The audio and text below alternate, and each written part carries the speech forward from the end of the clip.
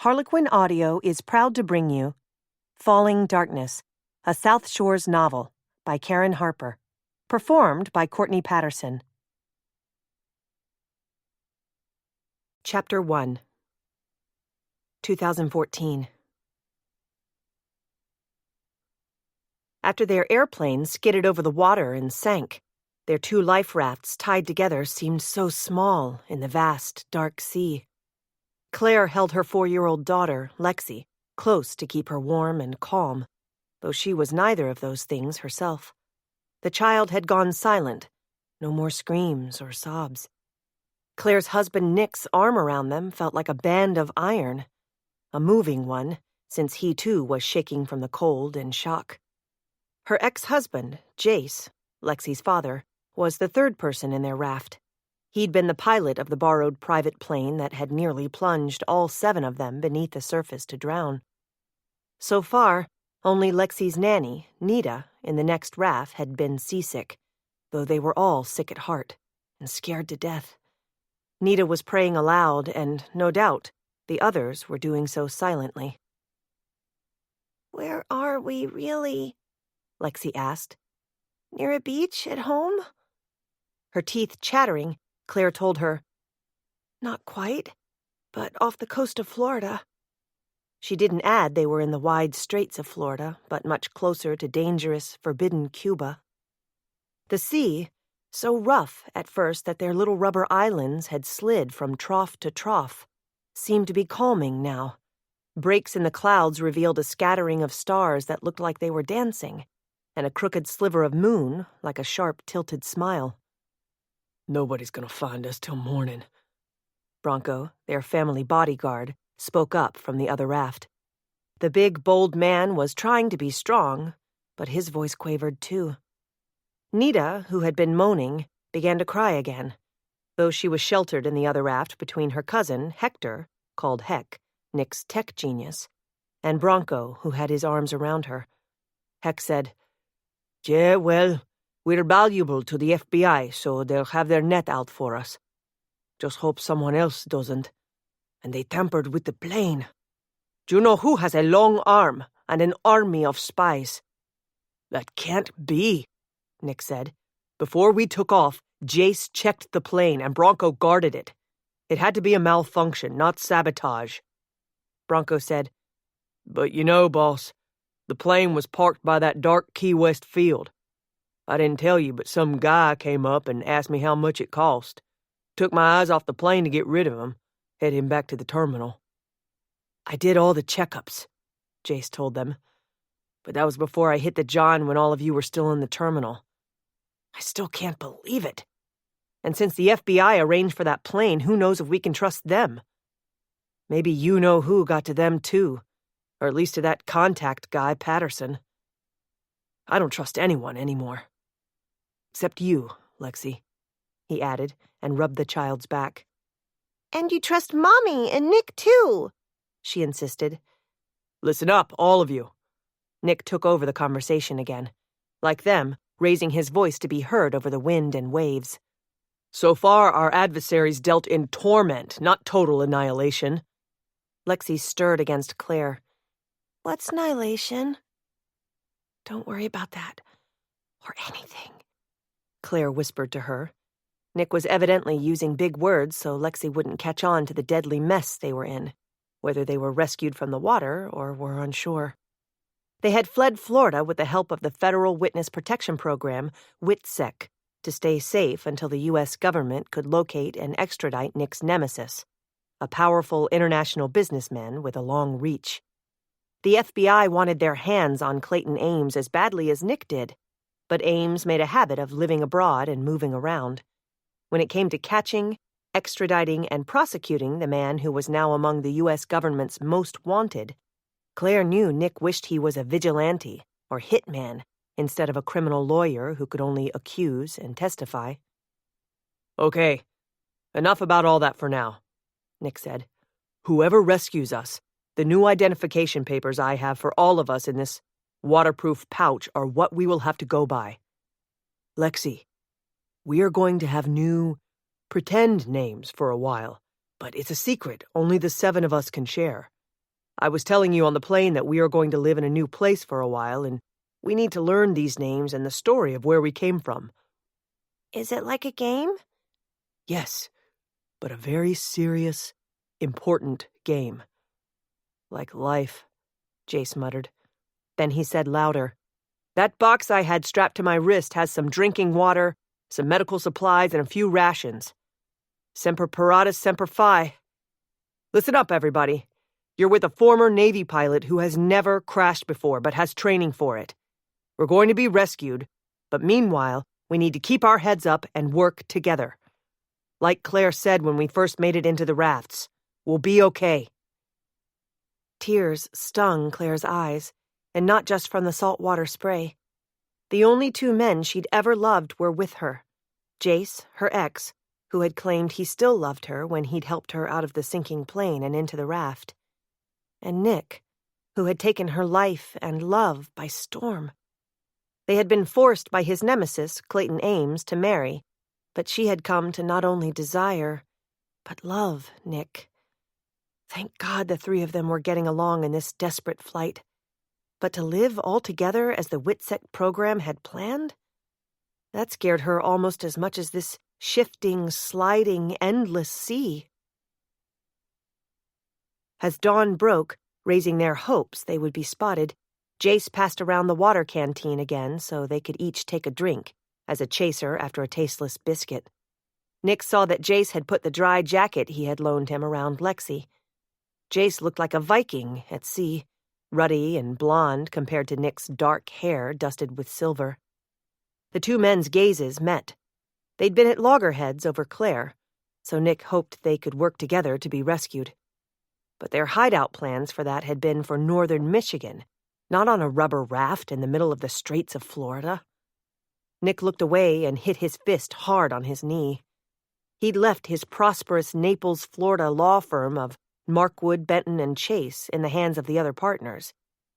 He'd used the cover story he was leaving immediately for Belgium to assist an important government figure with legal advice.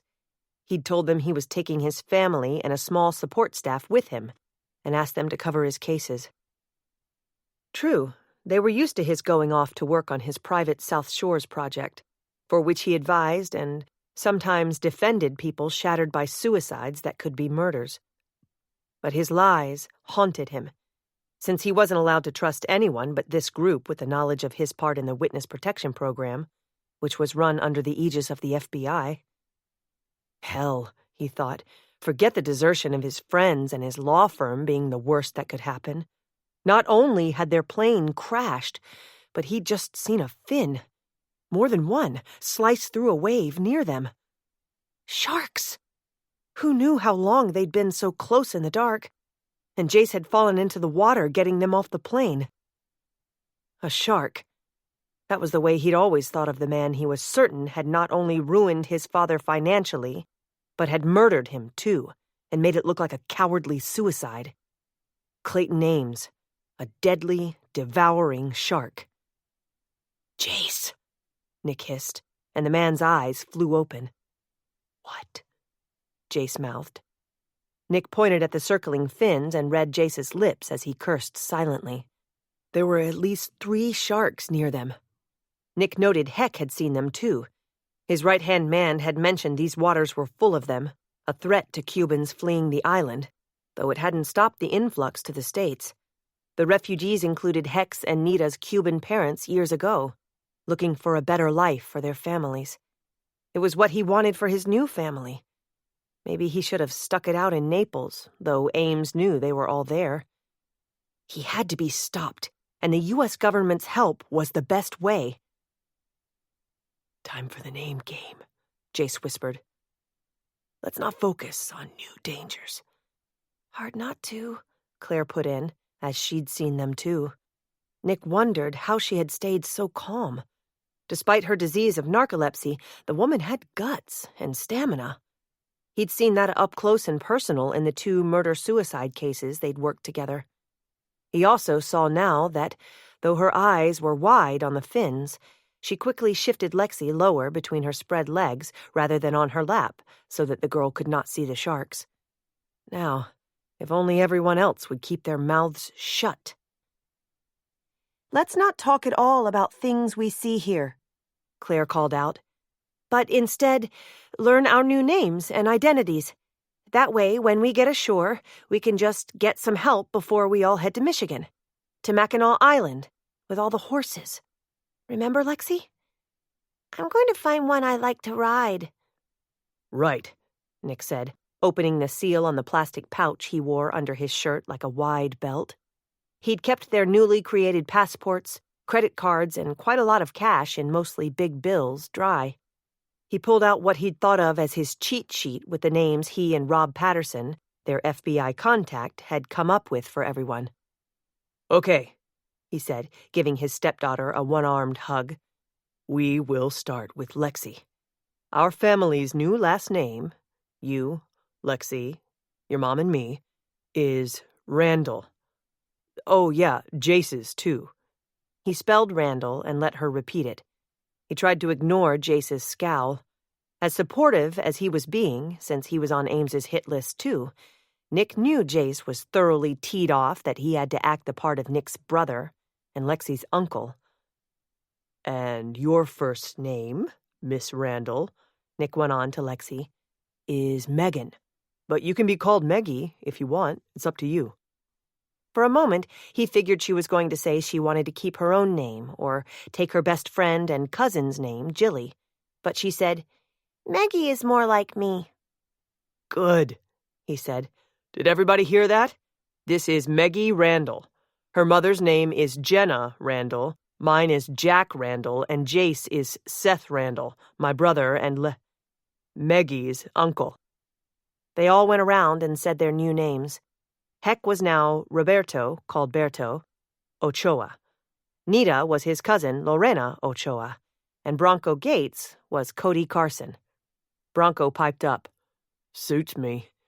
Nothing much suits me, but glad I'm here to help all you. And especially Lorena Ochoa here, he said, giving Nita's shoulders a squeeze. Glad to make your acquaintance, Senorita Lorena. Heck rolled his eyes and shook his head over that. He knew Bronco had eyes for Nita, and that obviously annoyed him. No, he must be looking at the sharks again, staring off a ways at the horizon. But was Jace nuts? He was getting to his knees in the raft, rocking it more than the waves did. Seth, Nick said. What? To the south. Is that a boat? He asked, pointing. Everyone sat up and craned to look. It was. Even though the silhouette was small, it was slow-moving but seemed to be coming straight for them. We need to make a flag, a banner that shows up against the sea and sky. I'm wearing something bright, Nita said. My skirt. Without a moment's hesitation, she wriggled out of it as Heck twisted around to look at the boat again, and Bronco stripped off his jacket to cover her panties and bare legs. Everyone sit tight, Jace ordered. I'm the only one who stands. Nick tried to brace Jace's legs as he got up and stood shakily. Using his arm as a flagpole, he waved the bright pink skirt until they were certain the small vessel turned even more their way. Unfortunately, the sharks were still circling, and the ramshackle craft looked like it was coming from the direction of Cuba, where it was rumored Ames might be living all cozy with the Castro brothers. So, Nick thought, as desperate as they were, with all the deceit and treachery they'd faced already, would the boat bring friend or foe? Chapter 2. Claire prayed silently that the boat would be American, but as it came closer from the south, she knew better. It was all wood, with peeling green and white paint, draped with fishing nets, old and battered, maybe 25 feet long, so unlike the solid, sleeker fishing boats she'd seen going out of Naples or Miami. Held up by 4 poles, a makeshift canvas canopy flapped over the back half of the boat. The hand-painted name on the prow read Alfredito, and the flag that flapped above the stern had blue and white stripes, and a single white star in a red triangle. Cuban, Nick said over the loud but uneven sound of the motor. But not an official boat, and with only one man. I think we're safe, but can we get him to take us north, not south? I have some cash. Heck, you do the talking. Maybe he doesn't even speak English. Claire knew some Spanish, but only caught a quick word or two in the shouted, rapid-fire exchange between the fishermen, if that was what he was, and Heck. She'd learned not to trust anyone but those closest to her since she'd worked 2 cases with Nick and had seen Clayton Ames up close and personal. Finally, using broad gestures, just as the boatman had, Heck turned back to them to translate. Claire knew the fact that Nita had taken it all in and was crying was not a good sign. Heck told them, "He is Hernando Hermes, called Nando, out of Cuba, but no Havana. He says, no way his boat can reach los Estados Unidos. That not allowed, against the law. He is from a small fishing village called Costa Blanca, about 40 miles west of Havana. He comes here to this spot, pretty far out, once a year on the date he lost his son, Alfredito. He fell in where sharks eating their catch in a net. But Nando not start fishing yet today. He like to kill them all. Maybe same ones as these." "Mommy, are there sharks in the water? That kind with the really big, sharp teeth?" Claire hugged Lexi harder. "Shh, it's all right. They can't get us." But that reminded Claire that Lexi had seen too much killing. She prayed this Nando would take them aboard. Even that rattle-trap of a boat and a small, Spanish-speaking fishing village. Or a prison cell. Even facing Ames again, if he did live in Cuba now, had to be better than this. She tried never to hate anyone, but she hated Ames, and silently vowed again, despite their desperation, that she would help Nick and Jace bring him to justice someday. Heck's voice interrupted her frenzied fears. "These sharks are killers," Nando keeps saying, "so he says we be careful if we come on board." "No kidding," Jace muttered, then spoke in a louder voice just as Nick was about to say something. "Tell Nando I'll try to get aboard first to help the others. Lexi first and the women after her." Claire wished that didn't remind her of that old cry of women and children first when a ship was sinking. But surely that boat could hold them all, get them off the water, and then they could find a way not to go home but to hide out. But how to contact the FBI in Castro-controlled Cuba? Fidel was supposedly retired, but his brother Raul was in charge now. There were rumors that the U.S. and Cuba might make peace someday soon, but it hadn't happened yet. President Obama had even shaken hands with Raul at a foreign conference. But Cuba was still a hostile communist nation. Heck and Nando talked more in Spanish. "He say maybe Jesucristo and the Virgin Mary, they give him your lives in place of his lost son, his only son, Alfredito. He will take us to his house, give us food, place to sleep. Then we go to Havana, pay someone to take us home. Not get seen or caught," he says. "Not be seen? Fat chance of that," Nick muttered. "We'll have to do everything undercover, somehow." He said louder, "Tell him we are grateful to him and to the Lord for bringing us together on this great sea. Everyone, tell him gracias." A little chorus followed with Lexi chiming in. "Nita," the child called out to her nanny, "I remembered what you taught me, but I can't tell his other words. Nada." "You will, my Maggie," Nita called to her. "You will." The boat gently bumped against the nearest life raft, the one holding Heck, Bronco, and Nita. But Jace was determined to be the first aboard, in case there was a problem climbing up the side where Nando was now dangling a rope he'd tied to one of the posts of the canopy. Jace put one leg over, then rolled into the other raft and secured both of them to the side of the boat near the stern. Oh, Claire thought. So that was what the single rope was for. She had been scared they must climb that to get on board the fishing boat. Nando secured the heavy, hand-knotted rope net to the side of the boat. Jace, of course, went up it easily, shook Nando's hand, then leaned over the side. Nick was on the move, coaxing Lexi from Claire's arms and handing her into the other raft to Bronco. Both rafts tilted and rocked. "Close your eyes, sweetheart," Nick whispered to Lexi and shot a quick, "trust me" look back at Claire. Her arms felt not only stiff and sore, but so empty now. "Claire," Nick said, when she made a move toward the other raft too. "Stay put. As they say, don't rock the boat. I'll be back for you." Lexi wrapped her arms so tightly around Nick's neck that his face went red. But he didn't tell her to let go. Claire gripped her hands together, praying, trusting.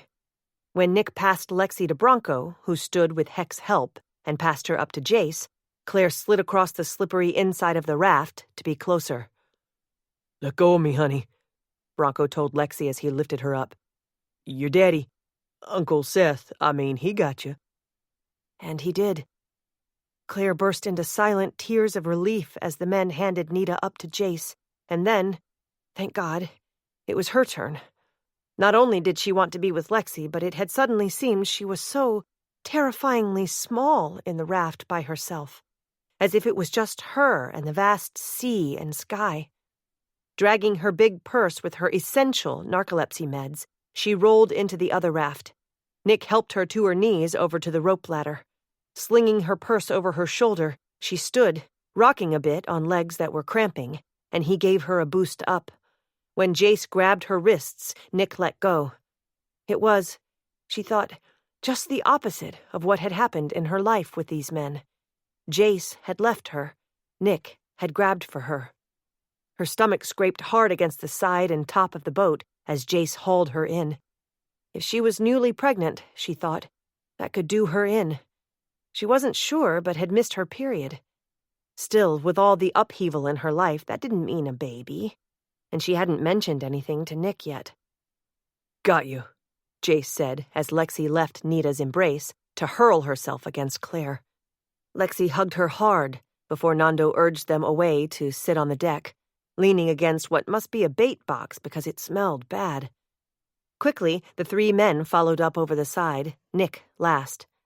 Nick told Heck, "Ask him if he's going to cut the rafts loose or drag them. They might give our presents away when he puts in." "Forgot to tell you, boss," Heck said. "He asked if he can have the rafts. If we don't need them again, he can sell them on the black market for Cubans who want to escape. He say with rumors of a deal between U.S. and Cuba, more people are leaving since they think the dry food on land you can stay in U.S. policy might end. You know, if a Cuban refugee makes it to dry land in the U.S., he gets to stay, but not if he's caught at sea. He says," Nick cut in, "Tell him he can have the rafts, but never to say where he got them." "Why isn't he heading toward shore?" "He want to curse the sharks one more time. Even if El Señor, the Lord God, made them killers, he curses them for killing his son. He has a daughter, but he has to fish alone now since his father died last month." "Tell him I'm sorry his father died, and his son, too. I understand." Heck spoke at length to Nando, who nodded as he opened the box next to the seated women and took out a plastic pail of bait that now smelled even more horrible. Nita, looking green in the gills again, almost gagged, and Lexi buried her nose against Claire's shoulder. Nick asked Heck, "He's not going to fish for these sharks, is he?" "No, boss. He says he's going to poison them." On the way toward the northern coastline of Cuba, Nando shared the bread and black beans with anyone who wanted some, which, Nick saw, only Heck and Bronco did. His own stomach was twisted so tight he would have heaved them up, and they were rocking again on the way in. Bronco was still tending to the seasick Nita. The big bruiser had fallen hard for her, and when she wasn't hacking over the side, she seemed to return the feeling. Heck had been upset at first, wanting to protect the young widow who was his cousin. But since he'd lost his laptop and cell phone in the plane crash, he seemed to be mourning the loss of all that. They all had bigger things to protect now, Nick thought. Namely, their lives. With Heck translating, Nick had convinced Nando to let them off the boat at a more private location than his village fishing dock. They had directions of where to find the Hermes home, which sounded like it was a little ways out of the village. Unlike in Havana and other Cuban cities, Nando claimed, Government men and informants were scarce in the area of fishing villages and farms with vast tobacco and sugarcane fields that used to be owned by rich Cubans before La Revolucion. Heck had whispered to Nick, "Everything was different before the revolution. Maybe if we go to Havana, I can see my grandfather's hotel and hacienda. I always dreamed I could see it someday, even if I never get any of it back." Nick had only nodded. Jace had overheard that and told Nick, "We'd better make it clear, this is not some damned sightseeing vacation. One wrong move, and we're staring at bare walls and bars. Same for you with your vendetta against Ames. If he's here, no way you or we can go after him or let him know we're here. Most we could do is tip off our contact where the #1 most wanted is, when and if we get back to the U.S. I know. First things first. We're off the plane, off the rafts. Now, all we've got to do is get all of us out of Cuba and to an island in northern Michigan, damn it. Look. Shoreline. I've flown over this big island more than once, but never wanted to put down like some of my pilot buddies have. I know a guy claimed engine trouble so he could make an emergency landing in Havana, just to say he'd seen the place. Yeah, well, you had real engine trouble, and we still need to find out why. It could have been mechanical. Then, too, I've known pilots who have crashed their own planes for their own reasons. Don't look at me like that. I wasn't looking at you like that. I just want you to swear you can live with the idea of Claire being married to me and you passing as my brother and Lexi's uncle. I have to live with it, don't I? One wrong move here, or even in WITSEC protection, if we get that far, and we won't be living at all. Not if Ames and who knows who else has his way. Nick nodded, and they shook hands. He could only trust and pray that Jace would continue to be helpful and protective, because, on top of everything else, he feared Jace wanted Claire and Lexi back. The shoreline, Jace noted, as he looked through Nando's beat-up pair of binoculars, was hardly how he'd pictured Cuba. On the one narrow, rutted road, he could see 2 horse-drawn wagons instead of the 1950s vintage American cars he'd seen in photos. No palms, but pines, clinging to the hills and shadowing the short cliff hovering over pristine, deserted beaches. And red soil, with rows and rows of tobacco plants waving in the breeze as far as the eye could see. Bonita, no? Nando asked him with a proud grin, as if he owned every acre of the scenery. Costa Blanca, he said, pointing at the shoreline with a distant dock and cluster of small, tile-roofed houses on a gentle slope of hill. He pointed higher up, more to the west. Mi casa, he said, and Jace nodded. Berto, Jace called out, using Heck's WITSEC name. Be sure he's going to let us out away from the dock and village. Oye, he knows, Heck said and rattled off more Spanish to Nando, who kept nodding. He says, with us, his house will be crowded. Some must sleep on the floor.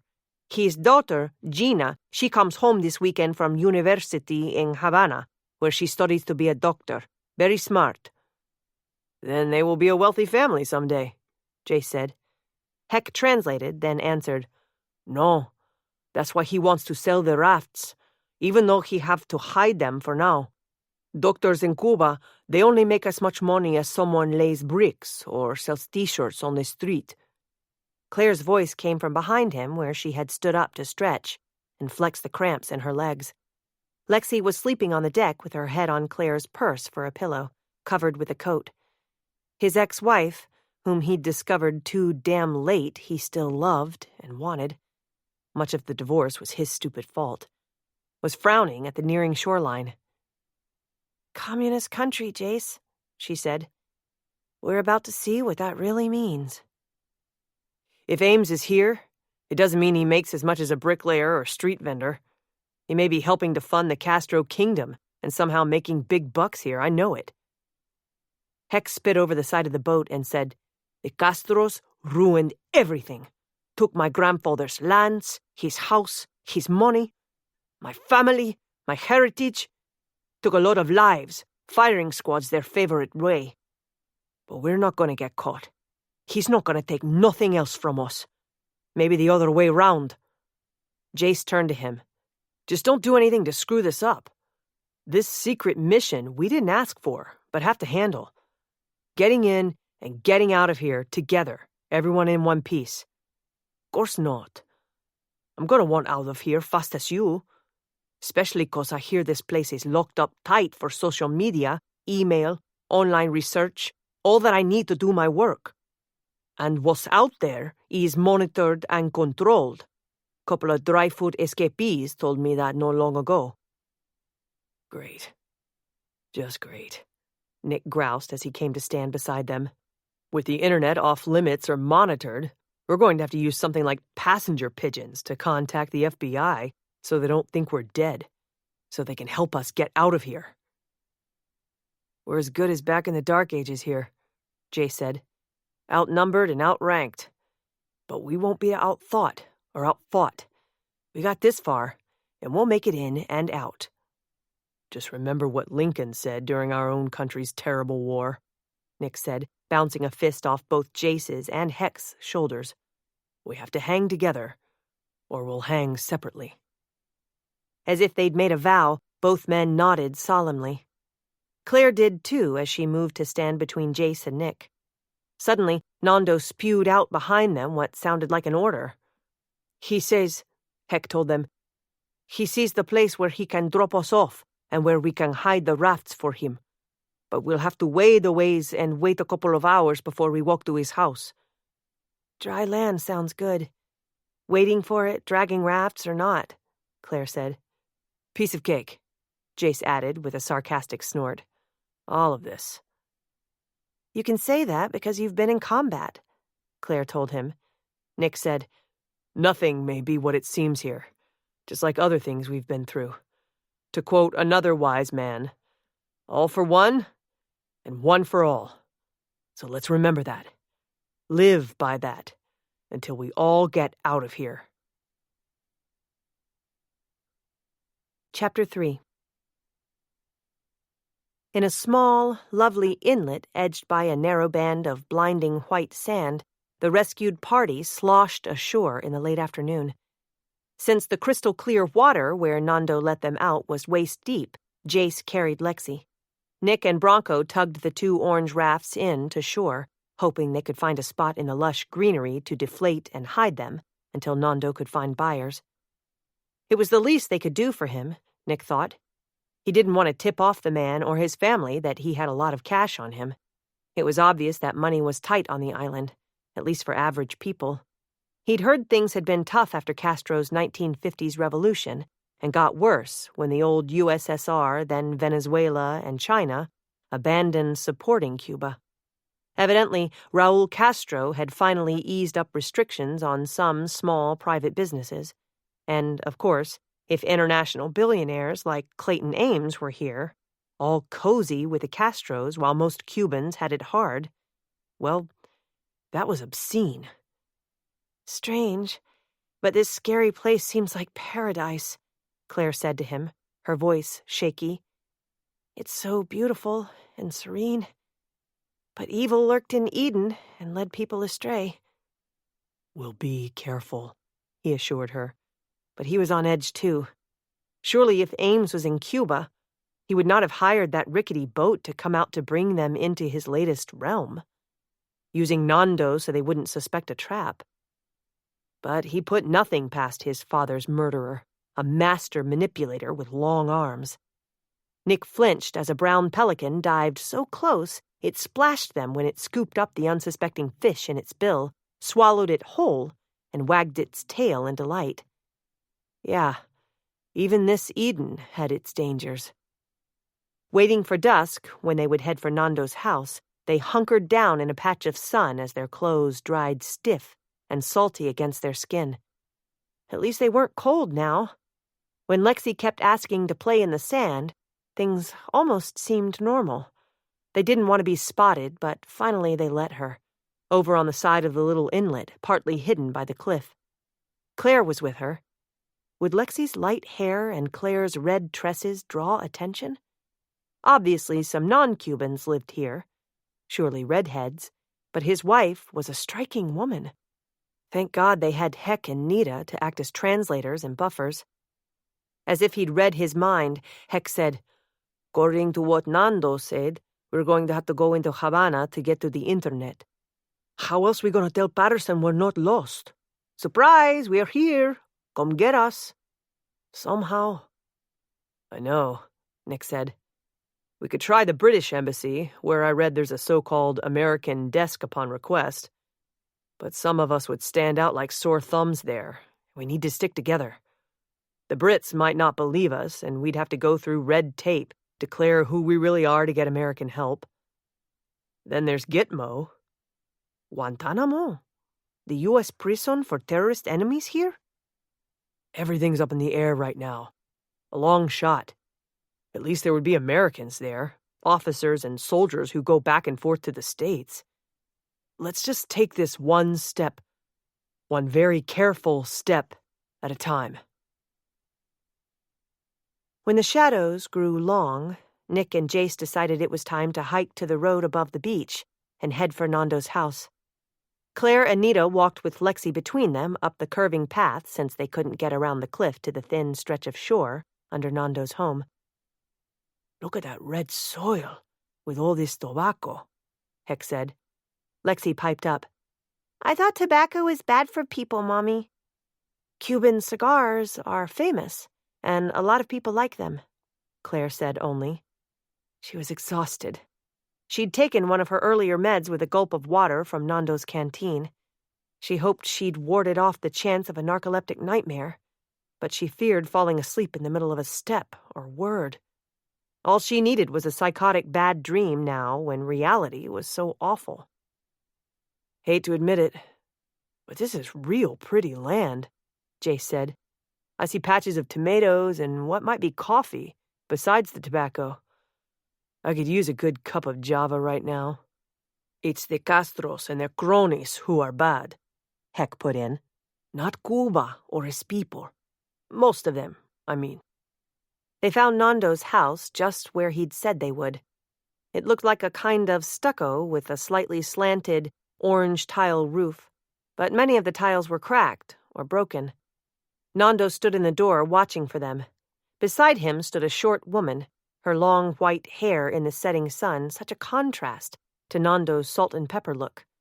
His skin was much bronzer than hers. "Maybe his mother lived here too," Heck said. "Generations, the old ones, at least, stick together, even if he said his daughter lives in Havana, goes to university." Though no other houses or people on the road were in sight on this western edge of the village, Nando quickly herded them inside. Despite the warm breeze and fingers of red setting sunlight stretching through the glassless windows and door before Nando closed it behind them, Claire shivered. Inside, standing in the small, central room with its table and few chairs, Nando introduced them, with Heck's help, to Carlita, his wife, not his mother. Nando whispered something to Heck, who in turn told them in a hushed voice, "Her hair go white real fast when the sharks take their only son." Claire bit her lower lip and blinked back tears. Lexi had been abducted once, and that had been a near-death experience for her. As different as she was from this woman, Claire immediately sympathized with her. Their names even seemed an echo of each other. Yet they were so far from home, wherever that was now, and so far from safety. Sleeping on a tile floor with only a piece of canvas under him didn't bother Jace. In Iraq, he'd been through worse, even though pilots were usually housed in the best of the worst places. His stomach was full of fish, black beans, and rice, though he sure could have used a beer or something stronger than some sugary drink called warapo, made from sugarcane juice. The coffee, though, had been home ground, hot and strong. With the other men, he'd sat outside after dark on the small back patio, hearing the sound of the sea.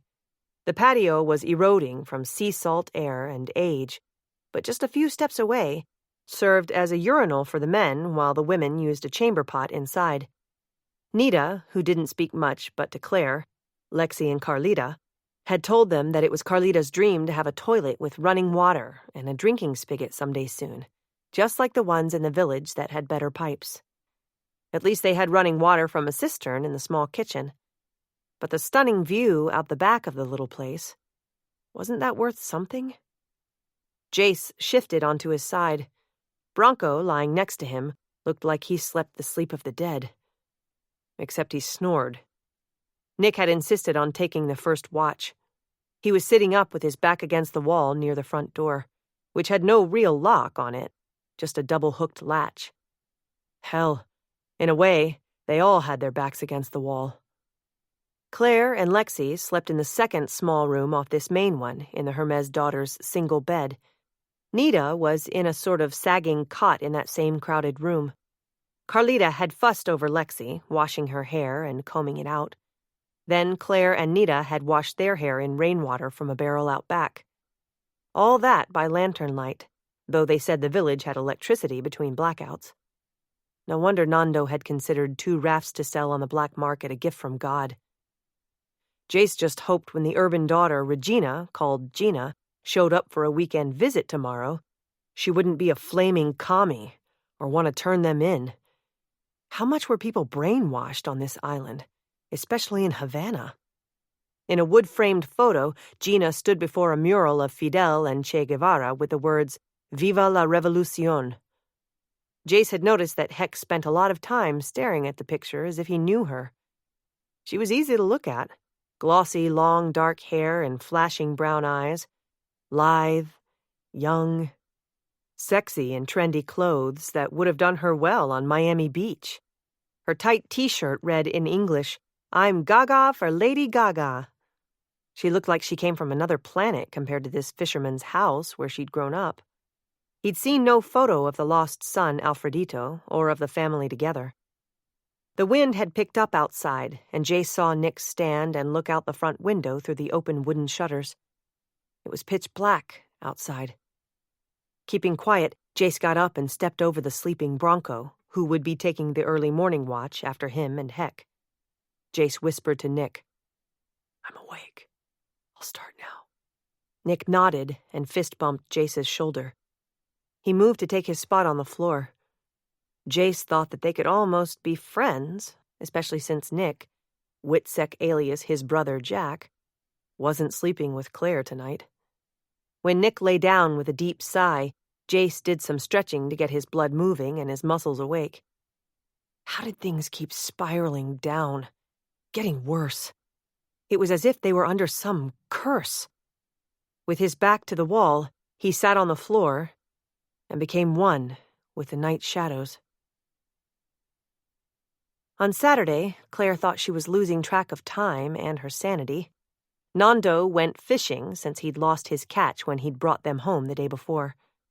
Carlita walked to the village to meet the 11 a.m. bus their daughter was supposed to be on. See, Claire told herself, time did not stand still, even here, where it seemed it should. "Let's have a powwow before Carlita gets back with her daughter," Nick said to their group. And except for Nita, who stayed inside with Lexi, they all went out on the patio. The village of Costa Blanca circled around the fishing dock about half a mile to the east, and they could see some of it from here. "This girl, Gina, is obviously way different from her parents," Nick began. Considering how intent and edgy everyone looked, he felt like he was making a plea in a courtroom. "Who knows what they indoctrinate students with at the university? Nando told Heck that Gina is studying to be a doctor, so she's probably bright, and as modern as it gets around here. Maybe a dedicated communist. No doubt ambitious, though Nando said doctors earn minimal wages."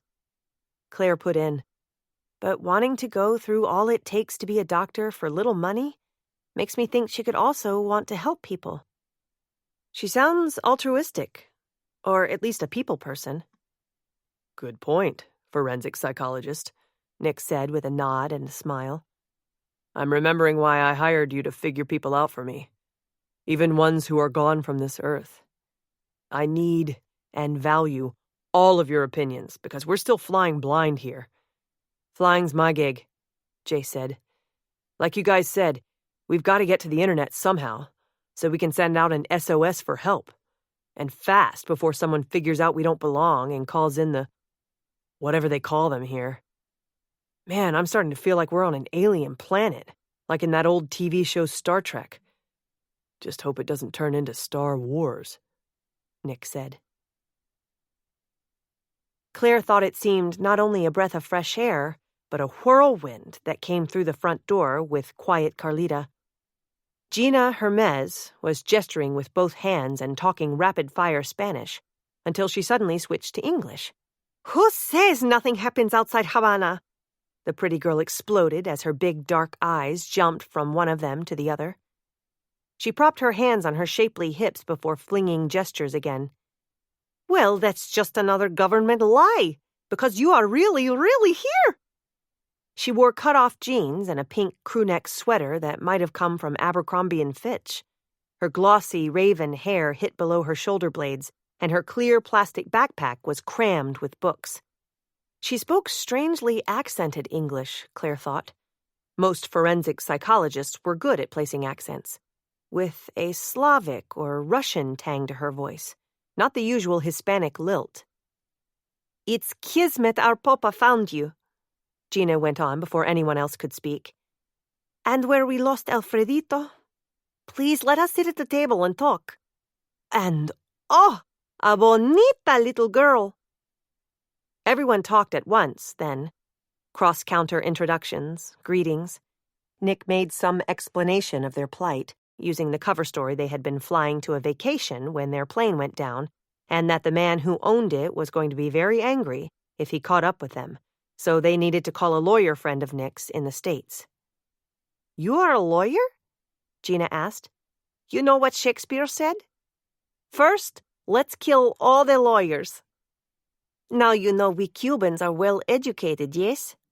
Free education, free health care here, so not all bad.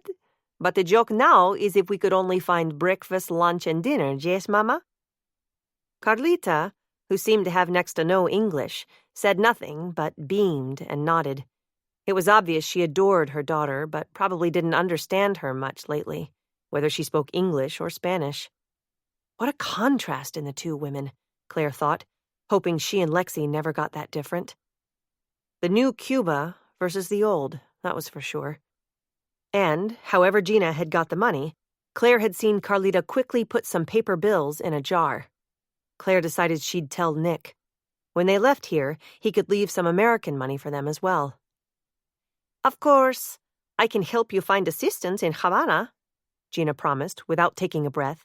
"But since you are illegal Norteamericanos, sometimes called Yankees here, and since you not come by legal means, we have to be careful. Oh, it's my dream to go to your country. Doctors are special there, have more money and respect, yes?" The one thing Gina said, Claire noted, that didn't jibe with her good English vocabulary and slight Slavic lilt was that she said yes instead of yes, just the way Heck did. "That's true about doctors in the U.S., Nick said. As for Havana, we have friends who can come for us if we can just get them word, then settle things at home about the lost airplane later. We don't want to draw attention to ourselves in any way." "Well, they cannot come here to get you, especially in Havana, or Raul's security arrest you," Gina explained. "Once you contact your friends, you need a roll meeting spot, probably for a bolt, not a plane, maybe around where Papa dropped you off. Cuba security can find the illegal planes in our airspace." Good advice, because, of course, we don't want to take the chance of being detained or being publicized or even recognized. Right. I love that you use big words. I need to learn more and more, but I understand what you say. Lucky you have two good Espanol speakers here, she said with a blinding smile that took Heck in, but not Nita. Claire had been studying Gina intently, trying to psych out her true character and intent. But she had also noticed that Heck, who had been introduced to Gina as Berto Ochoa, was all eyes for the señorita. He practically had his tongue hanging out. "Oh, for sure," he said, sounding as breathless as if he'd run miles. Anything I can do to help, work with you, I will. Oh boy, Claire thought. You might know hormones were roiling here. She hoped it could work to their advantage, but what if it didn't? Matters were already complicated enough considering her own problems with Jace and Nick, not to mention Heck keeping an eye on Nita since she and Bracco were lovey-dovey. While Carlita, with Nita's help, put quesadillas on each plate and poured homemade papaya wine, Gina suggested something they hadn't thought of, something that made Claire hope they could believe and trust her. I got to explain something to Berto here. Another smile at Heck. Since he say he is what was that? A computer trekkie? A techie, Nick corrected her. Oh, yes. But I think I know a way of getting to the internet that is safer than going near the embassy. We have what you call internet cafes, only the line's long, and most Cubans believe what they write is watched by, the government, she added, whispering. I have a laptop, but it only connects with university areas that been approved, and what we call S-net, the street net. If you have any money, you should check into a real nice hotel, then rent an hour of worldwide net online. Maybe between $8 to $15, so pretty expensive. If this woman thought that was expensive, Claire thought, things were indeed bad here. Lowering her voice again, Gina went on. They say others. Well, the government watches that internet for problems, so the hotel, bigger the better, might work best. Her voice returned to normal range, and she began to gesture again. See, I was dating a musician, played at the Nacional, best hotel in Havana. Foreign tourists, European, Canadian stay there. Not so many Americanos anymore. Not for years, since the horrible dictator Batista and his gangsters ruled here. But that might work for you. If there's any rooms available, if you have some cash. Cash is king here, American dollars even. Nick told her, We might be able to arrange that. When you head back to Havana tomorrow on the bus, can we all go along? Maybe the last bus in the evening? First of all, no street lights there. Dark for you to be getting around at night. Besides, I have to take a bus at dawn, but I know where I keep you hidden until afternoon. Then you go to the hotel about the time a plane would land and you would arrive. We take another taxi to the airport first since you got some money. This girl was proving herself as bright as she looked, Claire thought, even thinking of little details. But was she after their money? Or did she really want to help? At least there was just one more night's sleep here in crowded conditions with the breeze whispering through the old wooden shutters, and bad dreams to make her think someone was coming after them. Claire hated to dwell on dangers, but they'd been through so much. When she first became a certified fraud examiner and forensic psychologist, she'd never imagined it would lead to more than interviews of Americans who might have broken the law, even though she'd realized she could be dealing with criminals. And Nick, as a criminal defense attorney, certainly never planned to be defending his own life. Later, over a dessert of amazingly little bananas that had been soaked in rum, although Claire made sure Lexi's was without the liquor, Gina was still talking. I know where to get some clothes to loan. Or is it lend, Jewel? Except little Maggie, but we will manage. And you won't have suitcases, but I know where to borrow one or two. Still, once we leave this casa, especially when we be in Havana, she said, looking intently at each of them in turn, until you get a place to stay, think of it as hiding in the shadows so you not get caught. Chapter 4. After several more rural stops, the bus to Havana became crowded, though they all had seats since Costa Blanca was near the beginning of this line. Nick noted there weren't many cars on the road until they neared Havana. No es fácil, Gina whispered to him and Claire from the seat behind, and patted them both on their shoulders, as if to buck them up.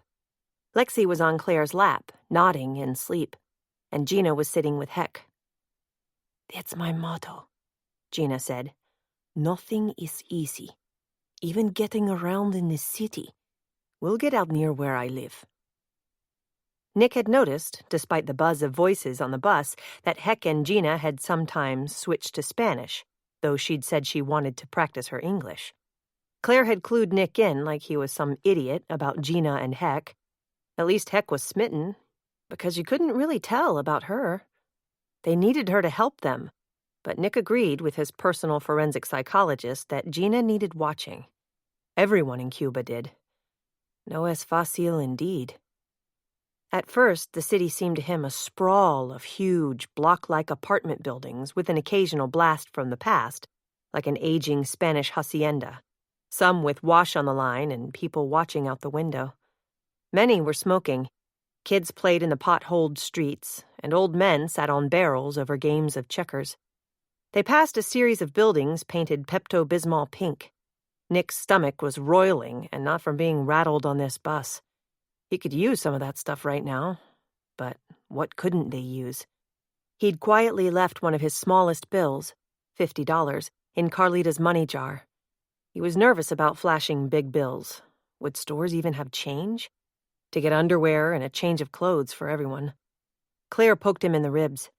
At least she had the brains not to say anything. Their Spanish might be sketchy, but they could both translate the words on the huge mural with Fidel Castro's bearded profile they were passing. Socialismo o muerta. In other words, socialism or death. Somehow that threat was the least of their worries right now. But when they looked out the other side of the bus, it was pure beauty. They were driving along what Gina called the Malecón, a gorgeous avenue with a seawall and the glittering water just below. People were strolling or just hanging out. He spotted some who must be tourists. "Caramba! There!" Gina said, bending low to look ahead of them. She pointed at a huge, turreted building, blinding white in the sun on an elevated area overlooking the city and the green and violet sea beyond. "The Hotel Nacional de Cuba," she told them, then repeated it to Bronco and Nita, who were sitting behind her. Jace was across the aisle, sitting next to a man who was bringing sunglasses into the city to hawk on the streets. "Later," she told Nick. "We will go there later. Not looking like this, Jace?" Yes, okay. Nick threw over his shoulder. He, Jace, and Claire had decided that they would go with her tourists to the hotel plan. But first they were going into the heart of the city, to the university area. "Next stop," she said. "Here, we get out here." She shouted, "Joffe!" to the bus driver over the noise and got up to lead them to the exit. Nick hefted Lexi, and they straggled out into an area where ficus trees lined the avenues and some lovely old buildings cast sharp shadows. "This way," Gina said, starting out with Heck at her side. Nick reminded himself he had to tell him not to answer every question Gina asked, despite her charms. They'd been talking about life in the U.S. most of the way here. His legs were stiff after sitting tense for so long. Gina turned away from the vista ahead with large homes and the huge main university building beyond, leading them toward a run-down-looking place that must have once been beautiful. Heck turned back to tell them, "Gina says she can take me later to see the small hotel and hacienda my grandfather owned. She said not to get my hopes up, that they look like my family said." Which, Nick saw, was the name of the game in this area where Gina lived, in what he would call student housing. Cheap student housing. Her building must have once been grand, but it was falling apart. The broken back gate they went in took them past a long, empty swimming pool with a broken diving board. They had to duck around tropical plants, no doubt once tended, now run rampant, like a jungle. They walked in on the ground floor and followed her up 3 flights of dusty, partly crumbling stairs. Jace carried Lexi now. She was always clinging to one of them, and Nick could see why. If he was nerved up, and Claire looked it too, what must this child be thinking? "This the old servants' stairs," Gina told them. "Wider ones in front, but we not need to see people if they not on canvas." Campus, Heck corrected her. She said to tell you if you use a wrong word. "Campus," Gina recited. I was even thinking for one momentito it might be circus. Claire said, but your English is quite good. I learned most of it from my Russian professor of anatomy a couple of years ago. English from a Russian. A good joke, yes? Nick saw Claire nod. He knew she was relieved to hear the explanation for the girl's unusual accent.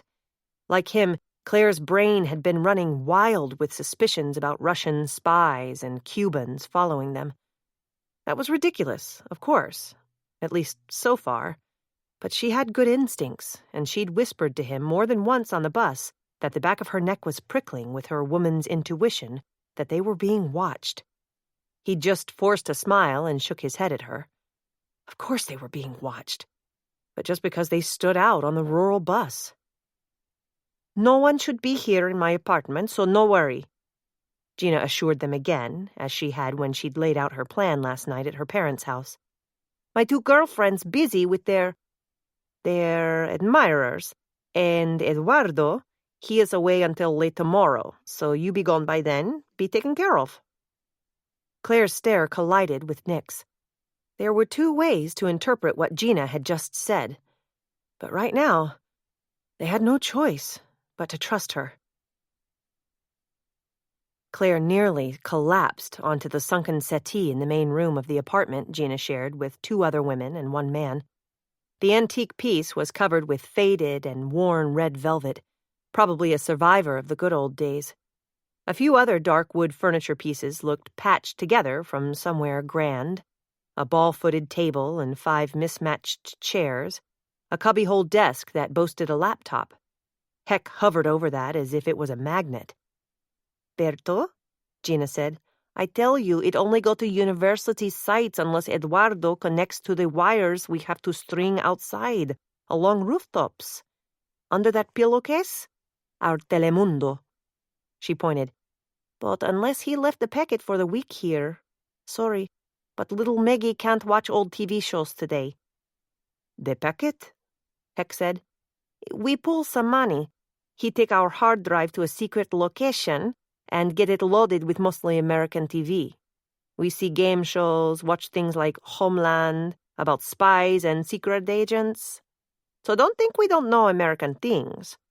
I told you, I love America. Okay, now, she went on, shrugging off her backpack and disappearing into one of the 3 doors that must lead to sleeping quarters. And hopefully a bathroom. Here's some suitcases you can use. Look like you flew into Havana. She dragged out 3, 2 of which looked presentable, despite their scuffed surface and small size. You have to pretend they are heavy. Tourists always come and go with heavy ones, but you won't have much in them. How about I take Lorena and Berto, and we try to buy a change of clothes for all of you? Then you try look like European or Canadian or something. Or something is right, Bronco spoke up, though he hadn't been saying much.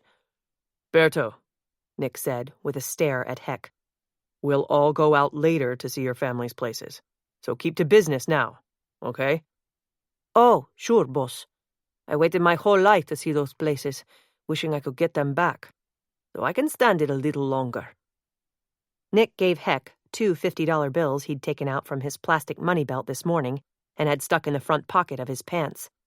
Gina's eyes widened when she saw them. Oh, I hope they have money to give us back. Maybe we best go into a real shop, not somewhere on the street. We'll bring back food, too. Not be gone long. You want nap, it's okay to use my friend's beds. Jenna looking like she can sleep right there, she said with a nod at Claire. So, do not answer the door. This plan, it will work. If it does, do you think your friends who come get you in a boat will mind one more person? It would kill my parents if I go, but I got to look ahead. Just kidding, I think. All of us got to keep our eyes ahead, even if it is a dark road at times. Jace thought things were looking up when their Spanish-speaking trio were back in an hour with a change of clothes for everyone and hot tamales. Gina hauled out cans of a soft drink called Two Cola from a tiny refrigerator in the corner. The girl had a good eye for clothing sizes. His jeans fit pretty well, though they were beige. Ironically, they'd got Nick the same outfit, which made them look more like the brothers they were pretending to be. Lexi liked her yellow and white striped dress and kept saying Lily would like it, so she must be remembering some friend of hers from home he hadn't met. Claire's outfit was white tennis shoes with a turquoise three-piece slacks outfit, though the blue kind of clashed with her red hair.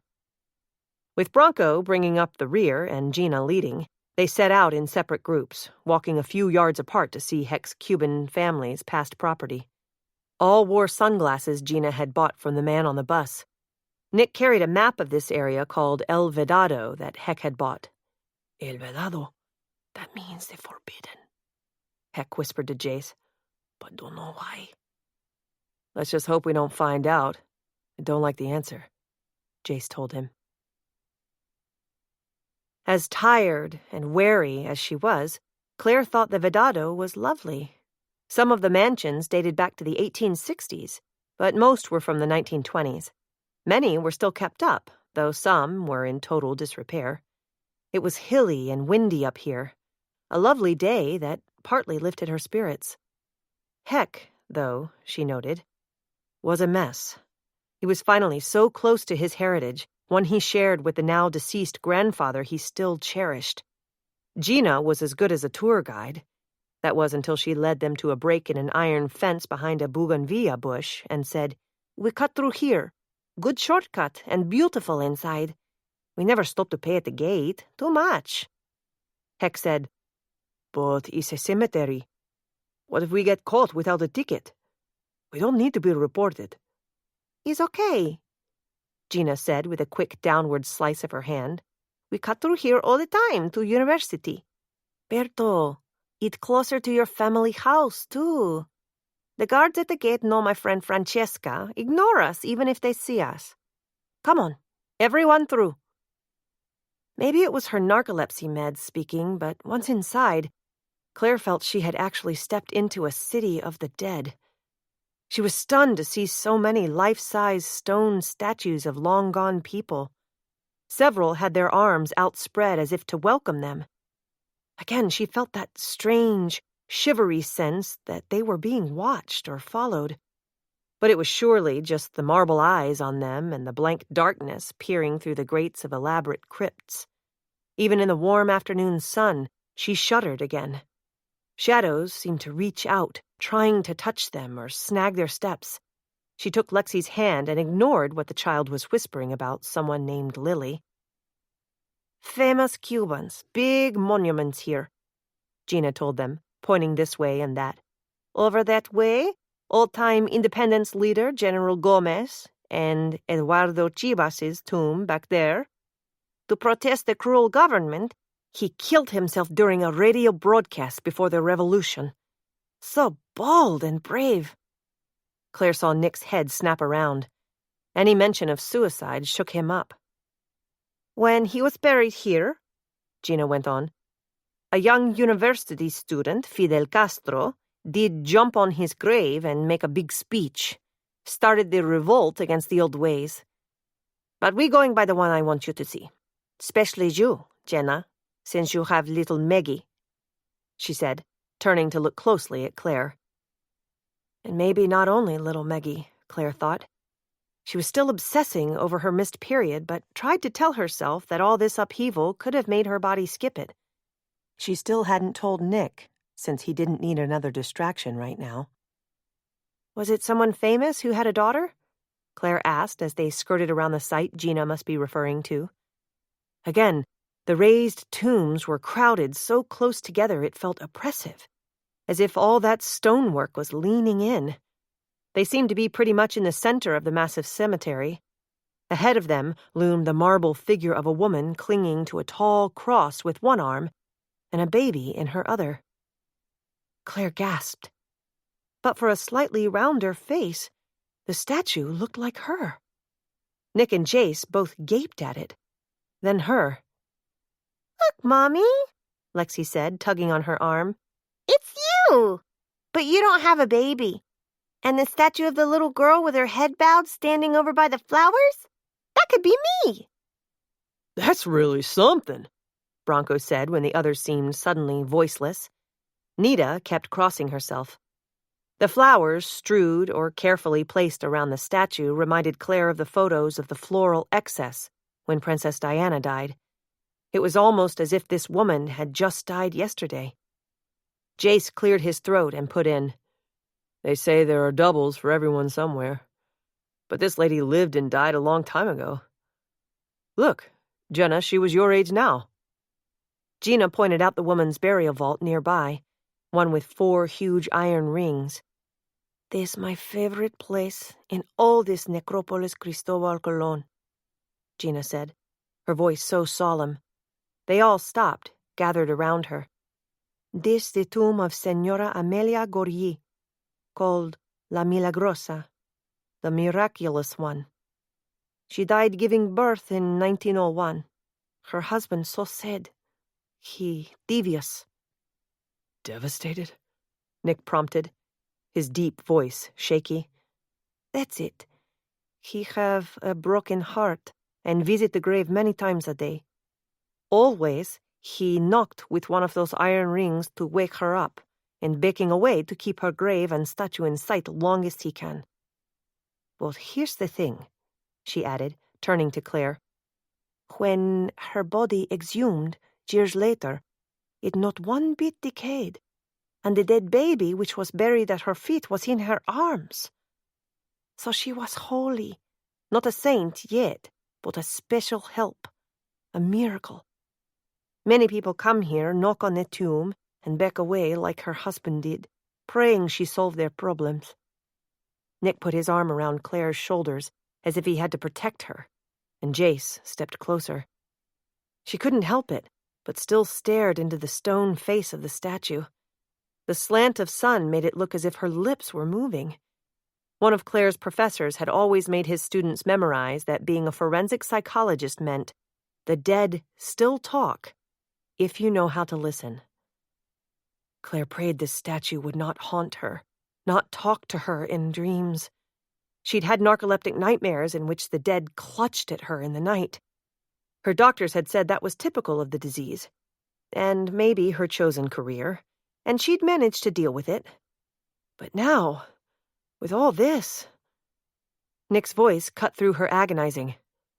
"So, Gina, are you thinking we could rely on this long-dead woman's favor to get us safely out of here?" "I hope and pray so. If not, we, the living, we must find a way." Chapter 5. Nick had never seen Heck cry. The guy was usually all business, rational and unemotional, his no-nonsense tech advisor, and for 5 years he'd relied on him for that. But seeing the small, once elegant hotel his grandfather had owned and that had been taken away from him in the Cuban Revolution moved Nick's friend to tears. Luckily, it was still named La Rosa, so that and the street name had been enough for Gina to locate it without giving out his family's real last name.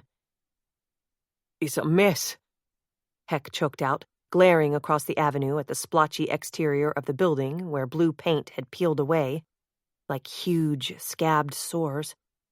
The intricate metal balconies overhanging the Quinta Avenida were rusted and looked dangerous, although laundry hung from some like mismatched flags, and a few had people leaning on the railing and smoking, just watching life go by. And watching them. Gina put her arm around his waist, and Heck leaned into her. "Many once grand places like this now," she told him, her voice soothing. "Lots of families live there, so that helps that they have shelter, yes? Place like this, so many of them, called ciudadelas, like a little city to many people. Best we not go in, yes, Berto?" Right, he said as Nick put his hand on Heck's shoulder. "But to be so close, and yet so far." "Also," Gina said, "we not want to stand here staring. Most neighborhoods still have what we call CDRs. You know, a kind of neighborhood watch to report strangers or bad talk. We should move on now." "Right," he repeated. "I dread seeing what's left of the family home. but I'd still like to walk down to the old hacienda. They started off again. Nick hoped Gina didn't pick up on the fact that Heck was going by the last name Ochoa, and he hoped he hadn't told her it was his maternal grandfather who once owned these buildings, not his father's father, in case she checked on that. Nick was trying to keep an eye on Claire, who had obviously been shaken by the statue in the cemetery, and he kept glancing back to be sure they weren't being followed. He could tell Jace was really on edge, too, but this was the least they could do for Heck. Best he see all this, then put it behind him. If they hadn't come with him, Nick was afraid he might have gone off with Gina alone, and he didn't want anyone to be out of his sight here. They had to escape soon. The entire place oppressed him, especially because the odds were good Ames was here somewhere, lurking. They trekked down what was turning into a lovely avenue, one with fewer cracks and potholes and little traffic. Suddenly, Lexi said, "I'm tired of walking, and Lily is too," and yanked her hand from Claire's. Nick's gaze slammed into Claire's. She said, "I guess all this has given our Meggie an imaginary friend." "She's not imaginary," Lexi insisted, her voice sassy. "Just because you can't see her because I can. She has her own talk only I know, not Spanish. Ours." Lexi, holding no one's hand but pretending to, turned and skipped back to walk with Jace, who was bringing up the rear. I can understand her being distraught, Nick whispered. She ever do this before? Never. But she's missing her best friend and cousin, Jilly. Jilly, not Lily? Yes. Maybe she's put that together with her own name, I don't know. And with all this fear and upheaval, I hope we can keep her under control. Keep her being Meggie. Yeah, we could all use an imaginary friend. But as soon as we check into that big hotel, I'm going to try to get us a real friend, namely Rob Patterson. Let's let Meggie have this friend, but try to comfort her and keep her grounded. But grounded in reality? Claire challenged. Reality is pretty awful right now. I'm so shaky. I just hope I can help her. Calm her. You taking your meds? Thank God I brought extra. Nick, if I run out, Gina called back from ahead of them. There it is! And look, Berto, it looks fine. Maybe like the old days, yes? Nick saw his friend wipe his eyes again. Ahead of them, where Gina pointed, Nick recognized the big hacienda from a photo Heck used to have as a screensaver on his laptop. This large, 2-story white building could have stepped intact from the past. Its wood and glass windows were thrown wide open on the top floor. The well-kept place sported a filigree of black iron balconies, an orange-tiled roof, white curtains fluttering at an upper window, an ornate, gated entry with painted tiles, and the musical sound and spray of a fountain within, all framed by blooming pink and white bougainvillea. They all stood and stared. Finally, Heck spoke. Just like it was before my family had it taken away with the hotel and our country house. Had our lives taken away. Look, some sort of sign by the gate there on the wall. He walked across the street. Nick could not name the make of the squat black car that sat in the entry on the other side of the closed gate. They all waited nervously as Heck studied the sign and the car. Gina went over and stood next to him. When they came back, Heck said, "A Russian name, a Russian company, a Russian-made car, a Lada. No way we can ask to look inside." Gina said, "Some fine old places in this area are being bought by foreign investors who cozy up to—" "Do you know who?" "I think these places once government offices, so it saved them. My roommate Francesca has a special friend like that. He's rich, from Hong Kong, investing here and other places in the Caribbean. I think most of these people paying the Castros." Again, though no one but them was visible on the street, she lowered her voice when she said anything about the Castros. But when her words sank in, Nick jerked alert. Her special friend is from Hong Kong? Not American? "Oh, there are a few of those here, too, but not legal unless they make good deals with—" With you-know-who? There are getting to be more foreign fish in the sea here, like my father says. Lexi piped up. Are we allowed to talk about that bad man that took me? He had a house like this with a fountain, and lots of fish swimming inside tanks that ate other fish. But Lily wasn't afraid of them. Claire tugged Lexi away and leaned down to whisper something to her. It hit Nick hard that this could well be the area where Ames would put down roots in Havana. If he could just find out if and where he was in this El Vedado area, he could somehow let Patterson know where to find the bastard. Not that the FBI or the Marines guarding Guantanamo could swoop in to arrest and deport him. Nick whispered to Heck, There has to be a way to learn who is here and where, and I don't mean Castro. When Gina came closer again, Nick went on. Berto, someday, maybe if the U.S. relaxes the embargo and relationships get better, you can come back, visit the place. But we don't need to be dealing with the Russians that run that business right now. And meanwhile, Heck said, we got more important things to do. We shouldn't be concentrating on getting into someplace, but getting out. Though Claire felt exhausted, she talked Gina out of taking the shortcut through the cemetery again to get back to her student housing. Claire knew she needed to have a firm, private talk with Lexi soon. If it was some comfort to her to have an imaginary friend for a while, perhaps there was nothing wrong with that. But the child seemed not only disturbed, but defiant. And that wasn't like her. Claire had psyched out her own daughter before when times were tough, but not under such daunting circumstances. She let Nita take Lexi up into Gina's building with her and Bronco, while she, Nick, and Jace hung back by the ruined swimming pool for a quick conference.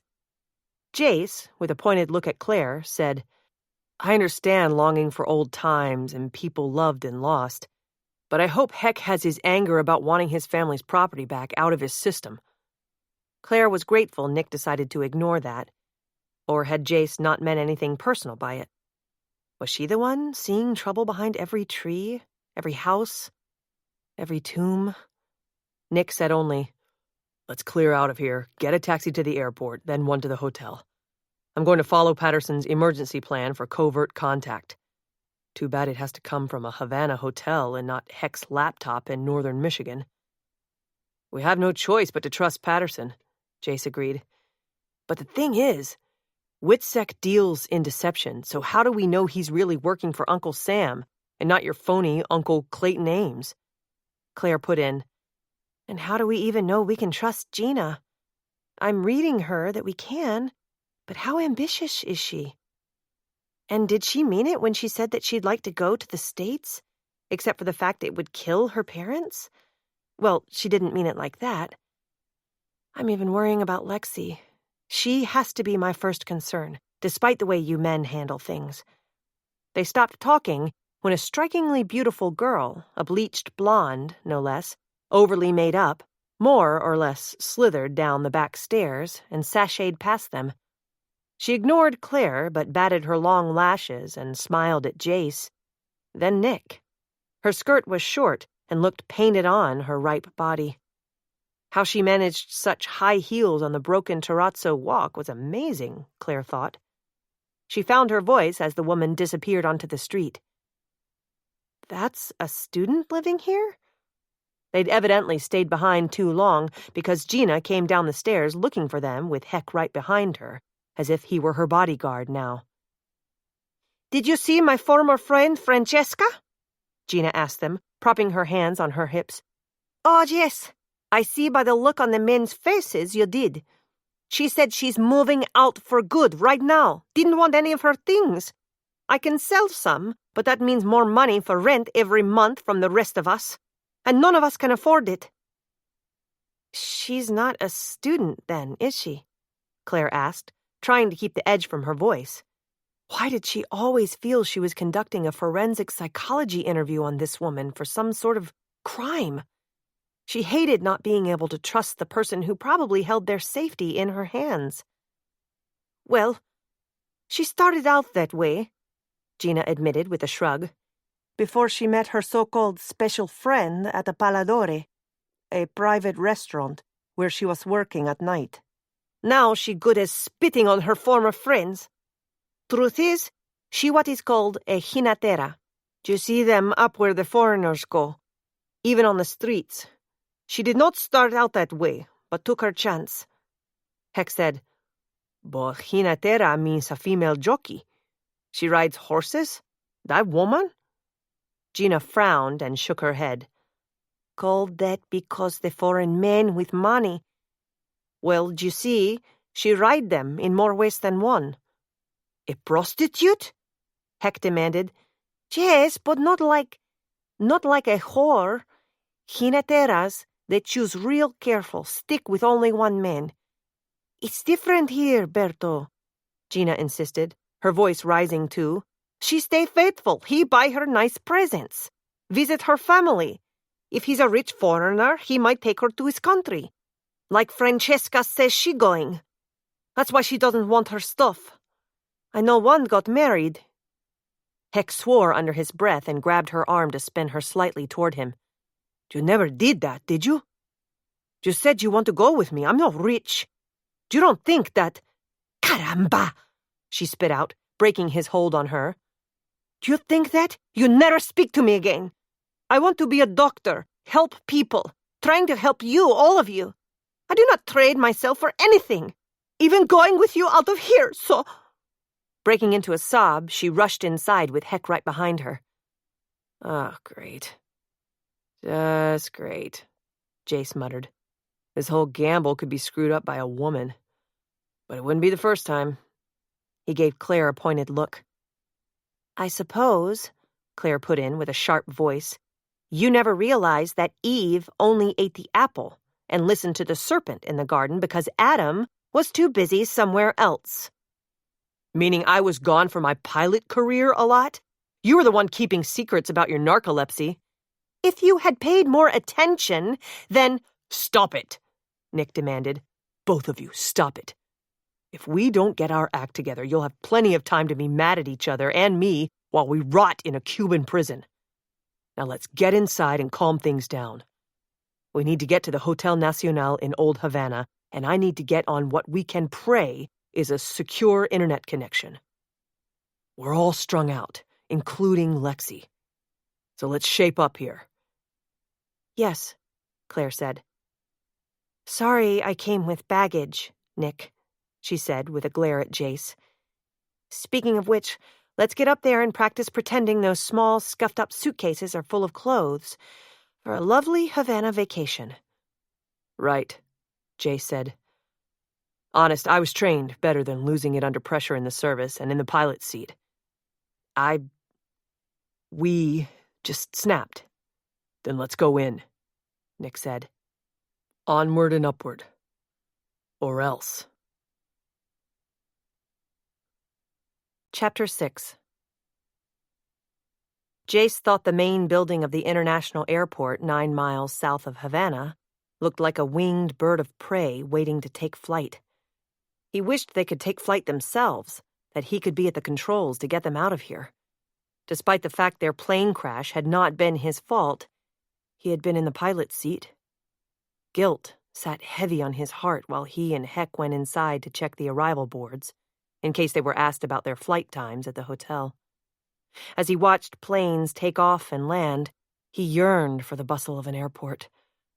Trouble was, he yearned for Claire, too, when she wasn't his anymore. For a while, he'd convinced himself that he'd moved on in his career, moved on to Singapore, where he'd spent some downtime at the other end of his Pacific flights. Seeing that knockout woman back at Gina's student housing had reminded him of the brief affair he'd had there, and made him feel guilty all over again. But now, being with Claire, seeing her with Nick but wanting to protect her, to have her again, really hit him hard. He had to keep his head in all this, help to get them the hell out of here. But he kept thinking about him and Claire, how fast they'd fallen for each other, how intense it had been, how... Okay, everybody, listen up. Nick's voice sliced through his agonizing when they rejoined everyone outside the airport between taxi rides. Remember, We're Americans, but we've flown in from Toronto, Canada. I have our passports if we need them. We'll have to hire 2 taxis again, but we'll be sure the drivers know to keep us together. Hotel Nacional, here we come, and hopefully not for a long stay. Meggie, Gina says they have a big swimming pool there. That's right, Gina put in, evidently wanting to boost Lexi's pouty attitude. And lots of nice music right there at the pool, too. Guitars, bongo drums, maracas, a hippie salsa beat. Lily likes songs with bad words, Lexi insisted, crossing her arms over her chest. Claire said, Gina doesn't need to hear about Lily, so can you just keep her a secret? Well, she's going swimming with us, Lexi said so vehemently that even passing strangers looked at her. Jace saw Nick bite his lip, but what did he know about handling Lexi?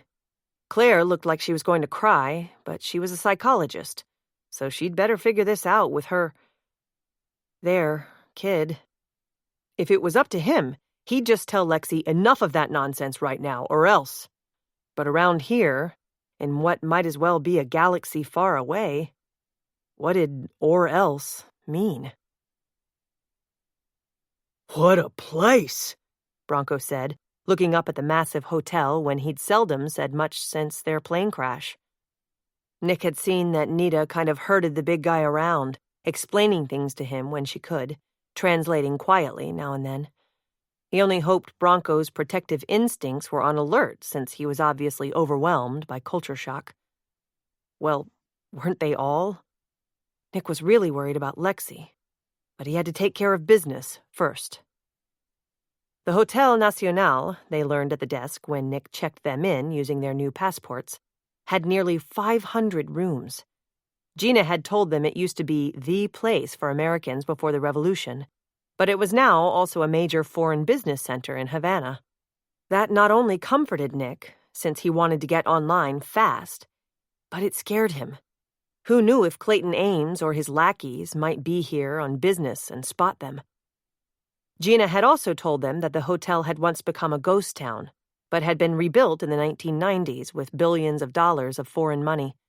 No wonder the cost of a top-floor suite had been outrageous. But they needed room for the 7 of them.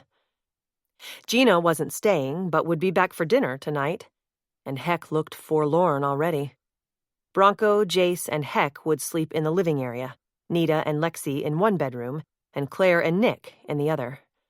But again, Nick thought, please, Lord, don't let us be here long enough before we get out of here somehow.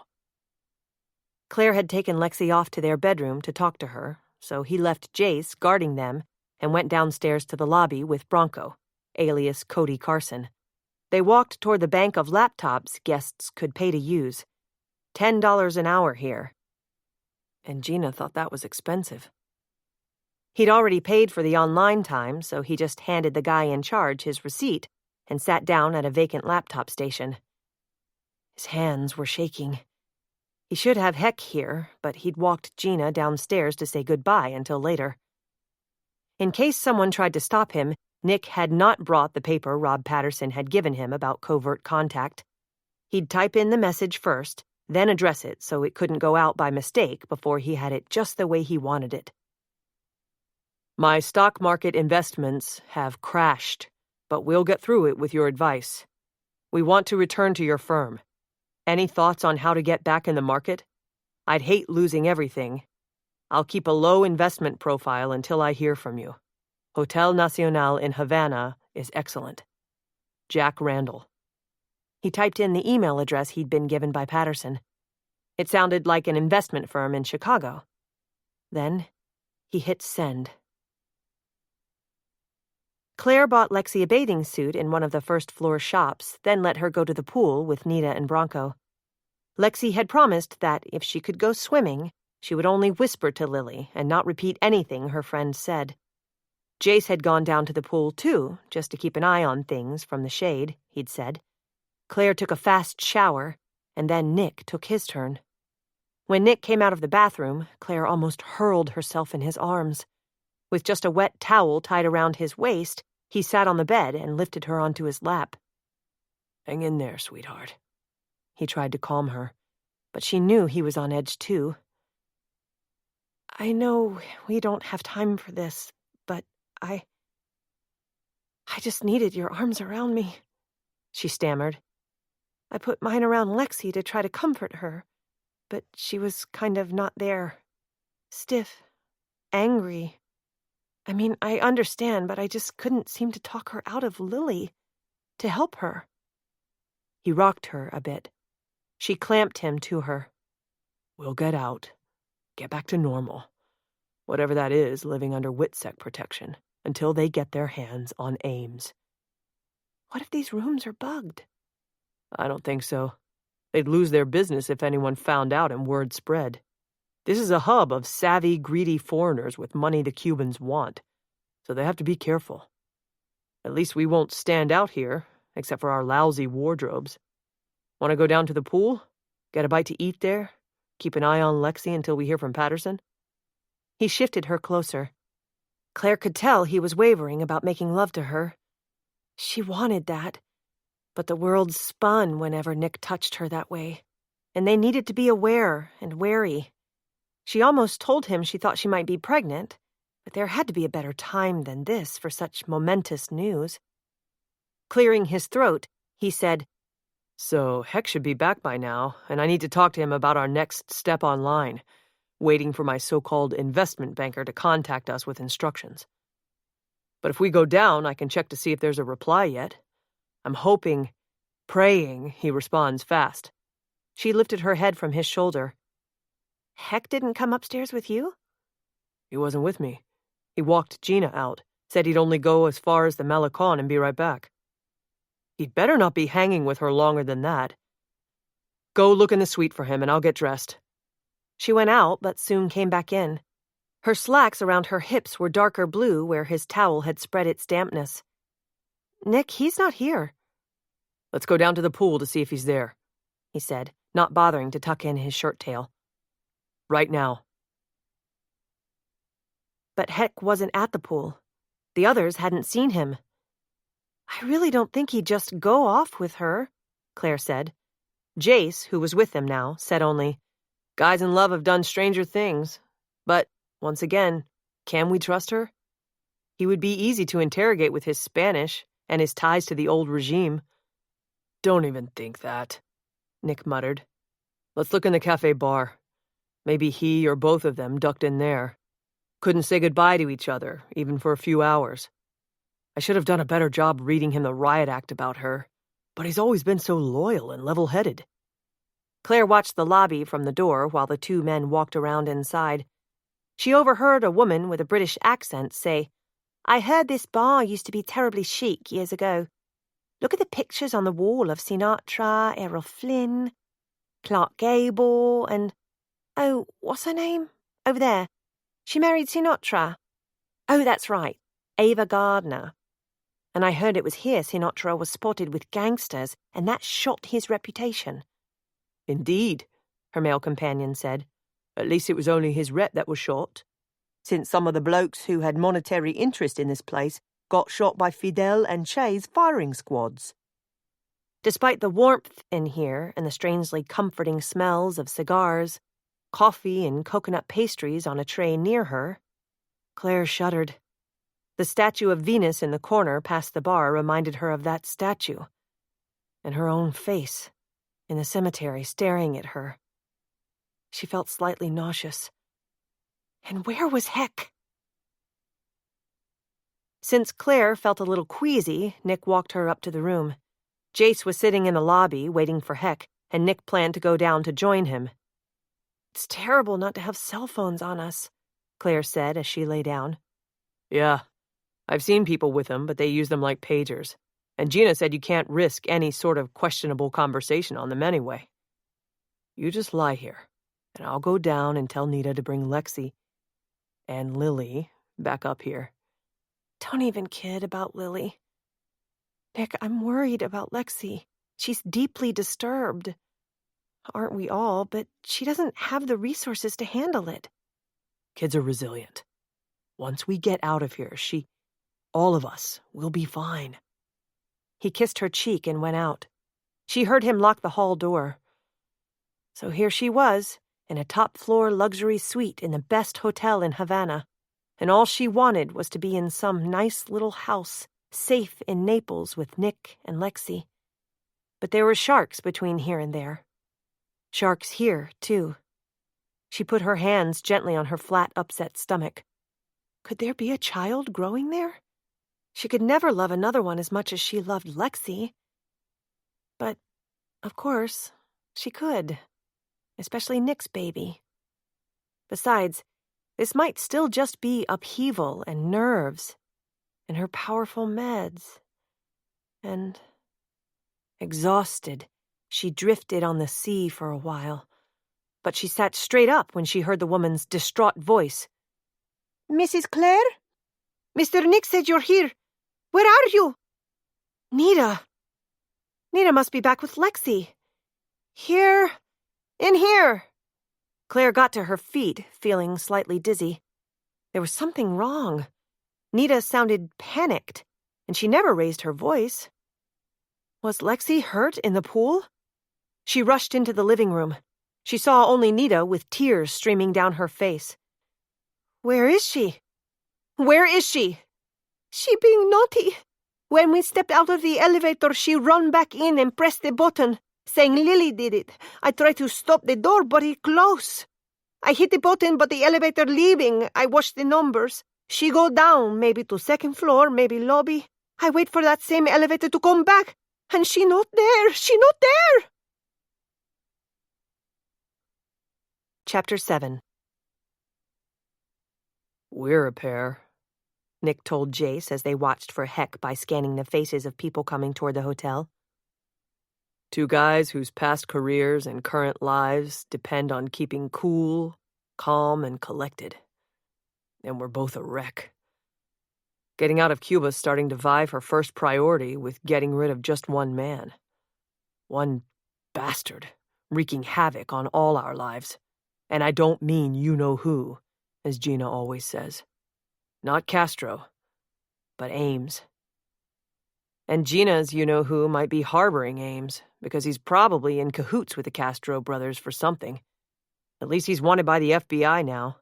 A little fact that might save us all and nail him. Man, I hope you're contacted soon by Patterson. But you don't think your friend Heck could have run off with a woman he just met, do you? I mean, I gotta admit I practically eloped with Our Lady in Common, but Claire is not in common, Nick interrupted, which really annoyed Jace since he was trying to be supportive. Even though he'd been flying the plane that went down, all of this major mess went back to Nick Markwood. And here Nick was, ruining Claire's and Lexi's lives, too. Jace tried to control his anger, but he had to say something. Look, Nick, you and Claire got together pretty fast, too. But back to the latest problem. The way Heck stared at that ruined hotel and that private Russian firm sitting there in his family's beautiful hacienda, who knows? He might want to stay here. And cozying up to Ames, turning on us, could make that come true. I know him. Trust him. Something's wrong. I'm going to the computer room to see if a reply came back yet. Then I'm not sure what.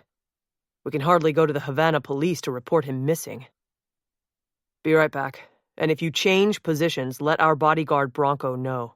He's still over by the line of taxis, watching for Heck from there. Jace checked that Bronco was still there and gave him the high sign to stay put. Taxis here meant mostly cars that looked like they drove out of a 1940s or 1950s movie. So it was a real vintage auto parade in front of the hotel.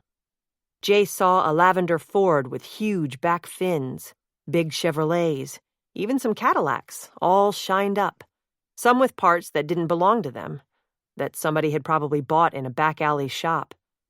He noted an occasional square black Lada, the Russian-made car they'd seen at Heck's family's hacienda, and cars that Gina had pointed out, government-owned ones with the distinctive blue license plates, some cruising by, some parked.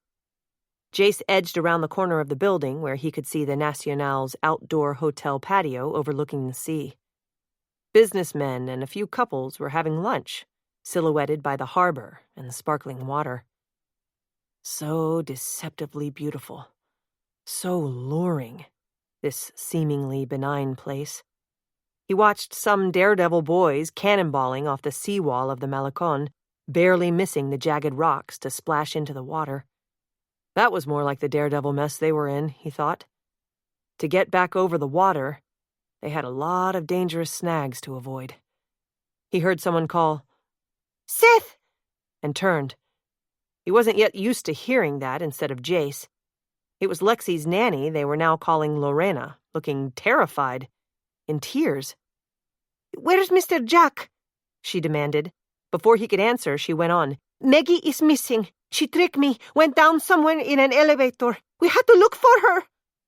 Suddenly, he felt like he'd jumped and hit the rocks. Nick was disappointed there was no answer to his email yet. Wasn't the FBI more efficient than that? It had been, he checked his watch, nearly an hour. But maybe Patterson had to lay plans before sending them instructions. If word came they should go somewhere and Heck wasn't back, what then? He decided he'd go up to be with Claire, see how she was feeling since Jace and Bronco were still on watch at the front entry. If only they had a way to contact Gina. She had to be with Heck, hopefully helping with whatever he'd got into. This was so not like him. If he couldn't trust Heck anymore, what could he do with him when they got to Michigan? If they got to Michigan. Nick was waiting by the bank of main elevators when one opened and Claire ran out. She gasped to see him, seized his arm in a tight grip and pulled him away into a dead end of the hall, behind a cluster of potted plants. "What's wrong?" "Lexi ditched Nita by ducking back into an elevator. I've been writing them while Nita looks outside." "Damn. Heck's still MIA, too." "Maybe she found him and he... No, he'd bring her right back to us. I'm going crazy. What if someone bad sees her, takes her? Why haven't the hotel people found her? I had to risk telling them she'd gone off on her own. I keep checking in the room." "Have you looked out by the pool?" he asked. "Yes, Nita did too. Where are Jason Bronco?" "Out watching the crowd for Heck and or Gina." "Where haven't you looked? Is there someplace here she'd go to, wanting to feel safe? Lily may do bad things, but not your girl." I don't know. I feel like I've lost her in more ways than one, and that terrifies me. Maybe the store where we bought the bathing suit for her. She liked those stuffed animals in there, and I wouldn't let her have one to lug around, and I knew she'd never leave it when we leave here." "Let's go check that out.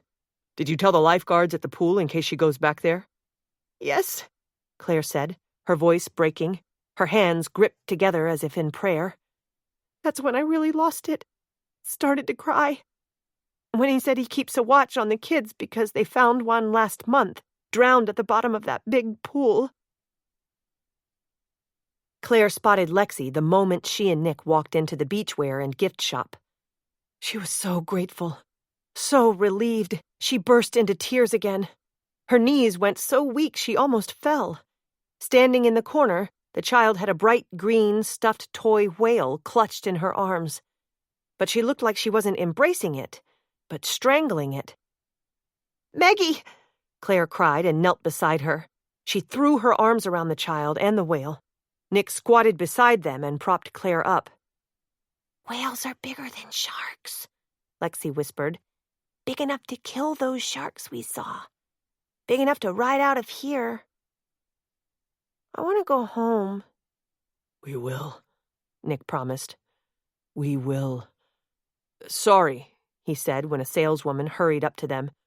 "She wanted that, and we told her no, but we'll take it." "I thought she with other people here. Do you want put it on your room bill?" Yes, that would be fine. No, on second thought, I'll just pay cash for it." Claire lifted Lexi and the whale and headed out into the hall. She overheard the saleswoman telling Nick the price and saw him take what must be his last small American bill out of his pants pocket. "Lexi," Claire told her as she carried her over to a wicker bench and sat down beside her. "Don't you ever do that to Nita or me again. And don't tell me Lily did it. Everyone's been looking for you. But, Mommy, I didn't even know where I was. Where are we? Why can't we be home? Oh, my sweetheart.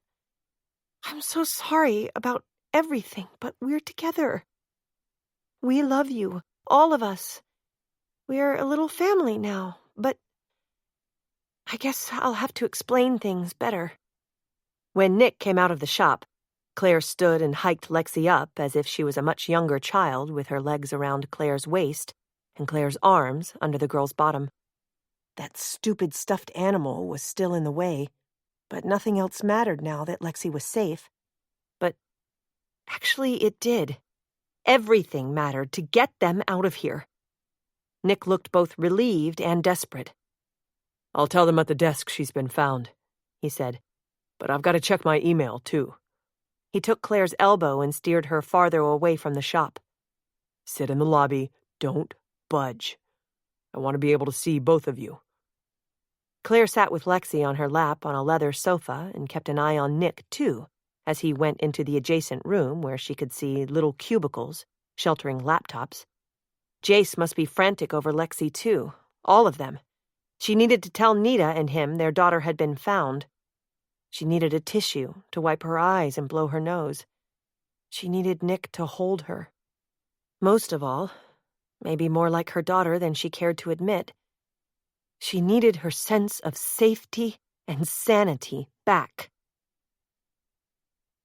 Nick's stomach was in free fall when he gave his card to the guy in charge, then sat at a different laptop from the one he'd used a little bit ago. He typed in his code, and an email appeared on the screen.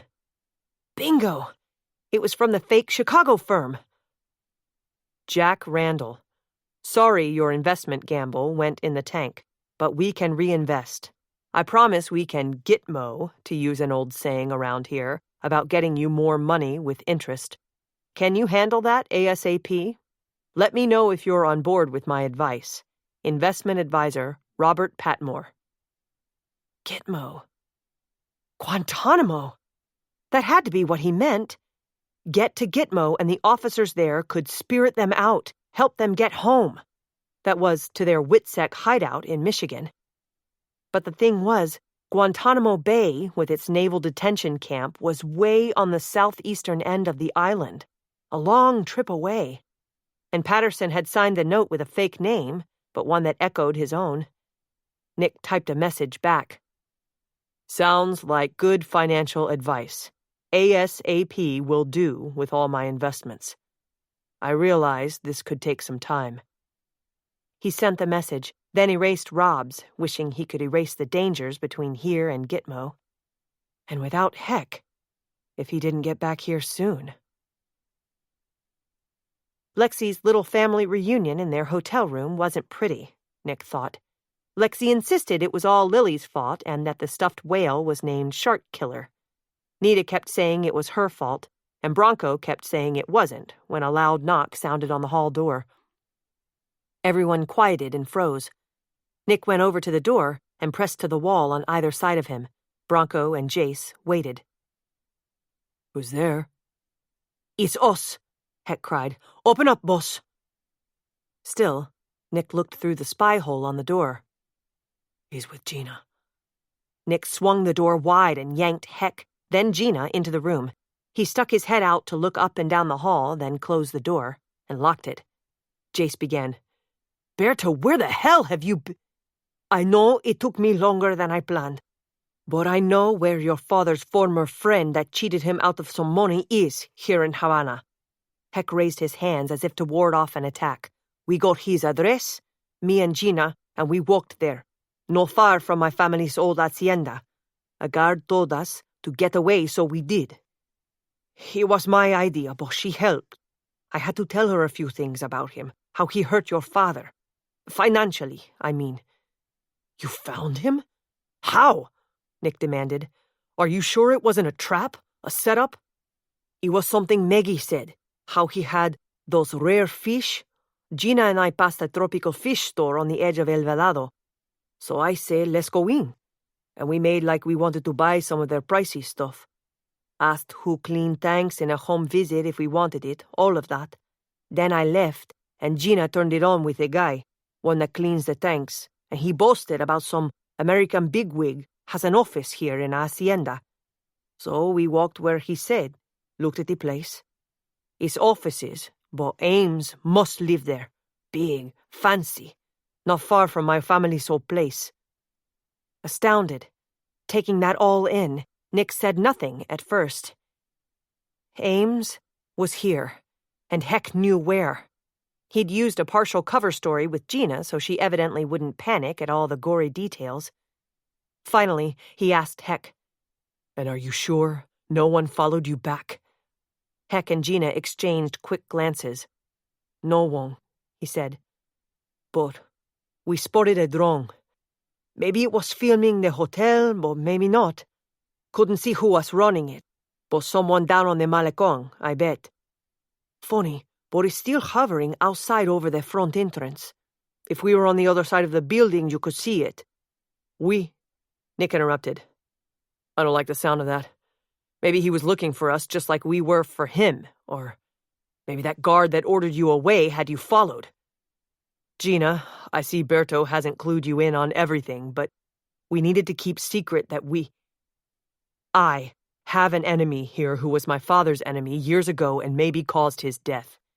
That guy Seth mentioned at the Key West airport who could have tampered with the plane could have been working for that man. Somehow he learned we survived the crash, landed here, I don't know. Over the years I've learned to put nothing past him. We've got to go. Now," Claire said. "Jack's right. He spied on us with a drone before. But we can't just run out the front, then." "Down the back, inside fire escape stairs, and out the back service entry," Nick ordered. "Grab things, fast." "We have to go, now." Nita started to cry again, but Nick was amazed at how solid Claire suddenly seemed. She handed Lexi and the whale to Jace and seized her purse with her meds. They had so little it didn't take long to get ready. They streamed out the door, and Nick practically shoved them down the hall toward a sign that read, "Salida, exit." Because Jace had Lexi, he pushed him ahead, let them all pass, then locked and closed their hotel door, and raced after them. They didn't even get one night in this place with the inviting beds, he thought. "And don't make noise on the stairs. Wait for me at the bottom," he called after Bronco, and the big man nodded as they headed through the emergency exit. Nick was barely to the stairs where Heck was holding the heavy door for him. "Sorry, boss. Wanted to help. The drone. I didn't know he'd be looking for us here, too." "You did help, if we can tell our friends where Ames is. We needed to run anyway. I've been given a plan. Go, go." Nick saw he had been right. As the heavy door started to close slowly behind him, he saw two men dressed in suits and ties down the hall burst from the elevator and draw guns. They must have inquired at the desk. What else did they know? Nick watched them for one split second through the hazy glass window in the door. Heck tugged at his arm and hissed, "Boss, come on." And then Nick saw what scared him as much as Ames's men. One man produced something from his pocket that opened the door, just as the other elevator door slid open to reveal 4 men who looked like Cuban police. Chapter 8. Heck and Nick rushed down the stairs as quietly as they could. The others were below them, whispering, but it echoed in the stairwell. "I'd like to fire you for being followed back here, but you've just made a promotion," Nick told Heck. "Keep going. We've got to get out a back door somehow. Heck, I have to know. You sure you trust Gina?" "With my life." "Well, maybe," Nick whispered as they heard a door above them in the stairwell slam open with a bang. "You've risked exactly that. Run."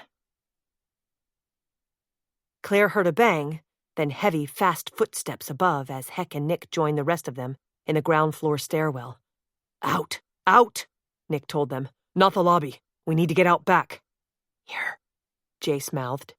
Despite the fact he held Lexi in an iron grip, he shoved one of 2 doors inward. It opened on a plain back hall with a concrete floor. Claire glimpsed mops leaning against the wall, a barrel, a ladder. Jace thrust Lexi into Claire's arms and pointed. He whispered, "Go," and, clutching her daughter to her, She ran. She saw Jace drop behind the others to jam a ladder against the door, but it wouldn't last long. Would any of them? They emerged through a back entrance with a delivery bay, but no trucks in it now. Looking up for the drone, they darted under a line of trees and ran the only way they could. Nick took Lexi from her, thank heavens. Claire felt dizzy, nauseous. She needed a pill, but not now. Palm trees. Not much cover, Gina said, panting as hard as the rest of them. Nick said, "Stick close to the building. Nothing overhead so far. But we have to get out of this alley before those goons with guns find us." "Gina," Heck said, "I didn't mean to get you in all this. Do you want to go? Go, in case they catch us." "I'm with you. No going back." As they sprinted around the corner and then slowed so they wouldn't draw attention, those last words echoed in Claire's mind. No going back. "We need to mingle with the crowds on the Malecon. Get lost," Jay said. "Split up into small groups, but keep in sight of each other.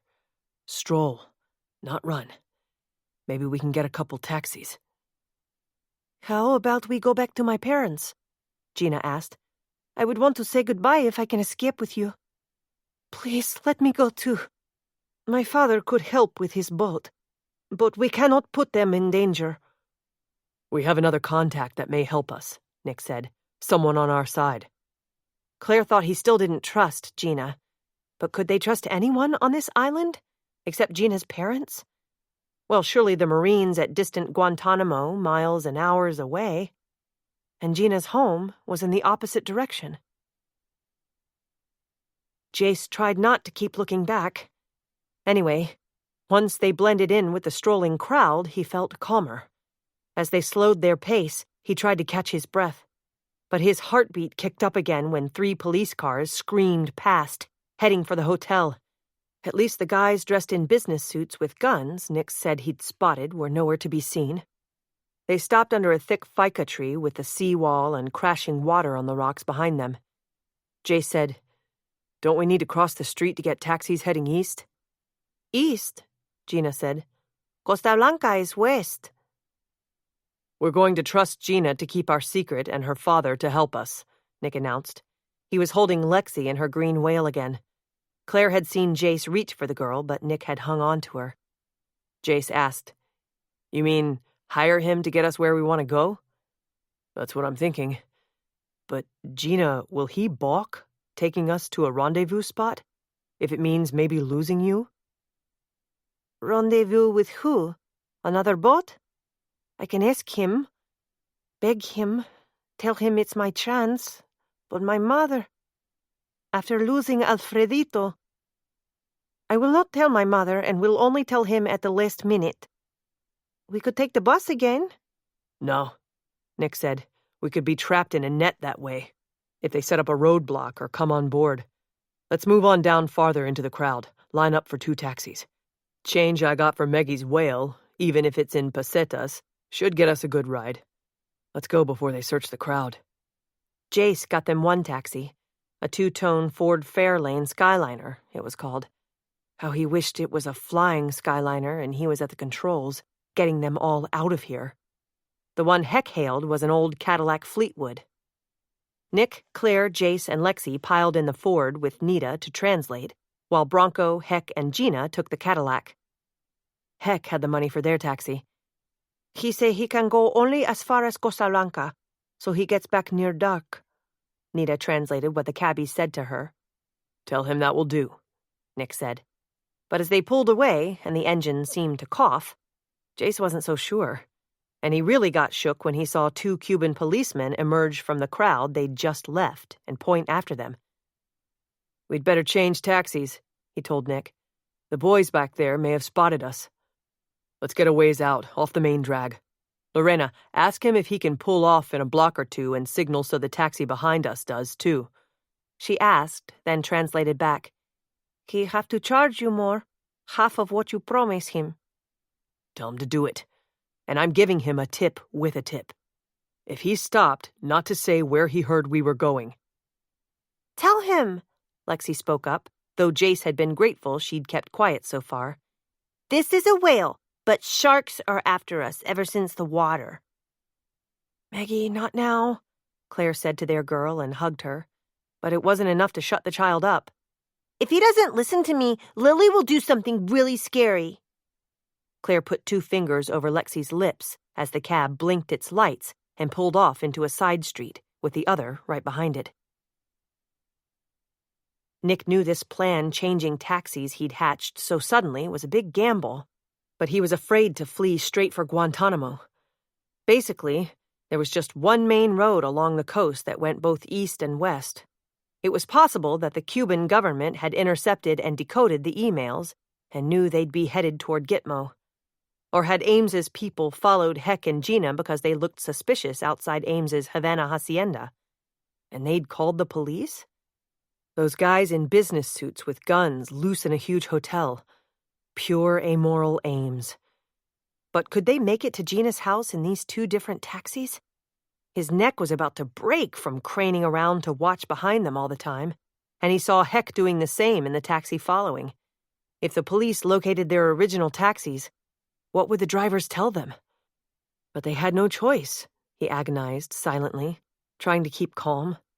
Hitchhiking, like they'd seen people do here, was ridiculous. Risking the bus? Walking 40 miles to Costa Blanca? Impossible. The thing was, even if they got back to Nando and Carlita's house, would that old fishing boat get them clear to the other end of the island? Was it his imagination? Or were those dark clouds ahead, and not just the sharp shadows of sunset?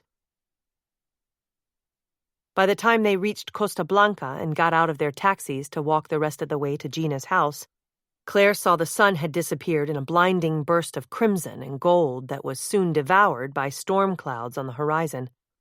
Since Gina had decided not to tell her mother she was leaving, and to only tell her father just before he got them as far east as he could, she'd been scribbling them a note to explain.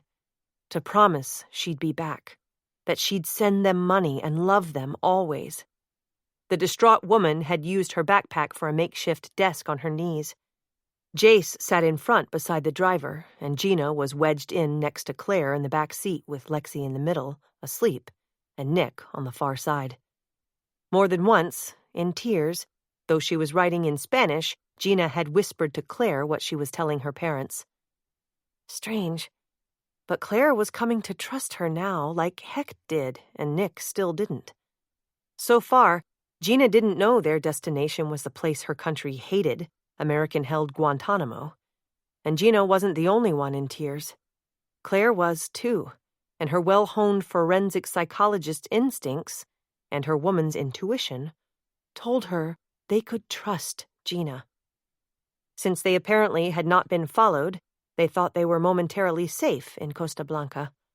Yet rather than burst in on Gina's parents and risk getting caught there, they hiked to Gina's house outside town and sent Gina and Heck in while they waited outside in the windy darkness. Claire carried the whale now, while Nick and Jace took turns holding the sleeping Lexi.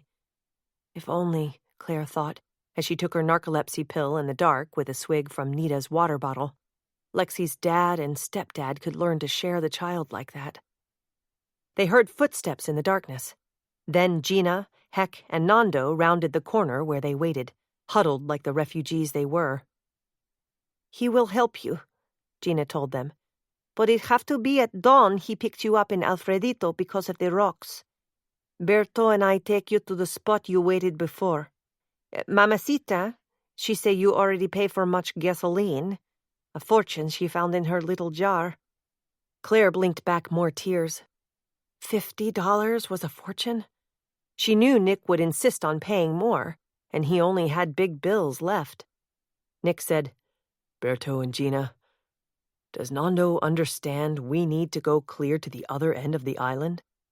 Heck translated for the old man, then explained, "He swear on his son's soul he get you close as he can. He say there are nice little beaches along there to put in. I think he guess where you going, but did not say so. He does it for Gina since I told him I come back for her someday." Nando nodded through all that, so Claire wondered if he knew what was being said.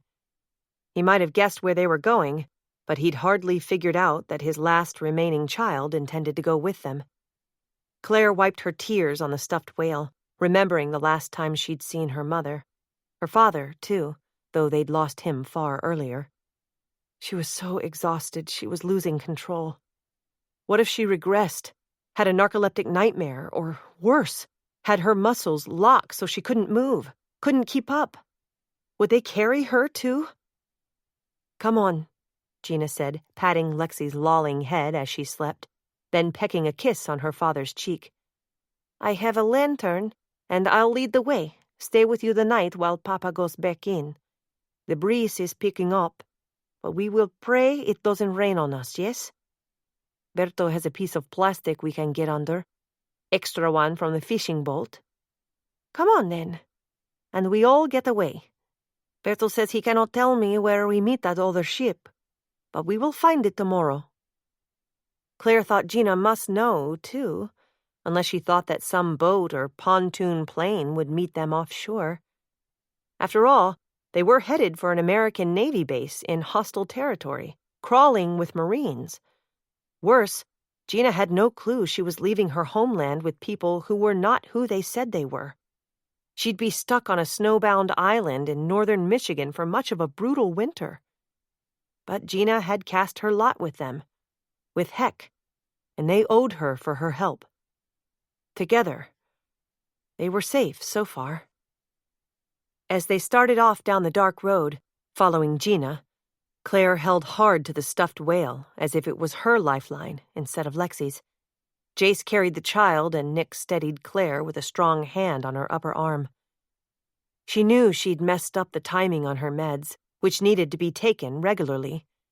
Was any of this even real? How she wished it was all some dreadful nightmare and she'd wake up next to Nick in Naples. But dangers had lurked there, too, thanks to their other murder-suicide investigations, and thanks to that monster, Clayton Ames, who still haunted them here. She fought to keep her balance as they went single file down the twisting path toward the now familiar stretch of beach. Along the shore, the waves were whispering a warning, hissing at her. Dizzy, lightheaded and scared, she thought for a moment she was plunging into the ocean again, bouncing as their plane belly-landed and sank. She was in the rocking lifeboat. She was being followed by men with guns and by a stone woman who held a dead baby in her arms and stared at her. And that woman was her. Was she looking in a marble mirror? She saw a woman there who loved two men. And most frightening of all, as her feet slipped in the shoreside sand, she knew she had not only her child with her, but was growing one inside her, too. Chapter 9. Claire and Nita huddled next to Lexi under the plastic tarp, while the four men took turns keeping watch. The wind had picked up, and Claire prayed it wouldn't keep Nando and that old fishing boat from reaching them. But in the windy, drizzling dawn, the Alfredito appeared, and they waded out. He'd brought them bread, rice and beans, and guava juice, but it was pretty rocky to eat. Lexi nibbled at the bread, and Claire forced herself to drink the guava juice and chew on some of the crusty loaf. She felt she was eating for two now, but still wondered when to tell Nick. Did they even have good prenatal care on Mackinac Island, if they ever got there? She could not fathom having a baby here in Cuba, especially not if they were caught or imprisoned. Gina had mentioned to Nick that government critics used to get prison terms of 30 years. Rob Patterson had told them that even if they were exposed in Michigan, he'd have to deny he knew them, to say they had run and hidden on their own. So if they were captured here, whatever would become of them? At least they were traveling with the wind, not against it. Claire saw Gina hung tight with her father. Maybe these were her last hours with him. Like them, she'd brought next to nothing with her, only a backpack full of medical textbooks, probably dated ones and in Spanish. Claire not only trusted Gina now, but admired her, too. Nando kept up a running commentary on towns ashore, as well as spots to catch certain types of fish. They passed Havana Harbor, mid-morning, when he offered everyone food again. Lexi took nothing this time and stayed under the plastic on the deck, in a fetal position, curled around the wet, stuffed whale. Claire tried to comfort her, But at least Lily wasn't making an appearance now. She vowed silently to work on counseling her to put Lily permanently to rest. Late afternoon, Nando pointed at the horizon. They looked and saw black smoke rising. Gina said, "Burning the sugarcane fields to harvest it faster. It doesn't hurt the crop and helps the workers get rid of all the extra trash and just leaves the gains." Claire could see Gina was increasingly nervous. It wasn't just the hovering storm clouds, nor the fact her father had said he'd brought an anchor and would spend the night in a shallow bay before heading home at dawn again. The time was coming for Gina to tell him she wasn't going back. Would he let the rest of them out safely then? Nita chatted with Nando while Heck took Gina aft and explained where they were really headed. Nick had also given Heck permission to explain their real story and the need for their false names. Claire saw that Gina nodded, though she frowned through it all and looked distraught. So would she still want to go with them? Claire's stomach knotted even tighter. Heck was steadying Gina with his arm around her shaking shoulders. Claire got to her feet on the rocking boat and walked unsteadily toward them. "Gina," she said, taking her hands in her own, "I just want you to know, we owe you our lives. I've had to make some desperate decisions, too. Take a step into a storm when I wasn't sure what was coming. I had to decide to cast my lot with the man I loved. Can I, or anyone, besides Heck here, who obviously loved you at first sight, do anything to help? Can we help you tell your father? I know you're worried about Carlita, but I promise you, whether Cuba opens up to America in the future or not, my husband and I will be your friends, as well as this man whom you first knew as Berto." To Claire's surprise, Gina hugged her. She sniffed back her tears and squared her shoulders. She nodded and stepped away to speak to her father, gesturing broadly, pointing, giving him the note from her backpack. Heck waited next to Claire, while everyone else watched furtively and silently. Nando shook his head and sounded angry, but he turned Alfredito toward a small cove, just as, a good omen, the sun came out. With tears streaming down his brown, weathered cheeks, Nando idled the engine in the cove. Too much pain and loss lately, Claire thought. But what bravery! And she had to show that too. Each of them hugged Nando as Jace and Bronco climbed over the side first to test the depth of the water, then helped the others down. All but Gina. Nick had left $200 bills in the plastic carrier with the food. Heck finally climbed down, but stayed where he was in the chest-deep water by the prow, holding Gina's backpack above his head, while the rest of them slogged to shore. Nita lifted Lexi's wail, and Claire held her purse above her head to keep her meds dry. On the narrow strip of white sand, they held their breath to see what Nando and Gina would do. Still in the boat, she gestured, talked, cried. Nando shook his head and yelled. They thought he might keep her on board, just put out. But Gina hugged him, holding hard. For one moment again, it looked as if Nando would turn the boat away, but they saw him kiss her forehead, cross himself, and shout something over the side to Heck as Gina ran to the rail and scrambled down the netting. Nando was still yelling at Heck, who yelled back as he and Gina waded toward shore. Nick went out to help them, taking the backpack from Heck, trying to steady Gina with a hand on her arm while Heck had his arm around her waist. "He's not going to just stay there or report us, is he?" Nick asked. "What did he say?" "He said he have my head and haunt me forever if I not take good care of her, marry her. And if Cuba and the U.S. make a deal in the future, I swear to him by the Holy Virgin I bring her back to visit." Claire broke into tears again as Nando finally gunned his feeble motor and moved slowly away, not looking back. Yet they all stood there waving as if he'd just dropped them off at the safest, sweetest vacation spot in the world. "Let's see if we can get there," Nick said. "According to Gina, Guantanamo can't be but a few miles beyond this point." "You knew?" Jace asked her. She nodded. "I think my father. He knew, too, where you are going." She shoved her wild hair back from her face and asked, But aren't we waiting for a boat or a helicopter to come and look for us? We've got a little hike ahead, Nick said, speaking to all of them now. His arms crossed over his chest. Bronco frowned at the area where they stood, as if the Cuban police or Ames's men would appear again. Nita reached for his hand, and Lexi finally spoke. Lily is really hungry and tired, and she still wants to go home. So let's do that. Listen up, everyone, Nick said, jamming onto his face the sunglasses Gina had bargained for on the bus, which now seemed to Claire like an eternity ago. We are going to the U.S., but we have to get to the American base at Guantanamo Bay first. As far as Jace and I can tell, we have maybe an hour or so walk to freedom, and we need to do it before the sun sets. Sounds good to me, Bronco said with a shrug, and the first smile Claire had seen from him here. I lost one of my shoes in the water, but I don't care. Let's go before it gets dark or rains again, or someone spots us. We get close to the town, we can blend in till we reach the base. Man after my own heart, Jace put in. Let's just hope there's a path swimmers have cut up to the road, because the brush looks pretty thick right here. Onward and upward, right, bro? He added, addressing his supposed brother, Jack Randall. Claire gave Gina a quick hug, but the young woman was trembling and clung to her, getting her wetter than she was.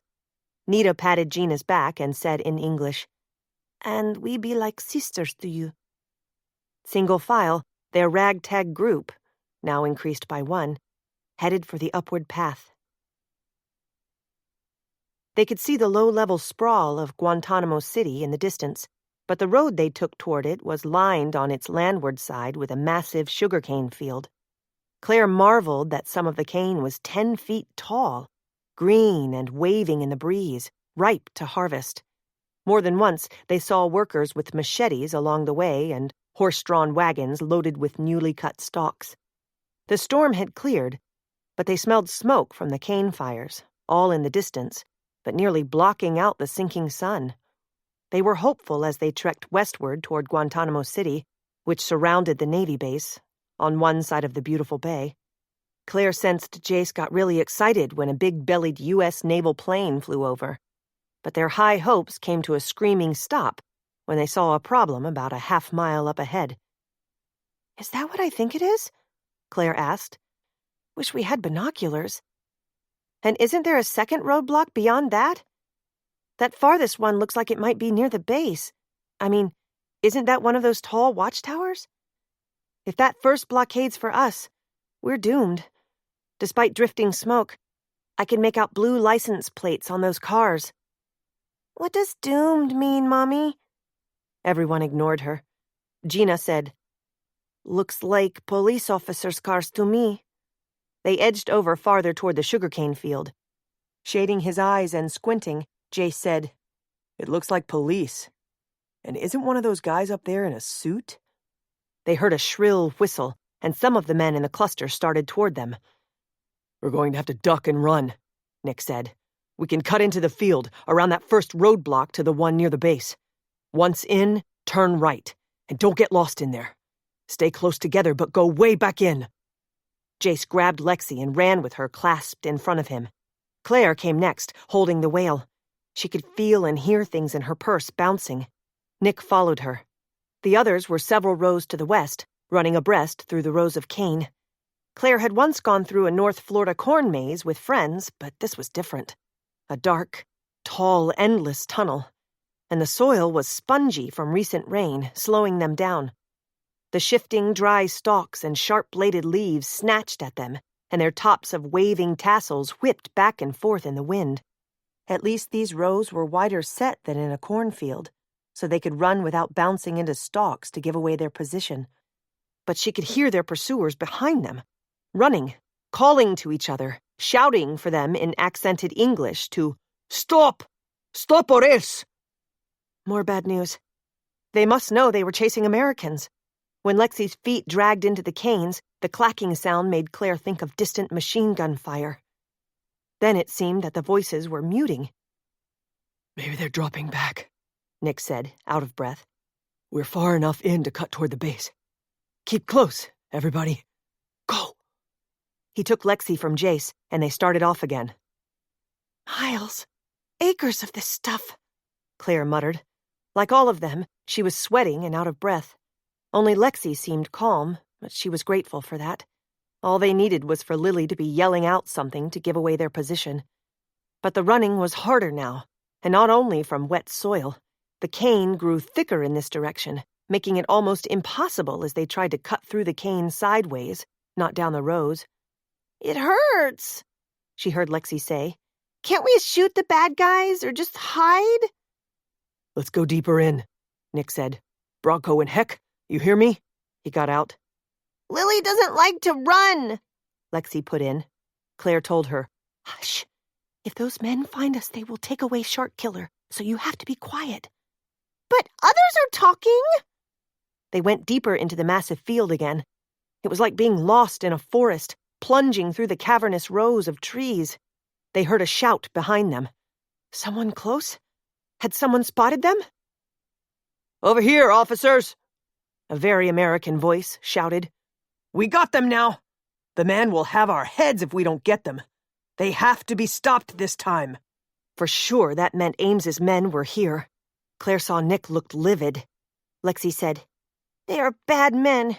And, Mommy, what's that smell? Like those icky cigars? Claire gasped, and she heard Bronco swear under his breath in the next row of cane. The breeze had not been in their faces, but they heard a crackling, like popcorn. The sun wasn't out, but the heat got more intense as the wind changed direction. Gina whispered, They're burning this field ahead of us, from near the base. Madre de Dios, we're trapped between those men and the flames. Chapter 10. Not only the crackle and roar of the flames grew louder, but some other noise did too. Claire craned her neck to look up. A drone with a camera buzzed overhead and turned back to hover above them, coming lower, lower. No wonder their pursuers had located them in this thick maze. She ripped her shoulder bag off her arm, grabbed her meds and wallet out in case she lost the purse. She slung it like a boomerang at the low-flying drone. The leather shoulder handle snagged the drone's rotors, and it went down several yards away into the cane. Way to go, Jace blurted. But we gotta go. No time to find the purse.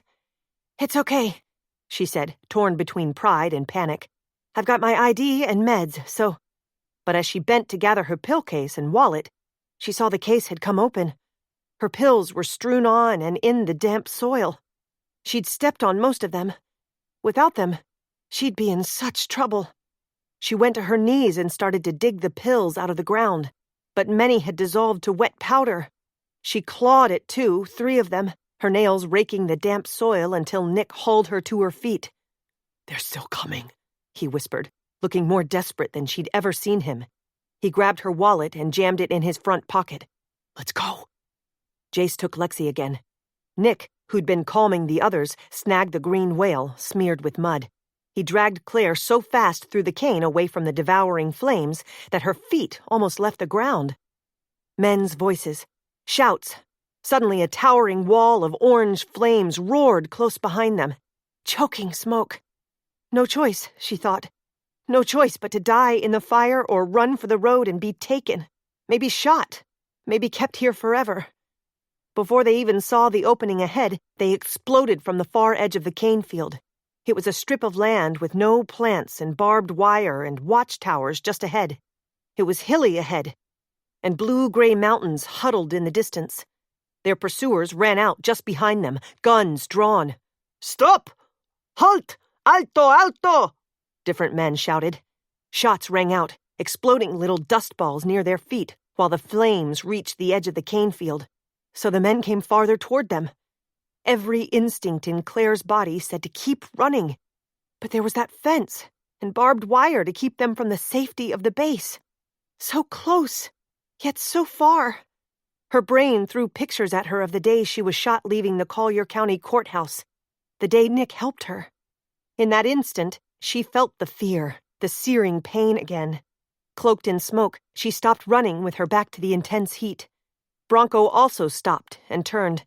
Gina skidded to a halt and put her hands atop her head.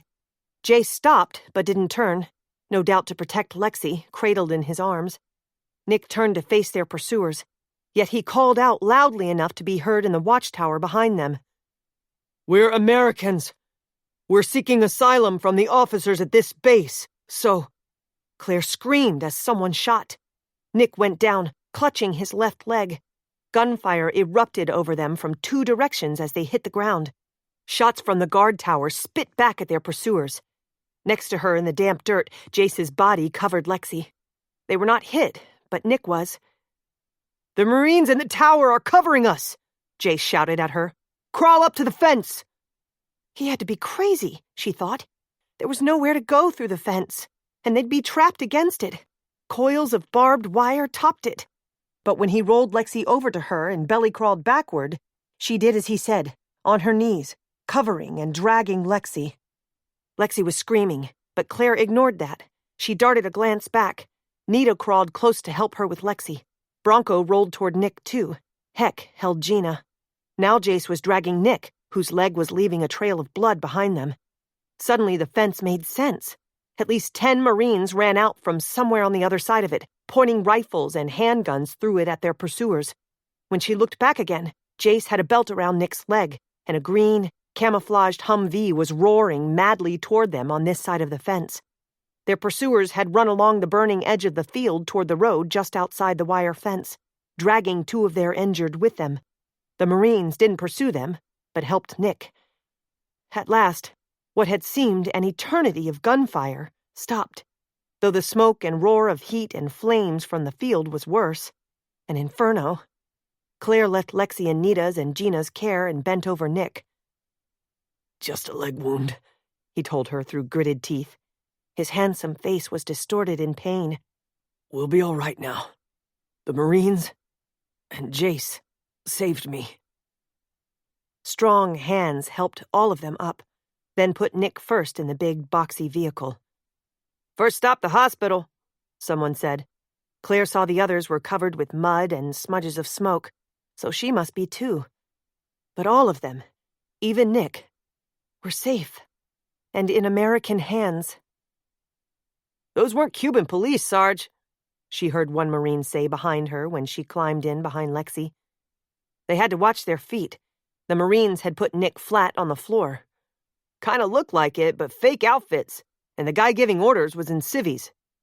Jace, already in the Humvee, was still holding the belt tight around Nick's leg. "Thank you," she told Jace, and gripped his shoulder, then leaned down to take Nick's hand in hers. He was trembling, and his eyes looked dilated. Lexi squirmed out of Nita's arms and crowded in between Claire and Jace as if they were a family again. Between clenched teeth, his eyes shut tight in pain. Nick told Jace, "Thanks, man." Narrowing his eyes in a laser look at Claire, Jace mouthed to her, "I did it for you, too." "Hey," Bronco said from the seat behind them, the big man's voice as shaky as a child's. "We're in U.S. hands. We're going home, even if it's not quite home." Claire looked out the vehicle's dusty big square window as they passed through the checkpoint to enter the base. It was getting dark. The Marines were lowering the flag from the pole. How good it felt to see the stars and stripes instead of Cuba's single star. One palm tree and some scrub pines seemed to guard the entry to Gitmo. Still holding Nick's hands, leaning against Jace, she noted they passed a sign that read, "Welcome to U.S. Naval Station, Guantanamo Bay." That evening was a blur.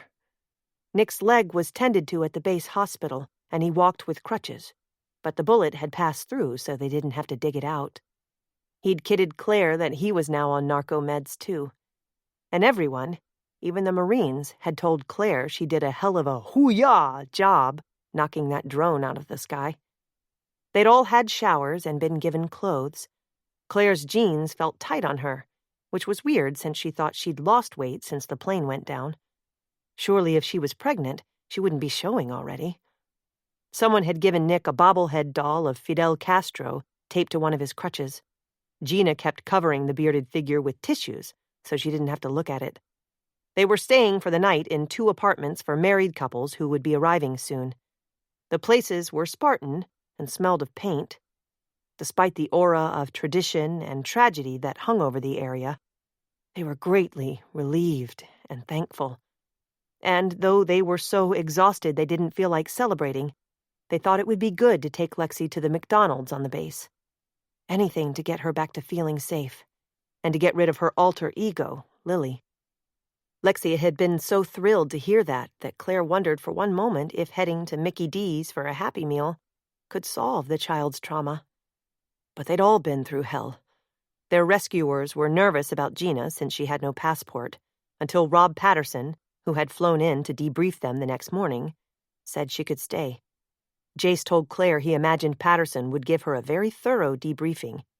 What strings he pulled so fast in Washington to get her an entry visa for here, and to the U.S., they might never learn, and didn't want to ask. He'd even promised her a green card. Rob Patterson had turned down their offer to join them. Of course, Claire thought. They should have known better than to even ask. He didn't want to be seen in public with them, even here, and the Marines had snagged one of the bogus Cuban police they were questioning. Patterson had told Nick the guy had done it for money and knew nothing about who was behind it. Now Patterson was consulting with the base commander. Claire breathed a sigh of relief and free air for the first time in days. They were in good hands and heading back to the U.S. tomorrow. And Heck had Gina leaning against his shoulder. Bronco and Nita smiled at each other, and Lexi, hugging her war-torn plush whale that had been bathed and tended to with a blow-dryer, seemed content. Still, Jace looked, restless, staring at her. Suddenly, although she dreaded it before, Claire was glad they'd hide out this winter in the snowy depths of another island far away. Patterson, who now knew Clayton Ames's Havana address, said he'd get his hands on him somehow, get him extradited and on trial so Nick could testify and they could return to their normal lives. Whatever normal was since she'd met and married Nick Markwood. Yes, she thought, as she dipped another French fry in the ketchup. That was the way it would be. Calm and quiet in northern Michigan, where Ames could not find them. But he would be found and arrested here. Surely nothing else could go wrong now. Chapter 11. 2 days later. The noise from the ferry engine heading for Mackinac Island was loud, but Nick would still hear every word Julia Collister, their Witsec handler, said. Go figure, Nick thought, that the city they'd just left was spelled Mackinac, and the island was spelled Mackinac. But they were pronounced the same, without a final C sound. Maybe it was a foreign language, because their destination seemed foreign to him. But he had trusted Julia instantly, partly because she'd taken care of so many things for them before they'd even met. The ferry was loaded with supplies she'd ordered to get them through the winter. Clothing, food, even 2 snowmobiles, and a laptop in a box at Heck's feet that he seemed to be guarding with his life, though he was upset at the Witsec restrictions about using it and the cell phones they would try to do without. Too many witnesses had contacted or called home, only to be traced and killed. It didn't bother Nick that the sea was rough today. Now that they'd escaped a plane crash and dangers in Cuba, he hoped it would be smooth sailing from here on. Again, at least for now, they had escaped Clayton Ames and told the FBI where they thought he was hiding. Claire, alias Jenna on the next island too, whispered, "Isn't it nice not to have to worry about hidden listening devices and cameras?" And, either because it's so late in the season or because it's the last ferry on a rough day, no passengers on here but us. Love it. Love you, Nick replied. Julia seems to have taken care of all our needs so far. So far, Jace echoed in a low, sing-song voice, which annoyed Nick. So, even when they whispered, someone was eavesdropping.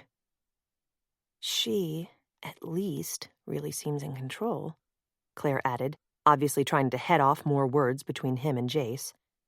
With her great forensic psychology radar, she'd no doubt picked up on Jace's body language, Nick thought. Jace had been riveted on Julia, all smiles when introduced to her or when she spoke to him. Nick had tried to ignore that at first to keep peace, and because he probably owed Jace his life. Ordinarily, he'd be glad to see him looking longingly at someone besides Claire. But Julia was business, not pleasure. It was kind of sad Jace was odd man out among the rest of them who had someone to care for. But Witsec rules were rules. The stakes of a slip-up were incredibly high. Jace had turned back to watching Julia. Nick squeezed Claire's knee. Despite her asserting herself, she didn't look like she felt better than she had in Cuba. But he could hardly blame her for looking queasy on this rocking boat. The gray spray of waves hitting the surrounding bank of windows on this lower deck didn't help. But even standing, ahead of where they sat on the wooden-backed benches, Julia looked sure-footed. "Are we there yet?" Lexi asked the eternal kid's question from behind them where she sat on Nita's lap, next to Bronco. That kind of broke the ice. Everyone laughed or smiled, especially when they saw Bronco holding the ragged stuffed animal. Claire twisted around in her seat and whispered, "Let's hear what Julia wants to say. She has some important and interesting things to tell us." "Okay, listen up, team," Julia told them with a serious look, as if to back Claire up. "I hope the rocking boat doesn't bother you." "It's nothing after what we've been through lately," Jace assured her. "Let me give you a little background about the island," Julia went on. If she'd picked up on Jace's special interest, it hadn't seemed to faze her. She was probably in her late 40s or early 50s, Nick figured, but she was in great shape and looked younger. Only worry lines on her forehead and around her mouth dated her at all. She was athletic-looking and really toned. Tanned, too, like maybe she used a sun lamp. Her short, sleek hair was silver, but even that didn't seem to age her. Rob Patterson had said she'd been an FBI agent stationed in Washington, D.C., but she'd come back to her home last year to care for her ailing father so her daughter here wouldn't have that burden. It was a great setup, too, for Julia to help them because her father, Hunter Logan, was their landlord. If you could see the outline of the island from here through these patches of fog, you'd see it's in the shape of a huge turtle, Julia explained, gesturing at the bank of windows. Lexi piped up again. "I used to have a stuffed turtle, but it got lost. Now I just have Shark Killer, and he's a whale." "I see he's a whale," Julia said with a smile at Lexi. "Hopefully no sharks or whales around here." Anyway, the Indian tribes long ago, like the Hurons, Chippewas, and Ottawas, believed their high god, they called Gitche Manitou, lived on the island, so they used to bury their dead there. Our tourists, we call fudgies, because they buy our great fudge, don't realize this island was once a huge cemetery of hidden graves. "Cheery, isn't she, boss?" Hex said from behind. "Once FBI, always FBI." "What's FBI?" Lexi asked. "Later, shh," Nita said. "But after the Indians, the French came next," Julia said in a confident voice that would have made her an excellent courtroom expert witness. "Then the British, then the Americans. And you know how that goes. War. There's a War of 1812-era fort you can visit with a statue of Father Marquette, who had earlier Christianized the Indians." Lexi again, this time leaning forward and making an attempt to whisper in Claire's ear. "I like that statue that looked like you, Mommy. And that baby in your arms." "Honey, please listen," Claire whispered. She didn't want to admit it, but the memory of that statue in the Havana cemetery of the woman who looked like her and the story of that dead baby haunted her. She'd even had a nightmare about it. Julia went on. "I mention the history of the island because, in a way, we're still living it. No motor vehicles on the island, though we do have a fire engine and ambulance for emergencies. Mackinac is only a 4-mile by 2-mile sized island, so we walk, ride bikes or horses, and even your supplies will be delivered to your house in a horse-drawn dray or wagon." "Horses? I love horses!" Lexi cried, and Claire gave up on shushing her. "Lily and I would love to see all of them." Julia came closer and smiled at Lexi. "Well, I don't know who Lily is." The thing is, Maggie, of the about 500 horses which work on the island in season, most of them are taken on ferries like this to the mainland because their food is hard to get here in the winter when the water ices over. But I have 8 horses in my stable, and 2 of them are ponies. Maybe we can arrange to give you riding lessons. Oh, Mommy, can I? We'll see.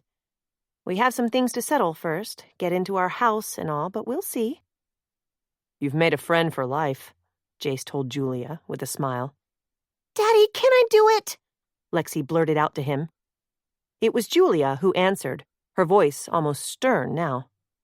Maggie, remember that we all need to pretend that this is a place where Jack Randall, your father, is coming to spend the winter to write a book, and this man is his brother, your uncle named Seth Randall. You need to remember that story and everyone's new names in case anyone asks. And then we can talk about writing lessons. Oh, right. I won't forget. She ran around the bench, careful of Nick's wounded leg propped up. If I say everything right, can I learn to ride, Daddy? She asked Nick. Like your mother said, we'll see. I think it will work out. Yay! She cried, but Nick saw Jace was furious again. It must be tough for him to see his daughter call another man Daddy. Okay, we're turning into the harbor, and it will be a bit calmer now, Julia announced and went back to peer out the front windows. Look to the right as we go in, and you'll see 2 lighthouses. Then, when we get nearer to the pier, look up, and you'll see the row of buildings on Main Street where your house is. It's a lovely old Victorian. There, that one with the green shingle roof and that fancy cupola. All our houses have names here, and that one is Widow's Watch, because, they say, a captain's wife used to walk on that railed path around the cupola to watch for her husband coming back from the Great Lakes. With her hand on Nick's shoulder, Claire stood to look out. He appreciated that she didn't leave him. Several others went to the windows. Jace so close to Julia that he was peering over her shoulder. Julia ducked around him and went to Claire. I hope you'll be happy here, she told her. Rest up. I want to show all of you our famous Grand Hotel in the next few days. Maybe when I come to visit so we can all go over possible temporary employments, financial issues, do's and don'ts. We're grateful for all the help and support, Nick told her. But I know when the time comes, you'll expect the same from all of us. Claire loved the house Julia's father owned. It was a large, square 2-story with a small attached carriage house, all built in the 1880s, evidently not unusual around here, with plenty of room and sleeping space for the 8 of them. They entered through a front porch that had 2 doors, one to a formal parlor with antique furniture and one to a modern living area with a big screen TV on the wall, overhead recessed lighting and wraparound leather couches. Exhausted, Lexi planted herself and Shark Killer in front of the TV and found a rerun of Dora the Explorer. There was a formal dining room with 8 chairs, though they didn't match, so Julia must have scouted for those. Still, Claire couldn't quite envision all of them sitting down for meals like one happy family. The kitchen was blessedly modern with a dishwasher and microwave. But what had she expected? A pump over the sink and a wood-burning stove? It did have an antique-looking chest freezer. The house boasted 2 staircases, a wide carpeted one with a banister at the front, and a narrow wooden one, once servants' stairs, at the back that led to a separate entrance with its own key. Julia passed out front door keys to everyone, but mumbling something about losing a key, she gave Nick the only one for the back stair entrance. Upstairs, a long hall led to 4 high-ceilinged, same-size bedrooms. A full bath sat partway back on one side of the hall with a shower and tub, and a half bath across from that. All 8 of them would share a shower and a tub? Standing in the hall after peeking in the rooms, they decided that Claire and Nick would take the back bedroom with the 4-poster bed. Nita and Gina would stay with Lexi right across from them with a single bed and bunk beds. Heck and Bronco would take one front room with twin beds, and Jace, the other, overlooking Main Street. They didn't go up in the attic, which Julia said stretched the length of the house and could be reached from the servants' stairs. She explained it was just for storage, and was the place to access the circular walkway around the cupola, called a widow's watch or a widow's walk. Claire touched Julia's arm to pull her back a bit from the others who were heading downstairs again. "You said the woman watched for her seafaring husband from up there," she said to Julia. "So if she was a widow, he never came back?" Julia sighed and frowned. She looked away, so unlike her usual directness, and said, "Lydia Wharton's captain husband did not come back the last time. Lost at sea with his ship in a huge storm. Yet they say she used to walk up there until the day she died, still looking for him, thinking he'd just been marooned someplace and would return." Tears filled Julia's bright blue eyes. Her sudden shift in mood made Claire wonder what had happened to Julia's husband. Earlier, she'd said she had a daughter who lived here in her early 20s. Julia had returned here so the girl didn't have to care for her grandfather who had dementia. That way, she could not only oversee his concerns, but his rental property on the island. "I'm sure you'll meet Liz," Julia had told them en route here in a carriage from the pier. "She runs a shop just beyond the fort on Market Street. Like me once, she's an islander who was anxious to leave, strike out on her own. I hoped to give her that chance, but now, I don't know. Children, maybe especially daughters," she'd said, looking at Claire. "We worry for them at any age, don't we?" Strange, Claire thought. Then, and just now, Julia had suddenly seemed unsure and shaken. Something with her daughter, no doubt. Fear of her moving away? But Claire had also had the feeling that the woman was going to say more about the long-dead widow, Lydia Wharton, watching for her lost husband. So perhaps Julia had lost hers, tragically. Claire wondered where to draw the line between seeing Julia as just their WITSEC handler, a well-trained former FBI agent, for heaven's sake, or a woman, and possible friend in this alien place. Well, since Claire knew Jace shouldn't cross a too familiar line with Julia, perhaps she shouldn't either. Downstairs again, while Julia oversaw the unloading of their goods when they arrived by horse-drawn dray from the ferry, Claire and Nick huddled in the formal parlor. "You should lie down," he said.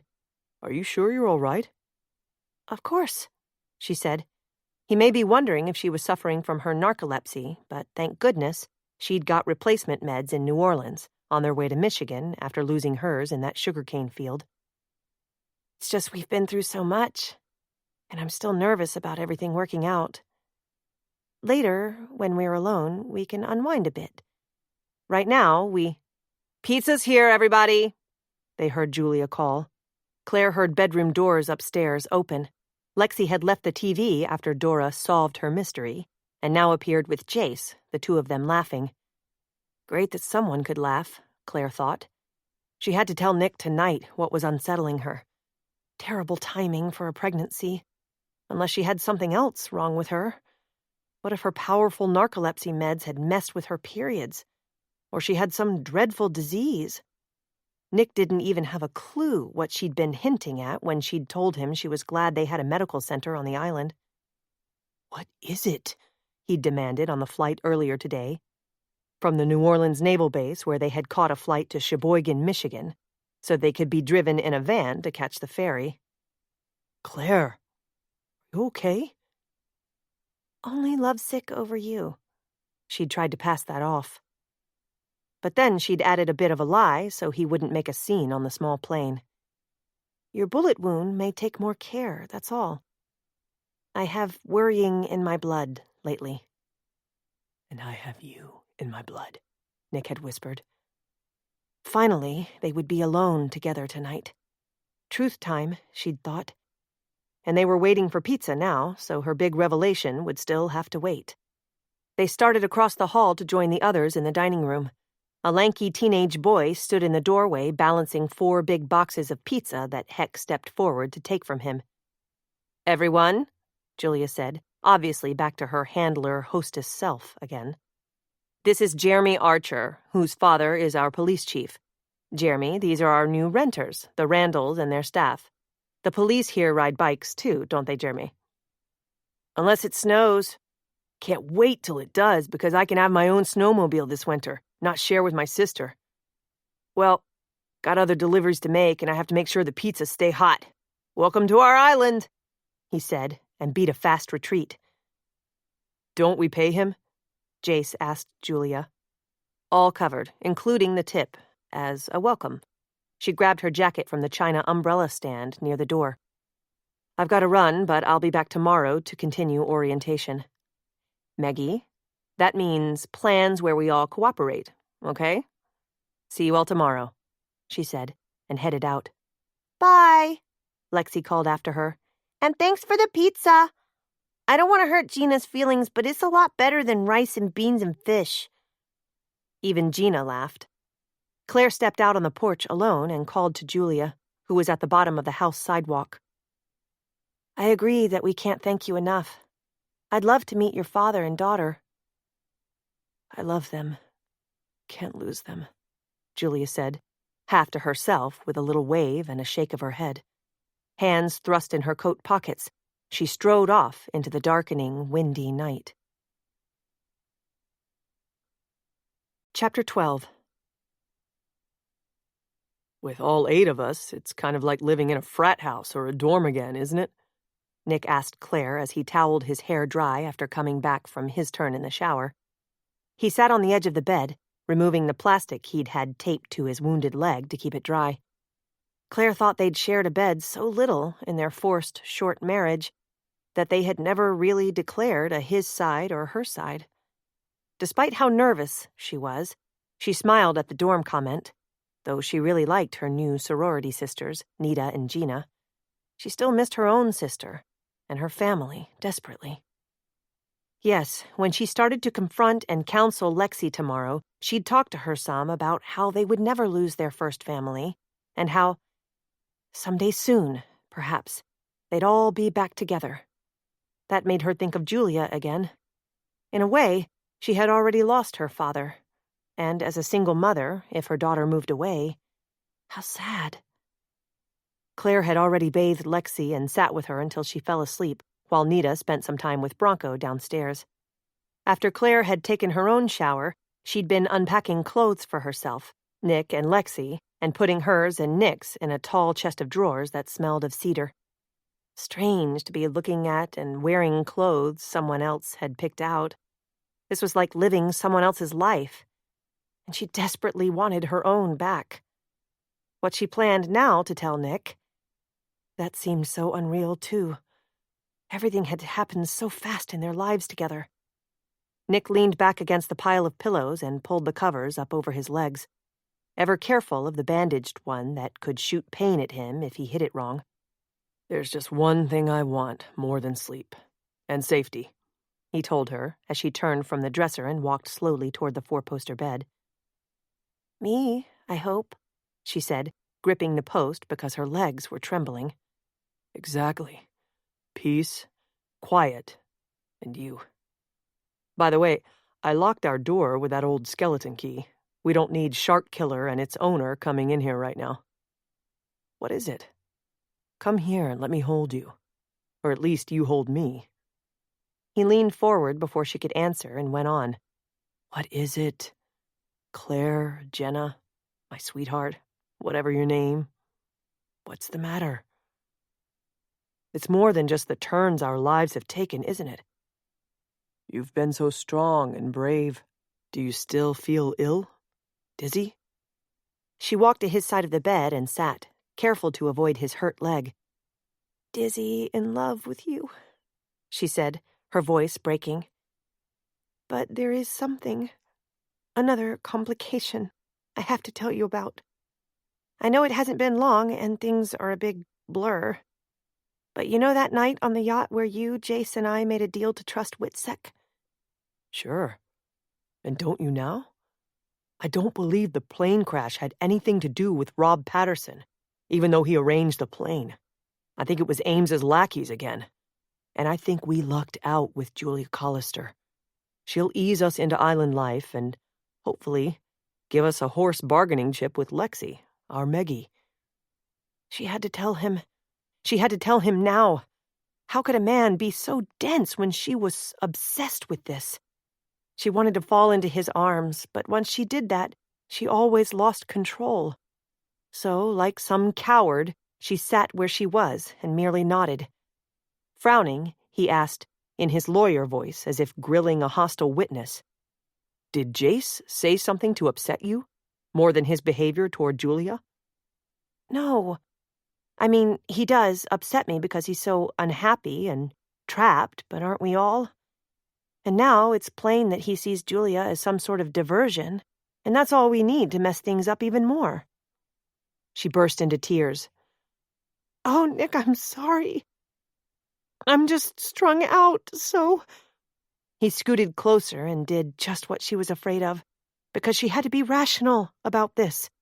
He pulled her close and held her against his strong body, his good leg and hip.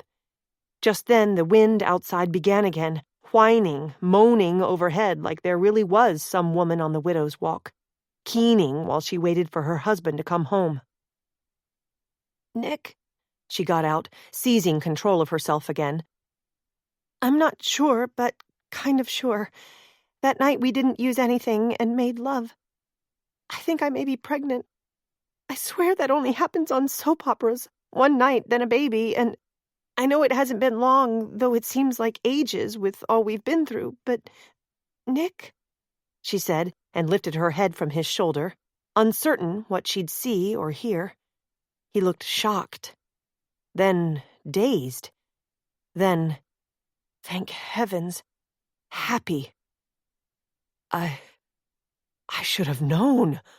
My love. I'm paid big bucks to put cases together, but that's why I hired you in the first place to psych out people for me.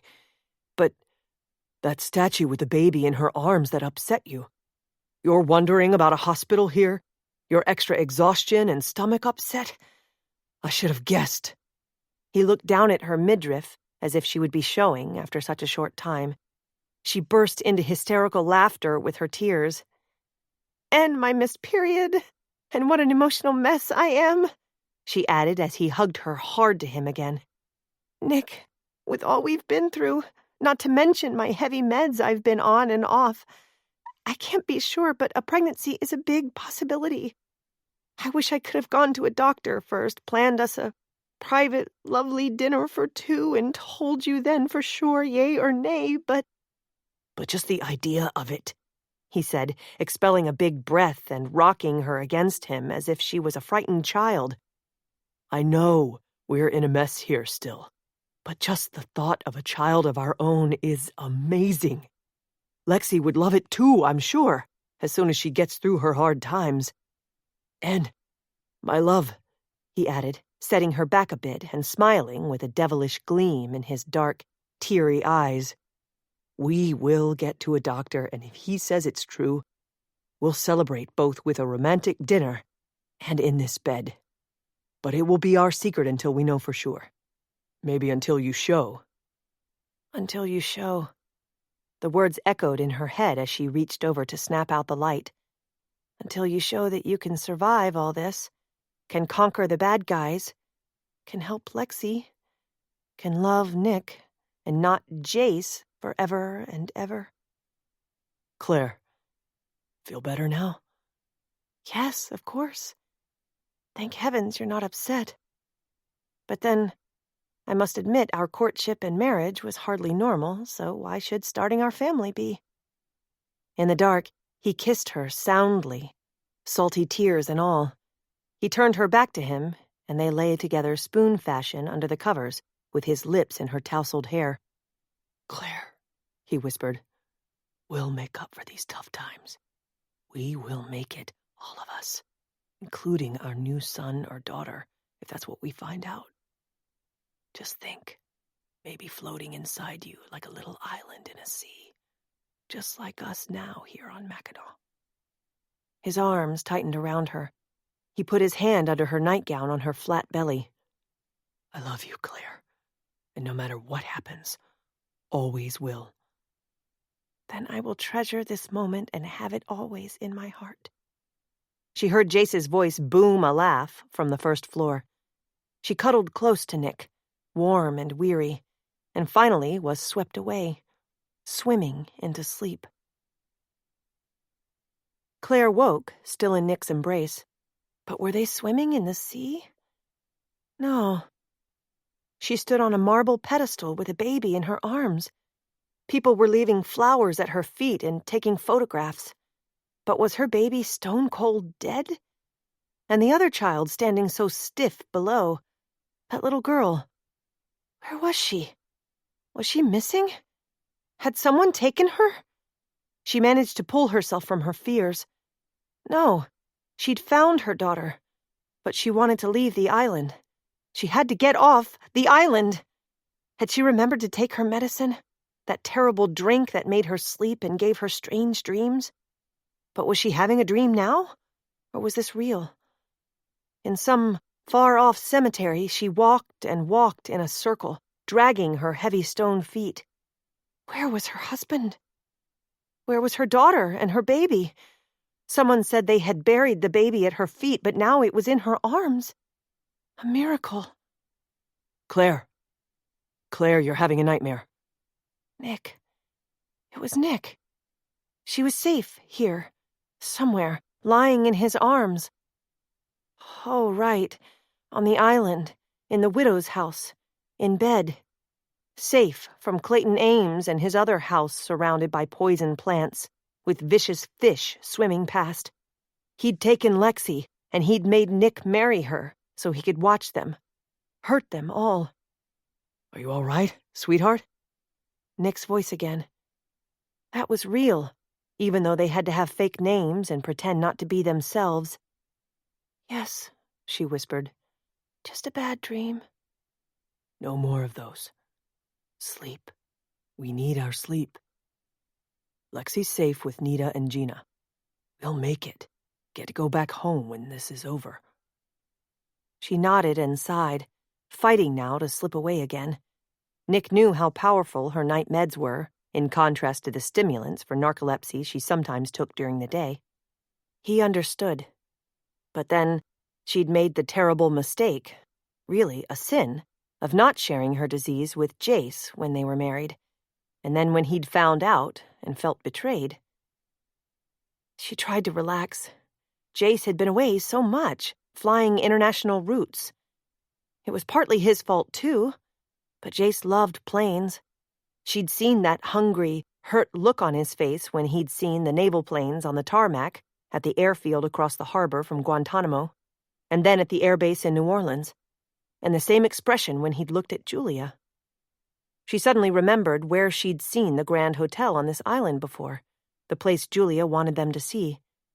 Funny how things came to her clearly when she woke up for her second dose at night, or even in dreams.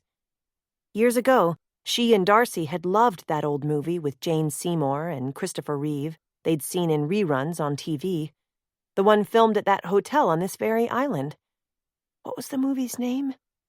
Her mind was clearing now. Oh, yes, Somewhere in Time, where he fell in love with a woman who had lived years before and managed to slip back in time and into her life. But then he lost her, like the woman who once lived here lost her beloved, like the man in Havana lost his wife and baby in the statue, like maybe Julia lost her husband. She sucked in a big breath and became even more alert, but this time Nick did not wake up. He breathed steadily, on his back but still pressed against her. Claire shifted slightly away, propped herself up on one elbow, and pushed her hair back from her damp face. She looked at the clock and reached for the midnight dose of liquid medication and vowed that, somewhere in time, they were going to help convict and imprison Clayton Ames before they were all lost forever. Chapter 13. The Grand Hotel was grand indeed. Claire couldn't believe the size of it as it curved around a hill over the water, with a lower level graced by bright yellow awnings. Above that, a pillared colonnade sheltered a long porch with clusters of white rocking chairs and American flags flapping in the crisp October breeze. Above that were rows of rooms with fabulous views. Below the vast expanse of the building were the famous flower gardens, though the frosts had turned them all to dead plants now, and gardeners were working to take them out and pile them in sad heaps on carts. "The building is beautiful," she told Julia, as they took turns climbing down from the large wagon she had hired to bring them in. "Like a palace from the past." "Which, indeed, it is," Julia told them while Bronco steadied Nick as he got down slowly with his cane. When they were all out, the young man who held the reins drove the two-horse team of big Clydesdales off to a resting spot. In her best tour guide voice, Julia went on. "Grand Hotel," correctly said without the word "the," was built in the 1880s, in the Victorian Age, but what they call the Gilded Age here in North America. It was built for the elite, but is now open to all, for a fee. Let me give you a tour. Then we'll have that lunch I promised and talk about plans for your employment while you're on the island. We'll be in a private dining room I've arranged." "You sure know the ins and outs of this place," Jace said, walking ahead with her. "I'm sure you'd be an excellent companion anywhere on the island."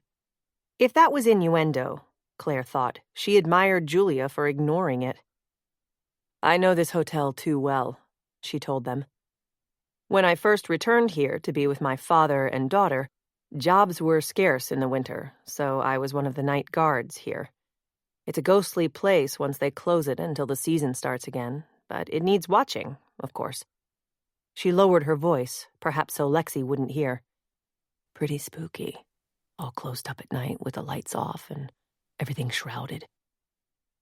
Jace opened and held the door for all of them to enter. Indeed, there was a charge to just view the interior, but Julia whipped out some sort of pass to give to the woman at the table. For the first time, Claire noted she wore what appeared to be a wedding band, but on her right hand. An heirloom? Or was she widowed, or even divorced, and still wanted to wear the ring? Claire scolded herself for slipping.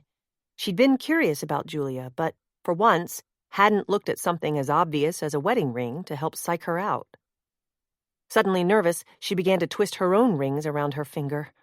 Maybe it was the poster ahead that did it. The two doomed lovers from the movie Somewhere in Time she'd remembered last night. The poster was advertising a yearly convention here next weekend for fans of the movie. Julia must have seen her looking at it. "You were probably a bit young in 1980 when that came out," she told Claire. "TV reruns?" "Exactly. My sister and I loved that movie." "Aunt Darcy?" Lexi asked, though she'd seemed too tired to chatter today. And, miraculously, they'd talked her into leaving Shark Killer back at the house to keep an eye on it. "Or does she have another name now, too?" "No," Claire said, stooping to whisper as they went farther down a carpeted hall. "But she's a secret here. People named Maggie and Jenna have to keep secrets. Real soon you and I will have a talk about all that again." "Guess what, Maggie?" Julia said.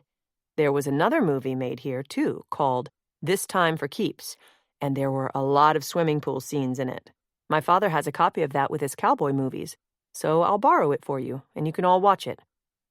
As Julia gave them a tour of the main massive dining room and several side rooms, Claire was entranced. The carpets were all flowered and so dramatic, as if to bring the gardens inside even in the colder months. The carpets would have overwhelmed most places, but not these vast hallways and public rooms. Polished antique furniture, framed art, and chandeliers overhead kept everything in balance. "It's not a palace. It's a castle, like in Sleeping Beauty or Cinderella," Lexi said, and even the men seemed in awe. Gina and Nita were all eyes. "The dining room seats 750, but we'll be all cozy in our smaller room. Down this hall, this way," Julia said, though Claire saw all of them were hanging back for one last look. "I'm paying for our meal," Nick told her as they went into a private dining room with a round white linen-covered table elegantly set. The wallpaper flaunted bright green tropical leaves, and the floor was beige and green. Julia countered, "You've paid enough already, in more ways than one." Once they were inside with the door closed, she told him, "One time here, Jack. It's all part of the account. But after this, you're on a budget. And I know you've worked out support with Agent Patterson. Maggie," she went on, "I've ordered really the best dessert here for all of us, called the Grand Pecan Ball. That is, if you like nuts. I know my little girl didn't when she was young." Pecans are southern nuts, Lexi told her, so they are okay.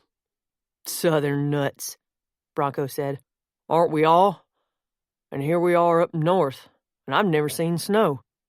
Me neither. Have I, Mummy? Or have I, Uncle Seth? "Nope. So that will be a lot of fun," Jay said. "I'm thinking there will be some real good things to do on the island this winter." Claire rolled her eyes, but he wasn't looking at her.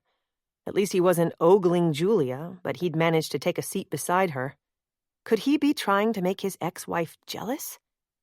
No, Claire scolded herself. That was too conceited a thought. But sometimes she was sure that... "All right," Julia was saying. With everyone seated, Claire noticed there was one extra place at the table. Maybe in an old building like this, they had a ghost who ate here. She shivered and scolded herself for such a silly idea. But she could imagine what all this looked like when deserted, as Julia had described it. Shrouded. When everyone quieted and turned toward her, Julia said, "Let me toss out possibilities for employment this winter to help defray costs, and so you all won't get cabin fever once the snow starts, which will be sooner than usual, they say. Seth, one of the men who goes out on the tarmac at the airport and brings the planes in to the gates, is ill, and you certainly know the territory. It's a small airport with minimal traffic and seldom even a small private jet this time of year. But that's a possibility. Orders are, though, you would not identify yourself as a pilot, just as someone who has worked at an airport. Frankly, it would give you a good way to be aware of any strangers coming here in the winter." "And are there some?" he asked. Claire noted he'd looked excited at first, but what a letdown. To be near flying, but not to fly. Not to even let on he knew how. But they were all knee-deep in lies to survive here. "Strangers coming in who aren't just tourists this time of year?" Julia asked. "Rare, but it happens. For instance, rich guy flew in recently from Las Vegas who is harassing my father to sell his Gene Autry memorabilia collection for a Wild West museum on the Strip there. He came on a rental plane and complained about having to leave his own jet off-island because it was too large for our runway." "And you wish he'd skidded off that little runway," Jace put in. "As for the airport job, thanks for realizing how much planes and flying mean to me. That sounds fine. I'll go nuts at Widow's Watch." Julia finally smiled back at him, then went on, as she quickly turned to the others. "Jenna has said she wants to homeschool Meggie, and Lorena can certainly help as her nanny. Gina, since you've been a medical student, there's a doctor at the Mackinac Island Medical Center on Market Street who can use your help as an assistant." "I want to go to school somewhere in the U.S., but I'll need money to do that, so yes, very good." "That will be an excellent cover story while you are here," Julia said. "Our friend, Mr. Patterson, has also suggested that, if asked, you say you are Lorena's sister, Gina, and you came along with her for the winter. Lorena, is that all right with you?" "Oh, yes. I'm happy to help, and perhaps we even look a bit alike, yes?" "And Gina?" "I would be blessed to have a sister as kind as Lorena, or Jenna." "Then that's settled. And once the snow hits and a bicycle won't get you to the med center, I know a very nice doctor who can pick you up on his snowmobile. But we'll get to all these details later."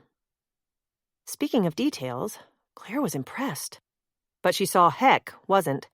She was hoping he and Gina would not take her father's parting words to heart about getting married soon. Still, she didn't doubt that Julia or Rob Patterson could come up with legal papers for Gina and then a wedding license. She was starting to think of Julia as their fairy godmother. "Jack," Julia said, turning to Nick, "we have a cover story that you're a writer, working on a novel, so in case locals ask, you'll need a general description of it. You've read the dossier about your supposed successful business background in Orlando, and we've covered for you there, in case anyone checks, but I bet they won't. However, instead of writing a novel, you'll be consulting, through me, with our agent friend to prepare a case against Ames High, etc. Writing affidavits, taking information from Jenna and others, from Seth, too, who has also dealt with him. Jace just grunted and mumbled something under his breath. Claire knew he felt he had a score to settle with Ames, though maybe not one as deeply felt as Nick's. Claire studied Lexi to see if she was getting any of this, but she was unfolding her elaborately arranged linen napkin and seemed oblivious for once. Nick asked, "Since you speak of the devil, any word on arresting and extraditing him from Cuba for prosecution?" "Not yet," Julia said. "Red tape. Delicate international ties, and we're not even sure he's still in Havana, though our man spotted him there just as Berto and Gina did." "Meaning he is tight with the Castros, yes?" Gina blurted, throwing her hands up.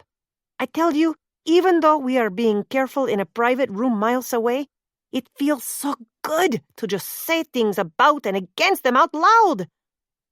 Everyone applauded, and Heck put his arm around Gina's shoulders. How Claire wished they could all feel free and safe here. But she was starting to relax for the first time in months. Really, since she'd first met Nick. "And Berto," Julia said, turning to Heck. "Your tech skills make you invaluable for working with Jack, and I hope, with me. Everything will have to be encrypted before it's sent, so we must be careful. Meanwhile, we can let it be known that you can do basic computer repairs because islanders could use that here. I know I can. And my daughter runs a business here and has an online sales site she could use some help with. And last but not least, Cody," she said, turning to Bronco. "Jack has said you're invaluable to him as a guard and assistant. 2 things. Do not think you are a glorified errand boy, but you will be our go-between so we do not use phones or internet for passing key information back and forth. And, if you are willing, it would be invaluable to me, too, if you could spend some time with my father. He'll latch on to you with a name like Cody Carson, and in a week you'll know everything there ever was to know about the old Wild West." "Suits me," Bronco said with a nod. "Sorry I can't tell him my other name, 'cause he'd like that too." Lexi surprised Claire by putting in, "We're all sorry about our other names, but you have to use the pretend one." "That's right," Claire said, and everyone else chimed in. "So," Julia said, "that takes care of everyone's temporary occupations, and we'll see how things go." Nick said, "You've done a lot of preliminary work. We can't thank you enough for the hospitality and the house. I never placed and hosted this many clients before, such a big, well, family. I really want to get you out to see the rural, more hidden parts of the island before the first snow hits. They say what they call the polar vortex will be harsh this year, and here we are almost in Canada." She'd mentioned hidden parts of the island. Claire wondered again if there were other Witsec witnesses, clients, secreted here. Rob Patterson had been right. This location was a great setup for privacy and lack of access, especially with winter coming. "And now, I have a surprise," Julia said. "That is, another one. I've asked my daughter, Liz, who, yes, does know what I do here besides running a riding stable, to join us. She should be outside in the hall, and just wait until you hear what she designs and makes for a living. A very good one, at that. Excuse me for a minute, as I asked her to wait until I brought her in. Maggie, you've been so good, and I'll bet you're hungry." "Well, I had 4 pancakes, but Lily didn't like them because she wants to go home to Florida." Darn, Claire thought. That talk with Lexi had to happen soon. Julia had been right about trouble with daughters, no matter their age, and she couldn't wait to meet her girl Liz. But as Julia went out into the hall, before the door closed, Claire overheard her say, "Wade, why are you here? I ask you to stay away from her." A woman's voice said, "I don't know how he got in, but I really don't think it's a problem if we're careful. So The door to the hall closed behind Julia, but Claire was sitting close to it. She could still hear their voices raised until the others started talking. So she got up and pretended to stretch, standing near the door. Nick knew what she was doing and frowned, but everyone else seemed oblivious. Julia said, "Wade, shouldn't you be at work? That's a good job in the jewelry store." "I am at work. I only saw Liz coming in here after I delivered a silver and Petoskey stone ring to that guy Liz says has been bugging your father. Kirkpatrick's staying here. Want me to give him a hint to keep away? To fly back out of this northern paradise? And tip your tough man hand? You and Liz, too, both know the rules, and they don't include romantic fraternization, to put it nicely. Please, or you'll have to be transferred, Wade. Or if Liz leaves like she wants, that will solve the problem here, so maybe I can get transferred back to Manhattan if you finally let her go. Don't try being clever. I have guests, the new renters for my father's property on Main Street, so I have to go back in. Liz, let's go. Claire just managed to sit down when Julia came back in with a beautiful blonde, blue-eyed young woman. She might be in her early 20s, but looked younger. And the way she was dressed, when she took her floor-length cloak off, Claire saw she wore a long black skirt and loose-sleeved white blouse laced up the front. But it was her embroidered, beaded lavender wasp-waisted velvet corset worn over those garments that made Claire gasp and Jace clear his throat. Everyone stopped talking except Lexi, who cried, "Mommy, I told you this is a castle, because that's the princess." Chapter 14. Sometimes Jace thought he was dreaming and wished he'd wake up. But no, he'd actually ridden a bicycle to his first day of work in a small airport owned by a state park and surrounded by a forest in the boondocks of Michigan. And his new job? Not sitting in his officer's uniform in the co-pilot seat of a huge international jet, but wearing jeans and a lime green vest, stuck on the ground holding up 2 orange batons to bring in a small prop plane. They'd even called him a signalman when they'd given him the protocols and training this morning, not an aircraft marshaller. It sounded to him like he was working at some old train depot. Still, he told himself, as he brought his first plane in solo to a gate, it got him out of the house where he had to watch Lexi and Claire with Nick. And yeah, he supposed this gig would help him keep an eye on strangers coming in, especially when the lakes iced over and most of the supplies and visitors were brought in by air. He'd been told that once the ice was strong enough, islanders and visitors on snowmobiles went back and forth to the Upper Peninsula's closest city, St. Ignace, on what they called an ice bridge. He brought the Beechcraft Baron in with the universal hand signals he'd seen so many times from the elevated cockpit. It was a piece of cake without the busy gates, ground tugs, baggage trains, food trucks, and air stairs he'd had to deal with for years.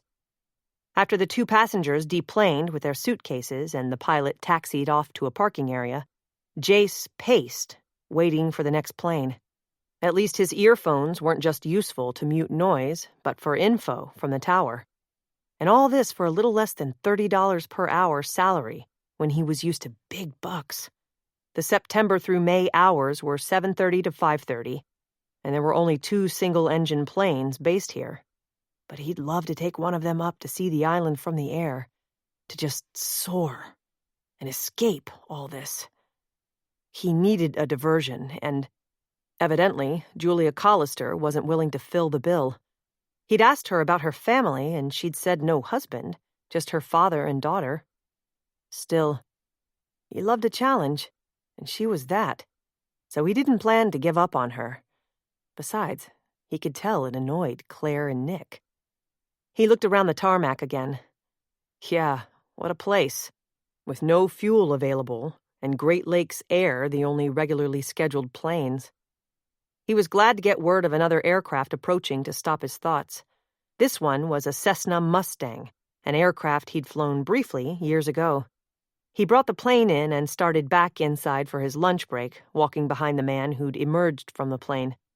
The guy was well-dressed in a black overcoat and gray slacks, totally out of place around here. and he wore fancy, tooled Western boots. Silver-haired and muscular, he strode with a purpose, almost strutted. When Jace got info through his headphones he was to lead the Cessna to a parking place in the hangar, he went into action again, walking backward most of the way while moving the orange batons. When he headed back toward the terminal, he saw the passenger from the plane standing and smoking at the edge of the tarmac by the terminal. Yeah, he sniffed it before he saw it. The guy was smoking a strong-smelling cigar. "You spend a lot of time near the planes even when they're not coming or going?" the man asked, expelling a plume of heavy smoke. He had a broad face, dark bushy eyebrows, and a narrow mouth. "Guilty as charged." "I was hoping to fly my Hawker BizJet in from Sheboygan, but they said short runway here, so I had to lease this smaller one. I came on the regular flight a few days earlier, but just went back to check on my plane and rented this one with the pilot to wait here for me. I'll make it worth your while if you'd keep an eye on this prop plane and give me an idea of a reasonable place for the rent-a-pilot to stay in town. I'm at the Grand, but he doesn't need all that. An econo place will do." "We're not allowed to recommend lodgings," Jay said, to cover the fact he had no clue about a place to stay but the Grand. "Inside, though, they could help you." Another plume of smoke went skyward. "Well, then, when you're here, just keep an eye on the plane for me. Call my cell if there's any problem with or question about it." Jace could tell the guy was used to giving orders. He extended a card to Jace, which he glanced at but didn't pocket. "Sure," Jay said. "So, Las Vegas, and you're here?" "Business. And if you'd like to make some extra cash, tell me how to reach you. I may well be buying a lot of things here in the near future, and will need someone to help me transport and load them." "Against the rules again, so..." "The rules are for those who need them. The rest of us rise above." "Forget it, then," he said, grabbing the card back from Jace. He stooped and rubbed the lit end of the cigar carefully on the tarmac between them. Then, with Jace still glaring at him, he took a flat cigar case, made of tooled leather that matched his boots, out of his inner coat pocket and put the unsmoked half of the cigar carefully in it. The inside of the box had one word: Cohiba. "Big bucks a pop," he said, "even if I have a source. Didn't get where I am wasting money or time."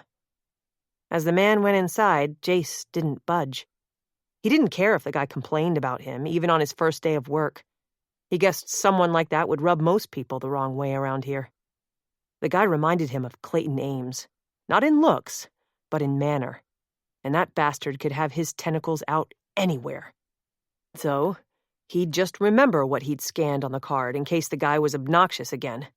He didn't catch the cell phone or fax number, but he'd sure remember the name Vern Kirkpatrick, Las Vegas Wild West Museum and Show. Claire was aching to go up into the attic to access the Widow's Walk and see the view from there, but Nick didn't need to climb all those steps yet. Nor did she want to do it without him or go alone. And she didn't want Lexi to know how to get up there, because who knew what her imaginary friend Lily might do. So she'd spent much of the morning talking to Lexi in an attempt to comfort and assure her, and to insist on a plan to get rid of Lily. They sat on the sofa in the parlor because the TV on the wall in what they were calling the family room seemed to distract Lexi, even when it wasn't on, almost as if she was seeing a show on the blank screen there. "Good behavior, like we talked about, is worth some rewards," Claire said when the child was getting antsy after about a quarter of an hour. But she wanted to summarize things they'd gone over, to comfort her more and give her hope. And she was yet to actually deal with Lily. "Mommy, I already let shark killers stay here to guard the house instead of go to lunch at the Grand Castle. And I appreciated your cooperation on that. I know we have had a hard time these last months, but this will be a great vacation for us here, and there is nothing to be afraid of anymore. I hear some lady crying at night. At first I was scared it was you." Claire sucked in a quick breath. Her heartbeat kicked up. No, sweetheart. That's just the wind. I heard it too. We'll get used to it. Maybe we can get some earplugs. But I want you to promise me that Lily will not come around anymore. If you really want to see Julia's horses, and maybe take riding lessons on one of her ponies, all that will be for you, not for Lily. She's not good for you or for us, so you have to send her away. Lexi thrust out her lower lip and snatched up the stuffed animal to hug it hard. How is she going to get off this island? On that ferry? And then how will she get home? So much, Claire thought, for behavior modification or rationality. But it hadn't worked for her to use the approach that Lily wasn't real when she was real to a frightened, uprooted little girl. We'll get her help to get home. Where does she live? Claire asked. Lexi sighed in exasperation. In our old house in Naples, where we should be. The big boat a friend gave us for a while wasn't really our home. Claire sighed. While they had lived on the borrowed yacht while solving the Mangrove murder case, Lexi had not mentioned Lily. But had she been haunted by her alter ego then? Claire pulled Lexi, stuffed whale and all, onto her lap and held her tight. I'll be sure Lily gets back to Florida. But as for us, we will have a home someday, with real friends, just like Cousin Jilly is to you. But right now, we are kind of playing hide and seek. More like tag and we're not it. Someone else is it, like that bad Mr. Ames people whisper about. Claire was shocked anew. The child was so perceptive, so easily damaged. Yes, kind of like that. But we will all be safe and happy here, she promised, kissing the top of her head and wishing so hard that she might, just possibly, please God, be telling her the truth. After promising Lexi they could visit Julia's stables tomorrow, Claire left her in Nita's care, learning more Spanish words. Gina went with Claire for a walk, leaving Heck. Nick and Julia in a planning meeting while Bronco kept an eye on things. Claire had learned yesterday at their hotel lunch where Liz Collister's shop was, and they were going to drop in, though neither she nor Gina wanted to buy a corset, evidently the new rage for some women and a fashion statement for others. Who knew? The men had been as much avid listeners as the women when Liz had shown off the one she was wearing and had talked about her hopes to move off this island to the bigger island of Manhattan, to set herself up in a shop. Claire had noted well that Julia had been eager to praise Liz's island corset shop, but was cold to the idea of one in New York City. It had also seemed to Claire, who had long made her career listening to and evaluating what people said and didn't say, that there was tension on more than that between mother and daughter. Maybe about Liz's beau, Wade? Claire and Gina found the small shop wedged in between two larger ones on French Street, not far from the ferry dock. Pretty close to the market shops, yes? But you'd have to be looking for it, Gina observed. In northern Michigan, don't you think you'd need to be looking for a corset shop to find it anywhere? Gina almost smiled. Claire had spent some time with her this morning, too, privately, in the parlor, just listening to the young woman talk about her misgivings at what she'd got herself into. Heck adored her, and she cared for him. But once out of Cuba, she felt she was, as she put it, still at sea, and she kept worrying about her mother. Not one more hair on her head can turn white over me, she'd said. Losing Alfredito nearly killed her. And now this. Despite your parents' grief at your leaving, they want what is best for you. Once we get through this, we can get you into med school, hopefully, in Florida. If the U.S. reconciles with Cuba, things will open up, and you can more easily visit. And my father, he yelled at me and Berto to marry right away, and he wants to. But I say not yet. Not now. You're doing the right thing. I married much too fast. Twice. Claire had reached out to grasp Gina's hands.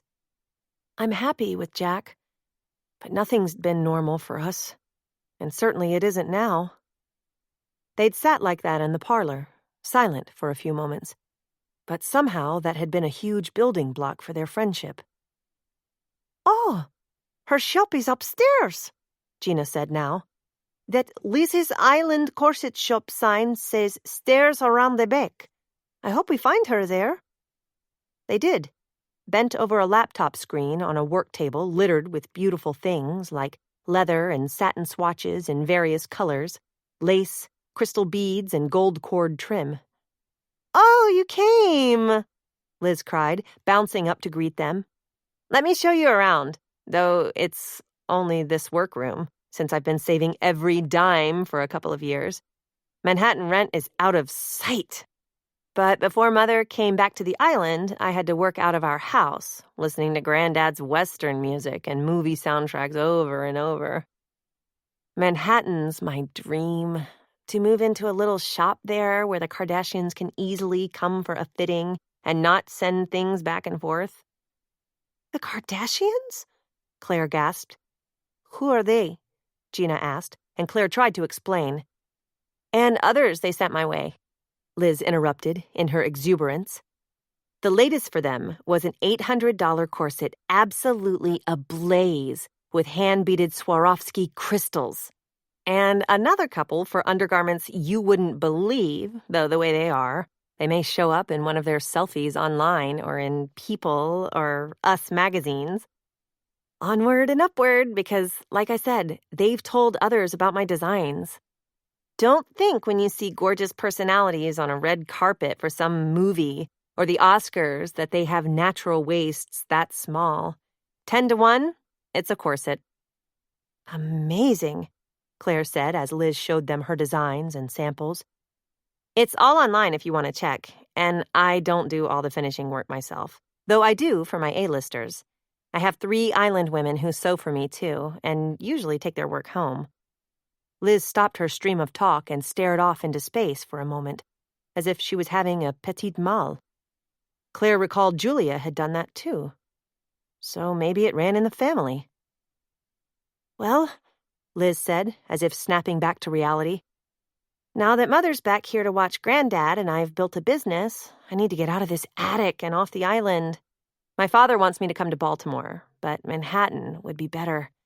Mother's dead set against my plan, and we've had words about it." "I picked up on that," Claire said. "So your father's in Baltimore?" "Right, where he thinks not only I, but Mother should be too. They're divorced, but he still carries a torch for her. He comes here once in a while to see me and her, but they're hardly simpatico." "Shades of Jason me?" Claire wondered, but she said, "So your mother came back not only to take care of your grandfather, but so you could have your dream and leave?" "More like to convince me to stay here and just sell online. But she doesn't understand about fittings, sometimes several for one garment." "I love the island, but I've got to go. She loved it here, but she left for a career, so," she said, as if snapping out of another place with a faraway look. "You let me know if you'd like a custom-made corset at a very good price. Men love them, too, for their women. The newest thing in bedroom lingerie." Bedroom lingerie. Claire had asked Julia this morning in private if she could recommend an OB/GYN on the mainland, and she had a name. If she was pregnant, it was no time for a corset. "So no childhood sweethearts to keep you here?" Gina asked the question that Claire had decided not to. She'd really like to ask about Wade. "Would you believe I've been proposed to twice by islanders and turned them down both times? When Liz walked them downstairs to say goodbye, a handsome young man was just heading up the steps. He had slicked back raven dark hair and the touch of beard stubble that was supposed to be so sexy these days. "Oh, Wade," she said, "you promised to at least wait till Saturday." Perhaps realizing she had said too much, Liz told them, "This is a friend, Wade Buxton. I'm referring to a huge convention this weekend of that old romantic movie Somewhere in Time at Grand Hotel, and Wade has promised to help me hand out ads for corsets. The perfect captive audience for Victorian-era fans. So," she rushed on before he could speak, "these ladies are Gina and Jenna, renters in Granddad's widow's watch house, and they're just leaving." Liz practically dragged Wade past them up the stairs and called down another goodbye. So was this man one of Liz's suitors she'd turned down and Julia didn't like him? What Claire had overheard at the hotel made her think he might actually be another Witsec refugee. Julia had introduced Liz to them, but if Wade was also a witness in hiding and had got too close to Liz, Julia could be panicked over that. Claire almost missed the bottom step when Wade called down to them. Just thought of something, ladies. That old widow's watch place is the one with the ghost that walks upstairs near the roof. Really? Claire said, turning back and looking up. Her pulse began to pound. Yeah, looking for a man lost at sea. Wade had some sort of Eastern accent. Brooklyn? But Claire stayed riveted on his words. I guess she keeps crying. Some say they've seen her, too. Wade, never mind, Liz scolded. All superstitions. Caramba, Gina whispered. That's all we need, Claire muttered, but with a wave back at Liz, steering Gina away, she kept on going. Chapter 15. Claire waited in Dr. Manning's examination room, staring at a chart on the wall of a baby in utero. The test had been simple.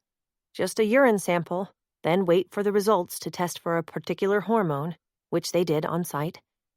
But why was it taking them so long to get Nick from the waiting room so he could hear the news with her? The nurse had gone out to bring him in, and the doctor had said he'd be right back with the results. And could this really be happening? A baby when her marriage to Nick had just begun?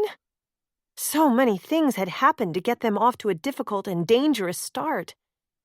They'd taken a taxi to get from the ferry to this St. Ignace doctor Julia had recommended. All the islanders went to him, she'd said, and had their babies off-island. At least, Claire thought, it was great to have someone people trusted. She'd been through so much trauma and upheaval, so maybe that was the cause of her missed period. Her exhaustion. Her strange stomachache. The door opened, and Nick entered. The nurse says he'll be right in. I heard him go into the next room. He's very kind, says he's delivered island babies for years. Would you mind? He asked, sitting in the chair next to her and leaning toward her to take her hands in his. You mean being pregnant right now? With everything we still have to face? And when we haven't been married, or together, that long. Is that what you're thinking? I'm thinking how much I love you. That I did hope we'd have a family someday, and that I'm excited about the idea of a child, even when we're hiding out and probably being hunted. She leaned closer to him and they kissed, quickly, then slowly, then parted when they heard the doctor's voice in the hall. Despite the distractions, she told him, I'm starting to feel safe on the island. It will be even better when the water ice is over, though Jace said they still fly into the airport in the winter, weather willing. A quick rap sounded on the door and the doctor came in. He had a clipboard in his hands. Congratulations, he told them with a smile, lighting his weathered face. It's early, so not much more to say because this hormone test will be positive even 10 days after conception. But you said your prediction is probably less than a month along, Mrs. Randall? I'd have to say you two know more than I do about that right now. Nick squeezed her hands, and she pressed his back.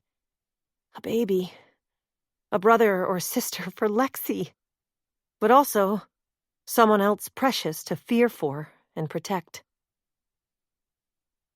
Claire and Nick ate that night at the nearby Island House restaurant, telling the others they just needed to get away for a bit.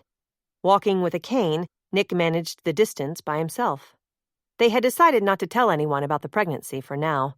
Over dinner, they made plans, happy ones, about safety and a future home. They talked of the day that Ames would be indicted and judged guilty and rot in some American prison that had no luxury suites, flesh-eating goldfish or poison garden flowers, and no kingdom of spies at his beck and call. One other thing, Claire said as they went out and strolled slowly home along Main Street. Something else I don't want to share with everyone, at least yet. I told you we met that Wade guy, Wade Buxton, that Julia wants to steer clear of Liz. Well, When Liz mentioned where we were living, he said something like, "Oh, the place with the ghost, the woman who lost her husband." Ghost? Oh, great, just great. Not that I believe in ghosts, only in human hauntings. But I can see why that superstition got started since the wind shrieks up there. Claire, you're not letting that get to you, are you? You don't believe there's a ghost up there wailing, right? I never believed in ghosts, until that time I nearly drowned. And then, I know it sounds insane, but I saw something. 2 people helping to save me then. 2 dead people from the past. You were delusional. Lack of oxygen, and the brain can do weird things in that circumstance. Plus, you'd been off your meds. She gripped his arm and they stopped walking. Nick, Wade Buxton said some people have seen our ghost widow. Baloney. But Julia should have mentioned it. Hope there's nothing else she didn't tell us. When they got back to Widow's Watch, Claire decided to wait for Nick downstairs in the parlor while he huddled with Heck in the dining room. Happy to have a laptop, he had been writing up statements Nick had made about Ames's past, including Nick's insistence that Ames, once a family friend, had actually killed his father and staged it to look like a suicide. That shattering event was what had inspired Nick to form South Shores years later. Through it, often privately and without fees, he helped families whose loved one had suffered an apparent suicide to prove it actually had been murder, or even an accident. Insurance companies often had clauses that refused payment of life insurance death benefits if the person killed himself or herself. So a lot of money could be involved. Nick's support could be legal once he'd disproved suicide, and that was why he'd first hired Claire. Interviewing the family, friends, and psyching out the dead person's state of mind was the realm of a forensic psychologist. To Claire's surprise, as she entered the dim, silent parlor and snapped on a lamp, Jace unwound his tall frame from being slumped on the sofa. "Oh, sorry if you were sleeping," she said. "Something wrong with your bed upstairs?" Should I say something lovelorn, like I'm lonely, especially there? Everybody else is more or less paired off. "How did your first day at the airport go?" she asked, taking the coward's way out by not pursuing that. She instantly felt guilty for not saying she understood. After all, she'd reached out to Gina and the others, but this was different. Delicate. The airport was all right, he said with a shrug. Boring, but better than hanging around here. I hear Julia was here for a while today, so it's a good thing I was elsewhere, right? I didn't say that. Maybe I made a Freudian slip, Miss Psychologist. Jace, that's not a Freudian slip, but you've obviously realized it's bad judgment to flirt with her. Flirt? Sounds like we're back in middle school. She's an interesting, important woman to us. Interesting and important, all right? So cozying up to her is against policy and not a good idea. If someone's on to her, they could find us. That's why she wants to keep that Wade Buxton character away from her daughter, I think. What if he's a Witsec refugee here, too? He shrugged again and shook his head, frowning. I've seen you're very friendly with Julia, so why not me? That's different, and you know it. Mrs. Jack Randall, what I know is that you're sounding as if you're jealous of my finding her very attractive. Disaster on the horizon, brother-in-law Seth Randall. Hey, no man's an island, even on an island. I resent your thinking I'd do something to risk our safety. Julia's obviously safe, whereas who knows about someone else I might meet here. Now, I'm going upstairs to read Meggie a story tonight instead of you. Or better yet, since we haven't seen any kids' books here, I'll make up a story about a family who lived safely on an island. No divorce, no lies, no jealousy, no hard times. He walked past her so fast she felt a breeze. Or, actually, a cold wind blowing between her and the man she'd once loved and had a child with. The one who had kindly, courageously saved her husband just last week. The one she still cared for more than she ever wanted him, or anyone, to know. Once they got down from the carriage Julia had sent for them the next morning, Lexi skipped along at Claire's side, so excited to be going to see horses and ponies. Bronco had come along with the two of them, planning to meet Julia's father, Hunter Logan, with whom he'd spent some time to free up Julia and Liz from keeping an eye on the old man. Liz had said he was sinking deeper into the dark pit of dementia, living in the past, obsessed with his Western collection, but not unhappy. The stable was across a treed lawn from the large home, on a back road above the harbor and the fort. Julia had been reared here, evidently soaking up good guy versus bad guy Western movies that, in a way, had sent her toward a career in law enforcement and the FBI. Claire's mother always used to say, "What goes around comes around." And maybe that was true. Now Liz wanted to leave, just as her mother had. It was a brisk, sunny day, and Julia was washing down a pinto pony with a hose and brush just inside the stable door while soapy water from her hose spun into a floor drain. "Oh, good, you're here," she greeted them. "Maggie, I'd like you to meet Scout." "That's a funny name," Lexi said, barely able to stand still in her excitement. "What does it mean?" "It's named for a horse that used to be on a TV Western, but not the Gene Autry show, like you'd guess, once you step inside the house. It was the name of a faithful Indian companion's horse on a show called The Lone Ranger. Here," she went on, "I'm almost done, and I'll show you around the stable, if your mom and Cody want to go inside. Dad's physical therapist that visits from the med center is just about to leave, so he could use some company." "We'll go right in," Claire said. "Just introduce yourselves, though he won't remember later," she said, sluicing the soap off the pony.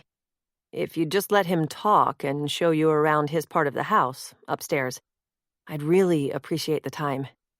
Maggie and I will be right in after I show her around. Then we can talk about Cody spending some time with Dad for a salary. Meanwhile, just pretend you've stepped into some old Western movie." "You do everything Julia says now, Maggie," Claire said, giving her a swift side hug. But the child was so wrapped up in the horse, she paid about as much attention to Claire as the horse did. Good, she thought. Something to occupy her mind other than Lily, who was supposedly on her way to Florida. Just like they all would love to be. Claire glanced back at Lexi as Julia gave her the hose to wash the pony. What a blessing. A positive reinforcement, something to look forward to. Claire decided to go to the island's public library and get some girl and horse books they could share. Strange, but of all the people Claire had not only counseled but tried to psych out, she realized Lexi was the hardest to deal with because she loved her so much. And now there would be a second child. As they went in the back door Julia had indicated, strains of a man singing greeted them. A mellow tenor voice with tinny musical background crooning, "Back in the saddle again." "Gotta be Gene Autry," Bronco said. "I was too young and missed his heyday." Me too. But I bet we're about to make up for that right now. I'm impressed Julia had befriended us the way she has, trusting us to meet her family. As soon as they walked in through the kitchen, they saw a sign with an arrow. Hunter Logan's Wild West, upstairs. They followed the arrow and the music. When they entered a large room on the second floor, a young man, evidently the physical therapist, jumped up, greeted them, and made for the door. Claire realized he must have had orders to stay with Mr. Logan until someone else came. They introduced themselves, but there was no chatter after. "This is really Gene's theme song, you know," Mr. Logan told them, humming, then singing along with the words. "It's the essence of him. Love of the West, closeness to his horse, friendship.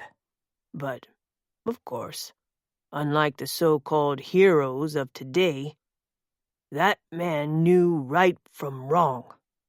You know, the good guys versus the bad guys, and the good guys win." "Sure," Bronco said. "I like that too. It's the gray guys, the ones that hide the truth and are phonies I can't stand." "Let me show you my things," Mr. Logan said, gesturing. He was dressed in jeans, a turquoise-studded silver belt, a fringed plaid shirt and Western boots. A tall, handsome man, he looked tan and fit, though he walked with a limp. He gestured toward the wall behind them on which at least 20 still photos of scenes from Western movies hung. "That one's from Rim of the Canyon. My favorite," he told them, pointing. "That frame shows an old prospector warning Jean that killers are in the area." Claire's gaze snagged with Bronco's. They'd seen enough of something like that, she thought. "There's a spooky building in that movie, too. See?" Mr. Logan said, tapping the black frame of the next photo. "And this third one's from Gold Town Ghost Riders. You won't believe it, but at the end of that film, ghosts might have been the ones to knock off the villains and save the day." "Oh, look at all this," Claire cried as she got a glimpse into the next room where 6-shooters and old rifles were mounted on the wall in labeled glass cases, then lower in glassed-in shelves with a guitar, boots, 10-gallon hats, and autographed copies of letters, contracts, and pictures of the singing cowboy. The old man was so knowledgeable, so sharp about every little detail. And he had dementia? "This here's my favorite gun on display," he said, pointing to one in the glass and wood case mounted on the wall. "It's one Jean actually owned for a while. The old trusty 6-shooter. When he sings 'Back in the Saddle Again,' you just listen for that line about 'my old 44, 'cause that may be this very gun," he said with a sigh. Julia soon joined them with Lexi in tow. "Mom, I fed Scout an apple! And, oh, look at these pictures of a real big horse!" "That's Champion, little girl. But I won't let Julia name any other horses that, because there is only one." "One favorite horse?" "No, one favorite cowboy." "But did you say your name was Cody, young man?" Mr. Logan said, turning to Bronco. "Julia and I don't see eye to eye on horses, that's for sure. She fusses if I want to go off riding on my own. Back in the saddle again," he said with a frown in his daughter's direction. Well, he remembered Cody's name, and that was good, Claire thought. People with dementia often didn't recall what happened a few minutes ago. But still, she'd picked up on bad vibes from Mr. Logan toward Julia. "Yes, sir. I'm Cody Carson," Bronco said. "I hope we can be friends." "You'll have to explain which you are, of course, and get back to looking like you should," Mr. Logan said, going now into lecture mode with a bobbing, pointed index finger, but at least not glaring at Julia anymore. "And you cannot be two people at once, even if I am. So are you Buffalo Bill Cody or Kit Carson? You look more like Kit. There is no room for your photos or guns here, but I'd like to ride out to visit wherever you keep all that." For a second, silence reigned. Bronco looked, to use the best word, buffaloed. Claire, a psych major that she was taken aback that the old man could slide from apparent rationality to these delusions. Julia looked more than embarrassed, dismayed, and Lexi was quiet for once. "Well, Cody Carson," Julia said, "I'll just let you explain that. And don't worry whichever way you go. Just your being here is so much appreciated.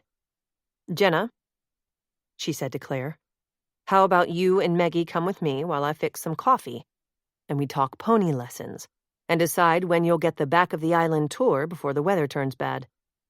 "Sure," Claire said, and tugged Lexi away. She saw Julia wipe a tear from the corner of one eye. Here, dealing with her father she obviously loved and wanted to protect, with her daughter, who wanted to leave island security for the big city. Well, Maybe the coming bad weather and even hiding Witsec fugitives were the least of Julia's worries. Chapter 16. When Nick and Claire finally headed up for bed, he noted Bronco standing on one foot, then the other, at the bottom of the staircase. "Something come up?" Nick asked him.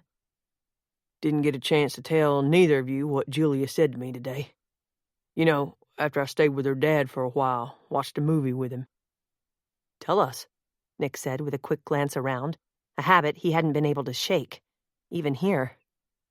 "She told me a guy named Wade Buxton, looks like some kind of movie star, she said, and a Vern Kirkpatrick from Las Vegas, not allowed to come in her house or get near her dad, just to tell them no if they called or showed up." "Claire's told me about Buxton. So what did she tell you about the Las Vegas guy?" Nick asked. "I'll bet he's the one she mentioned who's trying to buy her father's Western collection.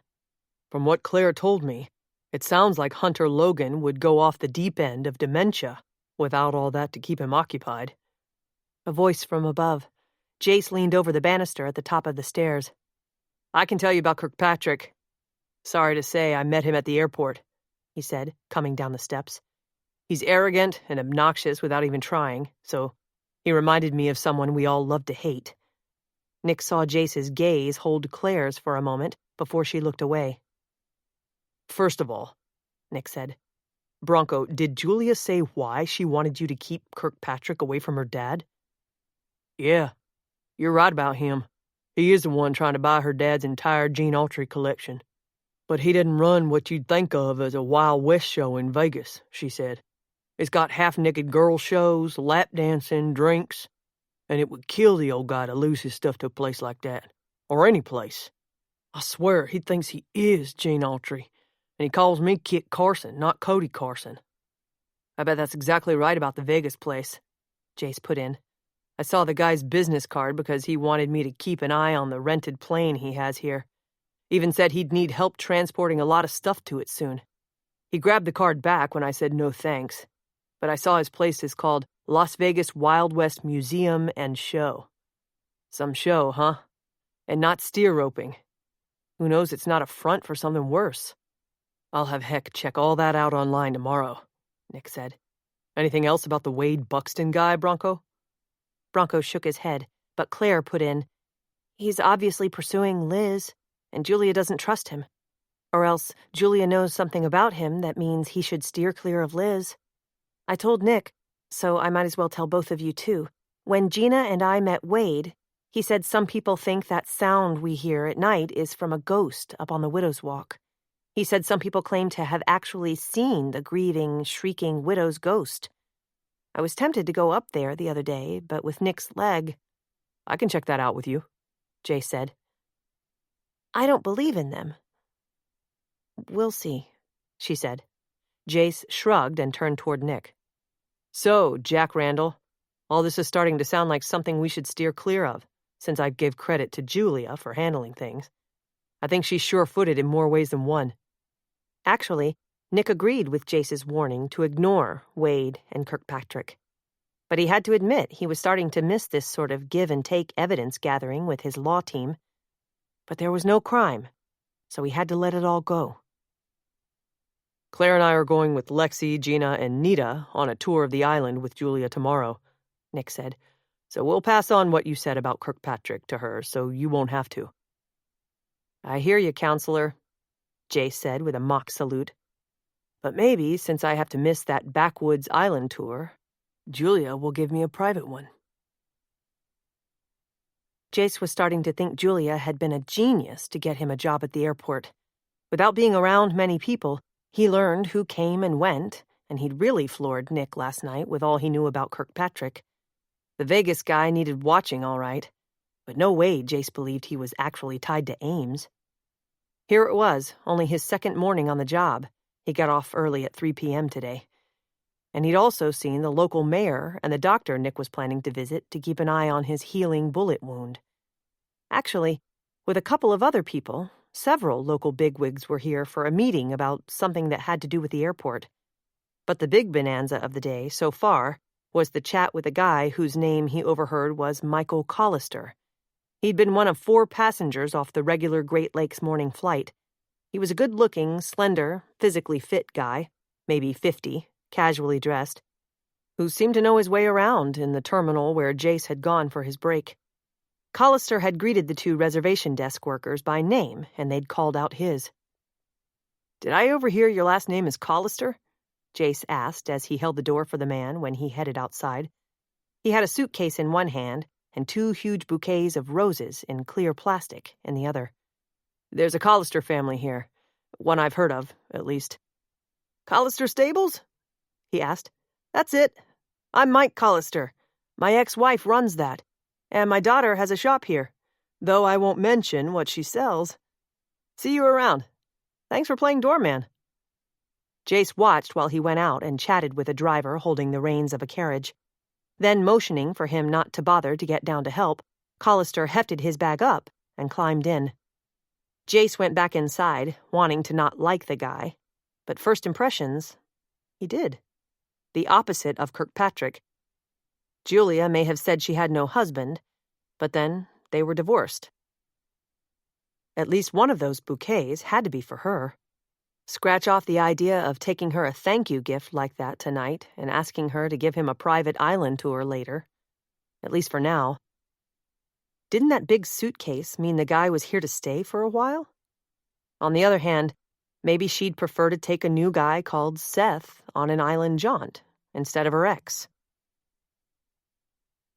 "I appreciate the heads up on Vern Kirkpatrick," Julia told Claire and Nick, as she harnessed 2 of her horses to one of the stable's wagons just after lunch that afternoon, so they could see what she called the backside of the island in broad daylight.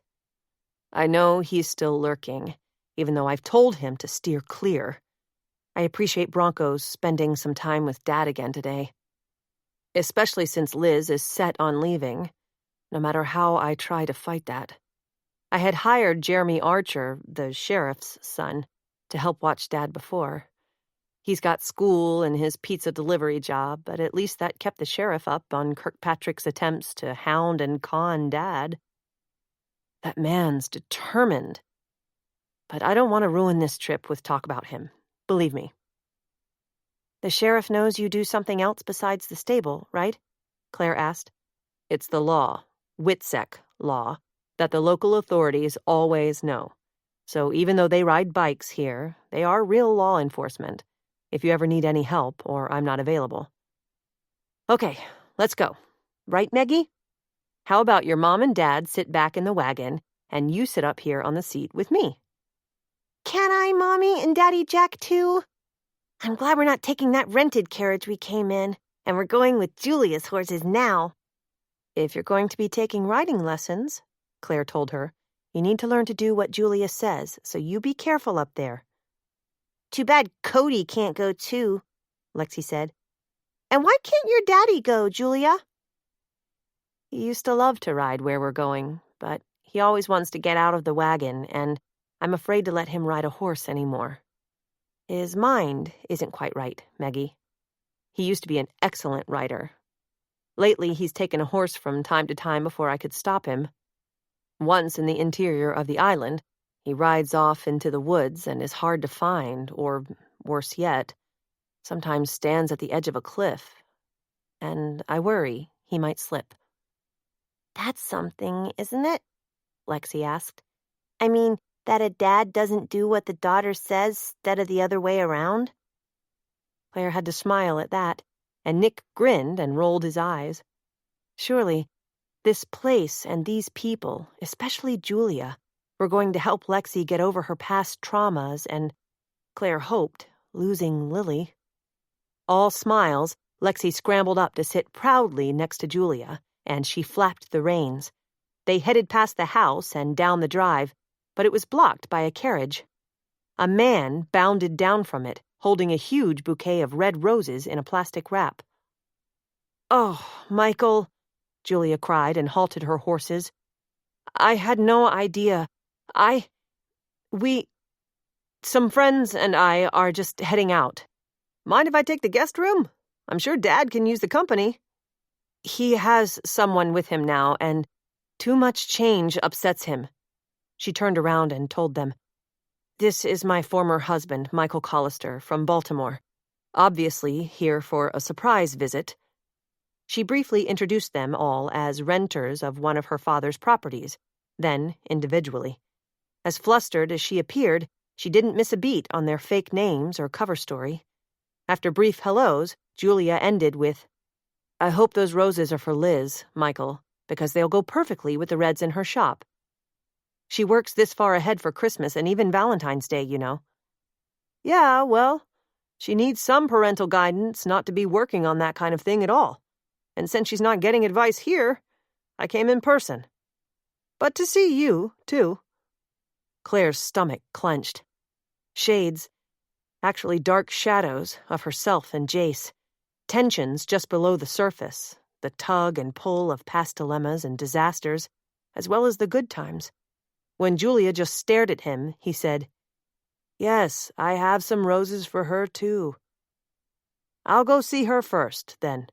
Is she home or at the shop?" "At the shop, but as busy as ever." "I'll be back. Meet you at your old spot later if I can borrow a horse." "A restaurant will do. Are you staying at the Island House again?" Ironic, Claire thought, since that was where she and Nick had eaten dinner. Like Nick, she sat riveted to this little domestic drama. Michael only nodded, as if he'd run out of civil words, though he was well-spoken, with a calm demeanor and managing to hold his anger in, especially under the circumstances of being publicly shafted by his ex-wife. But crashing in like this? What did he expect? Julia sat like a statue until he motioned for his carriage driver to pull up so their wagon could get out into the street. As crazy as her life had been lately, Claire couldn't help thinking Julia's no-doubt tough FBI training would pull her through the stress of a former husband hanging on. But then, had her own psychology and forensic training helped her handle Jace? Chapter 17. As Julia drove the wagon away from her house, Claire noticed Bronco, who was staying with Hunter Logan, peering from an upstairs window. Maybe he was wondering if Michael Collister was Wade Buxton or Vern Kirkpatrick. Poor guy. He might now have another persona non grata to watch out for. "We're heading through the heart of the island to get to the North Shore," Julia told them as she turned the team right to start up the hill on Fort Street. As they passed Fort Mackinac, Claire stared at the statue of Father Marquette, standing alone in the middle of a grassy yard. Even in the sun, and in this wider setting, her brain flashed back to that statue of the dead woman in the cemetery, with the baby in her stony arms. She shook her head to clear it. They were turning onto Huron Street, going more uphill into a heavily forested area, then onto Arch Rock Road. Wasn't Arch Rock the site Julia had said she especially wanted them to see today? As if Julia could read her thoughts, she said, "Wait until you see Arch Rock and the amazing staircase that climbs up the side of the cliff near it." "Maybe great for looking at," Nick said. "But with my leg and Meggie being small, it sounds like the staircase should be saved for later." "The Arch Rock view is worth the trip," Julia insisted. "I'll just show the stairs to Jenna, and she can take you back there when you're ready. There was an older staircase there for years, just log steps, dangerous and rotting with erosion under it. But it's all been rebuilt, widened, and the view is breathtaking. My favorite place, anywhere on Earth." "Are there flowers to pick around here?" Lexi asked. "You're not supposed to pick them in the Everglades, only in gardens." "Let me put it this way," Julia said, gesturing at the magnificent orange, gold, and scarlet hues of the October trees on both sides of the narrow road. "Mackinac State Park, which we're in now, is 80% of our island and includes all these big trees with their beautiful, colored leaves, so you can pick those off the ground. We're proud of its being the second created of all the national parks, after the more famous Yellowstone out west. And Meggie," she said, looking down at her seat partner, who kept watching the two-horse team over anything else, "though the woodland flowers are gone right now, The park rangers can make you pay a $50 fine per flower if you're caught with them. They are protected, and how. I think that's real good, Lexi said. I'd like to be protected, or somebody has to pay. At that, Claire's eyes filled with tears. She blinked back before Nick could see them. Out of the mouths of children. Her child, and yet, a ways off yet, another to come. Ta-da! Julia sang out and pointed ahead after a 20-minute drive through what became mostly dark green spruce, pine, and cedar. Their lofty limbs seemed to lord it over the dense, shadowed forest floor with its thick carpet of leaves and needles. Arch rock ahead, but we'll tie up here and just enjoy the view. Usually this place is crawling with people, but not this time of year. Great. No one else in sight. The view of Arch Rock, framed by the autumn trees, was stunning. They climbed down from the wagon and walked slowly closer to the edge of the cliff from which to view it. They stopped and stared. Rising from supporting stone below, with the azure Lake Huron beyond, rose a huge, rough rock arch of stone with a hollowed-out center, like a massive, open gate. Can you believe people used to be allowed to climb all over that? Julia asked. Way back to Native American times, when the tribes believed this was the entry door to Earth for their Great Spirit. People have been in awe. They thought Gitche Manitou would then climb the giant staircase, which has since tumbled into the sea. So they believed mankind built a staircase from this height down to the shore level. It's a bike trail and picnic place below now, on Lakeshore Drive if you ever want to ride your bikes or even snowmobiles there, when Jack's leg heals. This place has meant many things to many people over the centuries, including me. Claire noted that even Lexi was quiet at the sight. It's amazing, Nick said. Thanks for sharing it with us, Claire added. I'll be right back, Julia said, suddenly sounding stuffed up. Just give me a moment. Claire and Nick looked at each other as Julia walked away. Nick shrugged. Claire wondered if she was heading for the public restrooms she'd seen nearby. But no, she wasn't going that direction. Hold Maggie's hand, Claire whispered. I think Julia needs someone to hold hers. She more or less said she wants to be alone. I know. I'll just see if she's okay. It's everything at once for her. Being kind to us, her ex showing up, Liz leaving, her father's situation, then Buxton and Kirkpatrick. And getting ready to give me writing lessons, Lexi put in. Claire gave Nick the take care of Lexi look and hurried after Julia. Though at first she thought she'd disappeared, she saw she had just sat a few board steps down on what must be the new staircase she'd talked about. Yes, a sign read, Spring Staircase to Lakeshore Drive. Claire hesitated a moment as she looked down at Julia and below. The staircase was ingeniously constructed with a bolted concrete base to cling to the side of a very steep hill. Really a cliff, though trees, rocks, and exposed roots clung too. And yes, in spots were remnants of the much older staircase Julia had mentioned, one much cruder and narrower. Holding on to the sturdy railing, Claire went down a few steps and halted. I don't want to bother you, Julia, but just want to know you're all right. She didn't look up, but nodded. Well, not really. I'm trying. She dug into her jacket pocket, produced a tissue, and blew her nose. Claire went down a few more steps and sat 3 up from Julia. You don't have to say anything, she added. Your dossier said you have a psych degree, Julia said and blew her nose again. Even if my life was on an even keel right now, I'd probably cry at this place. It moves me deeply. The beauty and timelessness of it, even with this fairly new staircase. I love it here, when it's not swamped with tourists, though I'm glad they come. These winding, steep steps and my life intertwined. Claire avoided filling the silences with her own words or questions. A tough task, always her weakness, as she wanted to reach out and help, to comfort and advise. Arch rocks seemed so close, as if they could touch it, despite its distance. It felt to Claire as if the forest hovered behind them, both views soothing and somehow threatening. The road far below and the distant crashing waves on the edge of the lake wove a strange spell. Julia suddenly spoke again. Just a bit farther down, I accepted a proposal of marriage, and several years later, told my husband there we were going to have a child. Sadly, my mother died right here on these older steps you can see below this spot. Heart attack when she was hiking. She loved it here too. I'm sorry about your mother.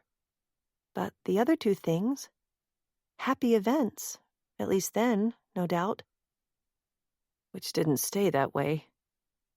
Lost Michael, and I'm losing Liz if I stay here. But I need to stay here. Not only because of my father or my career, but because I want to live and die here. Michael could do his consulting work from here, but he refuses. Other things, even another woman, keep him in Baltimore. She heaved a huge sigh. Yet I could stay here forever. But he brought you roses. He wants Liz in Baltimore, so needs me to help convince her to go there and not New York. Claire wanted to argue that she sensed it was not just Liz that had brought him. But she had no right to intrude more than she had. Still, Julia had been so kind and gracious that she'd love to give back to her. But wouldn't that be stepping over the Witsec line that Jace had been warned against? So, Julia said, suddenly standing and leaning, stiff-armed on the railing, bending slightly over to look down. Then, still without turning to face Claire, she wiped her cheeks with both hands and turned to come up the steps. Claire stood too and went up the few stairs to the top ahead of Julia. So, she echoed Julia's single word when she joined her. You said there was one more place you wanted to show us on the way back. But you can't top this view. Nothing can. At least for me, she repeated as they walked to where Nick and Lexi were waiting. And maybe, as morose as I've been just now, and I apologize for that, we shouldn't even make that other stop today, or it might give Meggie nightmares. There's a place called Skull Cave on the route I was going to take back.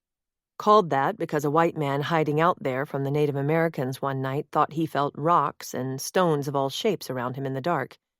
When he woke in the morning, he was hiding in a cave where the Native Americans buried their dead, and those were bones and skulls. Ugh. Yes, maybe Skull Cave for another day.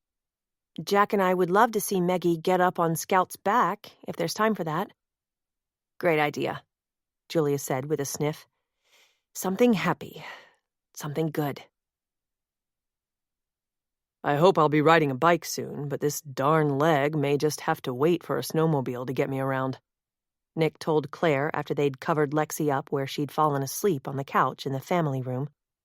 She'd been so excited and used muscles gripping Scout's sides so hard that she was exhausted. And to think, Nick went on with a sigh, we're all going to learn how to drive again. Snowmobiles. Bronco should be back by now, shouldn't he? Claire asked Nick as they sat like old folks in wicker rockers on the front porch of Widow's Watch. Nita's been wearing out that stretch of sidewalk waiting for him. Maybe I should walk down with her to meet him or get him. It's crazy not having a cell phone or landline, but Julia warned against using either, even though we have them. The fewer trails we leave, the better off we are, even here. She scared me today, Nick. I glimpsed not only a chink in her armor, but a huge hole. It's wrong for us to think law enforcement or FBI like her are always strong and steady with no problems. Like they are just here to take care of us. I know. I've seen desperate people look at me as if I can save them from prison or Bring back someone who was murdered. My mother used to look at me that way after Dad died. I was so young then, and I was all she had left. But hey, you don't need another client begging for your psychological services today, and a non-paying client at that. Sure, take a turn helping Nita so she quits worrying about why Bronco isn't back. Heck's researching info about Vern Kirkpatrick. Gina's gone to interview at the medical center, so I'll just be Mr. Mom with Lexi. In practice for when we'll have 2 to tend. She leaned over the arm of her rocker and kissed him soundly. Then, without even going for her purse or sunglasses, went out to Nita so they could walk up the hill to Julia's. Julia wasn't in the stables, and things just didn't seem right to Claire. Someone, Julia, of course, must have reharnessed the 2 horses to the wagon they took this morning. They stood stomping and snorting, impatient to be driven. Scout looked fine in his stall, but 2 other horses were missing because there were only 6 here. For one moment, Claire hoped, that Michael had come back, Julia had talked Bronco into staying a while longer, and they'd gone for a ride. Maybe they were going to take the wagon at first, then decided to take the horses. Claire had to admit that she wanted things to go well for her. Maybe they went back to that romantic spot where Julia had said he'd proposed, and where she'd told him a child was on the way. But everything that had happened today told Claire that was mere wishing. Her instincts, her intuition, her training told her something was wrong. The house door was open and no one answered when Claire called in. I suppose Bronco and Hunter Logan, that's Julia's father's name, could have gone for a walk, Claire told the nervous Nita. She had been driving Claire crazy, saying all the way she thought something was wrong. But after all they'd been through since they'd hired Nita back in Naples, no wonder she'd learned to be on edge. Cody? Mr. Logan? Claire called into the kitchen and then from the bottom of the stairs. I know the upstairs layout. Julia won't mind. Let's go check on them. Her stomach cramped with foreboding.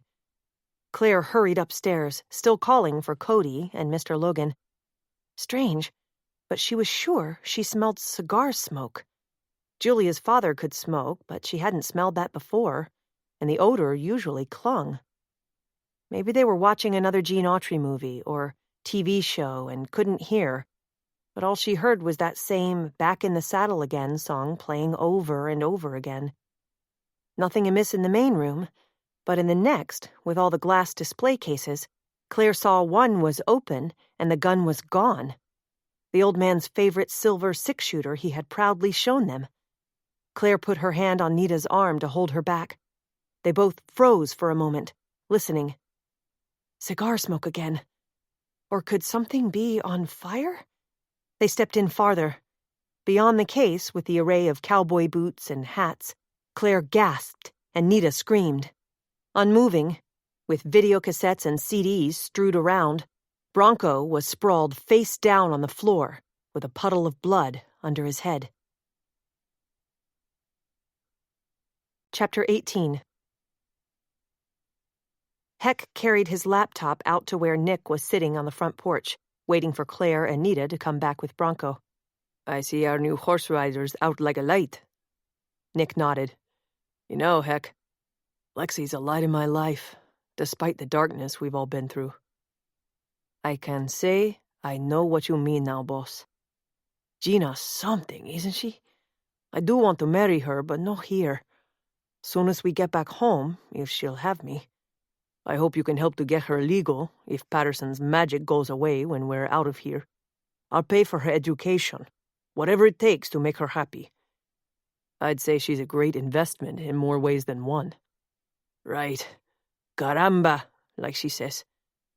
I better get used to her earning a lot more money than me someday.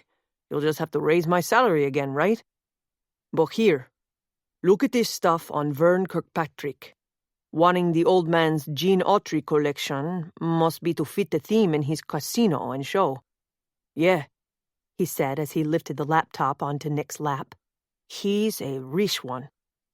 Jace was right about him.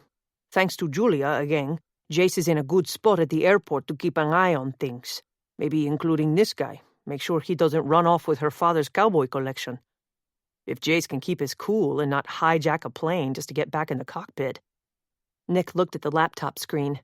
It listed Kirkpatrick's top investment deals in Q2, the second quarter, as millions of dollars. Mega deals in technology and luxury real estate, but, of course, no names of clients. It was a long shot, but he could know or work with Ames. Then here, Heck said, leaning over to hit a few keys to bring up another page. The interior of his Las Vegas Wild West Museum and Show, which must be a hobby to amuse him, or even some kind of tax shelter. Nick whistled low as a page with a topless chorus line filled the screen. Well, not topless, since the 6 women were wearing tiny fringed vests and minuscule skirts that hid very little. A hobby, Nick said, or a way to get access to the, workers he pays. Yeah, he's done that too. Evidently even married a couple of them. Heck brought up another page of a large display room with cowboy posters, shelves of memorabilia, and slot machines.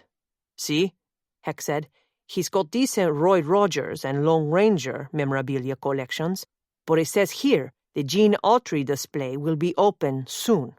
There's an official Gene Autry museum in California. What's this Kirkpatrick's background?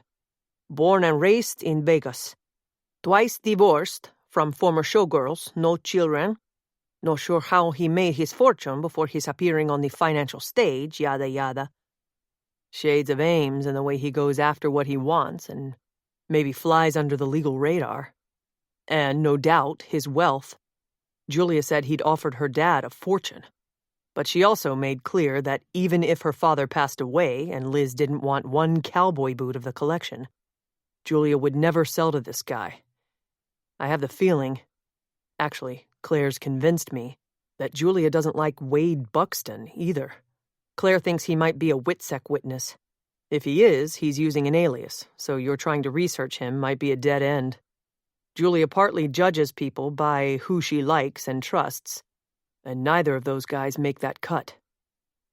Not my place to say this, maybe, boss, but does she like Jace? He likes her. He said the forbidden fruit is best. Nick swore under his breath. I'd trust her to keep her head, but I don't know about him. And, he thought, he'd better quit looking at Claire like she's forbidden fruit, too. Claire tried to beat back her panic. Bronco's head looked split open on the back right side, like he'd been hit from behind. The blood still looked sticky and had that fresh copper smell. This had happened recently. Where were Julia and Mr. Logan? Nita was whispering a prayer in Spanish. Claire knew better than to move Bronco. Trembling, she touched the side of his neck. He was warm and had a pulse. "He's alive," she told Nita. "Stop crying. Put your jacket carefully against his head wound to stop the bleeding.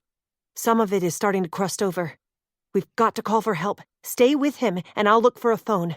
I don't care what Julia says. We need phones even here in Paradise." She was angry Julia had talked them out of the ones the FBI had given them. She got to her feet and tore through the upstairs. No landline phones, at least not up here, and Julia and Liz would have their cell phones with them. So where was Julia? "Stay there!" she shouted to Nita as she passed the room again to go downstairs. Her forensic training instincts kicked in. She should not be leaving fingerprints everywhere like this, on the banister, doorknobs. No phone she could see in the living room. She burst into the first room at the front of the house. What was once a parlor and a dining room must have been converted into bedrooms for Julia and Liz, with a bathroom between. She could tell whose room was whose. Liz's, in mauve and pink, was a mess, including a work table with sketches of corset styles strewed across it. Julia's bedroom, in blues and greens, had photos of Liz and a middle-aged couple that were Mr. Logan and, no doubt, her mother. The woman had been beautiful. Liz looked like her.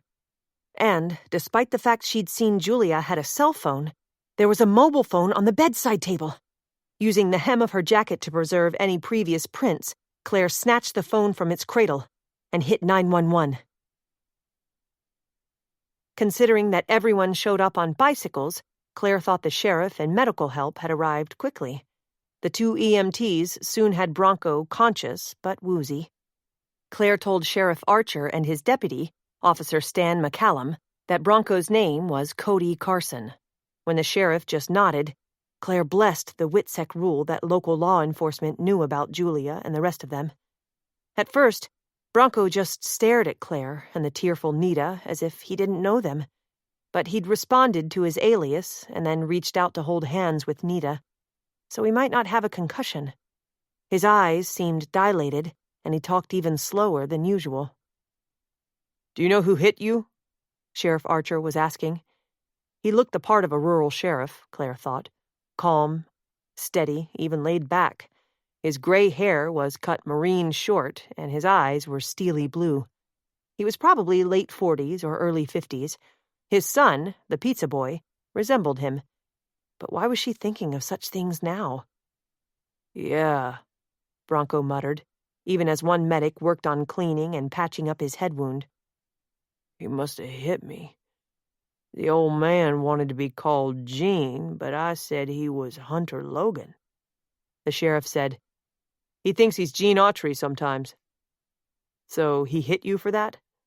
It looks like the display box labeled Gene Autry's 6-shooter is empty. Yeah, Bronco said again, followed by a long pause. Must have been that. I told him he couldn't go out on the range again, like he kept saying. Singing. Do you know where the gun is? The sheriff asked. It doesn't seem to be anywhere we can see. No idea. Hope he didn't have bullets, too. You got that right. We'll have to ask that of Julia, or even Liz. Cody, Claire said, unable to contain herself. Where's Julia? Was she here? He started to shake his head, then just groaned. I'll ask the questions here, Mrs. Randall, the sheriff said. But go ahead if you know, Cody. Don't know. Did I see her? Didn't see him when he hit me.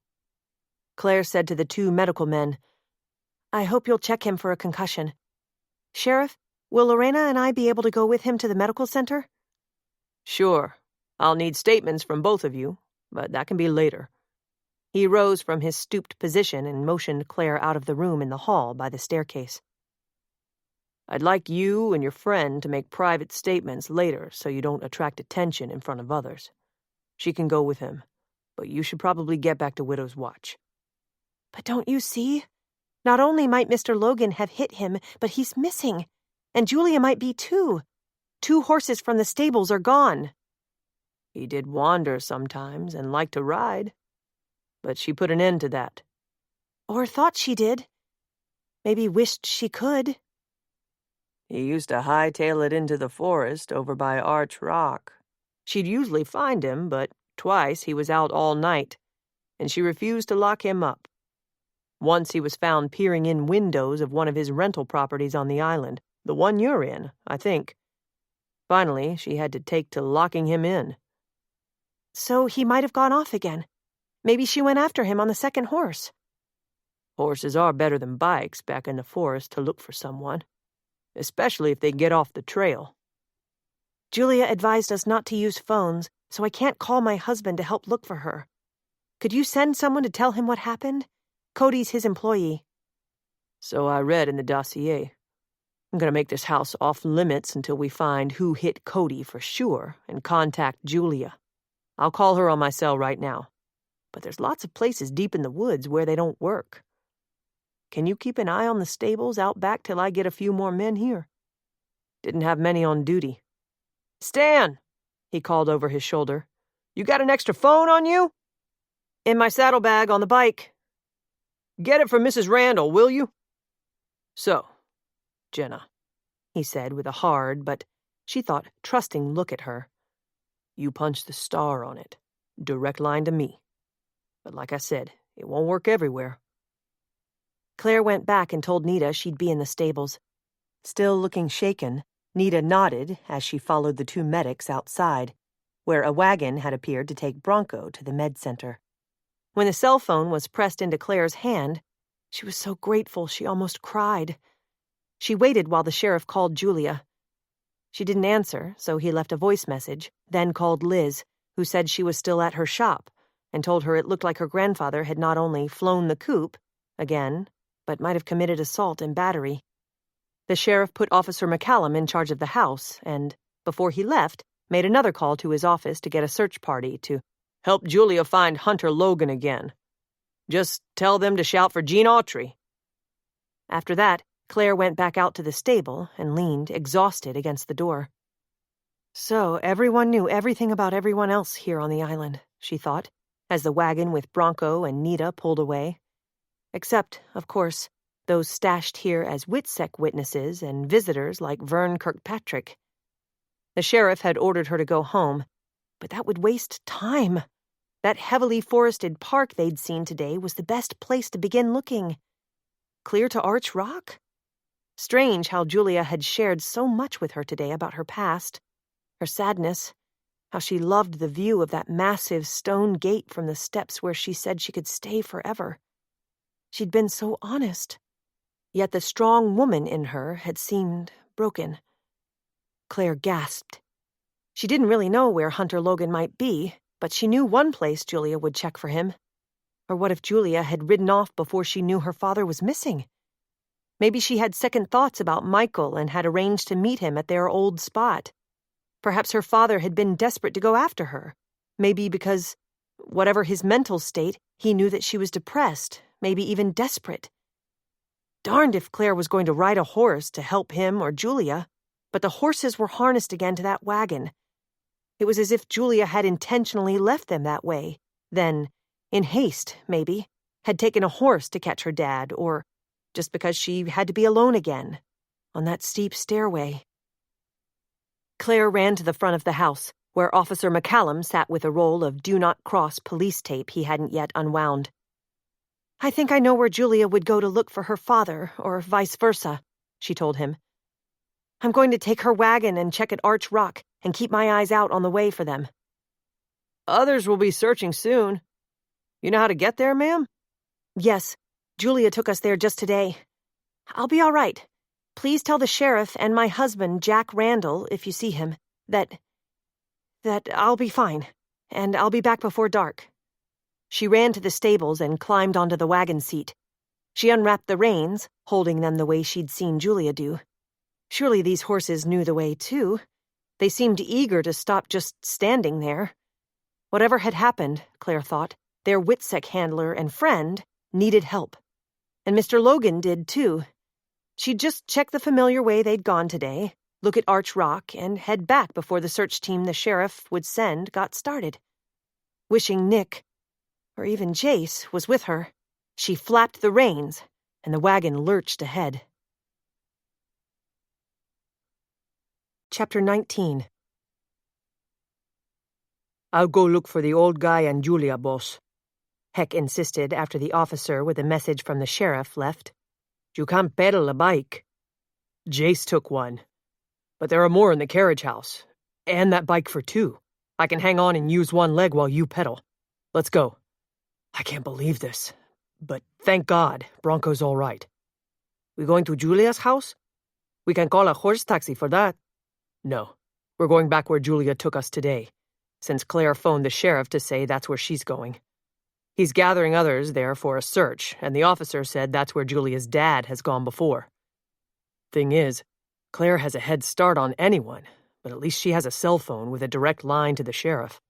And, thank heavens, Officer McCallum said he saw her take the wagon and not a horse. I'll bet she's never driven a horse team in her life. She always gets too damn involved in people's lives and gets into trouble. That's her all right, boss. But it's you, too. Never mind that. Let's go. Claire tried to tell herself she was not afraid. She finally had a cell phone, one that, with a simple touch, would get Sheriff Archer on the line, though he'd warned there could be dead spots out here. And she was doing the right thing. She had to help Julia. partly to make up for missing something. A trained forensic psych, she'd still overlooked signs earlier today that Julia was barely clinging to her inner strength, the way that old staircase had clung to the cliff. Why hadn't she picked up on the cues earlier? Oh, sure, she'd known Julia was upset and had reached out to her, but she'd let her initial reading of Julia, confident, in control, sure-footed, cloud reality. Beset by family problems with her father, her daughter, even her ex, Julia was shaky. Besides that, both Vern Kirkpatrick and Wade Buxton had put pressure on her. Now, here Julia was, in charge of 7, no, with Gina, 8, more Witsec refugees, trying to play tour guide for them, get them settled, and keep them safe. On the cliffside staircase, Julia had said she wanted to live and die here. But by that, did she mean die someday on the island? Or right there on those steps, the way her mother had? She'd said she could stay there forever, and Claire should have picked up on that, too. People who were thinking of leaving, of death, sometimes wanted to pick the place for... No. Surely that strong woman would not consider suicide. She urged the horses faster, though. For steering them, she was going strictly on watching Julia today and movies. She'd only seen a few westerns, not the hundreds that Hunter Logan seemed to lose himself in. Maybe he saw Julia as his jailer and wanted to escape to Back in the Saddle Again, that song that was playing over and over in their house. But other thoughts haunted her about Julia. If she had found Bronco on the floor, wouldn't she have called for help first before chasing after her father? Or could she have seen her dad riding away without knowing Bronco was hurt? Worse, could she have decided to ride out alone, maybe even head back to Arch Rock, and her father had then hit Bronco so he could go after her? Parents. Her and Darcy's father had deserted them, and then their mother had become almost a recluse with her voracious, constant book-reading mania. Even now, as Claire turned the wagon into the depths of the shadowy conifer forest, she thought of a line from the long poem Evangeline by Longfellow their mother had read them amid countless other things. It was something about the forest looking primeval and the whispering of pine trees. Those words were the beginning to the tragic story of separated lovers who didn't find each other until, in old age, they were reunited only in time for one to die in the other's arms. Suddenly, the trees seemed so much thicker than earlier today. But then, she'd had her attention on the people she was with, not so much the forest primeval and the looming tragedy at the end of the story she and Darcy dreaded. She shuddered and shook her head to clear it of her agonizing. Surely, not far behind her were the island police and others to look for the old man. And Julia. Finally, yes, there in the familiar opening up ahead, Arch Rock. If only it was the busy season, Julia had said many would be here. But if Mr. Logan had a loaded gun, perhaps fewer people was best. She almost cried in relief when she saw 2 horses tethered to the big beige and green Arch Rock sign. They were here, together. Julia knew how to handle her father, didn't she? Even if he'd turned violent today? Not wanting to take the wagon too near the edge, Claire pulled back on the reins and headed the team toward a place to tie up. An errant thought in her panic. Wouldn't Lexi be proud of her for driving a horse-drawn wagon for the first time? She scrambled down in the shadow of tall white pines, limbless for the first 10 feet or so of their trunks, before their delicate needles began. It made her feel she walked among giant posts guarding the site. She couldn't decide whether to call for Julia or her father or just look. Would it be wise or not to sneak up on the old man if he had a loaded gun?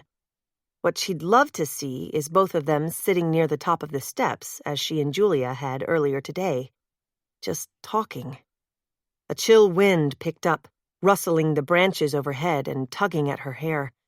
By glancing west, she tried to gauge how much daylight was left, but the sun was shrouded by hulking cumulus clouds. Darkness came early in late autumn. She stood still, at first, looking outward toward Arch Rock, not getting too near the edge, then walked toward the stairs.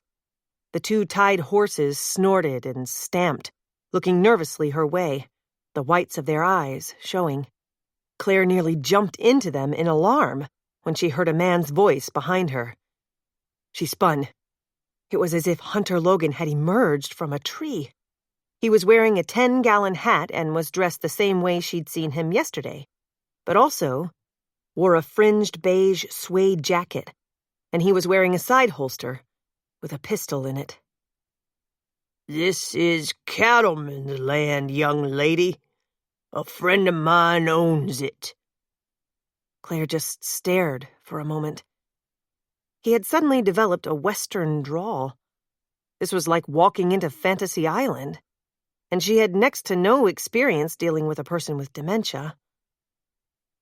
"It's lovely land," she said, deciding it would be wiser and safer to play along. "I didn't mean to trespass, and mean no harm." "That's one of Jean's cowboy rules, you know. Number 3. So it's pretty danged important.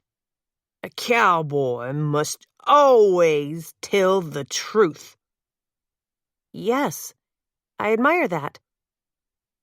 Actually, I'm here looking for a friend of mine." "Not the rancher?" No. Maybe his daughter. Her name is Julia." "I'd just run off that man who owns the saloon with dancing girls. I don't want to run you off.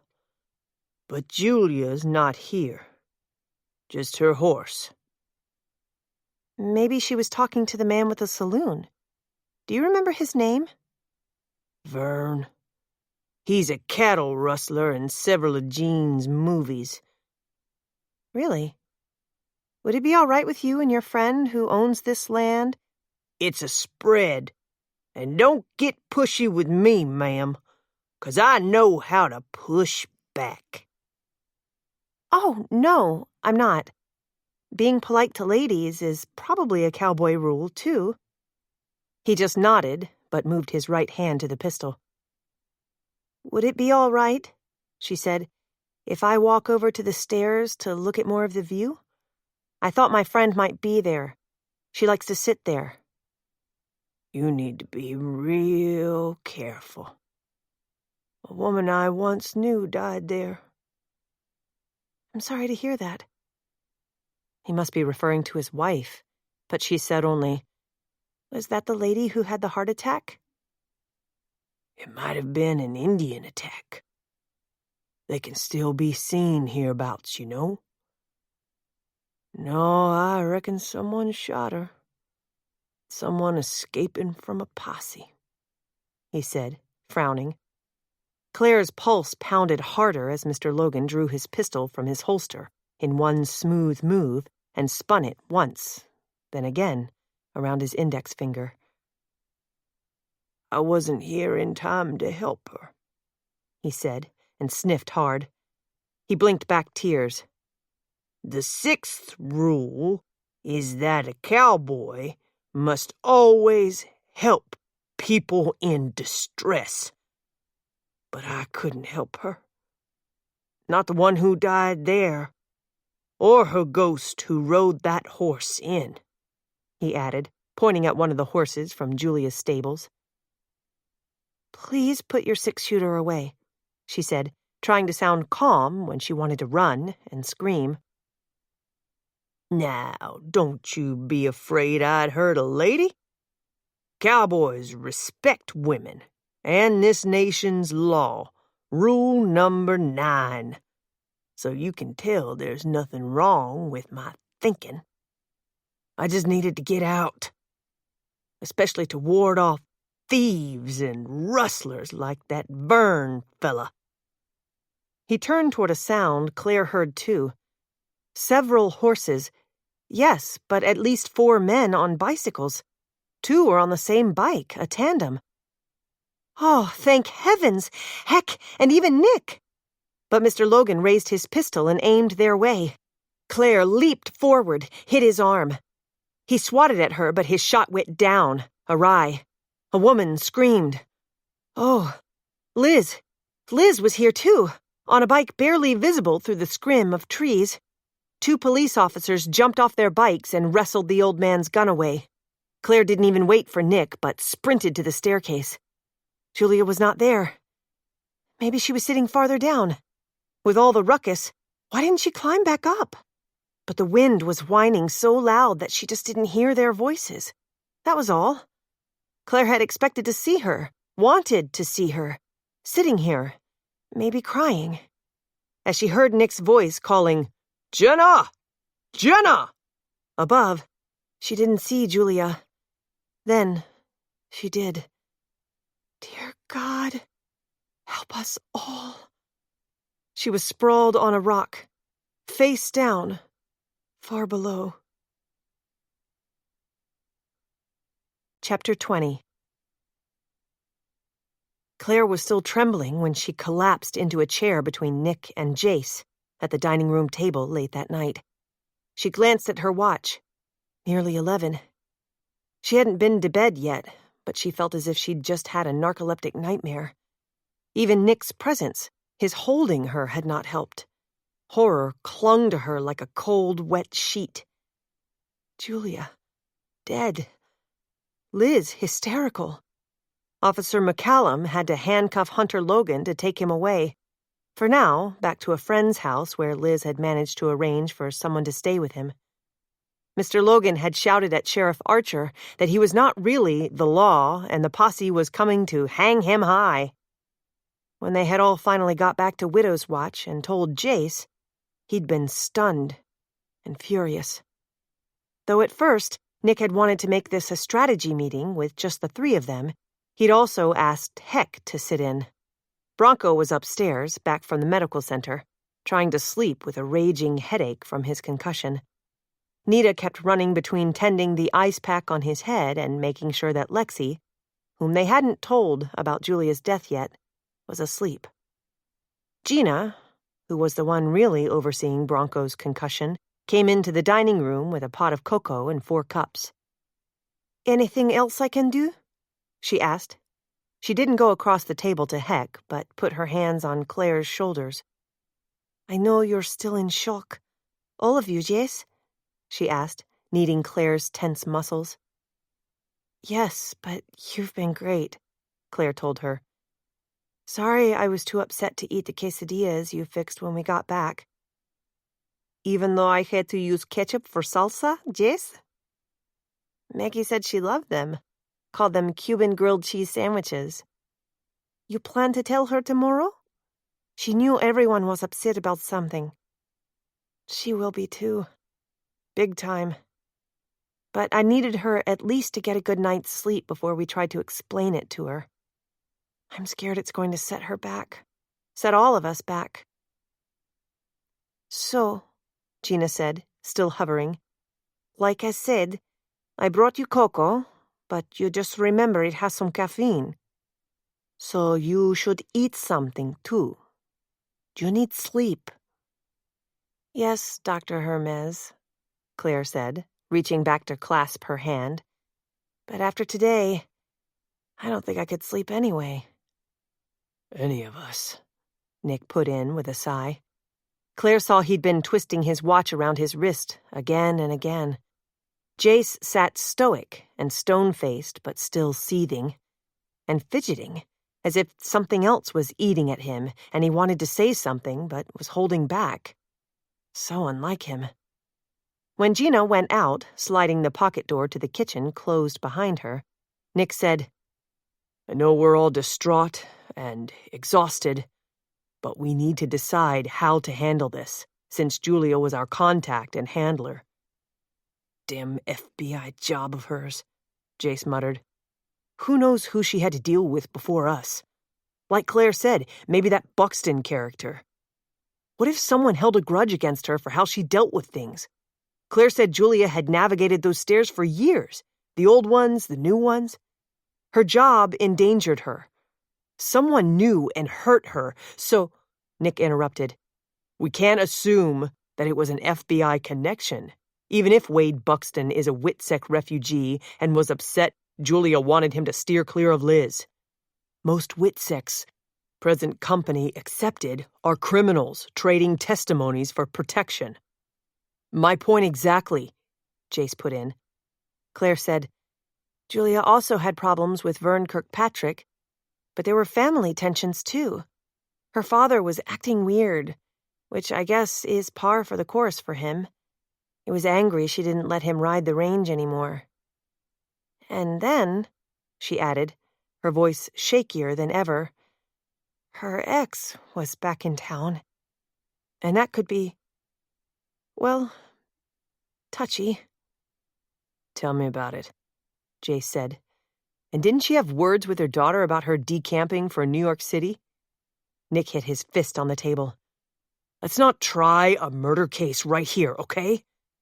Both of you, back off with all the theories. We don't know what the offshore coroner will rule after the autopsy. What I want us to get clear right now is that if there was foul play, other than statements any of us have to give Sheriff Archer, we stay out of an investigation, out of the limelight, to stay safe. We have to wait for Rob Patterson or another contact to reach out to us, tell us what's happening next. Ordinarily, I'd be looking over my shoulder for Ames and his goons, thinking they'd hurt Julia, but I really think we found a sanctuary here. I just hope this doesn't somehow screw it up. And yes, I'm mourning her too. I agree we should stay out of it, Claire said. But we know who could have wanted her hurt. Dead, if there is an investigation. You know what I hate too? Jace blurted. It's the idea of that strong, beautiful woman being autopsied. After a nearly 100-foot fall, she's got to be really hurt. He finished lamely with a loud sniff. Claire covered her face with her hand so she wouldn't burst into tears in front of the three men.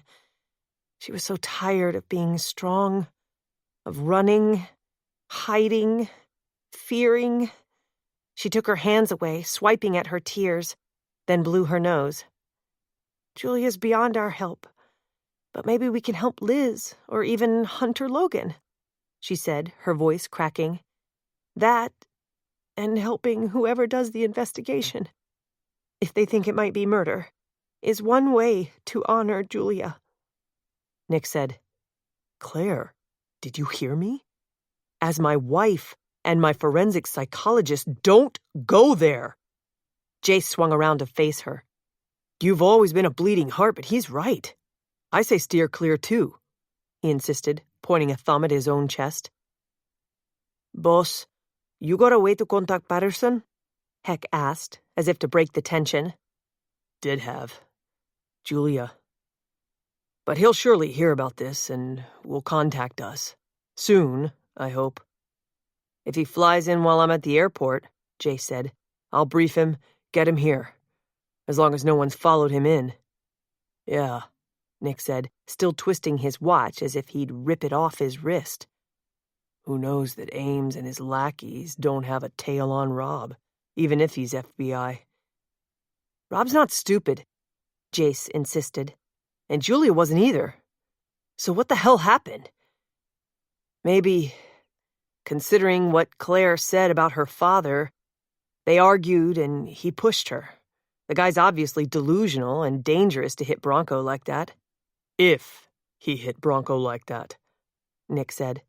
I repeat, we can't make assumptions. Got that, counselor, Jace muttered. So why does it seem you're controlling a court scene and Claire's testifying? Come to think of it, Claire put in, as a thought she'd buried hit her. And this is a fact, not an assumption. There had to be someone else there at the house. If only Bronco could remember, even if he told the sheriff it was all a blank until the rescue squad came. I smelled smoke in the room where we found him. Nita can back me up on that. A distant fire? Nick asked, still in lawyer mode despite his denials. Their fireplace downstairs? More like a cigar. Upstairs. Bingo, Jace said, smacking his palm on the table. I'm sure there's more than one cigar smoker around here, but Kirkpatrick smoked stogies that must be real expensive. He puts them out if they're partly smoked and saves them in a fancy-dancy tooled leather case that matches his western boots.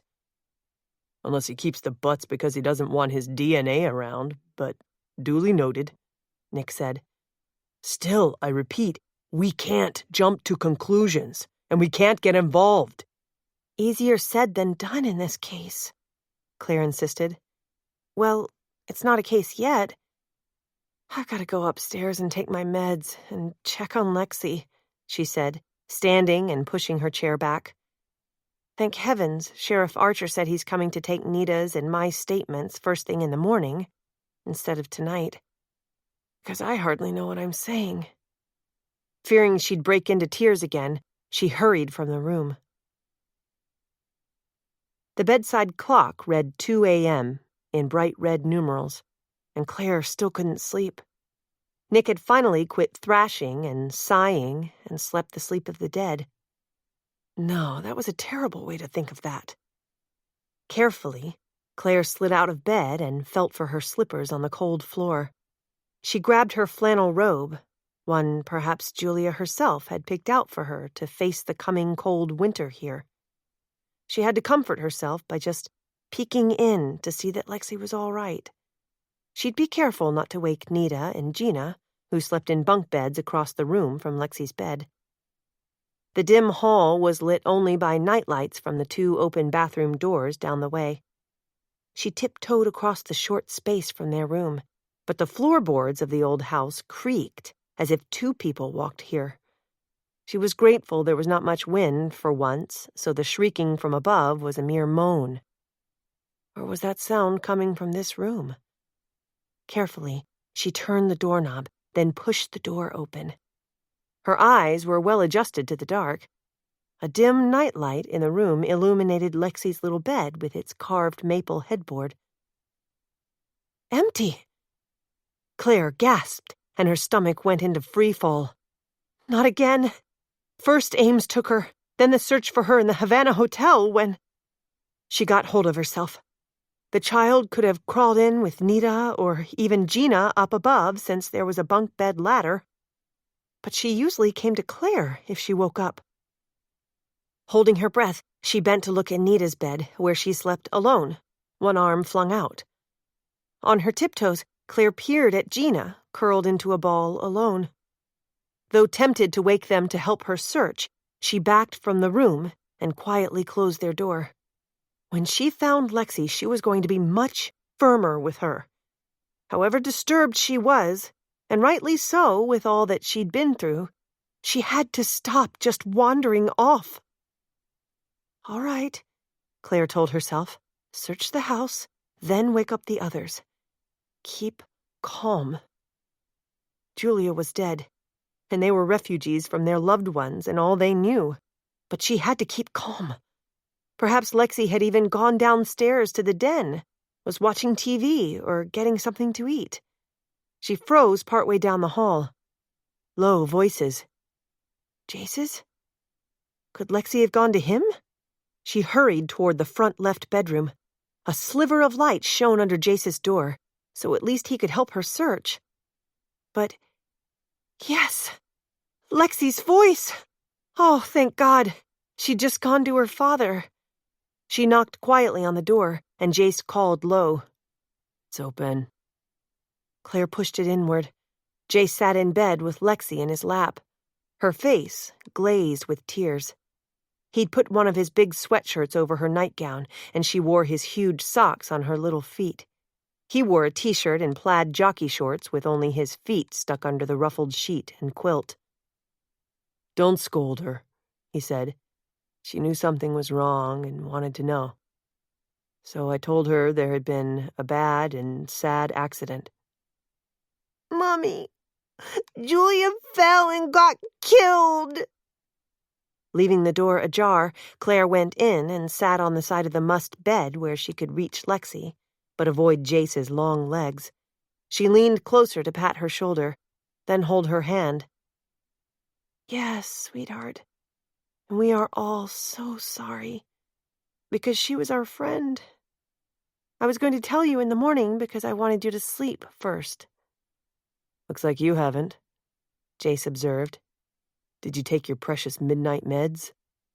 She just narrowed her eyes at him. One reason their marriage had blown up was because she'd tried to keep her narcolepsy a secret, even hiding and sneaking doses when he was home. It hurt her, too, that Lexi had run to Jace instead of her. Mommy, what about Scout? I don't know, honey. I'll bet we can visit him, but without Julia to be your writing teacher, I just don't know. I do promise, though, we'll get you writing lessons someday. Somewhere. But I want them now. If I can't have Scout and Julia for new friends, you have to get Lily back from where you sent her. Claire's wide-eyed stare slammed into Jace's gaze. She opened her mouth, then shut it. She didn't want to upset Lexi even more. No psych words of wisdom? Jace asked. Don't get involved with all this, Claire. Like Nick warned. Just take care of our girl. A voice made them all jump. At least I heard my name in here. Nick swung the door wider. Shadows silhouetted his big form. Is she all right? Meggie, I mean. Bedside family reunion? Claire stood and turned to face him, still holding Lexi's hand. She felt caught between the two men in her life. Nick looked distressed, and she could feel Jace's stare boring into her back. She woke and came here, and he told her about Julia, she said. I'm sorry, sweetheart, Nick told Lexi, coming a few steps in and peering around Claire. I know you liked Julia and her horses. We all liked her. I'll bet she didn't fall, the child said. I'll bet somebody bad hurt her like they tried to hurt us. A sad worldview, Jace muttered, with a glare at Nick. Here, better take her back with you so I don't have to go in Nita and Gina's room later. He kicked back the covers and stood, handing Lexi to Claire. Their foreheads, faces, lips almost met as he passed the child to her. Mommy, can I sleep with Daddy? I mean, with Uncle Seth? Not tonight, sweetheart. Besides, remember how much he moves around and might bump you? Oh, yeah. Did he used to bump you, too? At that, Claire clung to Lexi, went past Nick, and hurried out and down the hall. She heard nothing else between the two men but a closed door. We'll all miss Julia, Claire whispered to Lexi as Nick caught up to them. He was walking better than before. She saw he had no robe or slippers on and had left his cane behind, perhaps panicked at first when both she and Lexi were gone. And then, when he'd found them with Jace... I'll miss Scout if I can't see him lots, Lexi said, with her arms clasped even tighter around Claire's neck. I know Julia's daughter Liz will miss her too, 'cause I sure would miss you if you got dead. Don't you worry about that, Claire told her. We'll all be fine, and we'll take good care of you. Strange, then, but as Nick opened their bedroom door for them, the shrill sound on the cupola overhead started in again, as if the widow's ghost was mourning Julia, too, or warning of dangers yet to come. Chapter 21. Sheriff Archer arrived just after Claire and Nick shared a solemn, almost silent breakfast. Archer said he wanted to talk to Nita in the parlor first. Jace had seemed only too happy to head for the airport for once, promising to keep an eye out there for anyone they knew. Or didn't really know. I mean, like Kirkpatrick coming or going again, Jace had told Nick. I know you said lay off, but we can certainly pass intel on if we get it. Nick had nodded. The two men had been on even tenser terms than ever this morning, Claire thought. Heavy frost had blanketed the grass this morning, and that was the way it felt in here. Nita's really nervous, Heck said, hovering in the hall after she went into the parlor with the sheriff. But she'll do just fine. Poor girl. She didn't ask for any of this. At least Bronco's splitting headache is better, even if he still doesn't remember one thing from the time the old man wanted to show him that six-shooter. Did you ask him if he smelled cigar smoke? Claire asked. He doesn't remember. Cigar smoke. Inadmissible, right, Counselor? She asked Nick, trying to cajole him a bit. Lexi had slept in the middle of their bed last night, but Claire felt there was more between them than that. Surely he didn't think she'd been the one to seek Jace out so they could tell Lexi about Julia's death together. Or for any other reason. She wanted to clear the air on that. But so much else was going on. After about 15 minutes, Nita came back into the dining room, looking shaky with watery eyes, though she wasn't crying. He said you can come now, Jenna, she said. Berto, she said to Heck, you promised you'd let Meggie play a game on your laptop. Can you do it now, while I keep an eye on Cody? Sure, fine. That'll keep her busy for a while. Come on up with me. I don't know what I'd do without you, Claire called to Nita as she left the room with Heck. Claire stood and took a few steps toward the parlor door. And the same to you, Jack, Nick, she whispered. Good to hear, he said, but he didn't even look at her as she left to talk to Sheriff Archer. Trying to buck herself up, Claire went into the parlor and slid the pocket door closed behind her. Hope you don't mind a voice recorder, the sheriff said. Full disclosure, I'm lousy at taking notes and listening, too. I sympathize with that, she said, sitting down in the upholstered chair facing his. When I interview witnesses, I'm the same way. Yeah, I read you're a forensic psych, he told her and hesitated with his hand hovering over the on button on his recorder that looked like one she'd left in Florida.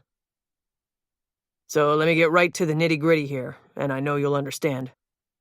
He clicked the recorder on and went through the protocols of identifying the two who would be speaking, the time and date and place, and the investigation of the death of Julia Collister, age 48, a resident of Mackinac Island in Mackinac County, Michigan. Gripping her hands in her lap, then telling herself to relax, as she had tried to calm many a witness, Claire sat waiting to hear what he considered the nitty-gritty. Of course, he said. The four possibilities for any apparently unobserved death like this are natural, accident, suicide, or homicide. Jenna, in the time you spent with Julia Collister on the day she died, and as a trained psychologist who has worked with people under pressure before, did you pick up on anything that might indicate Julia was suicidal? Claire's insides cartwheeled. This man might be sheriff on a far-flung island, but he knew how to go for the jugular.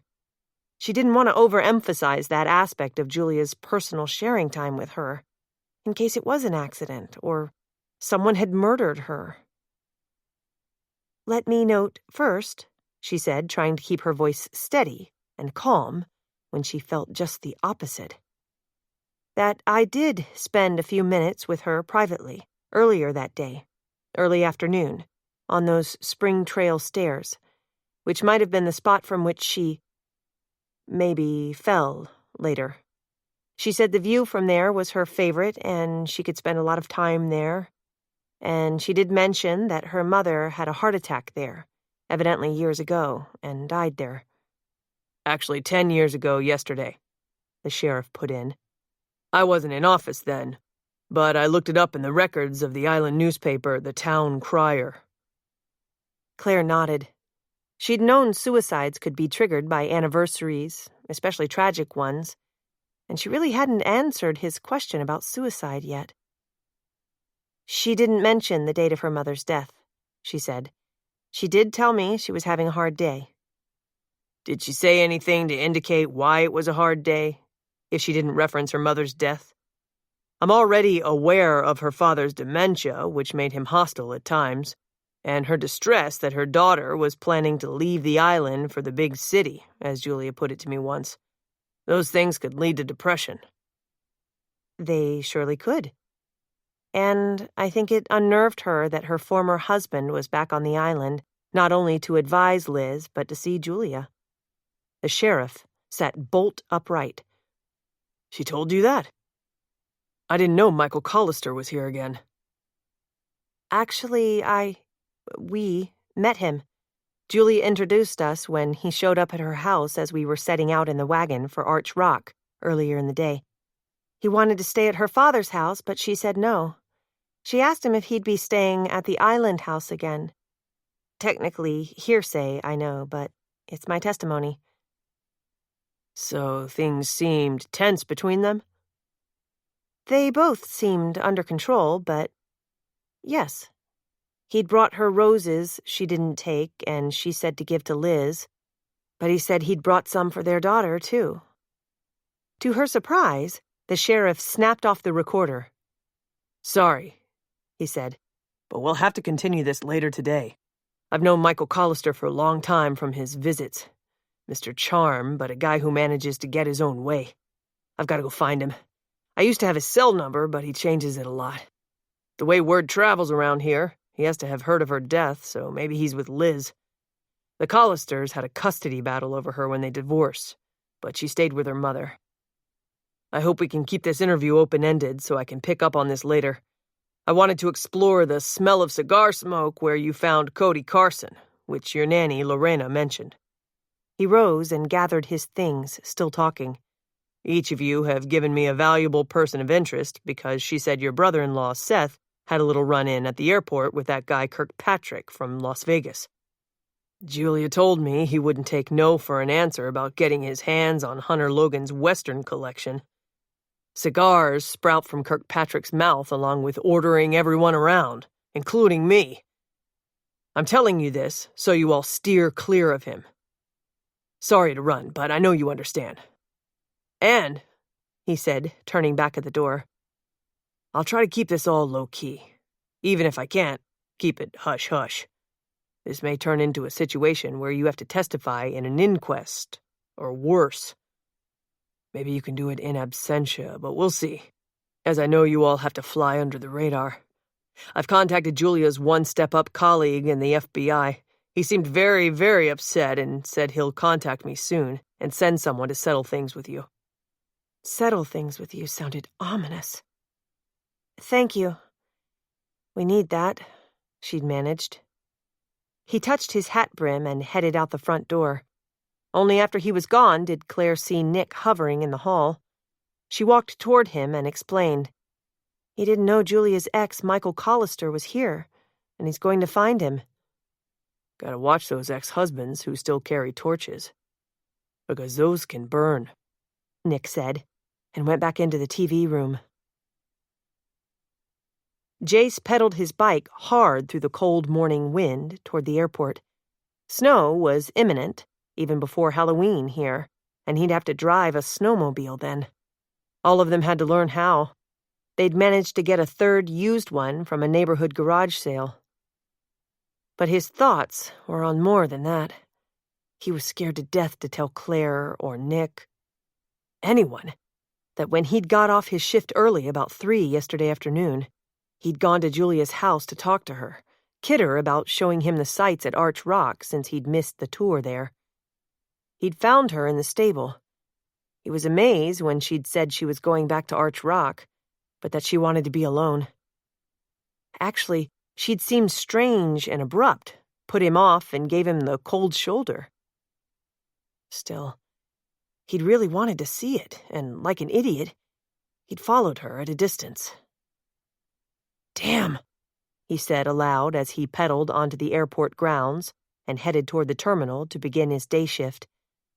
I shouldn't have, but everyone else had seen the sight. I should have just gone home. And Julia wasn't the only one in a bad mood. He'd love to have Claire back, Lexi, too, of course. But with an investigation, he'd have to tread carefully, work on that lead to Vern Kirkpatrick being guilty, stinking cigar and all. Not that he'd seen what happened to Julia once she went down the stairs. He'd looked at the rock and left. But would the sheriff believe that? If Nick and Claire, even Heck and the others, had to testify, they'd say he was coming on to Julia and she'd snubbed him. At least he didn't think anyone had seen him at her house. Who knew if her father was already gone then and poor Bronco was already lying out cold on the floor? He blinked back tears and cursed again, wishing he could just fly off into the wild blue yonder. Poor Julia had evidently done that.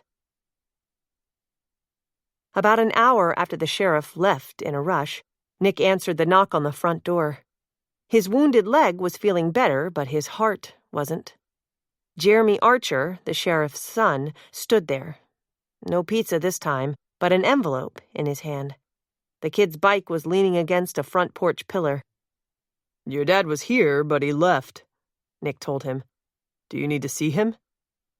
"A message came for him, but it's to be passed on to you, too," Officer McCallum said. The boy explained, fidgeting as he stepped inside. "That's the kind I have to deliver if the deputies are busy like they are today with Mrs. Collister's death and all.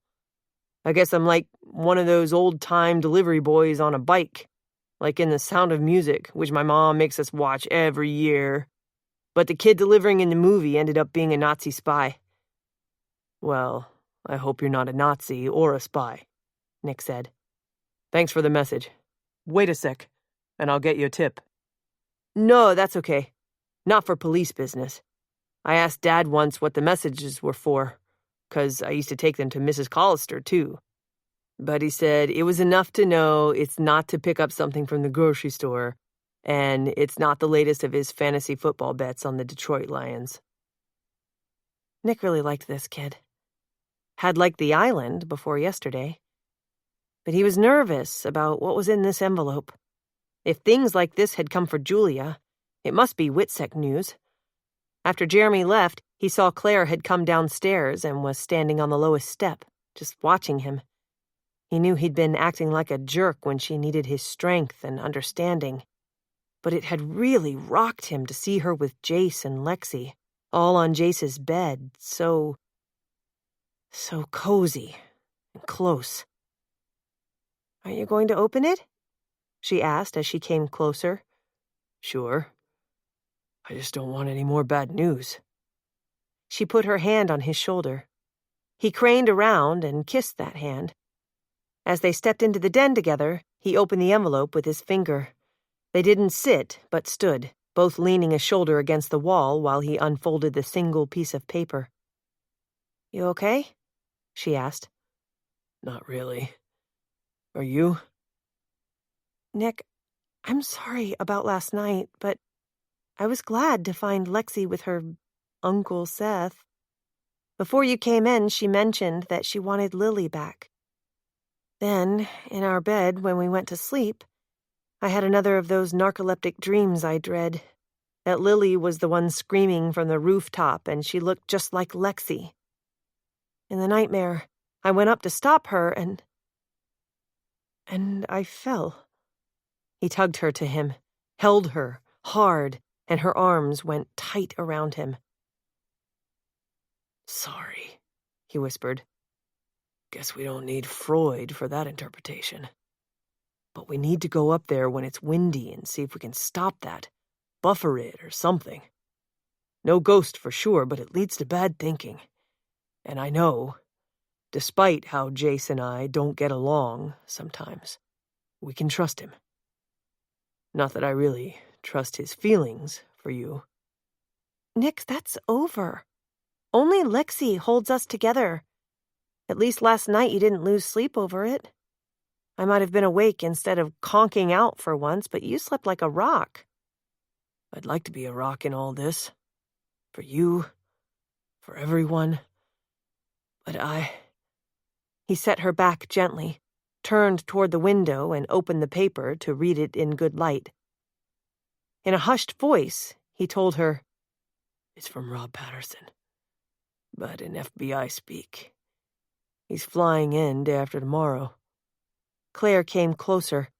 Without a sound, she mouthed the words, "You mean it doesn't use his name?" The person we'll meet with is Pat Robart, my supposed literary agent from New York City. So not only am I writing the great American novel, but I now have an agent. Nick scanned more of the page. He'll let us know where we can have a meeting with him about the deadline for my novel. He says he hopes our mutual friend rests in peace. Rob Patterson, a.k.a. Pat Robart, has always known what to do. I don't want to leave here. I can't bear to move again right now. And despite what happened to Julia, I like it here. At least until we can go home, free and clear. Yeah. And if Pat Robart knows what to do, that puts him way ahead of me right now, he said, and his voice broke. Like you, my gut instinct is to jump into this investigation of Julia's death with both feet. It's a classic example of what I founded South Shores to do. And it brings back my father's supposed suicide when I know Ames killed him. They stood there, not speaking again, but holding each other tight. Chapter 22. Jace knew one thing he could do to help work his way out of a potentially explosive situation over Julia's death. Vern Kirkpatrick had given him the perfect way to keep an eye on his plans to either pay for or pirate away her father's extensive and, no doubt, expensive Gene Autry collection. With Julia out of the way, Kirkpatrick's door to ownership of all that was much more wide open. The guy had to be an obvious person of interest in her death. It was, of course, still possible the coroner would rule accidental death or even suicide. So 2 days after Julia's death, Jace zoned in on Vern Kirkpatrick. He put his bike in the rack near the Grand Hotel ice cream shop, then walked around to the lobby entrance. He talked his way past the woman collecting money for self-guided tours and asked the man at the hotel desk to call Vern Kirkpatrick's room and tell him a man was here to see him in the lobby about a job offer he'd made. Your name, sir? Seth Randall. Tell him the airport worker.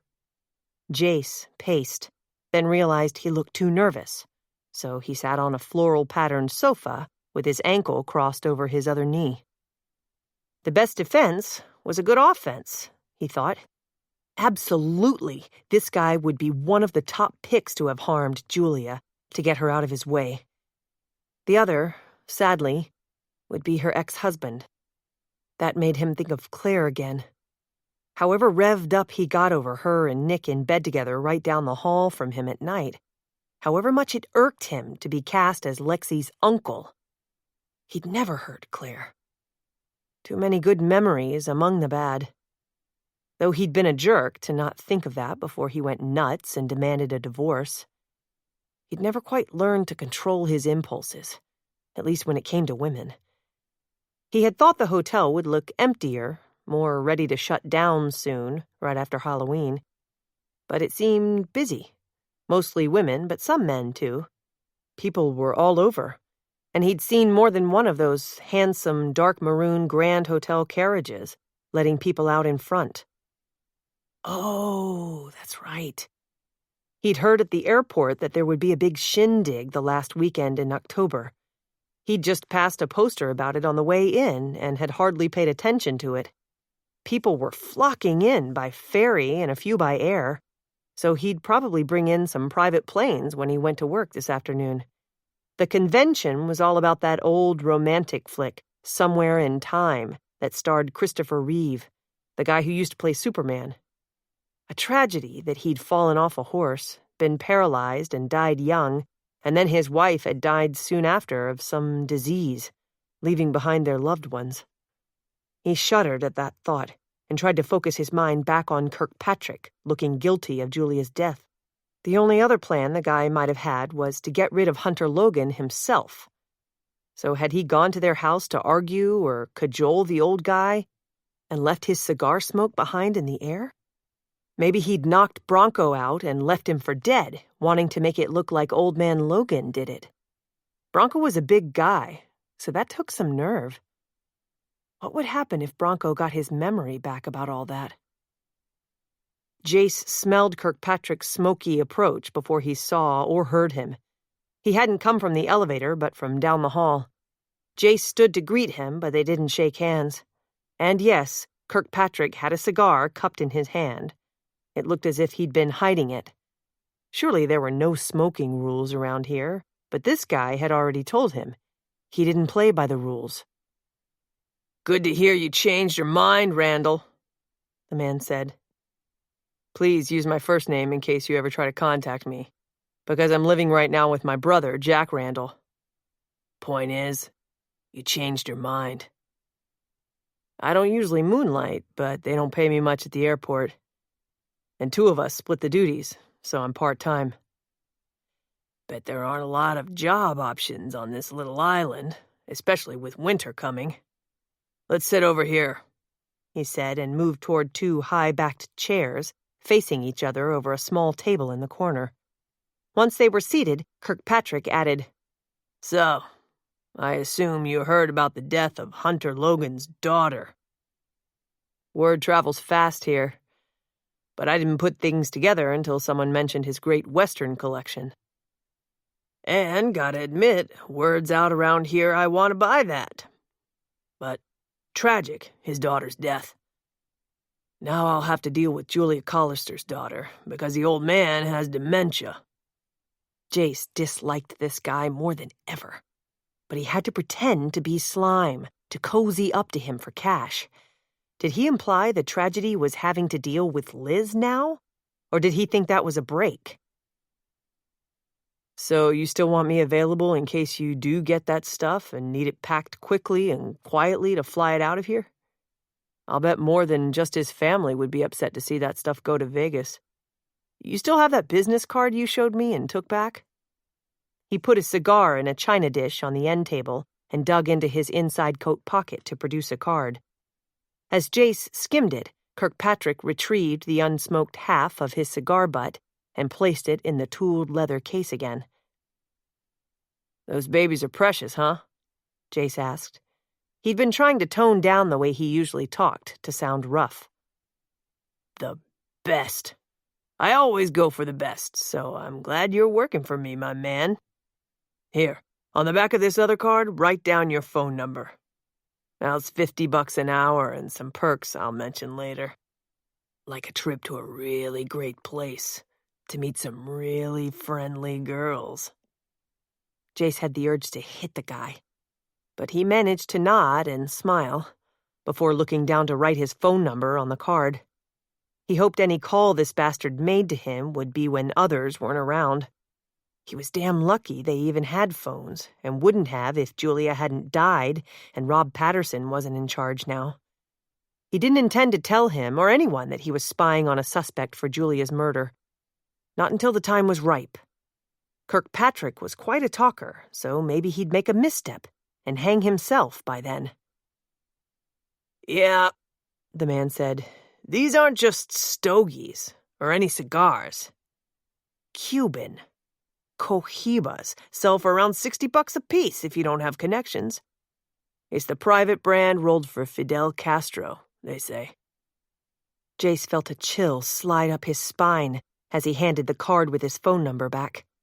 His earlier suspicion that this guy had Cuban ties, however circumstantial so far, would freak out Gina. And Nick. Kirkpatrick went on. "They say they have a grassy taste with touches of cocoa and coffee. Old man Logan was citing some cowboy rule to me that a cowboy must keep himself clean in personal habits. So I told him I would give up cigars, but no way." "So you've met him, and not just his daughter?" "With difficulty. Well, enough chit-chat for now. If I call you at night, no problem?" "That's fine. It's going to snow soon, you know, but I'll have access to a snowmobile," Jace said, realizing he still hadn't gone over with the others how to drive one of those. But hell, he could control a 747, so how hard would a snowmobile be? Things were falling together here already. Kirkpatrick had no doubt been at Julia's house and had words with her.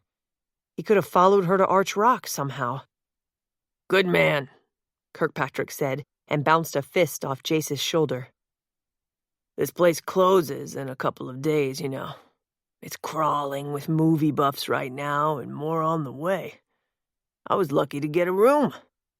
Can't wait to get out of here and back to the desert. You know, play your cards right, and maybe I can take you along for the ride out of here. Jace almost cringed when he shook the man's hand. Actually, he was planning to take this man for a ride, one way or the other. 2 days after Julia's death, Nick, Claire, and Lexi hired a carriage and took a large potted plant, brownies, and pecan rolls to Liz at her house. And some apples for Scout. Last night, the sheriff had returned to finish taking Claire's statement and left them with a warning not to get involved further than they were. But neither of them considered taking gifts to someone who was bereaved getting involved the way he meant. I wish the sheriff would have told us what he got out of Michael Collister since he finally found him, Claire told Nick as they got down from the carriage. Lexi ran ahead, straight for the stable, and they followed, toting their gifts. Sorry to say this, but hands off this case, remember? Nick warned. Right. Like you aren't thinking about it day and night. Well, we both finally slept from exhaustion last night. I gather from what Sheriff Archer didn't say that Julia's ex had an alibi for when Julia fell. Maybe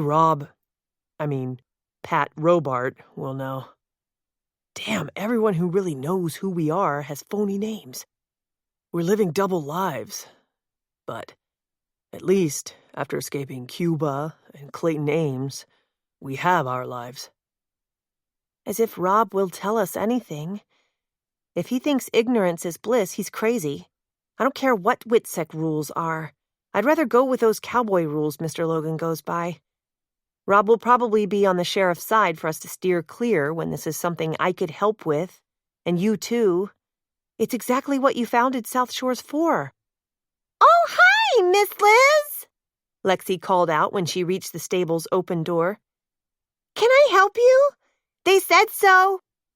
The child went on, pointing at Claire and Nick, as Liz, in jeans and a muddy-looking flannel shirt and with straw in her hair, came to the stable door to greet them. I'm trying to fill in for my mother. Here, at least, Liz said. But, of course, I can't. She burst into tears. Claire hardly knew this young woman, but she quickly put the planner she carried down, stepped closer, and put an arm around Liz's shaking shoulders. She had covered her face with her muddy hands. Everyone's so nice, but she's gone. Her words came out muffled. I have to hire a live-in caregiver to get Granddad back from a friend's house where they're keeping him, more or less, under house arrest. My dad's a wreck, and I am too. Claire steered her to sit on a bale of hay while Nick put the food packages he carried down, then took Lexi to Scout's stall. Of course, you're grieving, Claire said in her best soothing voice, when she felt like dissolving into sobs, too. Your mother's loss is a terrible tragedy. But she would want you to go on, for yourself and for her. She went on when her mother died, and you will too. Liz lowered her hands from her smeared, dirty face. But now I have all Granddad's rental property as well as him to oversee, and my hopes to move my shop. Sorry to have a meltdown in front of you, but I've been trying to hold myself together with the police and all. I swear they think I have a motive, but I'd never, ever hurt her, however much we argued sometimes. Oh, I don't mean to be dumping this on you. It's fine. It's why we came today, to comfort and support you. Flowers and food are one thing, but though I realize we don't know each other well, I lost my mother fairly young, too, and had mixed feelings about her. Like misery loves company? Like to have a friend. Be a friend. Liz nodded, and when she tried to wipe her eyes on her dirty shirt tail, Claire dug a tissue out of her purse and offered it. Your little girl, was it Megan? When Liz talked, she sounded stuffed up now, like she was in a barrel. Meggie, yes. I'm sure she's upset too, about riding lessons and all. I'll have to get someone to help out here with the horses. It's just not my thing. I can't be my mother. And we can't get her body back from the mainland for a few days, though I'll plan the funeral with Dad's help. Maybe with his money, too, since Mom's bank account is frozen right now. I've got corset orders to fill, even for Halloween, and that's soon. And what am I going to do about publicity at the Somewhere in Time conference this weekend? You're part of that? What publicity? I paid a lot for postcards advertising my corset creations to be handed out to attenders before their evening meal Saturday. A lot of them love costumes from the corset eras. They'll be all dressed up and in a great mood. Wade Buxton, you met him at my shop, was going to help me pass them out, but Mother's last wish. The last thing she said to me the morning she died. I didn't know it was her last. It was to stay away from him. So I'll honor that. I already told him when he came here to please just stay away, though he wasn't too happy about that. I'd be glad to help you pass those postcards out, though I don't have a costume if that's involved. I could bring Meggie, maybe her nanny, Lorena, and our friend Gina, too, so we can cover the crowd. Liz's red and swollen eyes seemed to light at that. Well, all right. I have some local friends I could call, but with your red hair, you'd be great. If the other two could put their hair up, I've got extra costumes, bonnets, gloves, and corsets galore. It would just be for an hour or so this coming Saturday. And thank you for these thoughtful gifts, she said, stooping to pick up the potted plant with blooming dahlias and camellias interspersed among the greenery. Mommy and Miss Liz, Scout likes the apple, Lexi called to them. Can I give him another one? Liz turned to her. Since he's just a pony, how about you save that for later? But I'll put his saddle on so you can ride him in a circle around the yard, if that's okay with your mom and dad. One of us can hold the rope that goes to his bridle while you ride. Oh, thank you! I know you're really sad about your mommy, and I am too. About her, not my mommy, I mean. I know I'd be crying too if anything happened to mine. Tears blurred Claire's vision of Lexi and Nick. From the mouths of children. She had to be so careful to protect herself for Lexi's sake. I'll saddle Scout then, Liz promised, putting the planter down. And thank you all for the gifts. We'll have to be careful the horses don't eat those plants, won't we, Maggie? She said. She turned back to Claire. If you and Jack can stay after Maggie's ride, I'll give you a box of costume pieces you can mix and match for Saturday for yourself and the others. Just a little early for Halloween, right? We'll take all this into the house and put it in the kitchen for you, Claire told her as Liz took Lexi's hand and led her back toward Scout's stall. And, Nick whispered to Claire, we'd better come right back out to be sure she's okay with Lexi. She will be, Claire assured him. She's Julia's daughter at heart, a good heart. But it upset me to hear her describe her mother's last words and some other things she tried to cover for. She sounded so shaky on that, but I suppose that's understandable. Accidents do happen and can be construed as intentional. She's guilt-ridden over their arguing, and she's trying to atone by dumping Wade Buxton. But how deep is her guilt? And exactly for what? That sort of thinking is precisely what we can't do, he said as they went in the side door of the house into the kitchen. We are not going to track down and interview possible suspects, or we endanger more than a murderer. They both jumped when a male voice nearby said, That's enough about suspects and a murderer. Michael Collister stood in the kitchen with a raised butcher knife in his hands. Chapter 23. When she saw the knife, Claire gasped and jumped behind Nick. "Hey, Collister, put that down," Nick said in a strong voice, though he backed up a step too, bumping into her. He raised the sacks he held like a shield.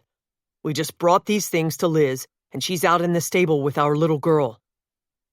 "Oh, sorry," he said, but instead of putting the knife down, he stabbed it into a ham he'd evidently been carving.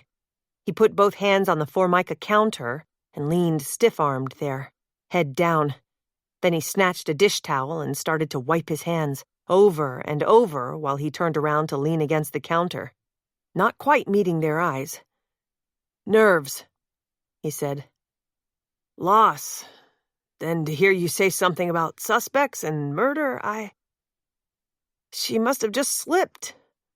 But so near the place her mother died. Liz wanted to be out there alone in the stable for a while. Is she all right?" "Better now," Claire put in. He nodded and looked them in the eye for the first time, still wiping his hands. Crazy how things come back to Claire that her mother had read to them and both she and Darcy had hated at the time. But now, from the recesses of memory came Lady Macbeth's guilt-ridden words after she'd committed a murder and was trying to wash the blood away from her hands. "Out! Damned spot!"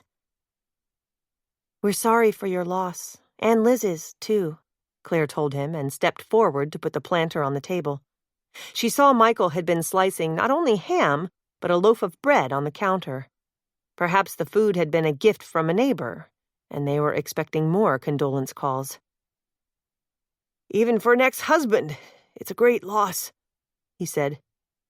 "You're welcome to sit down. Liz, that is, has been given a lot of food and support, but, of course, she's devastated. I'm just glad I happened to be here when it happened, though it's not helping my position with our illustrious sheriff. Look, I know you are new renters, and Julia was showing you around. How did she seem to you that day?" Claire could sense that Nick didn't want to answer that or get into a discussion with this man, even though she did. She disagreed with Nick that they shouldn't find out what they could, even if only to pass it on to the sheriff or Rob Patterson, and not get openly involved. "Are you staying here now?" Nick countered instead of answering. "I guess we overheard you might go to the island house." "I did at first. But with my former father-in-law staying at a friend's until we can get someone to live here with him, all that's fallen on Liz now. And she asked me to move in. You know, without Julia or him here, the place seems haunted. So you're in the big Victorian rental that supposedly does have a ghost, aren't you?" Before Nick could put him off again, Claire put in, "We learned that after we moved in. So sad, the thought of death hovering, haunting those left behind." "Yeah," he said in a whisper, staring wide-eyed beyond her now, as if someone else stood there. "And the widow's watch house. Some say she threw herself off the cupola walk when she lost her husband. Well, at this moment, I can almost understand." Claire noted he had gained control again. At first, his emotions had seemed so raw and revealing. But of what? Now Michael sniffed, blew his nose, then washed his hands and dried them thoroughly again. Before Nick could drag her out the door, Claire asked, "So will you still try to get Liz to move to Baltimore? Or will her grandfather and other obligations keep her here?" "Did Liz or Julia share that with you?" he said, finally tossing the towel on the counter. Claire also noted that he never really turned fully toward them, but stood sideways, the typical body language to indicate subconscious, wishful flight. "Sorry to cut this short," Nick said, "and please accept our condolences again. But we've got to get back out where Liz is letting our daughter ride a pony. Jenna?" he said, and took her elbow none too gently. "Sure," Michael said. "Okay, maybe I'll come out too. This silent place is getting to me. No more tinny Gene Autry songs, at least right now." No footsteps with those cowboy boots upstairs. And no Julia. Do you ride the horses if it snows? Nick asked before Claire could get in another word about Julia. Or use a snowmobile? Depends on how deep it is, Michael called after them. See you outside, Nick said, and hustled Claire out the door. She shook his grip off her arm and muttered, "Chats about the weather when we might have gotten something from him?" Look, Jenna Randall, it's not easy for me either, but I repeat one more time. We have to steer clear of interrogation and investigation here, and you know why. Now let's get our Meggie and head home until we hear from my agent about the supposed book deadline. Yes, well, there may be other deadlines, ones we don't even know about, and we'd better get ready for those. Jace was really nervous as he signaled the Great Lakes Air prop plane into its gate. This was Wednesday, the day Rob Patterson was coming to the island, and he hadn't been on any earlier flights. Did he change his mind to charter his own plane, or had something happened to him? Since their Key West plane, which Rob had arranged for, went down in the Straits of Florida near Cuba, crashes obsessed Jace. The airport closed at 5:30, so this had to be his plane, or else. But as he watched the 4 passengers deplane, he was disappointed. Still, back at Widow's Watch, it was interesting to see Claire and Nick at each other's throats over something for once, instead of lovey-dovey. And how would they be if Patterson didn't show? He saw no one coming across the tarmac in the biting wind who looked like Rob. Only one was a man, and he was gray-haired and walked with a slight limp. Had a mustache, too, while Patterson had always been clean-shaven and... Wait. Could he be here in disguise? The man was his height and had his build. He could tell that even in that bulky parka he wore with the hood up. Hell, maybe they should all be disguised in addition to their fake names. This guy must be a master at this. Can I get you a carriage, sir? Jace asked. Yeah, this close up, he could tell it was Rob Patterson. No, and don't want to be seen talking to you out in the open. I'll phone your brother, Jack, later. Meeting with you, him, and Jenna tonight. Rob Patterson / Pat Robart went brusquely on, still limping, pretty much like Nick the days after he was shot. Well, Jace thought, meet the master of working undercover and keeping one's mouth shut until it was time to make a move. He'd try to learn from that. Claire hovered near Nick while he paced in the parlor, on the phone with Rob Patterson. She was so relieved he was here, advising Nick, planning to meet with them. Jace had phoned to say their former acquaintance had got off the last plane from St. Ignace, and didn't look like himself or talk much. But none of that mattered. Without Julia here as their Witsec handler, and their friend, Claire had been scared about what was coming next. And if Julia had been murdered, was someone onto them hiding here? Though neither she nor Nick had brought it up, it went unspoken that an attack on Julia could mean trouble for them, if the murder wasn't related to Julia's own problems. Right. Got it, can do, Nick was saying, even as Jace knocked on the parlor door and peeked in. It was at least a couple of hours after he'd called them to say Rob was on the island. Is it him? Jace mouthed. Claire nodded and gestured for him to leave. Frowning, Jace ducked back out and closed the door. Just the 3 of us, Nick was saying.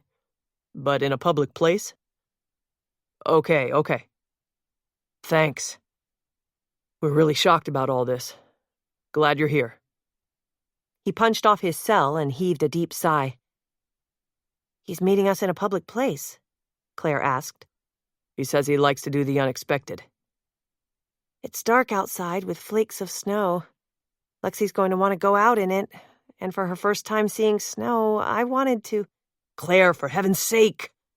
Let the others show her snow. We'll be seeing plenty of it, probably get sick of it, if we're staying here. Pouting, she folded her arms over her breasts and bit her lower lip. So you think we're remaining on the island? To be decided, I suppose. He hardly wanted to chat the way you did with Michael Collister today, and he really sounded upset about Julia's loss. So, here's the deal. We're meeting my agent in a half-hour uptown, walkable, at the Draft House, also called Mary's Bistro, next to the Starline ferry dock. But still more or less out in the open? Is he crazy? Like a fox. I'll be happy to have him tell you to quit playing detective, too. I'll go tell Jace, and you get ready. Tomorrow, God and Rob willing, we'll go back to an undercover life with a new handler. We'll mourn Julia, but we'll also play with Lexi in the snow and be grateful our enemy doesn't know where we are and doesn't realize that, I swear with the FBI's help, I'm going to nail Clayton Ames yet. See there? She asked, gripping his arm with both hands. I know how passionate you are about stopping him. If I feel even a tiny bit of that about getting whoever hurt Julia.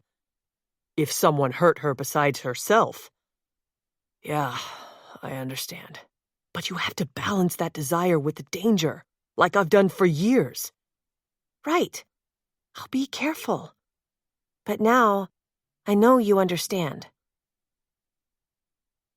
Like most of the uptown establishments on Main Street, the Draft House, combined with Mary's Bistro, had real ambiance, Nick thought.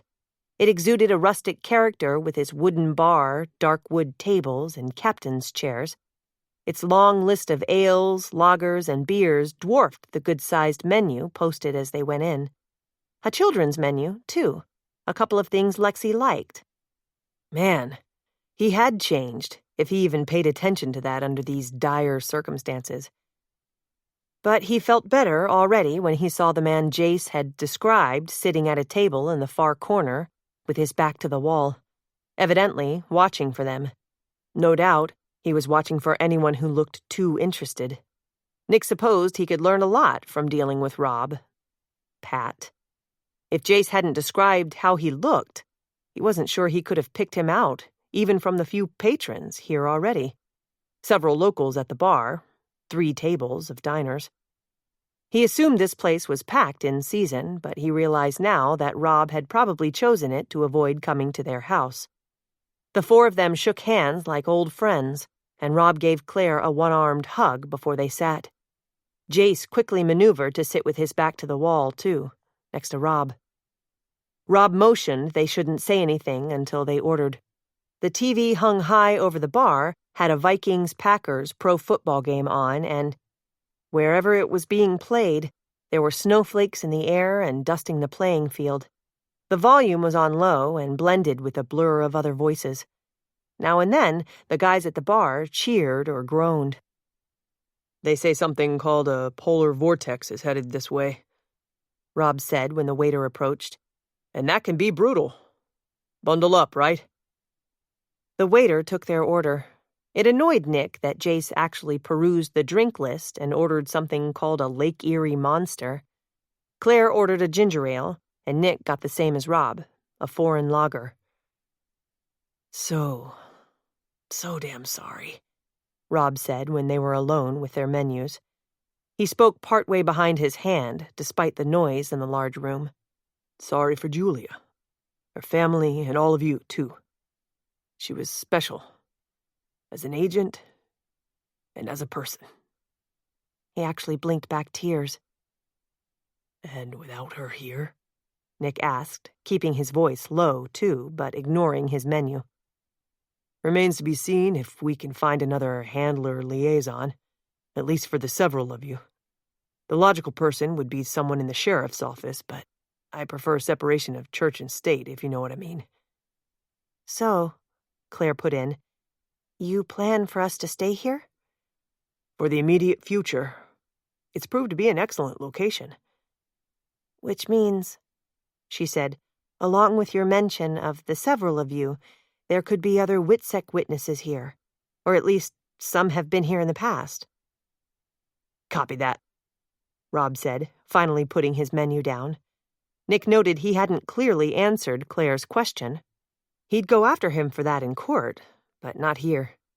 Rob took a long drag of his lager while Nick tried to warn Claire to cool it by pressing his leg against hers. I forget, Rob went on, looking at Claire, that I'm dealing with a forensic psych who reads between all the lines. But here's the thing. The hallmark of WITSEC is deception. A necessity, of course. Sadly, only about 6% of people in the program have no criminal record, so we're not usually dealing with good, solid citizens like you. Claire expected Nick, or even Jace, to say something, but they didn't. So she kept quiet too. But Rob was still in lecture mode. Without Julia to keep warning you of the need for deception and urging you to keep your spirits up, you're going to feel more isolated, more desperate than ever. He looked from one to the other of them. After all, you're forced to live a lie. It can destroy your sense of self. At least you're not alone, totally separated from family like most. You're going to have to rely on each other even more than ever. Jace shifted in his chair so hard it creaked. He took a swallow of his monster drink. Any word, Nick said, of the coroner's ruling about Julia's death? Not yet. And I realize from things she's told me recently that she had problems. Pressure. But she'd been in tough personal situations before, was well trained. So I find the possibility she slipped on the cliff or jumped is moot. You're nodding, Claire. Despite her problems and some things she said that revealed classic depression, although she mostly hid it, you just voiced what I believe. But, Nick said, kneeing her again, we'll let things work out through the proper channels. Unless you happen to stumble over something, even if it's technically hearsay, that's a good idea. Rob agreed. If she was harmed, I want to know who done it and why done it. Jace cleared his throat and finally spoke. Besides family pressures, you're aware there are 3 outsiders who were giving her grief. A Vern Kirkpatrick, who wants to get his hands on her father's Western collection, and a pushy guy, Wade Buxton, who is evidently after her daughter. Nick noticed even the master of deception and disguise drew in a sharp breath when Wade's name flew by. And the third? Rob asked. Her ex-husband, who still wants their daughter near him, not here, Jace told him. I'll check that out, Rob said, frowning.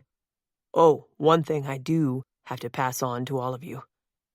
Our common acquaintance, who has lived in Grand Cayman and, more recently, Cuba, was not at his home in Havana. Let's just say we checked. Vacated. Even took his flesh-eating fish. And whereabouts, unknown. Let's order our food. I've got a room for tonight, and after stopping to see Sheriff Archer tomorrow, we'll be on the first plane out, weather willing. He signaled for the waiter, and the men ordered 2 large pizzas to share, and Claire a soup and salad. I like your courage and smarts, Jenna, Rob said when the waiter was gone again. I know it's very hard not to follow your instincts and desires, like how Seth here wants to fly and Jack not only to defend someone in court, but nail his nemesis as badly as I do. And you, Jenna, want to jump in with both feet and testify in that court after you drag someone in. True, she said. But you, of all people, know what I'm trained to do is not like what you see on the TV shows, with risks and arrests. Good forensics is really about asking the right questions of the right or wrong people. If I'm very careful, that's not dangerous. Truly, crime is all about character. Rob pursed his lips and nodded. He knocked twice on the table. So is life. I'll keep in touch. Come back if I have to. I'm not asking you to hang out in your house. Go ahead and attend the memorial service. Do what you can to act normal, whatever that means when you're in WITSEC. If any of you pick up on something or someone else who could have hurt Julia, just let me, as well as the authorities here, know. But don't get deeply involved. Got that? Sure, Jay said, looking uncomfortable again.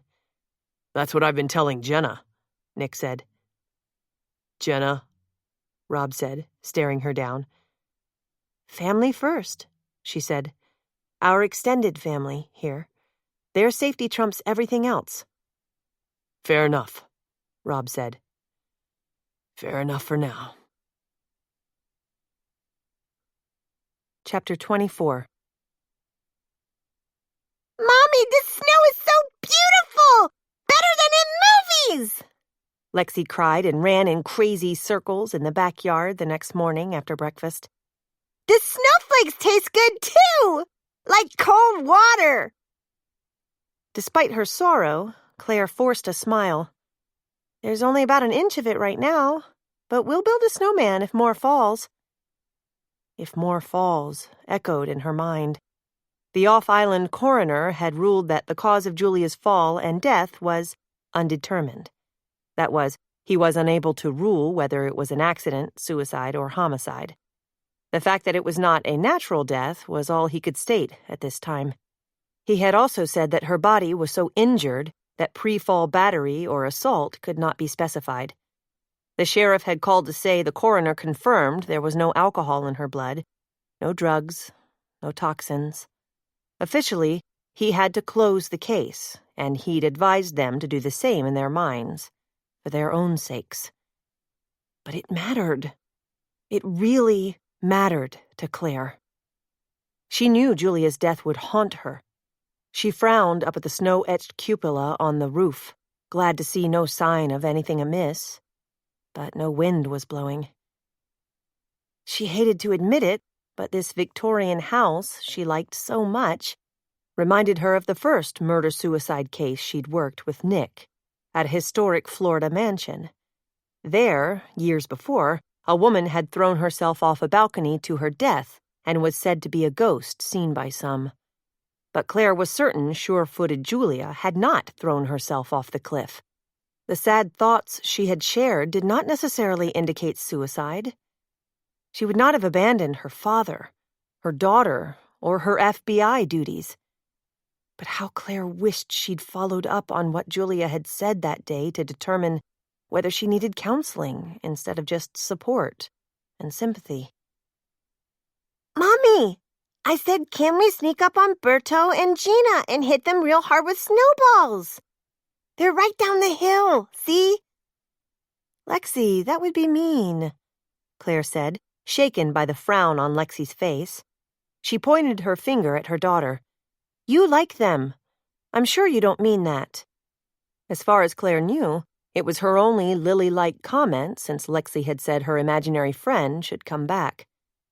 Besides, honey, this snow is so soft I don't think it will pack together well. But we'll see plenty of bigger snows this winter and have fun, including with Berto and Gina. Lots of snow is why we have to go for snowmobile lessons, right? Yes. Cody's even going to work in the store that rents them since he won't be spending time with Mr. Logan anymore. 'Cause got his head hurt and he fell? Kind of. Mr. Logan's going to come back to his house, but have someone with him all the time. Now, you'd better run in and say goodbye to your Uncle Seth before he heads to work at the airport today. Oh, yeah. But it's not airplane work like he wants to do. Lexi zoomed her mittened hand around like an airplane.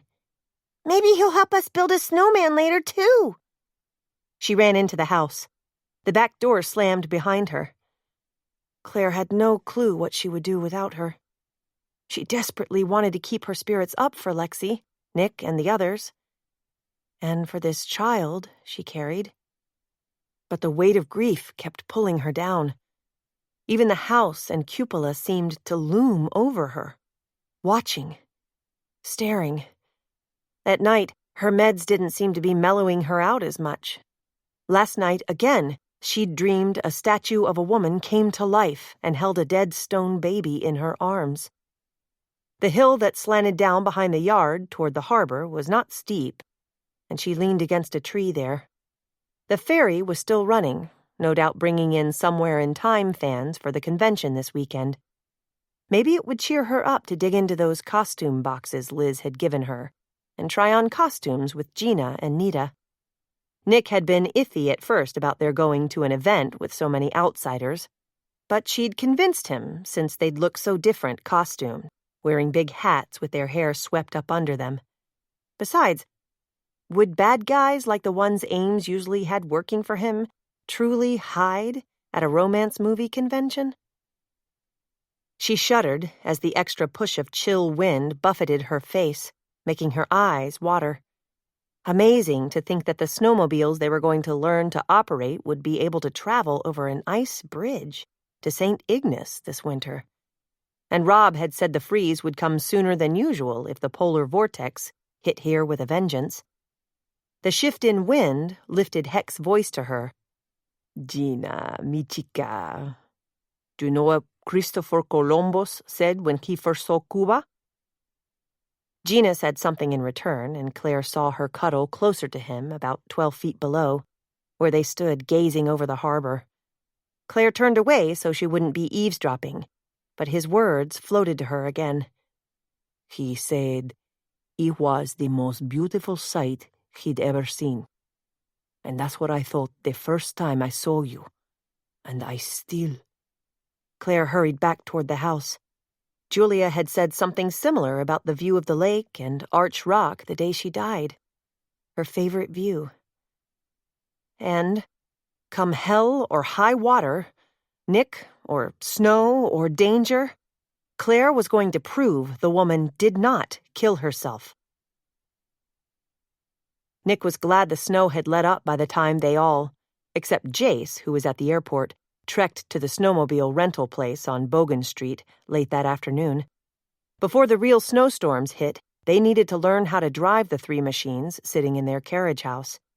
2 were doubles, 1 a single, and that one had chains to connect it to a box mounted on a sled for transporting groceries or other goods. Hard to believe that the horse-bicycle culture here morphed to snowmobiles soon.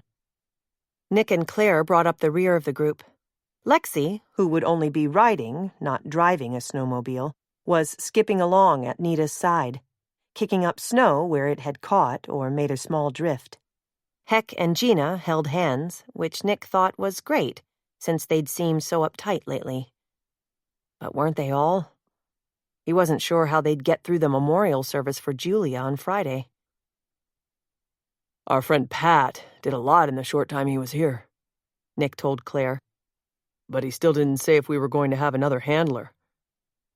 He said there would be more information soon. Man, I wish they'd at least nailed down where Ames is right now. But he's obviously not a cold-weather guy, and neither am I. I'm just grateful Pat Robart didn't move us again. I almost feel safe here. Or did, before what happened to Julia. Yeah, Nick said, only. He was aching to keep after the sheriff for details about Julia's death.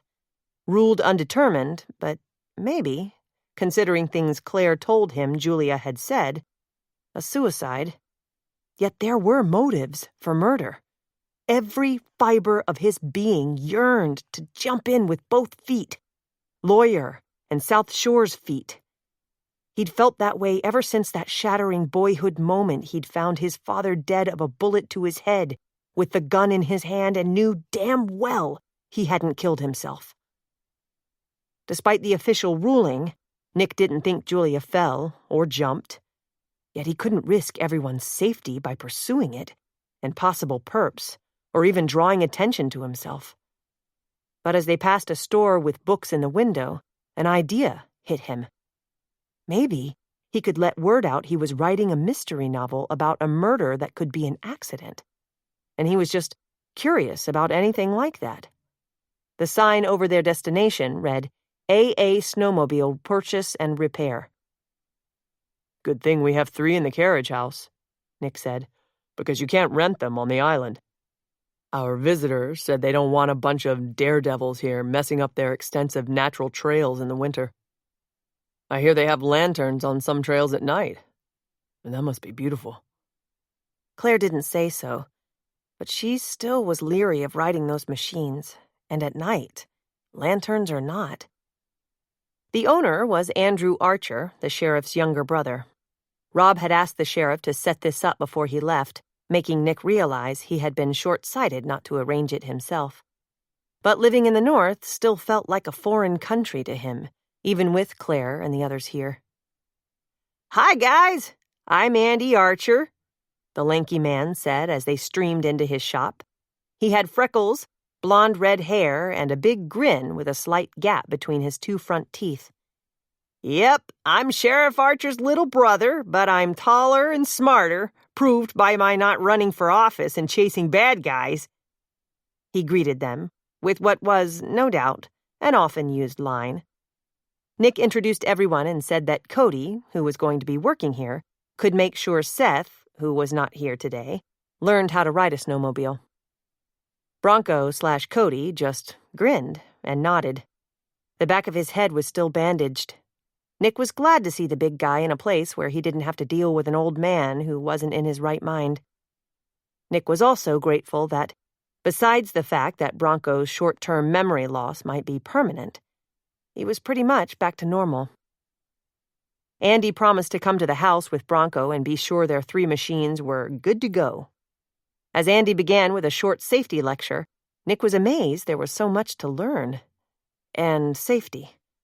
For sure, they all needed that. "A lot more to know than flying across the water on a jet ski," he told Andy. "You're used to warmer weather, right?" "Right," Nick said, suddenly realizing even little things that slipped out could lead to too much information.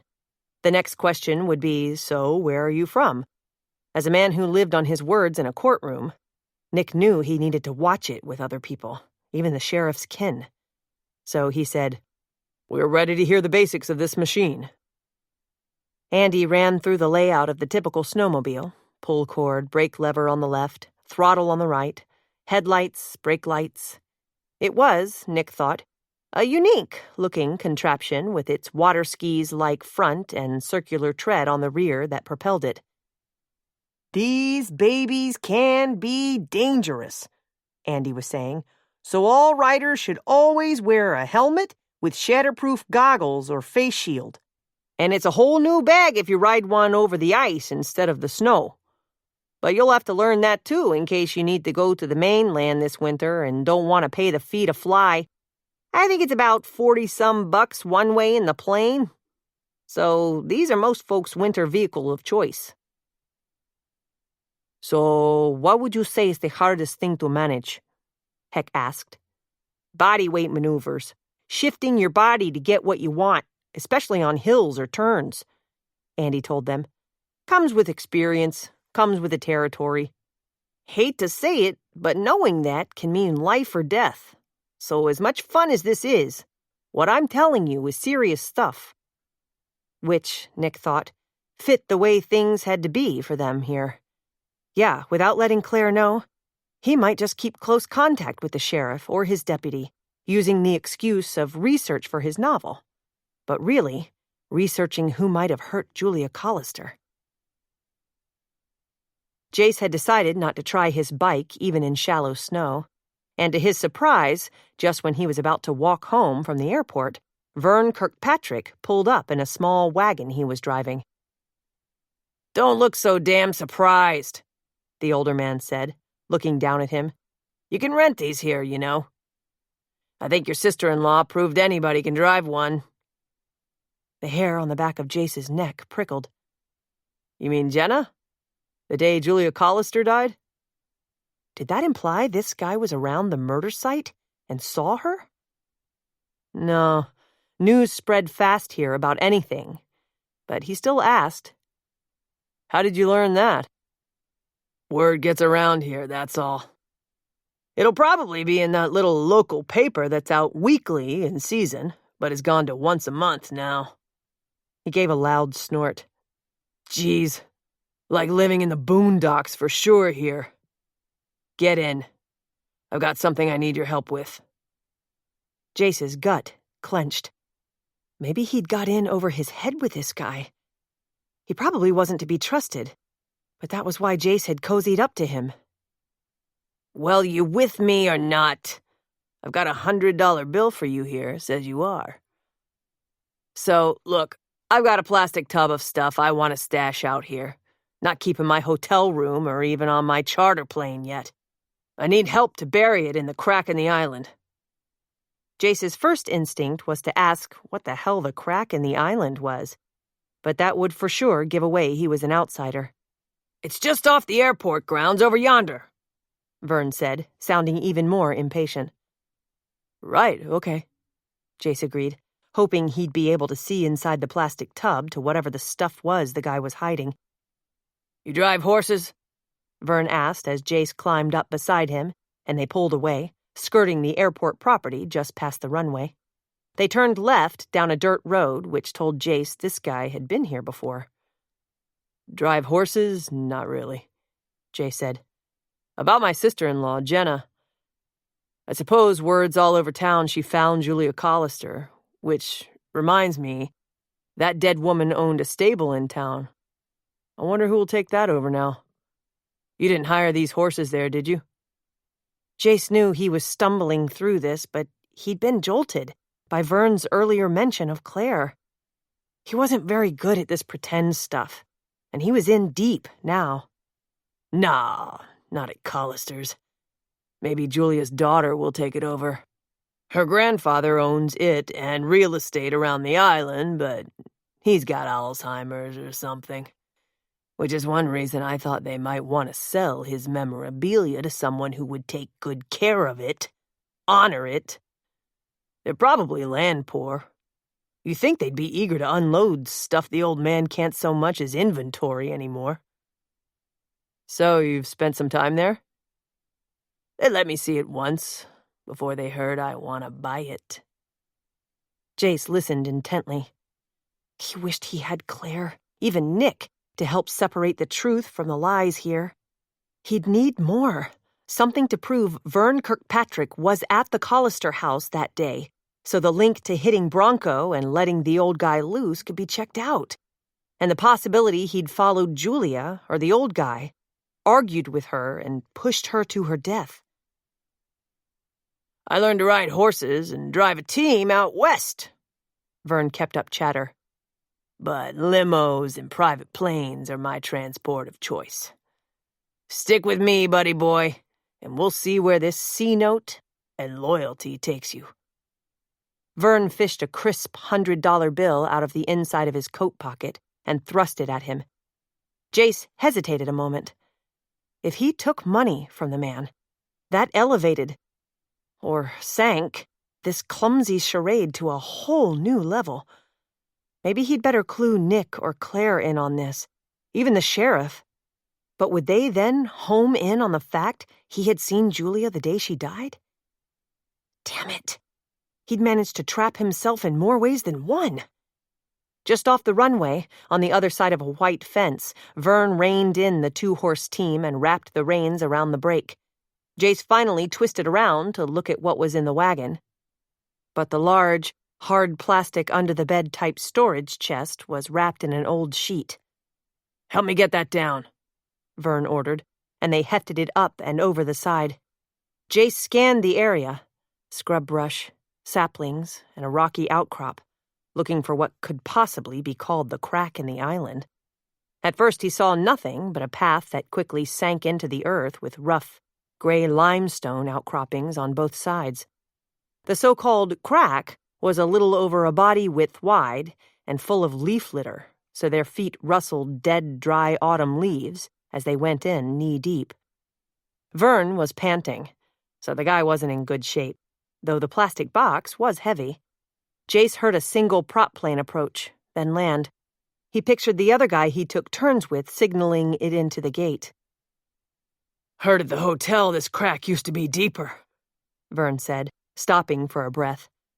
"Pioneers used it for a garbage dump. Just here, stop, put it down." At least, Jace thought, Vern hadn't brought a lit cigar in here where he'd do one of his rub-it-out half-smoked and possibly start a fire. Vern kicked some leaves away at the level of their knees. A low, flat hollow appeared, like a dark shelf. "Shove it in there," he ordered. "I got one more under there, a lot smaller than this one." Still keeping an eye on the man, damned if he was going to turn his back on him the way Bronco might have, Jace bent to slide the box through the pile of leaves. Maybe he'd come back later with Nick, Bronco, or Heck to see what was in there. He figured he could take this guy in a fight, but who needed that?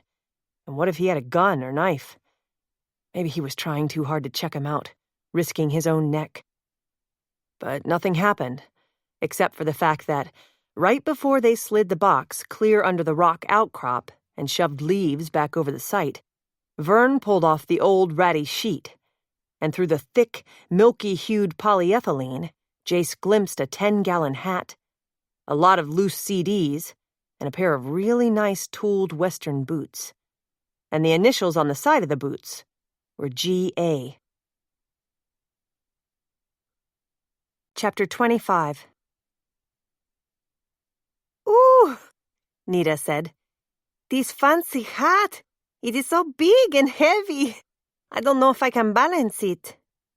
You'll get used to it, Liz told her, adjusting the big-brimmed bonnet. Stand straighter, don't look down. But we'll put it on with hat pins.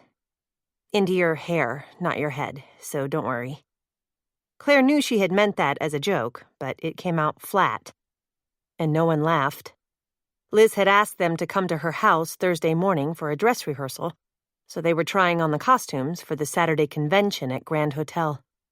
Claire sensed Liz was desperate to keep busy before facing her mother's funeral service and burial tomorrow. She hoped no one would criticize the young woman for attending the convention the very next day to promote her business. Keeping busy was one way to cope. People mourned in different ways. Claire had brought Lexi, too, and Liz had quickly hemmed up a gown for her. The hats were all too big for a child, so she would just have ribbons in her hair. But she was ecstatic to be included and had a basket to carry the postcard handouts, and no corset for her. She was across the room, preening in front of a mirror. Of course, they had already visited Scout out in the stables. Claire had been looking for ways to keep Lexi's alter ego, Nasty Lily, away, and this seemed to be helping. The adults were all going to wear fancy corsets outside of their dresses, so they were really models for Liz's creations, too. But, without saying why, Claire had insisted her corset not be laced too tight. Of course, she wouldn't be showing for a long time, but she was starting to feel queasy in the mornings, just as she had when she was pregnant with Lexi. "So when is your grandfather coming home?" Claire asked quietly as Liz fussed over pinning up her hair. She needed it a certain way to balance her hat, laden with silk flowers and butterflies. "Sunday. I take it the sheriff got nowhere trying to question him about what happened. How I wish I could risk taking him to the funeral service tomorrow, but I have no idea what he'd do and say. Maybe invite everyone to a saloon? Maybe try to rope the pastor or raise a posse? You're holding up well." "Not really. Since Granddad is so unpredictable. Well, you saw that in the cliffside chat you had with him before you found her. It's scary to have him back, even with his new live-in companion Dad hired. Listen, I'm sorry if he hit Cody. It had to be him, since he went riding out either ahead of or after Mother, and Cody obviously stood in his way of that." "Wouldn't you like to know what really happened?" Claire whispered as Gina laced Nita into a lace corset across the room. And they kept giggling. "You mean what happened that sprang him from his Gene Autry prison upstairs?" Liz countered with her own question. Claire was reminded again that her forensic psych training had stressed that asking a question was one way to avoid answering one. Liz seemed really jumpy now, trying to fill the private moments between them with talk. "Granddad seemed happy there, except for wanting to get back in the saddle again, on one of our horses. I may try to sell them this spring, so if you want to buy Scout, let me know. I must admit, Granddad got furious with Mother and me when we wouldn't let him go out and ride anymore. That on top of Mother and me having words about my leaving. I suppose, you said Cody hasn't got that piece of memory back from when he was hit." Claire also noted Liz kept changing subjects with each sentence. Was it because she'd admitted her grandfather was angry at Julia, and that might implicate him in her death? Or because she'd blurted out that she and her mother had argued? No, and he might never recall, Claire said. But short-term memory loss does return sometimes, especially if something or someone gives it a little boost. Are you thinking we should try to ask Granddad what happened? Look, I don't need a lawsuit from Cody on top of everything else if Granddad did hit him. That cigar smoke you mentioned tends to cling, so that doesn't mean that Leech Vern Kirkpatrick was here recently. Is that what you were thinking? Believe me, Cody would not sue. As for Kirkpatrick, I don't know, but I'm sure the sheriff will check on his whereabouts on that day. I just thought you might want more answers, and maybe what happened might be good for your grandfather's new companion to know, so he can be watchful. Liz narrowed her eyes, swollen and red from crying. Are you a shrink? Not exactly. Just someone who cares. Really. A lawyer? Claire shook her head. She supposed she'd gone too far here, hoping to recreate what led up to Julia's death so she could probe if there was foul play involved and by whom. Nick would lower the boom on her head in place of this big hat. I plead guilty to neither of those careers, she assured Liz. After all, Claire thought, a psychologist was not a psychiatrist, and she'd leave the lawyering up to Nick. When Gina sucked in a huge breath as Nita tried to lace her up, Liz rushed over to help. She told them, just think of all the ways women used to suffer for fashion's sake, and we run around today in next to nothing. So little structure in what we wear, even in our lives. But my corsets bring a bit of structure back. A good compromise of old and new. Because are we any happier? She gave a little hiccup and stopped talking. They all stood like statues, dressed and laced and balancing big hats, just staring at Liz. Even Lexi quit looking at her dress in the mirror. So free and happy, unless things go all wrong, Liz choked out and collapsed onto the window seat. Silence hung heavy in the air. Nita was wide-eyed, and Gina narrowed her eyes, then stepped forward to feel Liz's forehead and take her pulse. I'm all right, Liz said. As all right as I can be. I just don't think she killed herself, and I can't believe someone would hurt her. That she'd let someone shove her. I really don't, so, Jenna, it's okay if we question my granddad on Sunday when he gets back. Claire sat on the window seat next to her and took her other hand. Lexi came over and leaned against her mother's shoulder. Nita hovered behind Lexi as they made a protective wall around Liz. Whatever women wore, Claire thought, the styles of female friendship hadn't really changed. The next snowmobile class, which would include some hands-on riding, was held behind Andy's store, where 12 people had gathered. Claire was shocked to see Wade Buxton. Could it be that he was in WITSEC too, and their friend Pat Robart had also arranged for him to take these classes? Rob had not responded when Jace had brought up Wade's name, but she was certain she'd seen him react.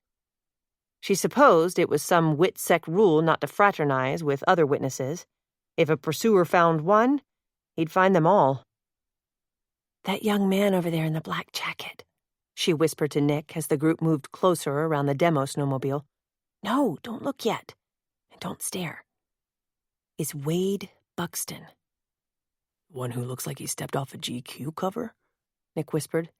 If he's here, not a coincidence. Pat could have arranged it for him too. Or else, if he's just new to the area, he needs to learn snowmobiling. When Wade caught Claire's eyes, he smiled and waved at her. She nodded back and looked away. He obviously remembered her from their brief meeting at Liz's shop. But if he was in WITSEC protection, wouldn't he be more careful? Julia had not liked or trusted him. Was that just because he was hitting on Liz, or did Julia know what sort of man he really was? At the draft house, Rob had mentioned that only about 6% of people in the WITSEC program didn't have criminal backgrounds. This guy could be doubly dangerous. To Liz. To them. He'd argued with Julia, so could he have decided she had to go? Or in the passion of the moment, in an argument or anger on the cliffside stairs, Had he struck out at her? I give him credit for recognizing a pretty face, Nick muttered. He keeps watching you out of the corner of his eye. Look out if he's on the make after Liz told him to forget it. Avoid him at all costs. Everyone quieted as Andy went over the dashboard instruments and explained about how the shock absorbers worked when the skis hit bumps. Claire's mind wandered. She felt like that right now, shocked to see Wade here. For sure, she took Nick's warning about Wade to heart, but if there was any chance he had hurt Julia, she'd like to keep an eye on him, too. This front bumper is good crash protection, Andy was explaining. Remember, you're sitting on an engine that's similar to a medium to large motorcycle, so safety, safety, safety. Glancing through her lashes, she saw Wade watching her again. She decided right then not to drive the snowmobile herself, even in the daylight, unless she absolutely had to.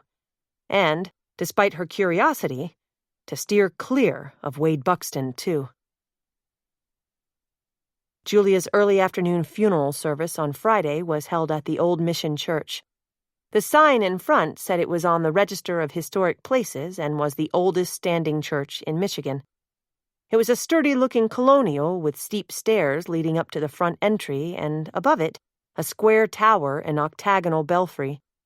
Looking up at that as they waited outside in the crowd for the horse-drawn hearse to arrive with the coffin, Claire reminded herself that she wanted to go up on their roof to look at the widow's walk. She'd taken to wearing earplugs to mute the wail of the wind that sounded so human at times. When the Victorian-era wood and glass hearse arrived, 6 men stepped forward to carry the polished oak coffin up the stairs. Claire saw that Sheriff Archer and Officer McCallum were here, both in civilian dress, and serving as pallbearers. Liz and her father followed close behind, and then the rest of them filed in. But not before Claire noted that Liz refused to take her father's proffered arm. Claire saw neither Wade Buxton nor Vern Kirkpatrick in the crowd of locals, thank heavens. She knew cases where some murderers were drawn to attend funerals or burials of their victims. Their contingent filed into a dark wood pew about 3/4 of the way back in the small church that was soon packed. Julia and her family obviously meant a lot to this community. Heck and Gina sat together at the outer end of their pew, then Bronco next to Nita. Lexi had plopped herself down between Claire and Jace. Nick sat on the aisle, on Claire's other side. Claire quit looking around and stared straight ahead. She saw that Michael Collister, just as he had wiped his hands repeatedly with a dish towel, wiped under his eyes with a twisted white handkerchief, while Liz sat stoically, staring straight ahead at the coffin. An unusually wide space loomed between them. Wouldn't you think they needed each other right now? It seemed Liz was trying to ignore him. She also wondered if Michael's reactions were indicative of too much mourning for an ex-wife. Of course, he felt bad for Liz and had once loved Julia, evidently still had feelings for her. She'd sensed that the one tense time she'd seen them together. Maybe he blamed himself for their divorce. But he seemed to be exhibiting more grief and guilt than even all that deserved. Or could he be distressed by his daughter's icy attitude? Claire made a mental note to delve into that with Liz. Jace had his arm across the back of the pew behind Lexi, but his fingers brushed Claire's shoulder.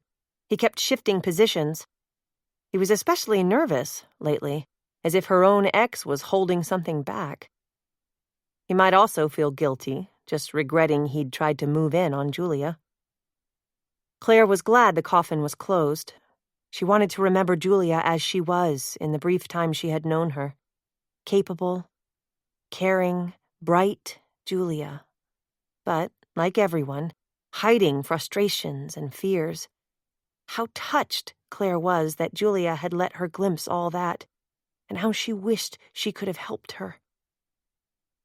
Dearly beloved, the silver-haired minister began, we are gathered here today to bid farewell to this mother, friend, and cherished citizen of our island. Though many off-islanders know this church as a place for special weddings, today We call it hallowed ground and honor an entire life well lived, despite a tragic ending. But Julia Grace Logan Collister now has a new and wonderful beginning in her heavenly home, where no doubt she will find something purposeful to do, just as she did in her days among all of us. A few sighs and sniffles. Someone behind them began coughing, and someone else blew a nose too hard. Lexi was trying to see over the people in the rows ahead, so Claire pulled her onto her lap, despite the frown Jace shot her. Claire soon saw that the family and the minister had decided on a theme of Christ as the Rock, since Julia had loved the Arch Rock site and died near there. A woman played the organ while they sang, Rock of Ages cleft for me. Let me hide myself in thee. Again, Claire agonized. Was someone hiding in plain sight who had killed Julia? Or was it truly a sudden stumble that sent her to her death on the rocks below? The minister read from 2 psalms, verses he said that Julia's daughter, Liz, had chosen. The Lord is my rock, and my fortress, and my deliverer. And, for in the time of trouble, he shall set me high upon a rock. Hugging Lexi, Claire listened intently while the minister spoke about Julia's life, mentioning she'd once served her country by working for the FBI, but, of course, there was not even a hint of her WITSEC duties. Claire did learn that Julia still was on the off-season security staff for Grand Hotel, when she'd got the impression that Julia had only done that when she'd first returned to the island, after her divorce. So if Julia had faced some sort of terrible trouble she could not find a way to get through, Claire didn't learn about it here. Enemies? Evidently no one who was an islander. Still, someone could have forced trouble on her, and maybe death. Everyone stood while the casket was carried out to the hearse, and then they followed, row by row, starting with the front pews. Outside, the wind was bitter cold, but it was not snowing. A row of carriages and several wagons were lined up to take people to the Protestant cemetery for the burial if they wanted to go. Nick and Claire climbed in the 4th one, while the others headed back to Widow's Watch. There was a little talking in the wagon, though one woman welcomed them to the island, and another said she'd heard he, Jack Randall, was writing a book. A history of Mackinac, she whispered, as if they were still in church. A lot of history here. That's pretty well covered, Nick told her. Actually, I'm writing a murder mystery set on an island. Claire sat up straighter. He hadn't discussed that with her. Set here? The woman asked. Not here. But I thought the winter solitude would be just what I needed to get it written. The victim, however, is a man who was beloved by the islanders, but he was living a double life which came back to haunt him. Oh, my, she said, and moved farther away from them when everyone climbed out at the cemetery. Oh, my, indeed, Claire said. What a story. Really. To Claire, he spoke quietly. I'm hoping it will be an excuse to keep me close to anything the sheriff turns up about Julia. He said case closed, but that he was keeping it open in his mind. Not that I'm going to consult with him, but I plan to pick his brain. The plot thickens. Sweetheart, look, he said, tugging her off the path a ways where they were bringing up the rear of the mourners. I can see the wheels turning in your mind. You're not letting this go, are you? No, it haunts me. It's like fear of the Castros still haunts Gina, like not flying hurts Jace, like Clayton Ames obsesses you. Okay, I'm with you then. But we have to be very careful. You're getting close to Liz, but watch your step, and keep clear of Wade and Vern Kirkpatrick, at least if I'm not there. I'll try to get Heck to check both of them out more. I'll befriend the sheriff. It's a start. I'm going to talk with Julia's father on Sunday, see what he might come up with. I believe you failed to mention that, so don't lecture me about dropping a surprise. I was going to tell you later.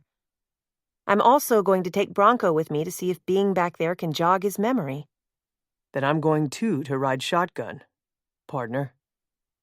They held hands as they walked quickly through the tombstones to catch up with the others now standing under a canvas awning above the open grave. Some headstones were old, worn ones with praying hands and long-past death dates. Some new ones of polished marble had the person's picture etched or mounted on them. Nick said, Last time we were in a cemetery. I know. I about lost it when I saw the statue of that Cuban saint holding the dead child. It still gets to me. He squeezed her hand. At least she and Nick were working together again.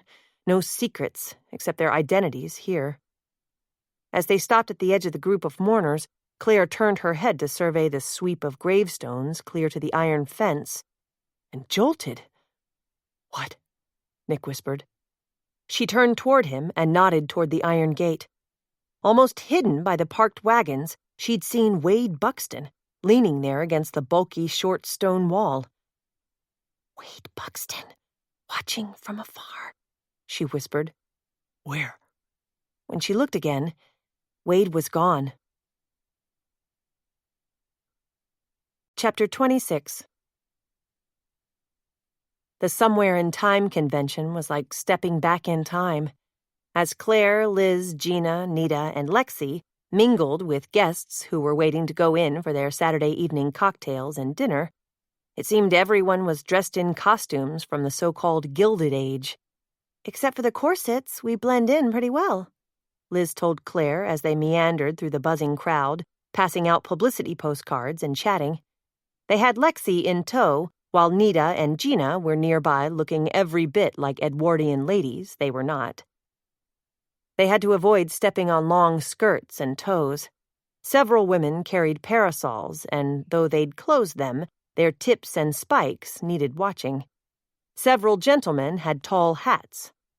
One man's fell off when he turned fast to ogle Liz in her corset. She was putting on a good show with smiles and chatter, but Claire could see she was still hurting. How are you and your father getting on together after everything? Claire had slipped in the question earlier. You might know, when he could be so helpful. He told me his wife is coming. I said, please, no, not now. We had a few words about his moving out. All I need is her underfoot in my mother's house, near her things, her horses. I swear, he never did get over Mother, and they could have put things back together, but then he found that woman, and...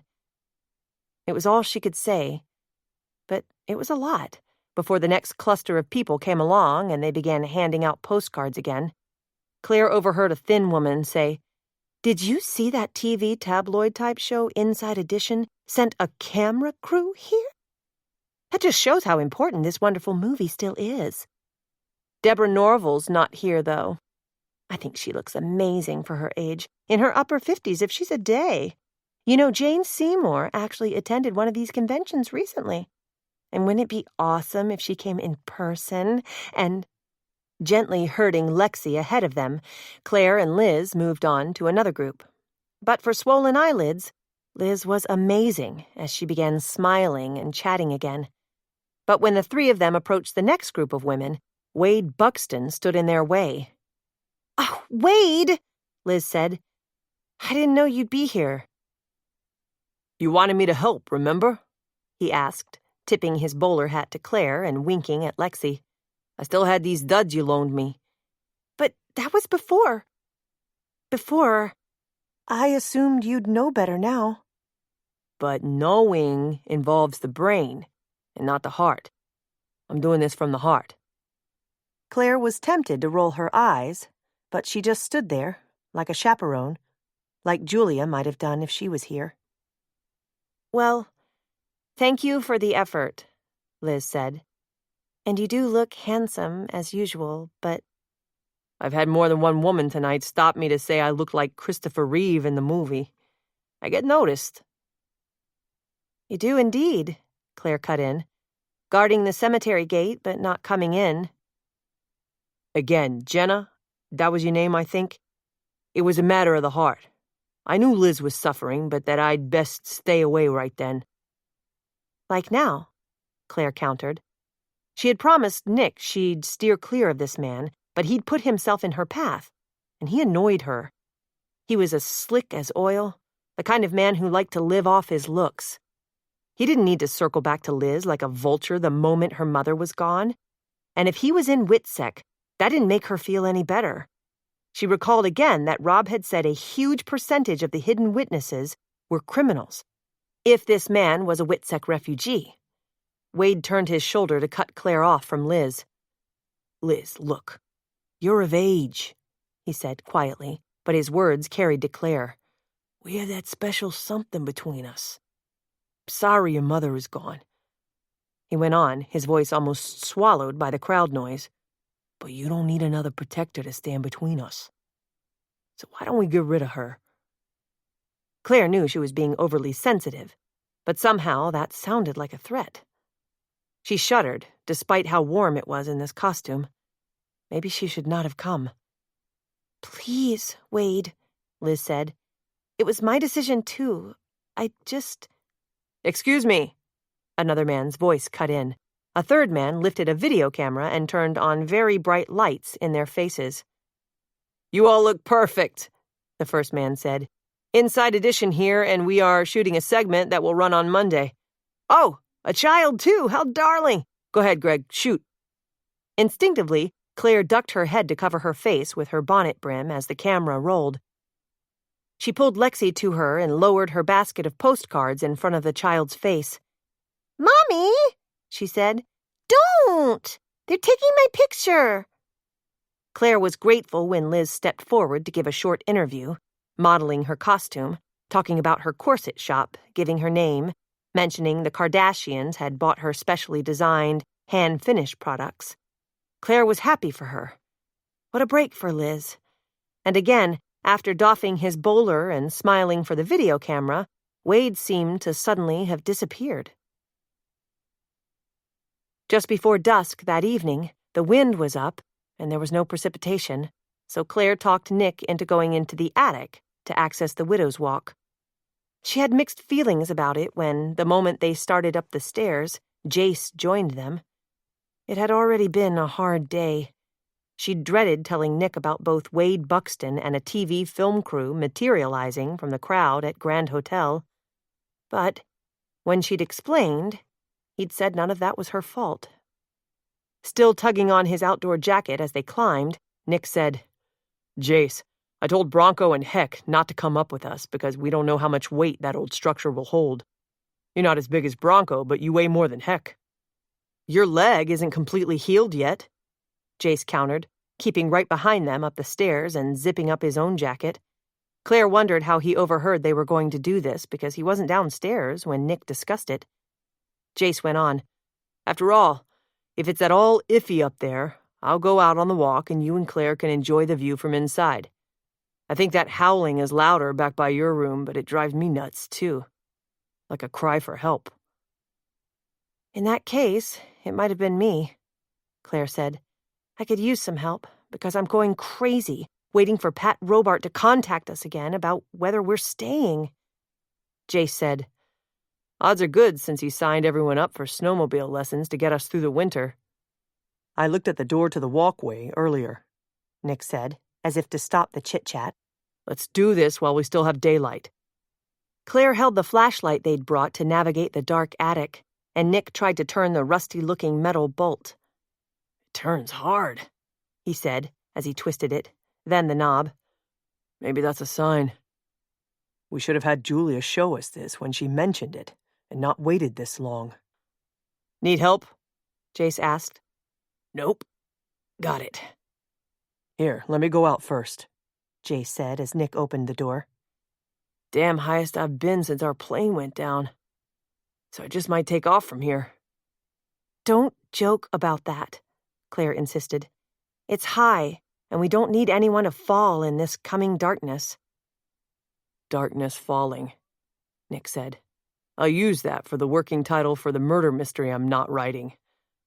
Falling Darkness makes more sense, Jace said as he leaned out to reach one hand to the railing and just one foot down on the walk at first. Then he stood, carefully, slowly, on both feet. Fabulous view of the harbor, he called back in to them. But I guess that's why the widow kept watching from here. The point is, Claire said, stepping out carefully beside him, while Nick fussed with the door to be sure the wind wouldn't close it on them. I don't believe she still watches from here and moans when the wind's up. Let's look for whatever it is that makes that sound. I don't hear it right now. The wind direction shifted, Jace said. Be careful up here. You go around that way and I'll meet you at the back.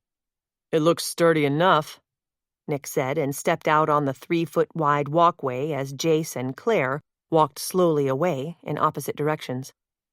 Watch your leg, Jace called back to him. We'll look around the corners. Claire didn't see anything amiss and met Jace, waiting for her on the other side. I think I see where it is, the spot, he told her as they faced each other on the narrow walkway. See that northeast corner back there? Its flashing is broken. Go back around, it's too narrow for both of us at once. Jace called to Nick. I think I see the culprit, and with a hammer, nails, and something curved to nail down, maybe we can get a good night's sleep again. Can you yell down to Heck or Bronco to find something like that? Nick looked at Claire as she came back around from her side. Sure, he said, and stepped inside again. Awkwardly, Jace and Claire stood side by side, looking out over the backyard, the slant of grass below where she'd heard Heck courting Gina. Then the harbor, breakwall, lighthouse, and lake beyond. Don't get sick up here, Jace said. What? You know heights don't bother me. Not even on a day when you've had morning sickness? What? Claire, Jenna, whatever I'm supposed to call you. You're not eating breakfast well, and you look green in the gills in the AM. I've seen it all before, remember? I think you're pregnant and telling no one. Wow, fast work for starting a family since you two never really had a honeymoon. Unless you count the weeks you've been here and there running from Clayton Ames. Hey, maybe my brother Jack can put that in his mystery novel. She was stunned. It seemed Jace knew a lot of things, as if he'd been spying on them. My pregnancy is no one else's business right now, she insisted, holding on to the railing and not looking at him. Well, I didn't mean that as harsh as it sounded. I'll tell Lexi later, when some of these challenges have passed. I'd really appreciate it if you'd keep that a secret. Sure. I know you told Lexi about Julia's death before I could, so I hope you mean that. No one else will notice for a while. Can't say you have a glow. More like you look too pale. His voice was husky and intimate, even in the sweep of wind as it shifted again and the very place he'd pointed out began to moan. Besides, he added, I'm a dedicated Claire watcher. You and someone else, I'm afraid. What's that supposed to mean? Nick lurking? He asked and turned around to the attic door, which still stood empty. Wade Buxton keeps turning up, then disappearing, and he's no ghost. I'm just wondering if he did that to Julia. You need a bodyguard, let me know. Very funny. It wasn't meant to be. Claire, you and I may have had tough times, but Nick Markwood has had you in trouble from the first day you met him. So watch your step. Up here, everywhere. Hey! Bronco called from just inside the door where he'd suddenly appeared with Nick behind him. I found an old bathtub mat that should work. I cut it in half. Want me to do it? Claire spun around, worried they'd overheard, but evidently not. Just hand it out since I know right where it is, Jace said. Claire took a last look at the bird's-eye view of the area, while Bronco handed the hammer and nails out to Jace, and handed her the rubber mat and some duct tape. She sidled along where Jace knelt and handed him the tape and mat. What's that? She asked, pointing at the corner where he was going to work. What's what? This corner edging just came loose and traps the wind. Now that it's shifted again, hear it? No, I mean that little piece of material caught there, she said, and leaned carefully over to pluck the small square of dirty, torn and wind-blown cloth and lace from where it had snagged. Beats me, Jace said, and started to fit the mat to the corner. Claire held the remnant of fabric close to her eyes in the fading daylight. A puckered piece of white cotton someone had shirred with tiny hand stitches and attached to a strip of antique-looking lace, which was now ripped. It was as if someone walking here had caught and torn the hem of an old-fashioned slip or fancy dress, even like the ones they'd worn at the Somewhere in Time conference earlier today. Chapter 27. Sunday morning, Nick took Claire and Lexi back to the church where Julia's funeral had been held. He'd liked the place and the minister, but, God forgive him, that wasn't why he came today. He'd learned Sheriff Archer was a member and was hoping to corner him informally after the service, which he managed, sending Claire and Lexi to wait for him in the entryway. It was snowing outside, and Lexi was antsy to play snow games, whatever those were. Luckily, Nick thought, the sheriff opened the topic he wanted. Hi, Jack. So, how's your wife holding up after finding Julia like that? I saw both of you at the funeral. She's been trying to support Liz. And, of course, wondering if any of the three men who look like they might have had motives for harm, I know the coroner ruled the cause undecided, look like persons of interest. They're all in the clear, of course, but that worries Jenna. So, they are of interest to us. Everybody knows cop talk from TV and movies these days, don't they? I mean, like, persons of interest. Nick nodded. If this guy only realized that he knew cop talk, attorney talk, prosecution talk, even Constitution talk. It hurt his pride to have to play dumb, but he kept his mouth shut on all that and said only, Julia was kind to us the few days we knew her, and Jenna feels sorry for Liz. The sheriff looked around before he said, She was a compassionate contact. Helpful and kind to me, too. Actually, each of the three persons you refer to have alibis, though hardly ironclad. Fuzzy time frames. Each elsewhere but alone at that time. I'm not letting it go, no matter what the ruling, but you should. I can tell you the coroner found no signs of trauma, such as gunshot or stab wounds. Leave it to the professionals, Jack. Tell Jenna that, and I thank her for her clear and complete testimony. Have a good day. Instinctively, he reached up to touch the brim of a hat he didn't wear and headed back into the crowd. Well? Claire asked as they started walking home and Lexi ran ahead, kicking up snow from the grass and sidewalk. Well, what? We'd better step up our snowmobile driving if it's going to keep falling like this. You know that's not what I mean. Michael, Kirkpatrick, Pretty Boy Wade, all have alibis, but hardly ironclad, as the sheriff put it. So we'll see what unfolds. Carefully. Quietly, that's our deal, right? One of them, she said, linking her arm through his. If we have other, more intimate deals, he said, his voice husky, I'd like to see what unfolds there, too. Now that we've quieted the woman on the roof, I can give more attention to the one in my bed, if you're comfortable with that. Very. Just because I'm with child doesn't mean we have to be strangers. I know you haven't felt well in the mornings. Jack, Randall, I haven't felt well about Julia, but it makes me feel a lot better we're working together on this. Are you sure you want to go to Liz's this afternoon with Bronco and me to see if we can jog his, or Hunter Logan's, memory? Wouldn't miss it for the world. Lexi turned back. If you go there, I want to go see Scout, too. Not this time, Claire said. Nick could tell she was startled Lexi had overheard them. Remember our deal? We play snow games and you go to see Scout later this week, not today. Sunday is the day of rest for horses, too. For one second, Nick thought Lexi was going to flip back into what Claire called the bad Lily routine. Her pretty little face crumpled into a scowl. Just so long as no one else feeds him apples, she said.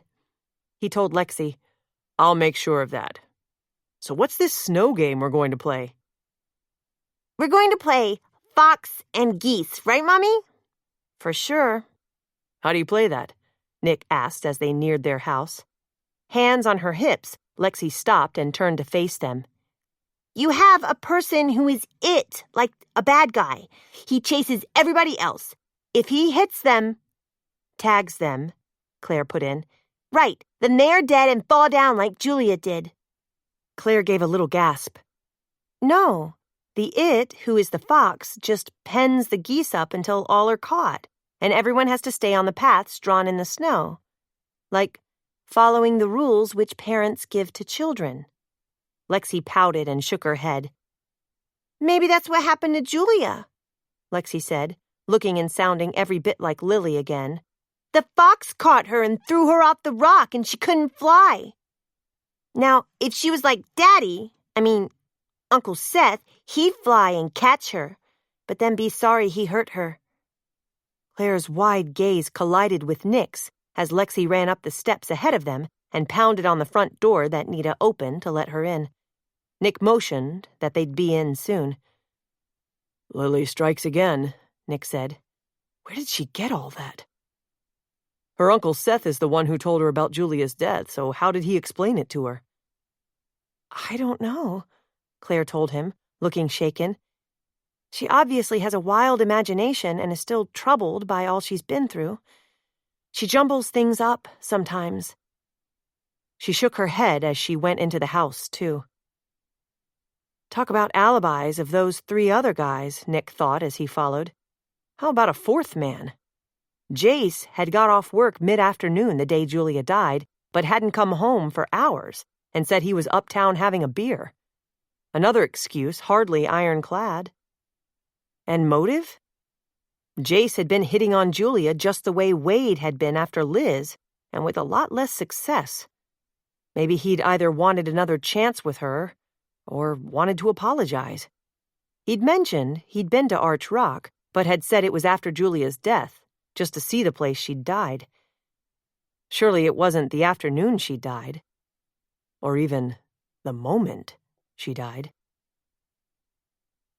Claire made sure she, Nick, and Bronco arrived at Liz's house a couple of hours after Hunter Logan had been brought back with his new companion, a widower hired from St. Ignace named Doug Fremont. Liz had said Fremont was around 75 and seemed younger, strong, too, so she thought he'd do quite well.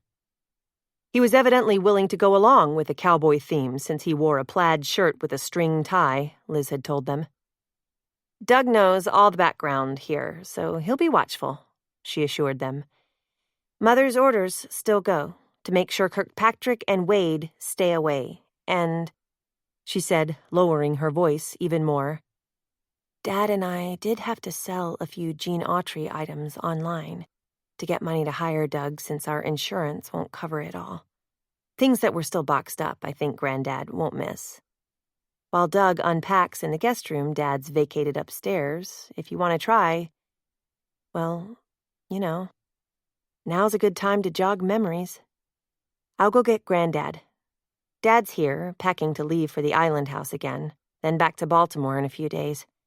I talked him out of having his wife join him here. But how are you feeling, Cody?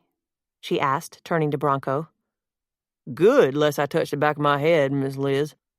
Haven't figured out what happened, though, so maybe today. It soon became apparent that Mr. Logan didn't remember any of them, even Bronco, who'd spent hours with him. Claire hesitated to bring up his taking a horse from the stables to go after Julia. She didn't want to get him upset again, after all he'd been through. Maybe she'd overstepped to try to set this up. She'd rehearsed several opening questions, but now it all seemed so futile. Where's Jean's boots? Mr. Logan asked suddenly, staring at the glass cases across the room and getting to his feet. Granddad, Liz said, they're on your feet. Your favorite ones, so you don't worry about... No, the ones he wore in Rim of the Canyon. I know I got 3 pairs, but those are gone. In that movie, his horse, Champion, got stolen just like my boots. I'll show you, he said, getting more agitated as he opened a drawer and clawed through some CDs stored there. Well, dagnabbit, Rim of the Canyon's gone too, and some of the others. Claire marveled at how the old man knew his extensive collection so well, but not much else. He must have realized the things Liz and Michael sold were gone. "Now, just relax, Granddad," Liz said. "I'll bet they're just misplaced. Cody, would you please go get Doug?" Claire was glad she hadn't started this. She'd never worked with dementia patients, only studied the disease. She caught Nick's warning gaze and shook her head. So much for this idea, she thought. When Bronco came back in with Doug, the old man shouted, "Rustler's been here and taken more than cattle. I tried to stop their leader, but he hit my right-hand man over the head from behind and stole them anyway." "Hey, Hunter," Doug said in a calm voice. "We'll find them and get them back.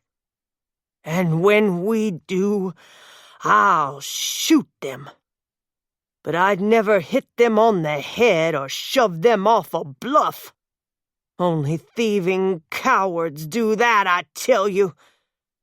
While Doug calmed Mr. Logan down, Liz's wide, teary gaze snagged Claire's. "Those are not the items we sold," she whispered. "I swear they're not." Claire kept quiet, but she'd learned some things anyway.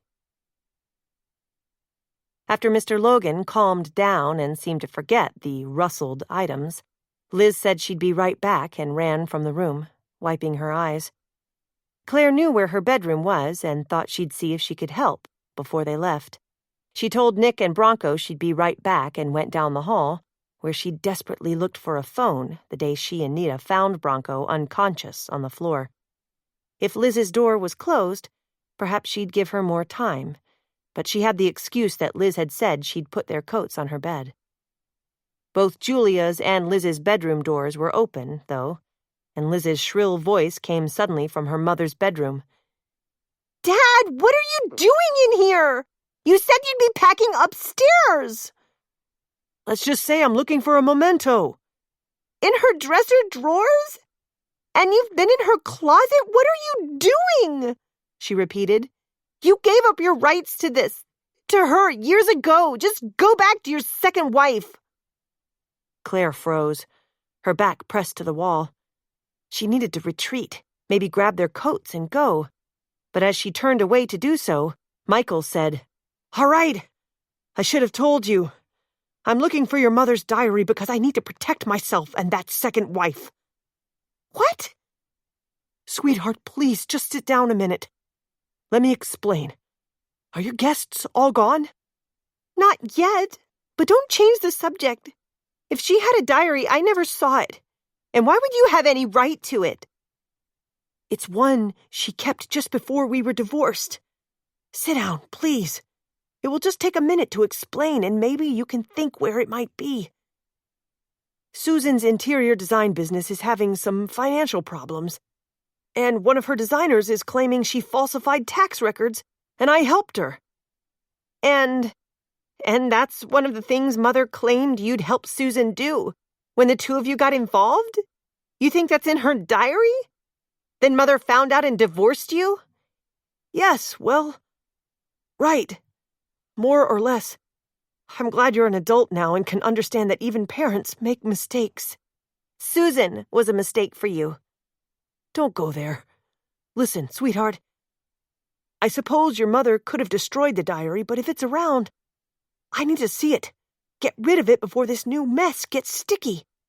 "Dad, she's dead. She's not going to turn up with some old diary." "I just can't believe it," Liz said in a choked voice. Claire heard her give a big gasp. "Oh, damn! That's the real reason you wanted to go with me to see what was in Mother's safe deposit box." The woman used to work for the FBI, for heaven's sake, Liz.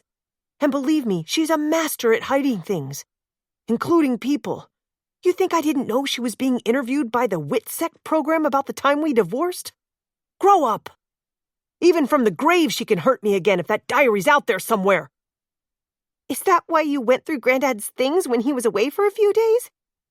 Not to help me decide what we could sell to pay for hiring him a full-time companion, but to see if she'd hidden it in there. Liz, please. Dad, I really needed you right now. I really trusted you. Did you discuss demanding that diary with her? Did you argue with her about it? I know you came in here all charming and friendly, but is that the real reason you came this time? This is out of control. Forget it! He shouted, and a drawer slammed in the room, then a door. Claire almost vaulted into Liz's bedroom. He was no doubt coming out into the hall. But what if he hurt Liz? Instead, when she heard fast footsteps, she darted through Liz's open bedroom door and began to pick up their coats from the bed, praying he wouldn't come in. But he did. She held the 4 coats in front of her like a shield. "Oh," she said, hoping she looked surprised. "Mr. Collister, I didn't know you were here. Liz said you were upstairs, just came to get our coats as we were leaving." He narrowed his eyes and frowned at her, no doubt analyzing if she could have heard. He was sputtering mad, but made an obvious effort to calm himself. "Actually, I'm leaving too," he said. "Said goodbye to Liz. I've done what I could here." "And I know Liz appreciates it," Claire lied, hoping to bolster the impression that she had not heard their argument. This man might actually be a threat to her if he realized that. But worse, he could have well been a threat to Julia if, as Liz said, he'd argued with her about the diary and then, accidentally or intentionally, struck out. Maybe came here, hit Bronco first, searched for the diary while Mr. Logan rode away, then followed Julia to the cliffside stairs and confronted her there. And killed her? Chapter 28. Nick's lovemaking seemed possessive and almost desperate that night, yet it somehow comforted Claire to be mastered, to let Nick make the moves and decisions.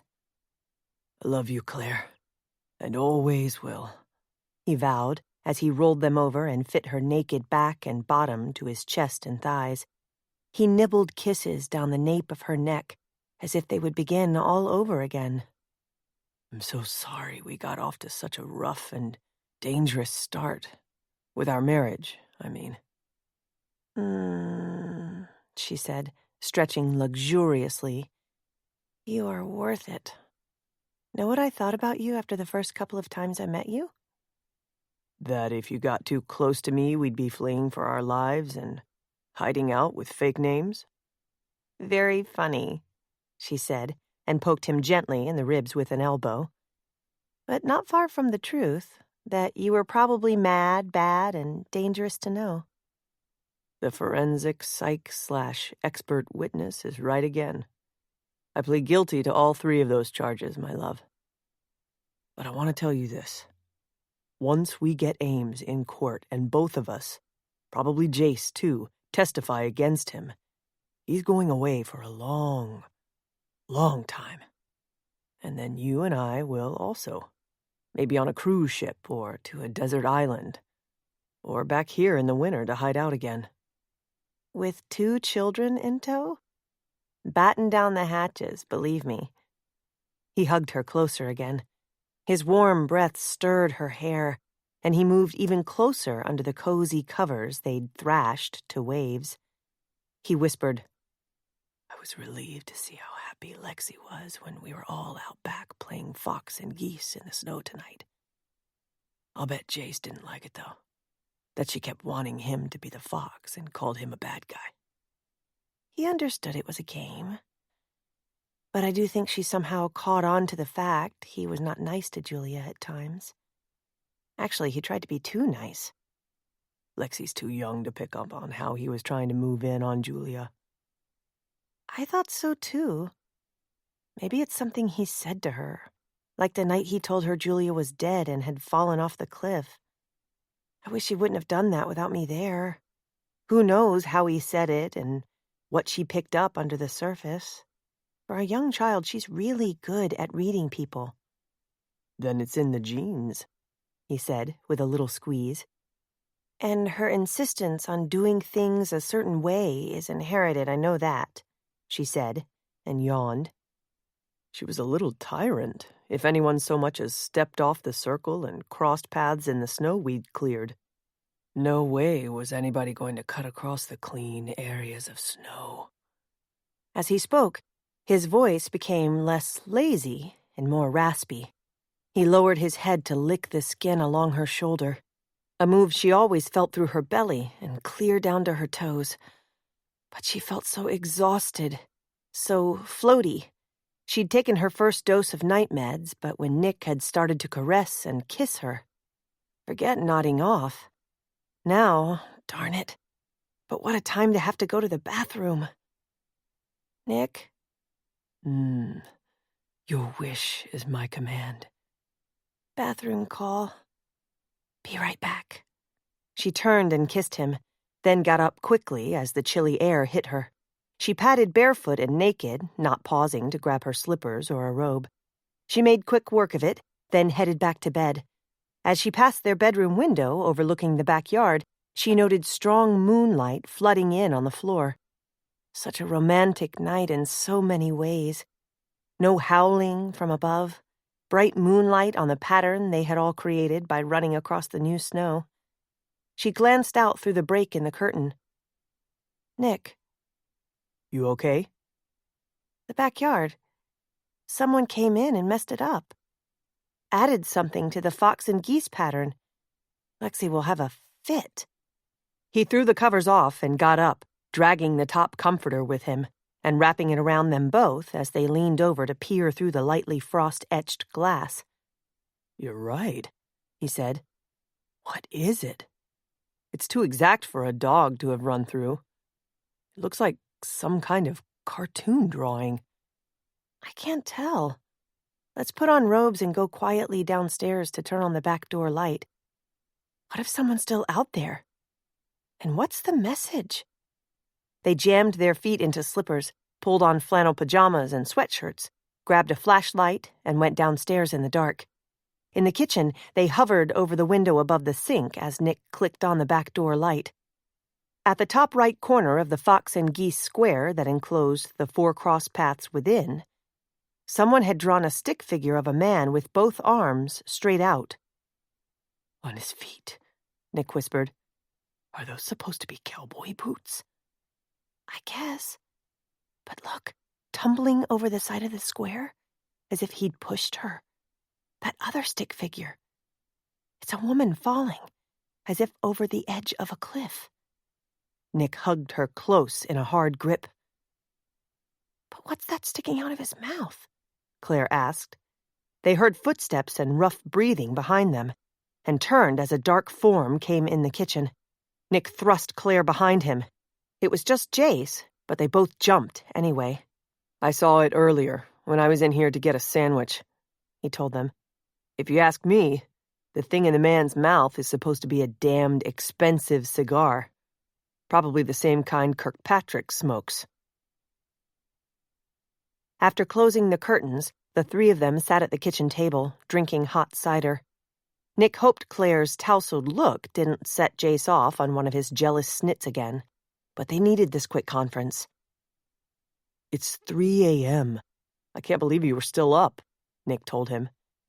I couldn't sleep and went out in front to watch the stars and moon and clear my head in the cold air.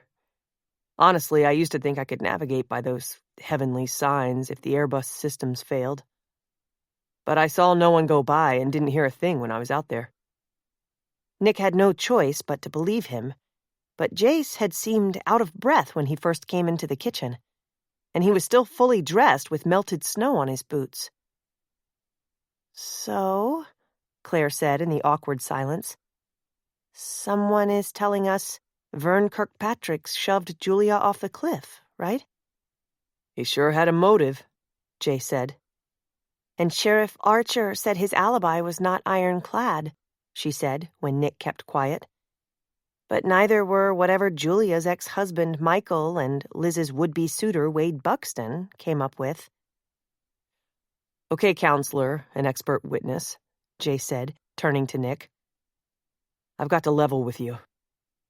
For one crazy moment, Nick thought he was going to say that he'd been outside to add the telltale stick figures, because surely not more of a confession than that was coming. It had really been gnawing at him that Jace could have tried to see Julia the afternoon she died. Go ahead, Nick urged when he hesitated. The first time I met Kirkpatrick at the airport, he offered me a grunt job to help him load some purchases he planned to have in his possession soon. I blew him off. But after Julia died, decided to tell him I'd help, just to keep an eye on him, maybe get the goods on him to tell the sheriff. He's full of himself, won't take no for an answer. He thinks he can do no wrong.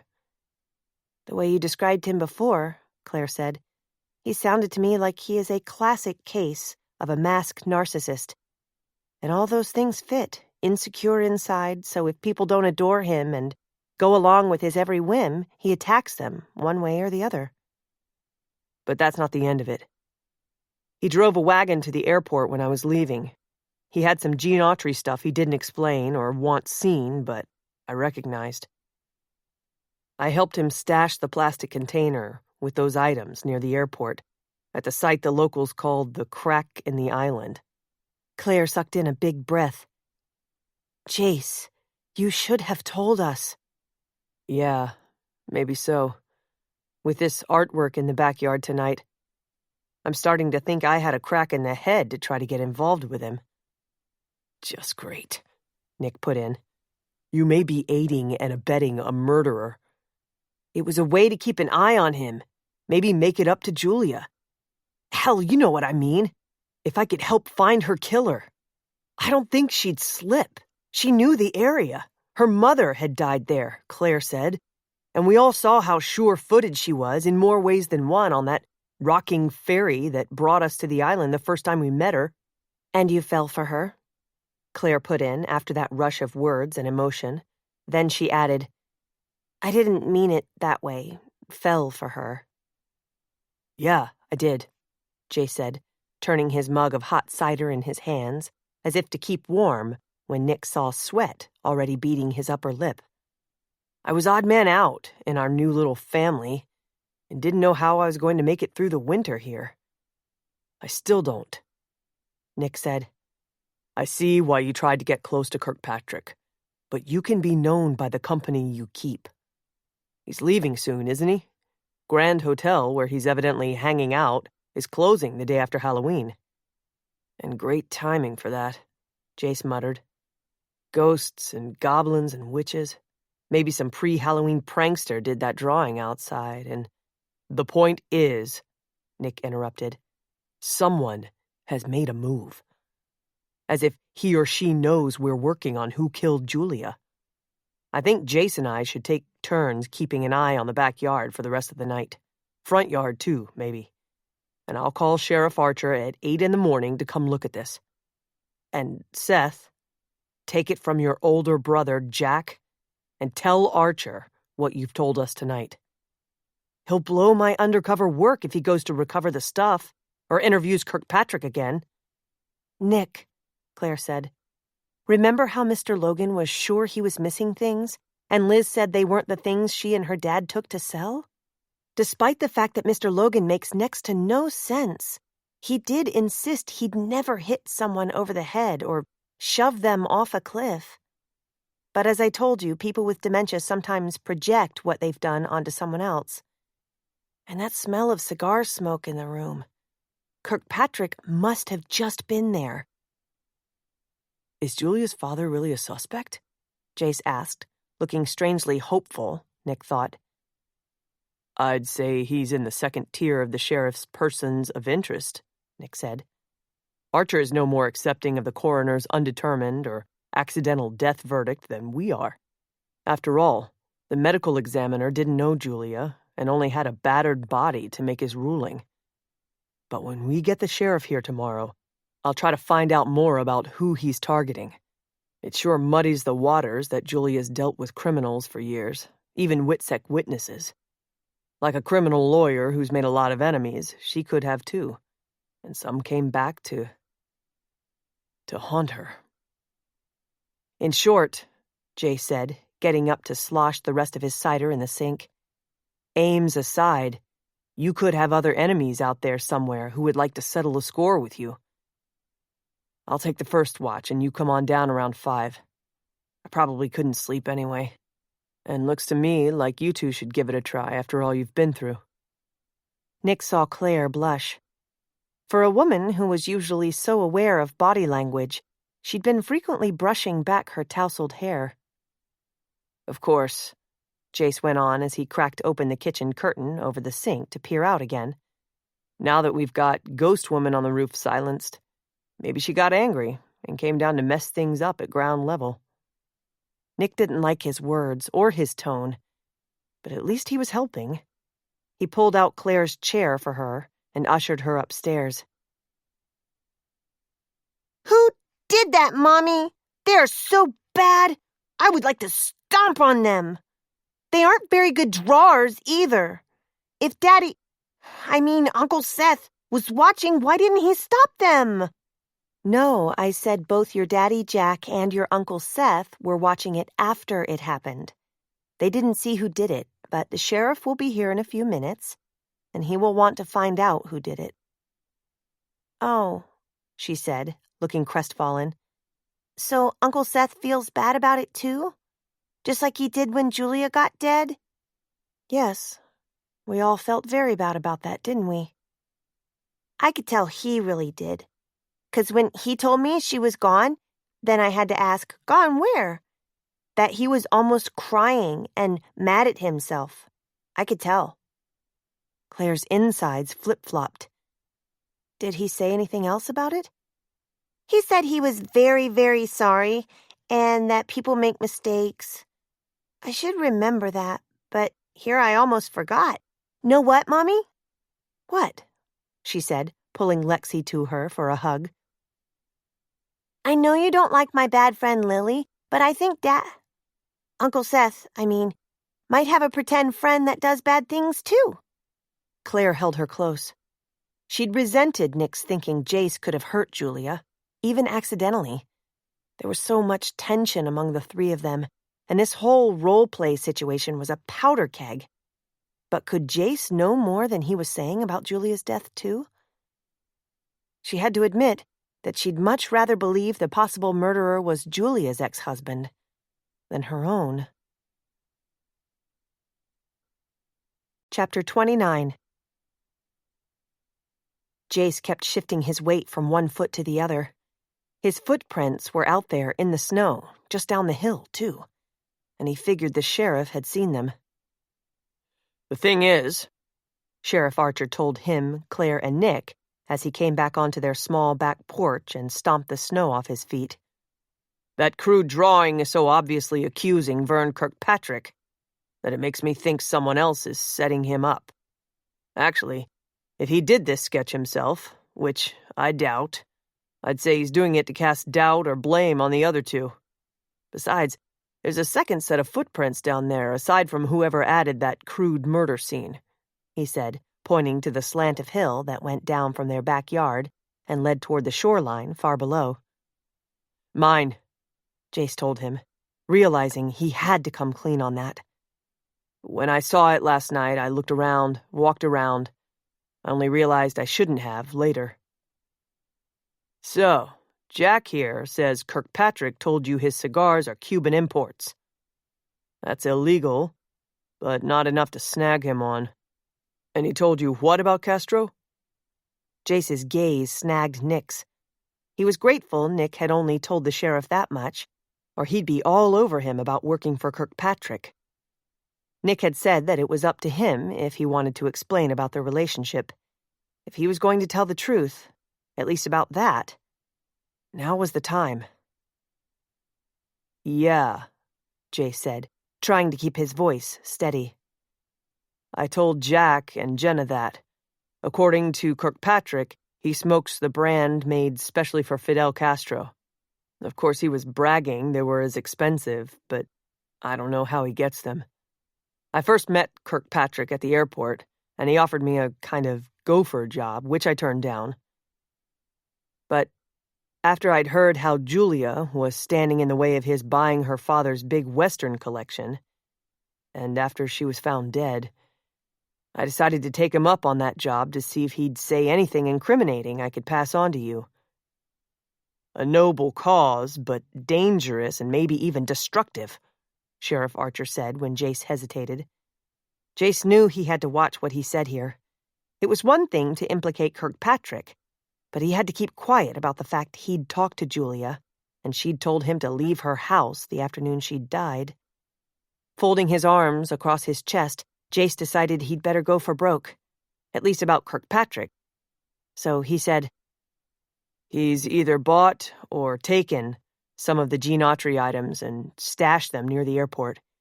If you tell him I said so, he'll be gunning for me too. One way or the other, like he maybe did for Julia. So I hope you don't tell him that. At least right now." "You followed him there? Saw where he stashed the items?" "Playing along, I helped him do it." "Damn it, man. I figured it would be your two comrades in arms here who would jump in with both feet when all of you should steer clear. And you know why. I'm the pro tem contact for all of you until Witsec gets someone else here. So you're going by my rules, got it?"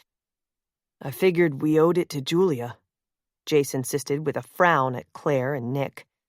Why didn't they speak up? They usually did.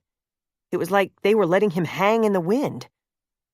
They were in this in their own ways with both feet. Finally, Nick spoke. "Sheriff, is there any way you could question Kirkpatrick again without tipping him off to the fact that Seth is keeping an eye on him for you? Why don't you step inside and have some coffee while we figure this out?" "Thanks, but I need to push on." "Yeah, I'll try that with Mr. Las Vegas, because, like any FBI refugees here, you need to keep a low profile. A lot lower than at least one of you has been keeping. Seth, you're in deep right now. But the rest of you steer clear, unless you have anything else to divulge, so do you?" Jace could tell Claire wanted to say something. He'd like to think she'd somehow come to his rescue, since even Nick had tried. She said, "Sheriff, Jack and I were at the Collister house yesterday, and there seemed to be some tension between Liz and her father. Did Michael just happen to be here when Julia died? Or has he been here often?" "Not often. Off and on. I thought he and Liz were supporting each other pretty well through all this." "Does he ever bring his wife here? I thought some of it might be over that, which would certainly be understandable."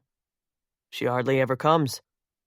I think she's a high-up exec at an interior design type store, maybe an East Coast chain of them. But it was a contentious divorce for some reason. Not that many aren't. Look, all of you, I know it's tough losing your contact and handler Julia like this, since you also saw her as a friend.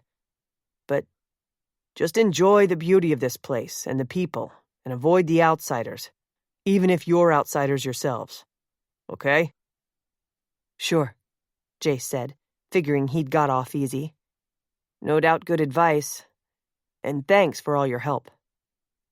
I may ask you to show me where Mr. Las Vegas stashes his stuff, once I'm sure where he is.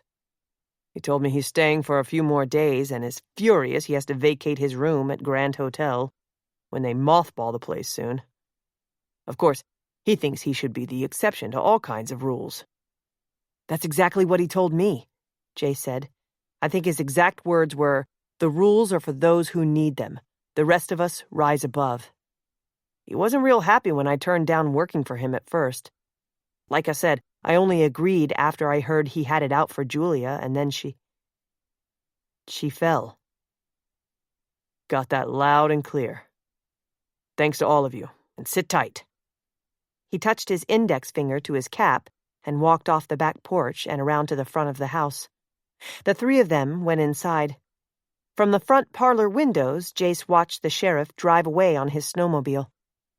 At least those things were so loud you could hear them coming. The 4 men here had mastered driving them, but the women had all said they'd rather not. Still, one of these evenings, they were going out on them in a group, taking a lantern-lit path through the state park, evidently a popular thing to do around here. Everybody else had a sweetheart, but he'd be odd man out again. Still, if Lexi could ride with him, that would be fun. He just hoped the trail Nick and Heck had said was good for beginners didn't go anywhere near the steps facing Arch Rock. For once, Claire couldn't sleep, and it annoyed her that Nick had conked out so fast when she wanted to bounce ideas off him. Why didn't her usual sleepy time med kick in? However much she coped with life, sometimes memories of her terrible narcoleptic and cataplexic days haunted her. Dropping off to sleep in the wrong place, feeling temporarily paralyzed at times when she woke up, suffering from terrible nightmares, usually that she was being chased and couldn't move. Sometimes, especially when she felt alone, all of that haunted her worse than the memory of the wind on the roof that sounded like the shrieking soul she used to be. No. She had Nick and Lexi, and a new child on the way. She couldn't let those dark days get to her. She had to think logically, to reason things out. But that scared her too. Her frenzied thoughts kept bouncing back and forth between her latest 2 obsessions and fears. One, that Wade Buxton was Witsec, and that he might therefore know, or guess, that they were too. He could have a criminal past. He kept popping up in her life, just as he, no doubt, had in Liz's. Yes, Wade Buxton reeked of smugness and danger. He reminded her of a cat toying with a mouse it meant to kill, like the master of terror, Clayton Ames. 2 things the sheriff had said today made her think Buxton might be Witsec. He'd said, "I'm the pro tem contact for all of you." Of course, all of you could mean all of them living here at Widow's Watch, but she felt sure he would have just said you then. He meant he was a temporary contact for at least someone else here. Second, the sheriff had said they were like any other FBI refugees here, and that they should avoid outsiders. Was that a cloaked comment to avoid Wade Buxton? Didn't that mean there was at least another Witsec refugee here? Or did he mean avoid Vern Kirkpatrick? Or even Michael Collister? But worse than all her worry about Wade was her fear for Jace. Because she'd realized today that Jace might be lying, and to the sheriff, no less. Yes, he'd admitted some things, but she knew Jace almost better than she knew anyone, his strengths and his weaknesses. She'd loved him once, his bravado and self-confidence that actually hid his insecurities. He was lucky he'd emotionally survived his brutal father, who had loved the young Marines he was in charge of more than he loved his son. Much of Jace's early career and quest for excellence had been to either please or defy his father. When the 4 of them had stood on the back porch today in the cold, Jace, who never really felt the cold, or let on if he did, was shaking. However confident he'd seemed. He'd folded his arms over his chest as if to protect himself, and he'd stood on one foot, then the other. His voice had been a bit too loud when he told Sheriff Archer about his dealing with Vern Kirkpatrick, as if he was trying to convince himself of something as well as the sheriff.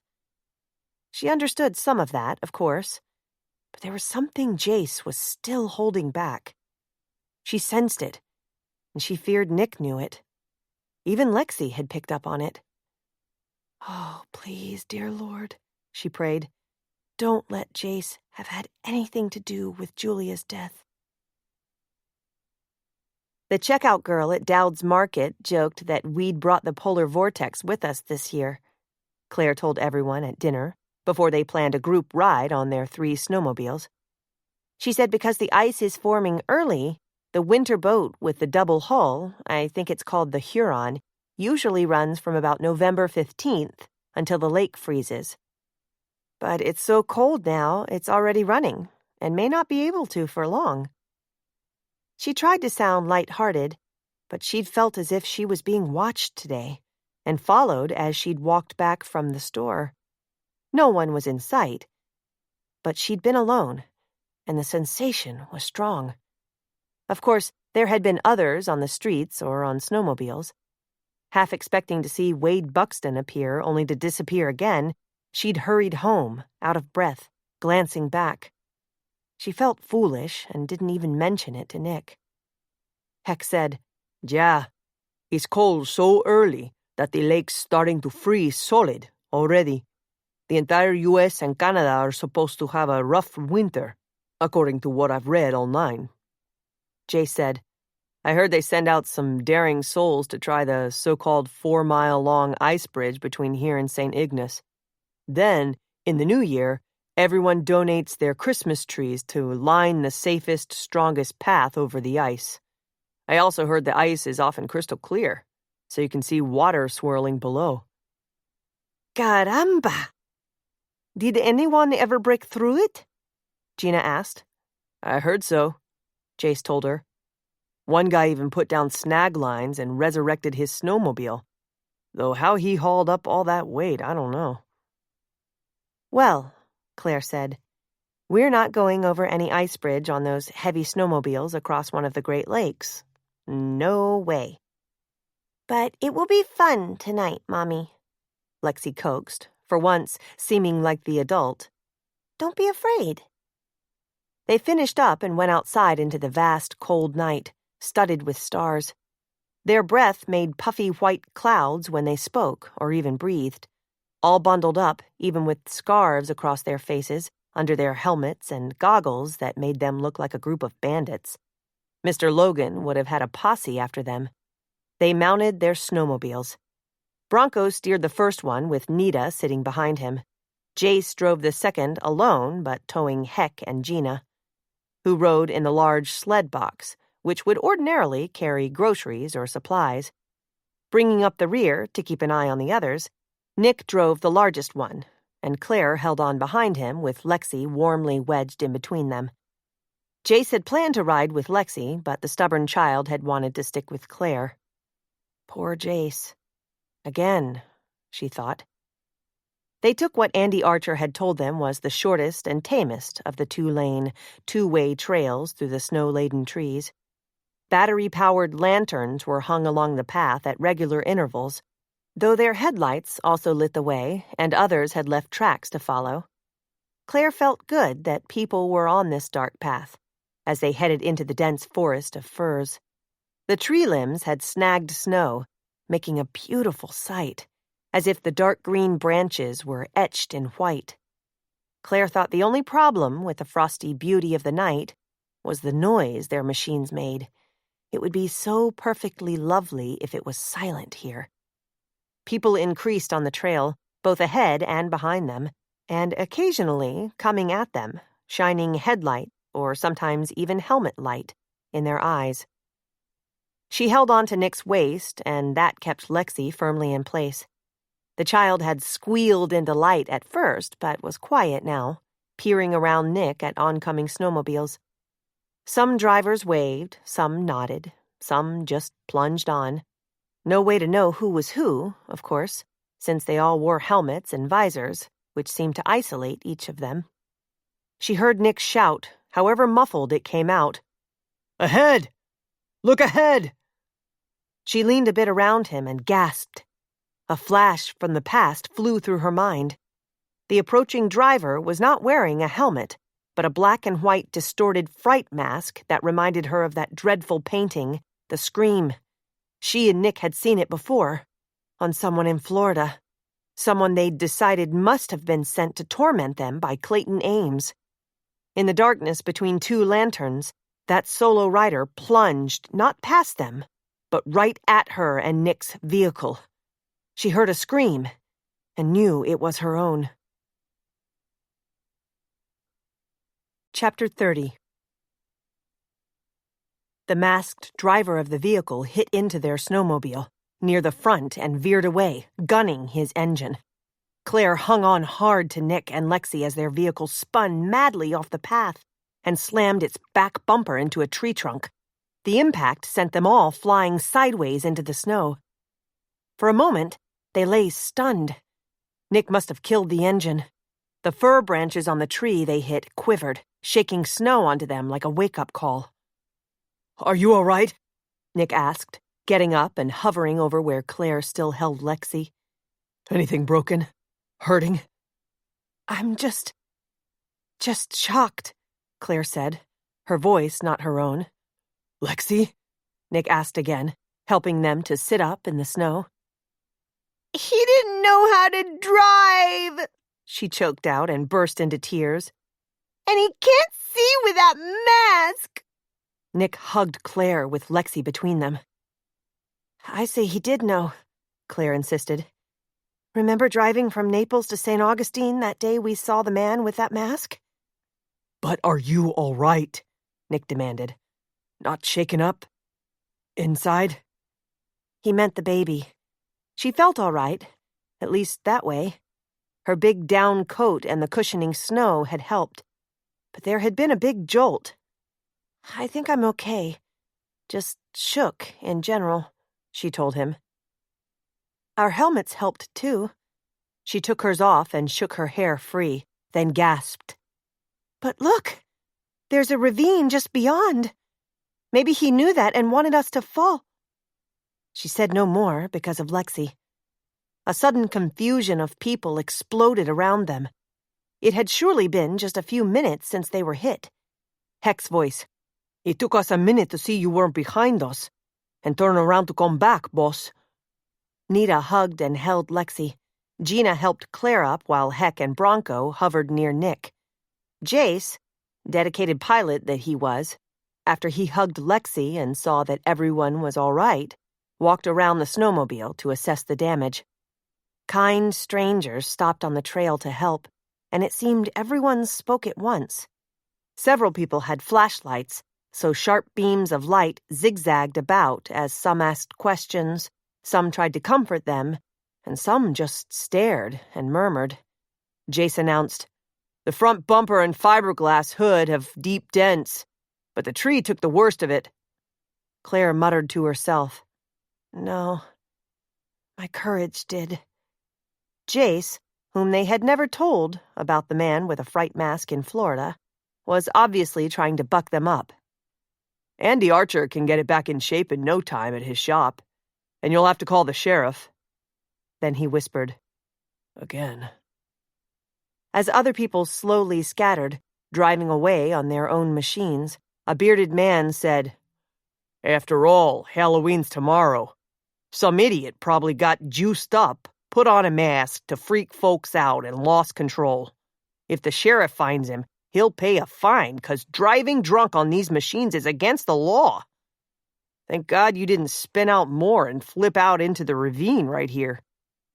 And, Claire thought, if they didn't go straight home, that was exactly what she was going to do. Freak out and lose control. One of the last of the sympathizers, a tall woman, said, "Listen, didn't want to say this in front of everyone, but I seen a man carrying around that mask earlier, before he'd put it on. Real scary, ugly-looking man." "Thanks for the tip," Nick told her, but Claire thought that description might be the result of Halloween and darkness. Besides, the man who had tried to run them off the road in Florida months ago could not be this man. She was certain this had been Wade Buxton, following her again, even though he'd come from the other direction so he could make a quick escape. As fast a glance as she got before she'd instinctively closed her eyes just before he hit them, she'd seen their attacker was his approximate size and build. Although everyone but their group had gone, Claire again scanned the area for Wade Buxton. She wouldn't put it past him to appear, then disappear, with or without the mask. He must have meant murder with that ravine so close, and all these trees. Perhaps he was Julia's killer and feared they'd find out or knew something about him that could give him away. Or, the way Claire had stood up to him at the movie convention, maybe she'd now become to him the woman trying to keep him from Liz. His cheery, smiling nature was a false face. So she was going to unmask him no matter what the sheriff said. The sheriff was back again the next morning to take their statements for the snowmobile incident. After talking to the others, he sat in the parlor with Claire and Nick. Nick told him, "Sorry this is getting to be routine when you told us to keep a low profile, Sheriff. Guess I didn't give you good advice to enjoy the place and the people. Sorry you were hurt doing exactly that." Claire said, "I love the island, but someone here is getting pretty hard to enjoy. I hope we can stay the winter, though. If we have to leave, I'd want to be sure Liz is okay first. And our daughter can't take being moved again right now.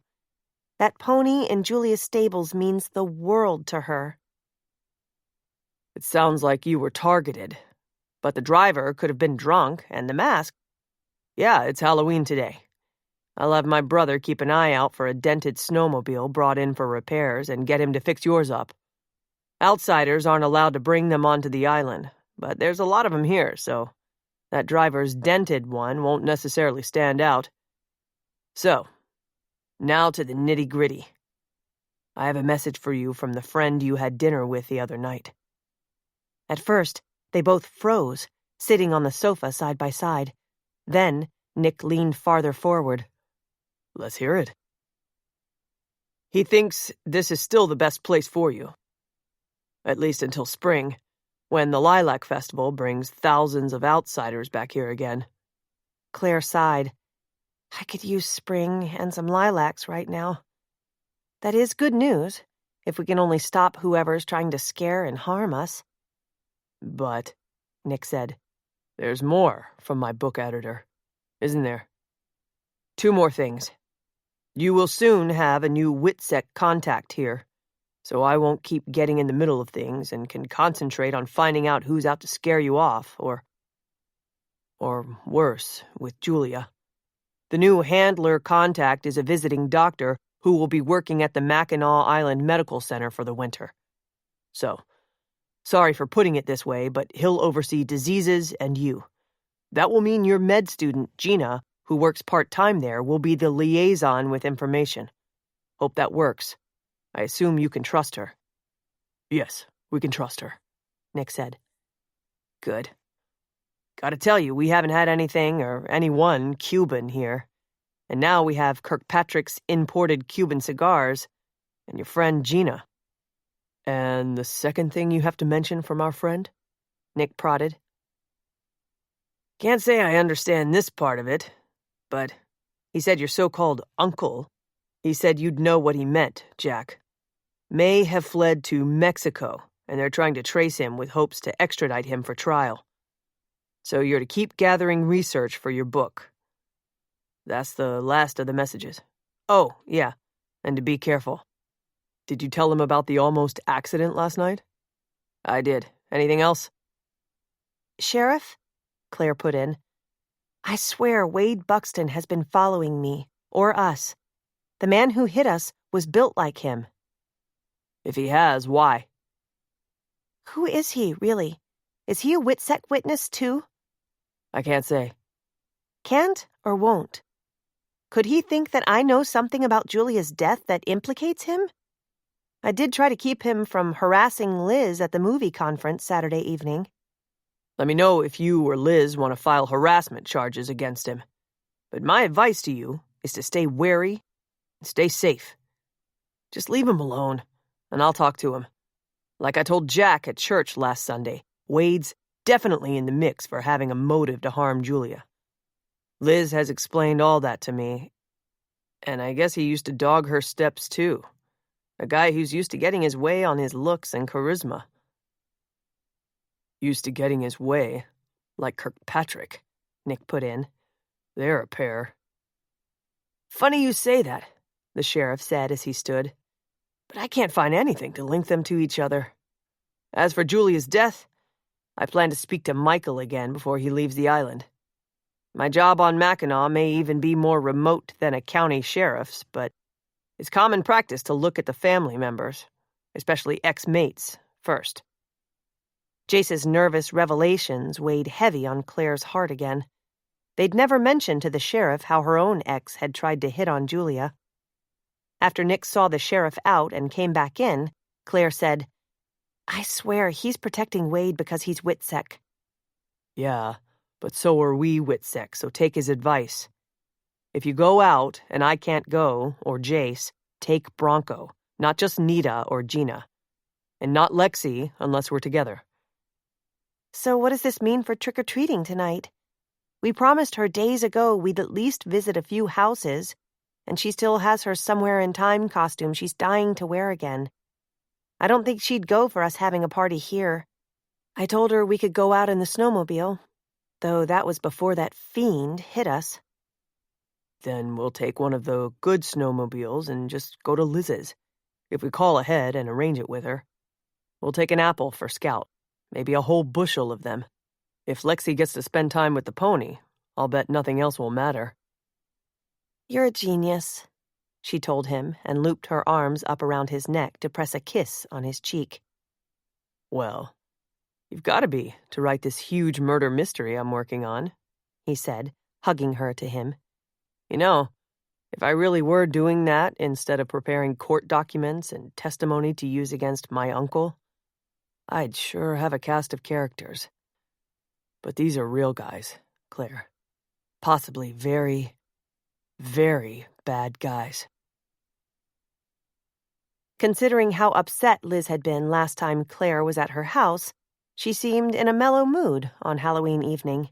They had called her to set up a visit, so she'd turned on all the lights in the stable. She let Lexi feed and curry Scout, so other thoughts of trick-or-treating seemed to fly out of the child's head. Miracle of miracles, all seemed fine, at least with Lexi. The three adults leaned against Scout's waist-high stall door, watching Lexi comb the pony's mane for the third time. Jace had gone uptown to a gym to work out, then planned to, as he'd put it, undo all that good work by hoisting a few brews back at the draft house. Bronco and Nita were in the stable, looking at the other horses. Heck and Gina were at Widow's Watch, handing out candy. They'd figured their house might be a popular stop for kids because of the legend of the ghost they had now quieted. Claire hadn't shared with anyone the scrap of cotton and lace she'd found up there. It seemed like her secret, and she didn't want someone to think she was foolish enough to think it was left by a woman decades ago. Or a ghost. In the weather here, it could have blown up mere years ago and still be that tattered. She liked to think it was a reminder that the widow had not thrown herself off the walkway in despair, and she was sure Julia had not done that either. "Has your father left the island yet?" Claire asked Liz, hoping that sounded merely conversational. "Soon, he says. He thinks I need support, but, well, I'm better. Grieving the loss of a loved one can take a long time. Go through stages. Everyone has regrets, too.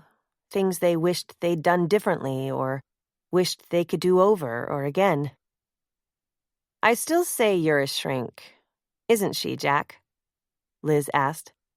Just acts and talks like one. "I'll tell you who's the psychiatrist here," Claire interrupted their banter. "Scout. It calms Maggie to be near him. Would you mind if I bring her back tomorrow? I'm going to make a deal with her about homeschooling this winter. I'll teach her how to write and read better, horse stories, no doubt. And Lorena and Gina are going to teach her some Spanish. If she agrees and the snow's not too deep, I'll tell her she can come visit Scout on a regular basis, if it's okay with you. If we can help with the upkeep of the stables, we'd be glad to." "Sounds good. Bring her back as often as you want, tomorrow even. I'll teach you how to saddle the pony, and she can ride him up and down the aisle in here. He could use the exercise. I don't think I told you, but for now, I'm going to move my shop home to save money."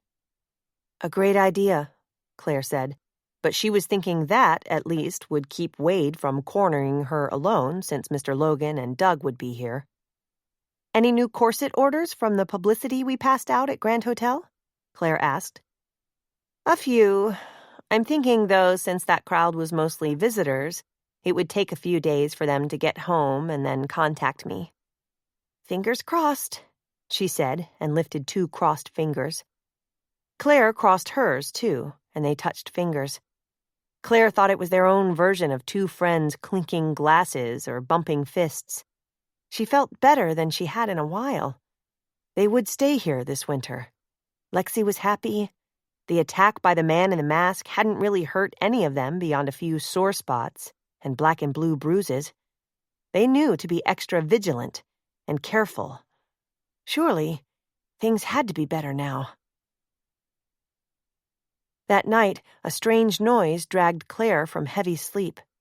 In bright red numerals, her bedside clock read 3:13 a.m. Once she cleared her head, she realized that Nick was awake, too, propped up on one elbow next to her, listening. There it was again, a hollow, erratic rat-tat-tat. "What?" she whispered. Not sure. Maybe a shingle loose, but it sounds like a knocking at the window. I've heard creaking from the attic, but this is definitely the window glass. Maybe a branch blew against it or something. The wind's up off the harbor. Now it sounded to Claire like something scratching to get in. A bird? Or squirrel? And was the sound really against their backyard window? Or even up on the roof where the shrieking sound had been? Perhaps the repair Jace had done had come loose somehow and slipped down. Stay put, Nick ordered, and threw the covers off. Keeping low, he tiptoed to the window. He hunkered down beside it, then slowly drew the drapes apart. At first, Claire had a better view than he did. Floating in the night, white, skeletal in the familiar silent scream, that horrid face from the forest was staring in their bedroom window. Chapter 31. What in the world? Nick sputtered and swore. Ignoring his order to stay in bed, Claire leaped out and, hugging the wall, edged around to the window. Could it be someone on a ladder? She asked, craning her neck to peer out. It's floating. Flying. I've got to go down. No, she said, grabbing his arm as he got to his feet. It's not just some Halloween night prank. Someone could be waiting down there, trying to flush us out to hurt us. Should we call the sheriff? No. Whoever it is would be gone the minute he heard a snowmobile. Go wake up Bronco, Heck, and Jace. I'm going down just to look out. Someone's out there for sure. Just then, the face rotated away and darkness reigned. Had it disappeared into thin air? And then, in the moonlight outside, Claire saw what it was. A kite. A black kite with that mask on one side of it. It's a kite, she told Nick as he headed for their bedroom door in his pajamas and bare feet. Someone's down there flying a kite. And I'm going to find out who. Tell the guys no lights, he said, and ran from the room. She shoved her feet in her slippers, grabbed a robe, and knocked on Bronco and Heck's door. Someone's outside, and Nick needs you downstairs, she called to them. Don't turn on any lights. Jace appeared instantly, opening his own door, wearing shorts and a t-shirt. He's doing what? He asked. Someone's outside, and... He grabbed a sweatshirt from his inside doorknob and started down the stairs barefoot. Flying a kite with that screaming face mask on it, she called after him. She started downstairs too as Bronco and Heck thudded after her, then past her. They found Nick in the kitchen, going from window to window, peering out like a caged beast. I didn't hit the outside lights, he told them as they came huffing in behind him. Thought he might still be out there, but I don't see anyone. I'm going to get dressed, get a light, and go out. There will be footprints, at least. Somebody wants us to leave the island, boss, Heck said. Or just scare us to death. The next morning, Nick and Jace went outside again and carefully looked closer at the footprints they didn't want to get near to disturb last night. As they trooped back in for breakfast, Nick told her, Whoever it was either intentionally smeared his footprints or dragged both feet. No sign of the kite, either. But how in the heck does someone know that's our bedroom? Maybe they don't, Jay said. Maybe any window would have done to shake us up, get us to pull up stakes here. Or the bastard just picked the window closest to the ghost shrieks that we finally shut up.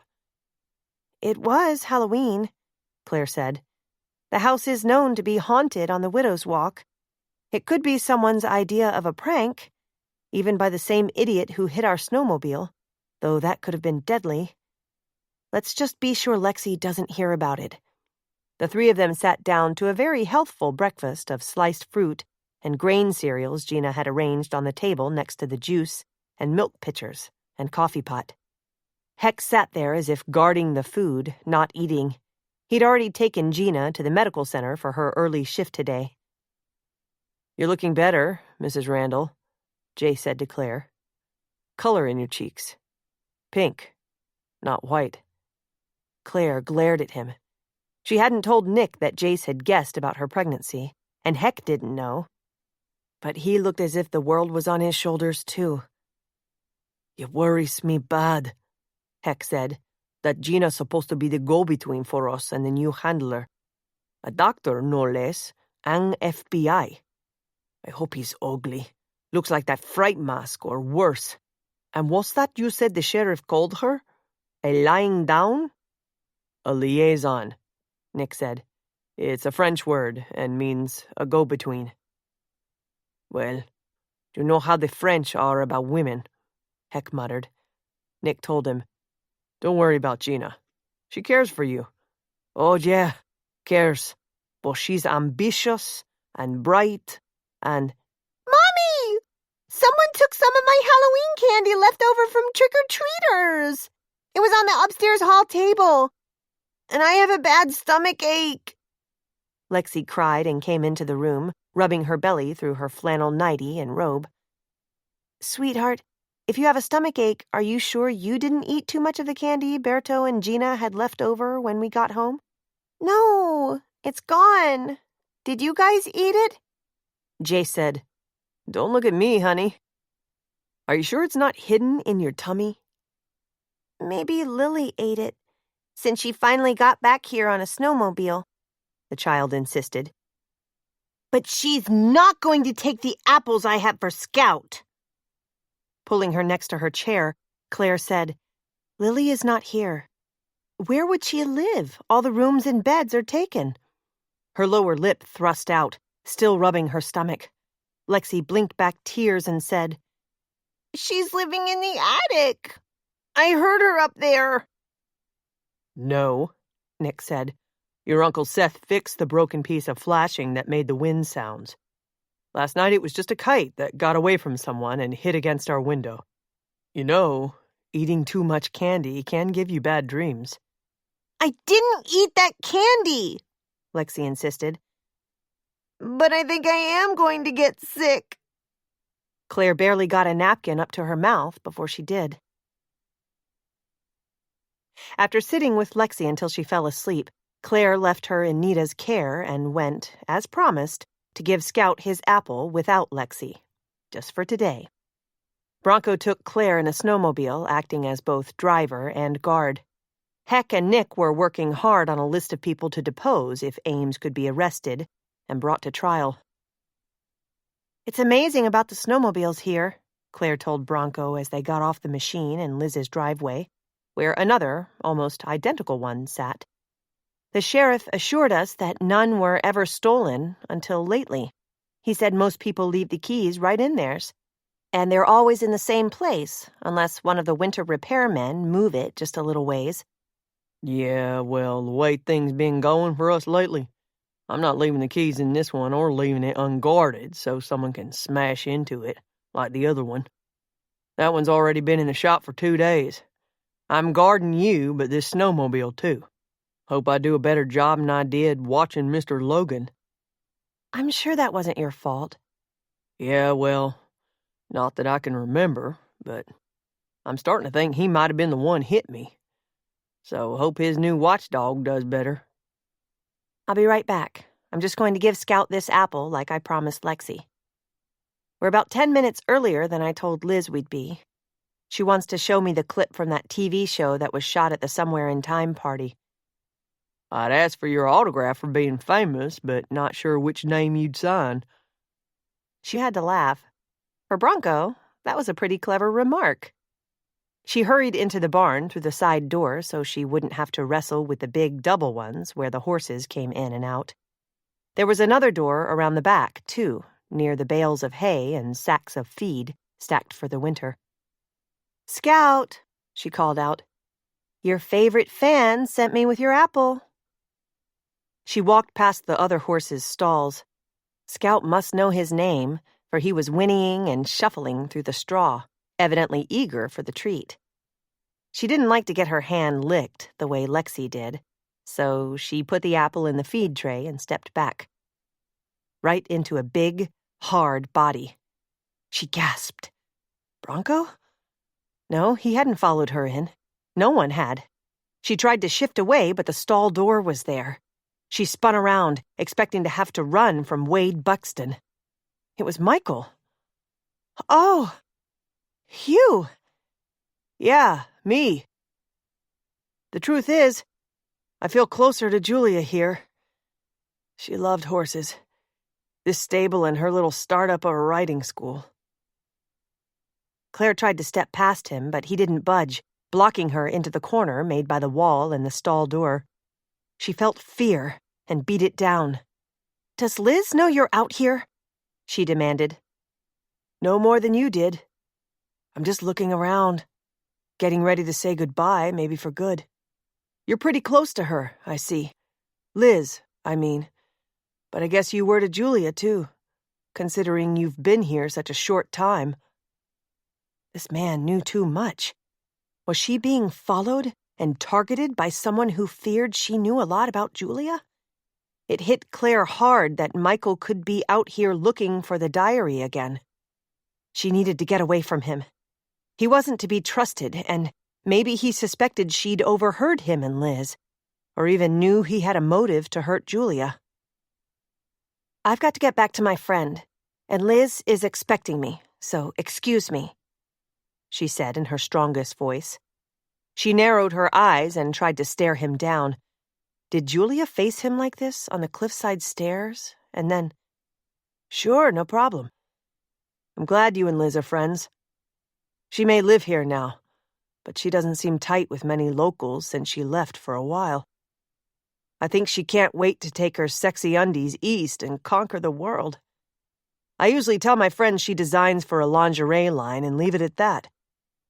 Claire stepped sideways again, put her shoulder against his outstretched arm, and walked around and away from him. Thank God he didn't follow. Perhaps he'd seen she had someone outside waiting for her. She had the strangest feeling he meant her harm. "Don't tell her I'm trying to keep an eye on her," he called. "She thinks she's too big to need that. But I worry about her. Julia told me that Buxton guy was a real bad choice, so I'm tempted to tell him to keep away from Liz before I go." Claire decided not to answer any of that, but she was thinking that the discussion between Michael and Julia about Wade and the missing diary might have been on those steep stairs by Arch Rock. Claire didn't tell Liz that her father was in the stable. She didn't want her to be more upset about his possibly looking for the diary, so she would run out there to confront him like the other day. She would mention him before she left and hope that he had cleared out by then. The way she'd felt penned in by him, she feared Liz wouldn't necessarily come out the winner. She decided not to mention Michael to Bronco either, so he wouldn't endanger himself. He sat by the window where he could keep an eye on the snowmobile. The other one must have been Liz's, not Michael's. That meant Michael was sneaking around on foot in the snow. Today, like yesterday, Liz seemed in a calm, even pleasant mood. She dragged Claire toward the TV in her bedroom, which had become a corset workroom, too. "Okay, here's the recording of our national TV debut," Liz told her and started punching buttons on her remote. "Those infomercials have nothing on me. And see that box over there on the work table? Nearly 70 customer inquiries and orders, some by snail mail, most from phone or online orders from my website. Handing out the publicity really helped, but not as much as this 1 minute and 57-second interview I did for Inside Edition. Claire watched with bated breath. At least keeping busy would stop Liz from sitting around, grieving for her mother's loss. Yes, there they were, on the screen, looking good in their costumes. Thank heavens she'd managed to hide behind her bonnet brim, though there was a clear flash of her face first. She looked both surprised and annoyed by the sudden lights and camera. And though Claire had tried to hide Lexi's face too, there she was in full view for a moment, crying in frustration. "Mommy, don't! They're trying to take my picture!" Claire watched the following well-done spiel Liz gave about her business, with name-dropping, her clever quick mention of her website that must have reached thousands and brought this early deluge of orders.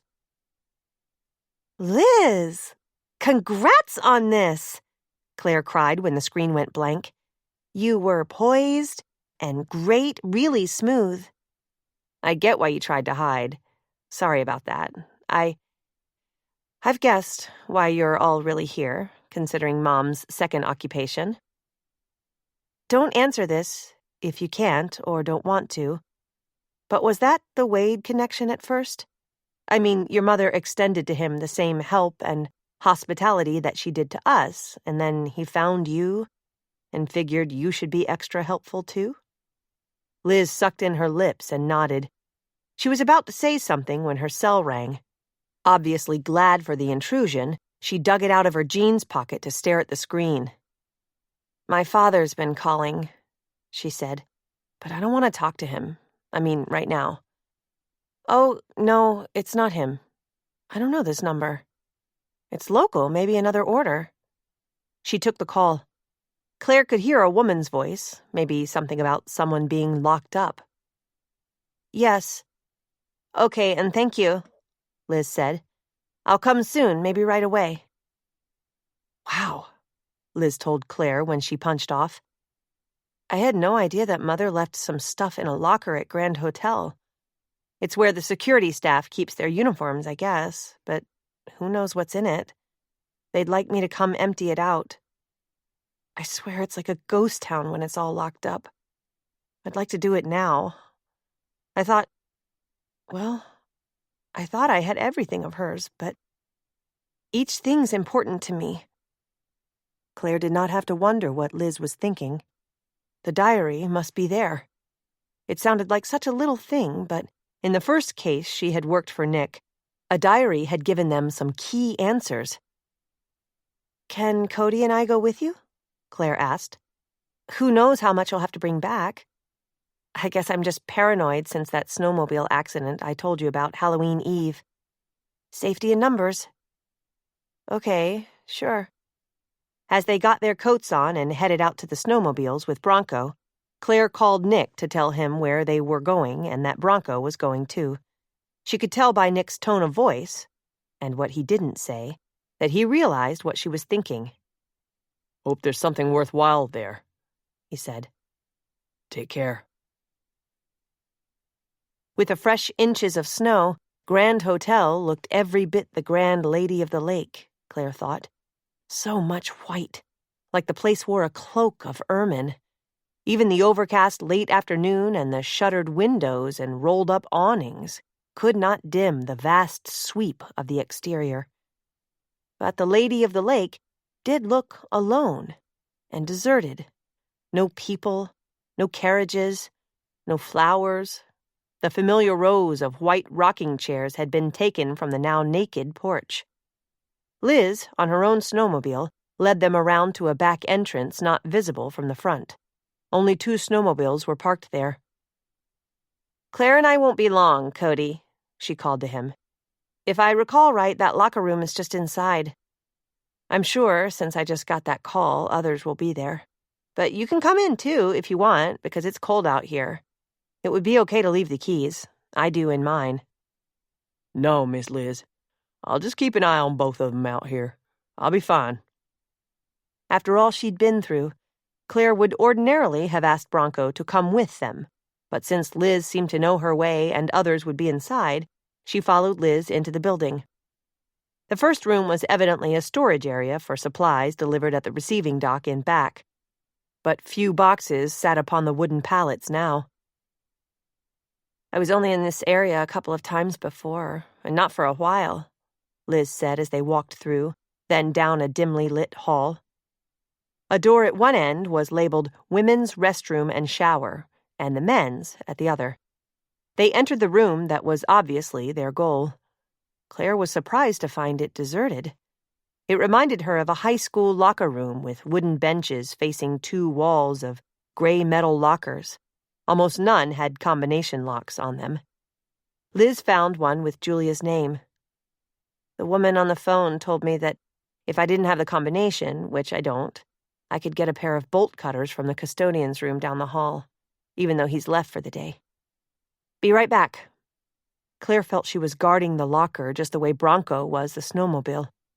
Sad to have to live that way.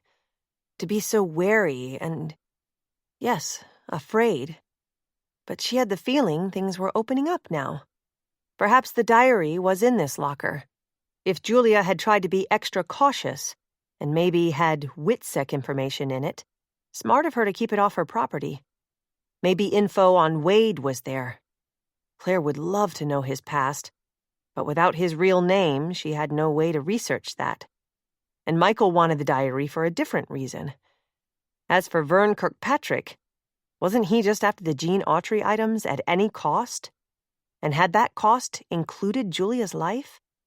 Claire heard footsteps in the hall. It must be Liz coming back with the cutters, but the footsteps seemed heavier than hers. Then she heard a loud bang click from the hall that seemed to echo even here. The room and hall, maybe the whole vast building, plunged into total darkness. Chapter 32. Claire gasped as the world closed in, black and blank. She could not see her hand before her face. Nothing. Her first instinct was to flee for the door to the hall, at least where she thought the door was. But she'd heard footsteps there. Nothing. Nothing now. Maybe a distant thudding. Footsteps? Her own heart? Should she call out for Liz to be sure she was safe? But then someone would know where she was. She had learned to be afraid. Of course, this could be something normal. If plunging the basement level of Grand Hotel into darkness was normal right now when they were closing up the place, perhaps they thought no one was here. Did the island suffer common blackouts? But where was Liz? Why wasn't she calling out? Maybe there was an emergency generator that had kicked on in the custodian's office where she'd gone. She had to find Liz. But after how silently Michael had come up behind her earlier, he could have followed them here. He was hell-bent on getting his hands on that diary. Or Wade might have followed Liz again. Followed both of them. Then got inside past Bronco somehow. Still, Vern Kirkpatrick was the one who had been staying here and knew this building. Maybe, when it was time to leave, he'd hidden and stayed behind. Claire tried to calm her breathing, but her pulse pounded so loud it was like the thud, thud of a hollow drum. The footsteps in the hall had halted. She felt for the row of lockers nearest her and fumbled along until she came to the end of them. Her phone! Her phone would have a light and she could call Bronco for help. She fumbled for the phone in her purse and found it. Leaning against a locker, she felt for the on button, pushed it, hoping her voice would not draw whoever had been in the hall. The little rectangle of light exploded at her, nearly blinding her. She could use her flashlight app to get out of here. But she'd call Bronco first, get help. Before she could punch the phone icon, something came at her. She tried to turn the lit phone toward him, the silhouette of a man. Then tried to turn it off as she dodged. He yanked her arm, her purse. Her phone fell to the floor and went out. The man tried to haul her to him by her purse. She pulled back, but he was stronger. She kicked and scratched at flesh, caught a face, a forehead, or a cheek. Did she smell smoke? Cigarette or cigar smoke? What if this place was on fire? She let her purse go and heard it hit a locker, then the floor. Liz! Liz! Run! She screamed and pulled free of him and ran. She bounced off the doorframe, then threw herself through it. She'd been lucky not to be hurt before, not in the sea or the snow. She was just as scared now. Lexi, at least, was safe at home, but the beginnings of a baby she carried. The man chasing her grunted, but it wasn't enough to place his voice. Should she run toward where Liz had gone? Or back the way to the door near Bronco? Would she be able to find her way to either?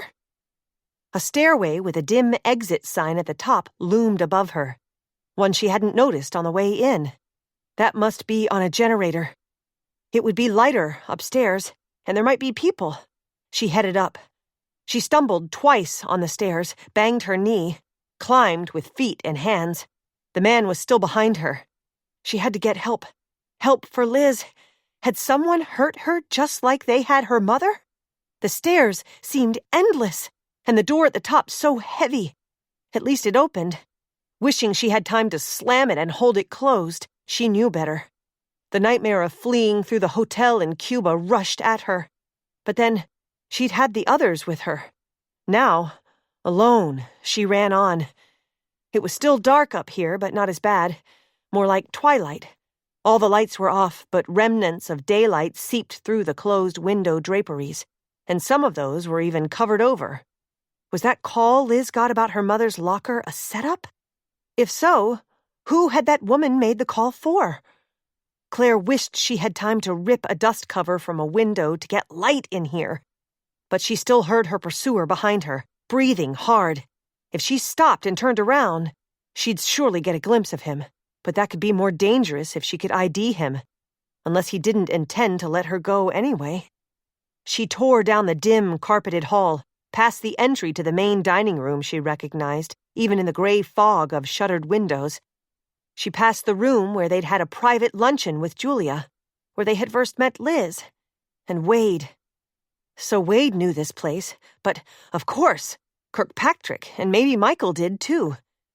Gasping for breath, with a stitch in her side, Claire tried to reckon how to get to Bronco from here. If only she could circle back to Liz. Surely she had not led Claire into this trap. No, she knew Liz. She trusted Liz as she had Julia. When she turned another corner into a hallway with side rooms and furniture, she tried to decide whether to keep going or to hide.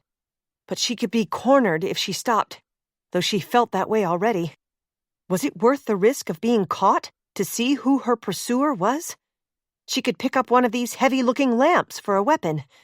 The tables looked bare of smaller things, but maybe the lamps had been unplugged for the winter. Around the turn of a hallway, Claire saw another flight of stairs, 2 of them, one down, one up. She'd be insane to try to navigate the maze of halls lined with bedrooms above. But as she started down the stairs, she heard him, panting, closer. Grabbing the banister, she nearly leaped downward, trying not to fall. At the turn in the stairs, she saw a dust cloth over closed curtains covering a window. She yanked it down and heaved it behind her on the stairs as he thudded after her. She'd see him now, know who he was, maybe be able to use her skills to calm him, talk him down. She'd done that with Bronco once. Expecting to see Wade, she glanced up and screamed. The man vaulting down the stairs had been tripped up by the curtains she'd thrown, and the daylight filtered in here to reveal that he wore a wig and that horrible mask again. Was this a narcoleptic nightmare? No. No! Run! She tore down one more flight. What if the door at the bottom didn't open? What did Vern Kirkpatrick look like? This man was well built and surely must be athletic. He was about Jace's size. The door opened, but it led only to more darkness. She felt her way along a wall, praying she was heading in the right direction toward Liz. Suddenly, she realized she didn't hear her pursuer, nor his footsteps, or that awful breathing. More panicked thoughts slammed into her. Did someone want to stop her from befriending Liz? Or were she and Nick too close to learning who hurt, surely killed, Julia? Claire's head nearly exploded when the hall lights suddenly came back on, blinked once, then held. She also blinked in the brightness. Should she run outside to find Bronco? Or look for Liz? Surely that man had turned them off. But had he or someone else turned them back on? She ran into the locker room and grabbed her purse and phone from the floor. The screen was cracked, but maybe it still worked. As she dialed Bronco, looking around, listening intently, she rushed down the hall in the direction Liz had disappeared. Bronco answered instantly. Claire cried, "There's a man chasing me in here! If the door's not locked, come in and turn left!" She left the phone on, but jammed it back in her purse as she ran into the custodian's room. Good light in here, too. She saw an array of tools and what might be a closet door. She heard muffled pounding and Liz's voice. "Liz? Liz? I'm locked in here. Someone locked me in and the lights went out." Claire almost laughed through her tears. "No kidding," she whispered to herself. She tried to open the closet door, but it didn't budge. Liz pounded harder on the door, screaming, "Jenna! Jenna!" In her stunned state, the use of her Witsec name shocked Claire. She twisted the bolt lock, and Liz lunged out of the small area crammed with boxes of supplies. She held the bolt cutters in her hands like a weapon. "The lights went out, and someone locked me in there," she said again. "I left my phone back in the locker room. I broke mine fighting with someone who chased me, but let's get outside." "What? Did you see him?" "Yes, but when I got upstairs where it was gray instead of black, he wore a mask, then disappeared. Let's call the sheriff. I should have him on speed dial lately. I called Cody, but maybe he can't get in. I hope we're not locked in here." "Yeah, how much does it cost to break a Grand Hotel window with these cutters?" "But, you mean, you've had trouble where you needed the sheriff before this?" "Never mind. You have enough to worry about. Let's get out of here. You go get Cody then. But I've got to open that locker. I'm thinking, maybe when they close this place up, they just turn the lights out sometimes. What kind of mask? Later, let's go. It will only take a second on your way out. Maybe someone just wanted to scare us. That's for sure. How about now you see him, now you don't wade?" Claire asked as they hurried down the hall. "And sorry, but I overheard some of what you and your father argued about the other day. But he'd never hurt me or my mother. At least not on purpose. It's that Vern Las Vegas guy who knows his way around this hotel." In a way, Claire was glad Liz still insisted on getting into Julia's locker. Claire had to admit she knew that kind of stubbornness, even admired it. She stood nervously at the door of the locker room, punching in Nick's phone number as Liz struggled with the unwieldy cutters and got the lock off. Claire moved closer. Inside the small, dark space hung a security uniform and, on the floor, in a clear plastic sack, a flat, black book. And taped to the back of the locker was a picture of a smiling Julia in a bathing suit with Rob Patterson. Claire gasped. They had their arms around each other. They looked very happy, and it hadn't been taken too long ago. And not here. A palm tree swayed behind them, and waves smashed onto a south shore. "Who the heck is he?" Liz muttered as she grabbed the book and the photo. "Never mind now. Let's get out of here," Claire said for the 10th time, and they fled only to find Cody trying to get in the door someone had evidently locked from inside. "I swear I'm not sure who it was," Claire told Nick and Jace as the three of them huddled in the parlor after she got home and explained what had happened. "I expected it to be Wade. I haven't seen Kirkpatrick. I did think I smelled smoke on the guy, but maybe not that cigar smoke that hung in the room that day Bronco was hit over the head. And maybe the smell of smoke just hangs in my head. Michael could have followed us. Who else? I'm not sure," she said, with a glance at Jace. It was an absolutely insane thought, of course. But the man had reminded her of Jace.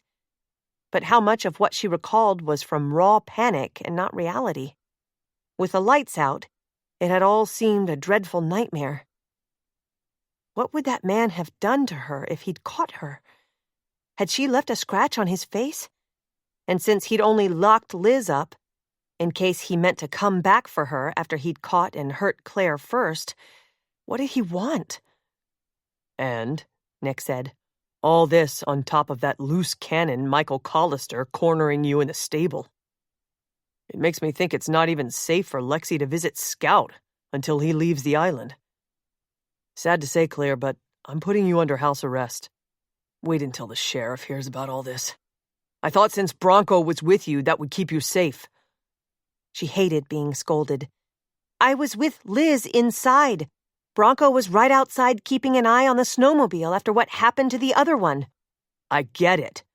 But one or the other, or both of us, he said with a nod at Jace, which surprised her, should go out with you. If it's absolutely necessary you even leave the house. At least until we stop the attacks or nail who killed Julia. I wonder if Wade smokes cigarettes. I haven't smelled it on him. I should have asked Liz. Are you even listening? Nick demanded, leaning toward her on the couch to seize her shoulders and turn her toward him. You're evidently being targeted for being close to Julia, Liz, or both. You have a child to worry about. 2, Jace put in. Nick's head snapped around. She told you? Not until I guessed. Nick swore under his breath, then visibly calmed himself before he went on. A tactic. A talent she'd seen him use in court. The point is, he went on in a calmer voice, you need to stay safe. Stay in until we or the sheriff get a handle on this. I'll go stark crazy staying in this winter, especially when Liz needs help. I need to look at that diary we found in the locker before Michael gets his hands on it. You know I'm trained in handwriting analysis. That reminds me of something huge I forgot to tell you. Besides some work clothes and the diary, which Liz is now guarding with her life, there was a crush picture taped in the back of Julia's locker, just like in high school. A crush picture? Jace asked. Julia with some guy, not Michael? Fasten your seatbelts, both of you. The photo was taken in some tropical place, some south shore with waves behind them and a palm tree frond hanging over them. Julia with Rob Patterson. For once, both men were speechless. Finally, Jace said, So, no wonder he didn't put the total skids on our looking into her death. I tend to think of him as all business, and I'll bet the FBI doesn't really condone fraternizing, but hell, Julia had a lot going for her. And a woman too often falls for her boss. Claire glared at Jace. If he was implying that was the case for her with Nick. But Jace wasn't looking at her. He was frowning and seemed so suddenly inward. She'd seen it before when she'd been interviewing potential perps and didn't like to see it here. Grief? Guilt? Later on that, Nick put into the awkward silence. Rob's human. Who knows when the photo was taken, maybe recently, after her divorce. Claire said, if it was before, that's another motive for Michael to have harbored hatred for her. Let's focus on us right now. That diary is legally Liz's, unless it's all FBI information. If so, she has to show it to the sheriff until the new WITSEC handler gets here.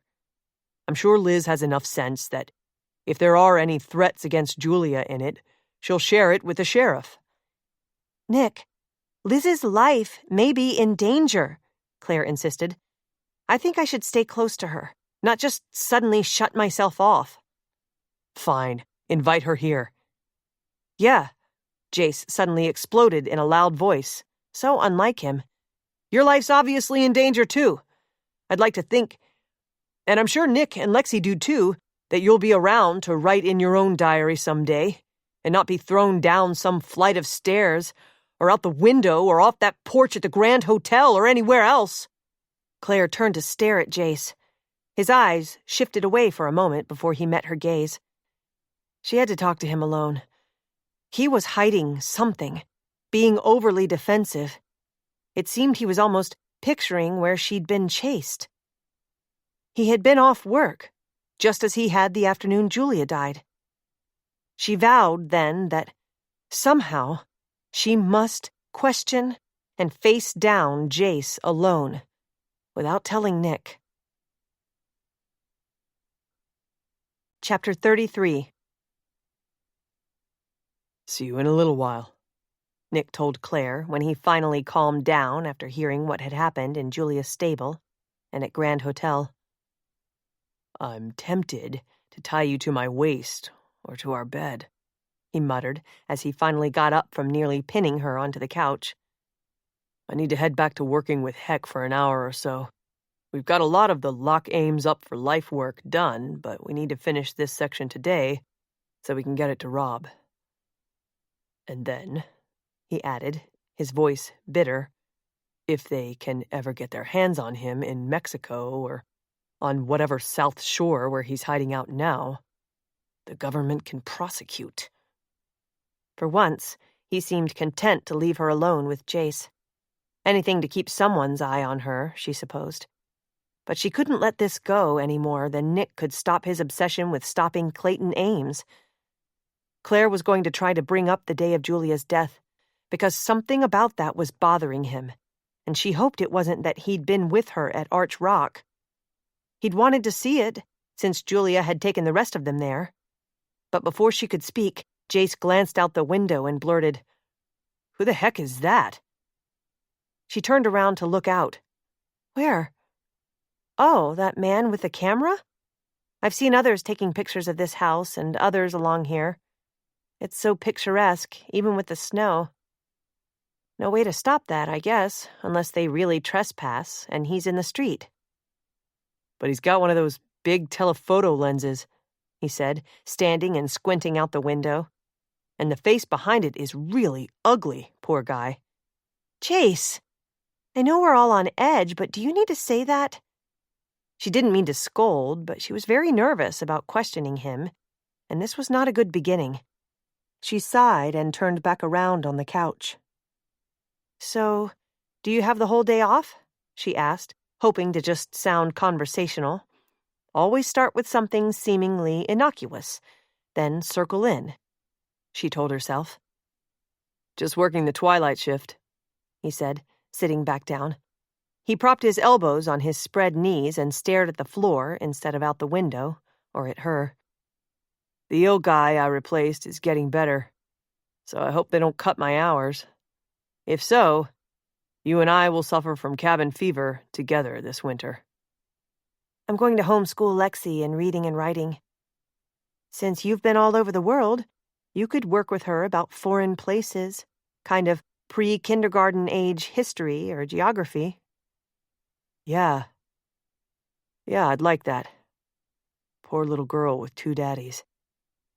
Jace, I know that's been hard, but that aside... I can't put it aside. Just listen, please. Speaking of your getting erratic time off from the airport job, you also had the afternoon off the day Julia died. She tried not to sound and look as tense as she was. His head snapped up. His eyes narrowed before he looked away again. When he didn't respond at first, Claire swallowed hard because she saw sweat break out on his upper lip in this cool house. Even under duress as a wartime pilot, the word she'd heard from his buddies was, "Jace never sweats." So? I know you well, Jace. Something's been really bothering you about Julia's death, besides the death itself. Yeah, it's why I risked a lot to try to see if Kirkpatrick hurt her. I don't mean to pry, but maybe you felt guilty you came on to her? I thought maybe that day she died you tried to apologize to her. What are you, some sort of damned psychic now? He heaved a huge sigh, and his shoulders slumped. But I did regret I came on to her like I did. She was attractive and impressive and seemed unattached. And like I said, I felt like the odd man out in our group. In a way, I'd even lost Lexi. No, you didn't, and you never will. she insisted, sitting forward on the couch to touch his arm. And you and I are still friends, aren't we? He gave a loud snort. Oh, yeah, right. That will work out just great, especially when we get out of here and go home. If Naples is even home to me now. Of course it is. Rob Patterson offered you that spy-fly airplane job. You can live in South Florida and still fly. Do something for your country. You sound like the Marine recruiters. But that's what you're good at, getting people to open up, to opt in, to tell you things so you can psych them out. Swear you won't run to Nick or the sheriff with this? With what? My suspicion you might have seen Julia the day she died? Well, you are good, forensic psych. Thanks for all the hand-holding before you hit me with that suspicion. He pulled his chair so close to the couch he blocked her in. Again, her heartbeat kicked up. Michael today, then that man who had grabbed at her and chased her. Thank God there was no scratch on Jace's face. But in the dark, she wasn't really sure where she had scratched that man.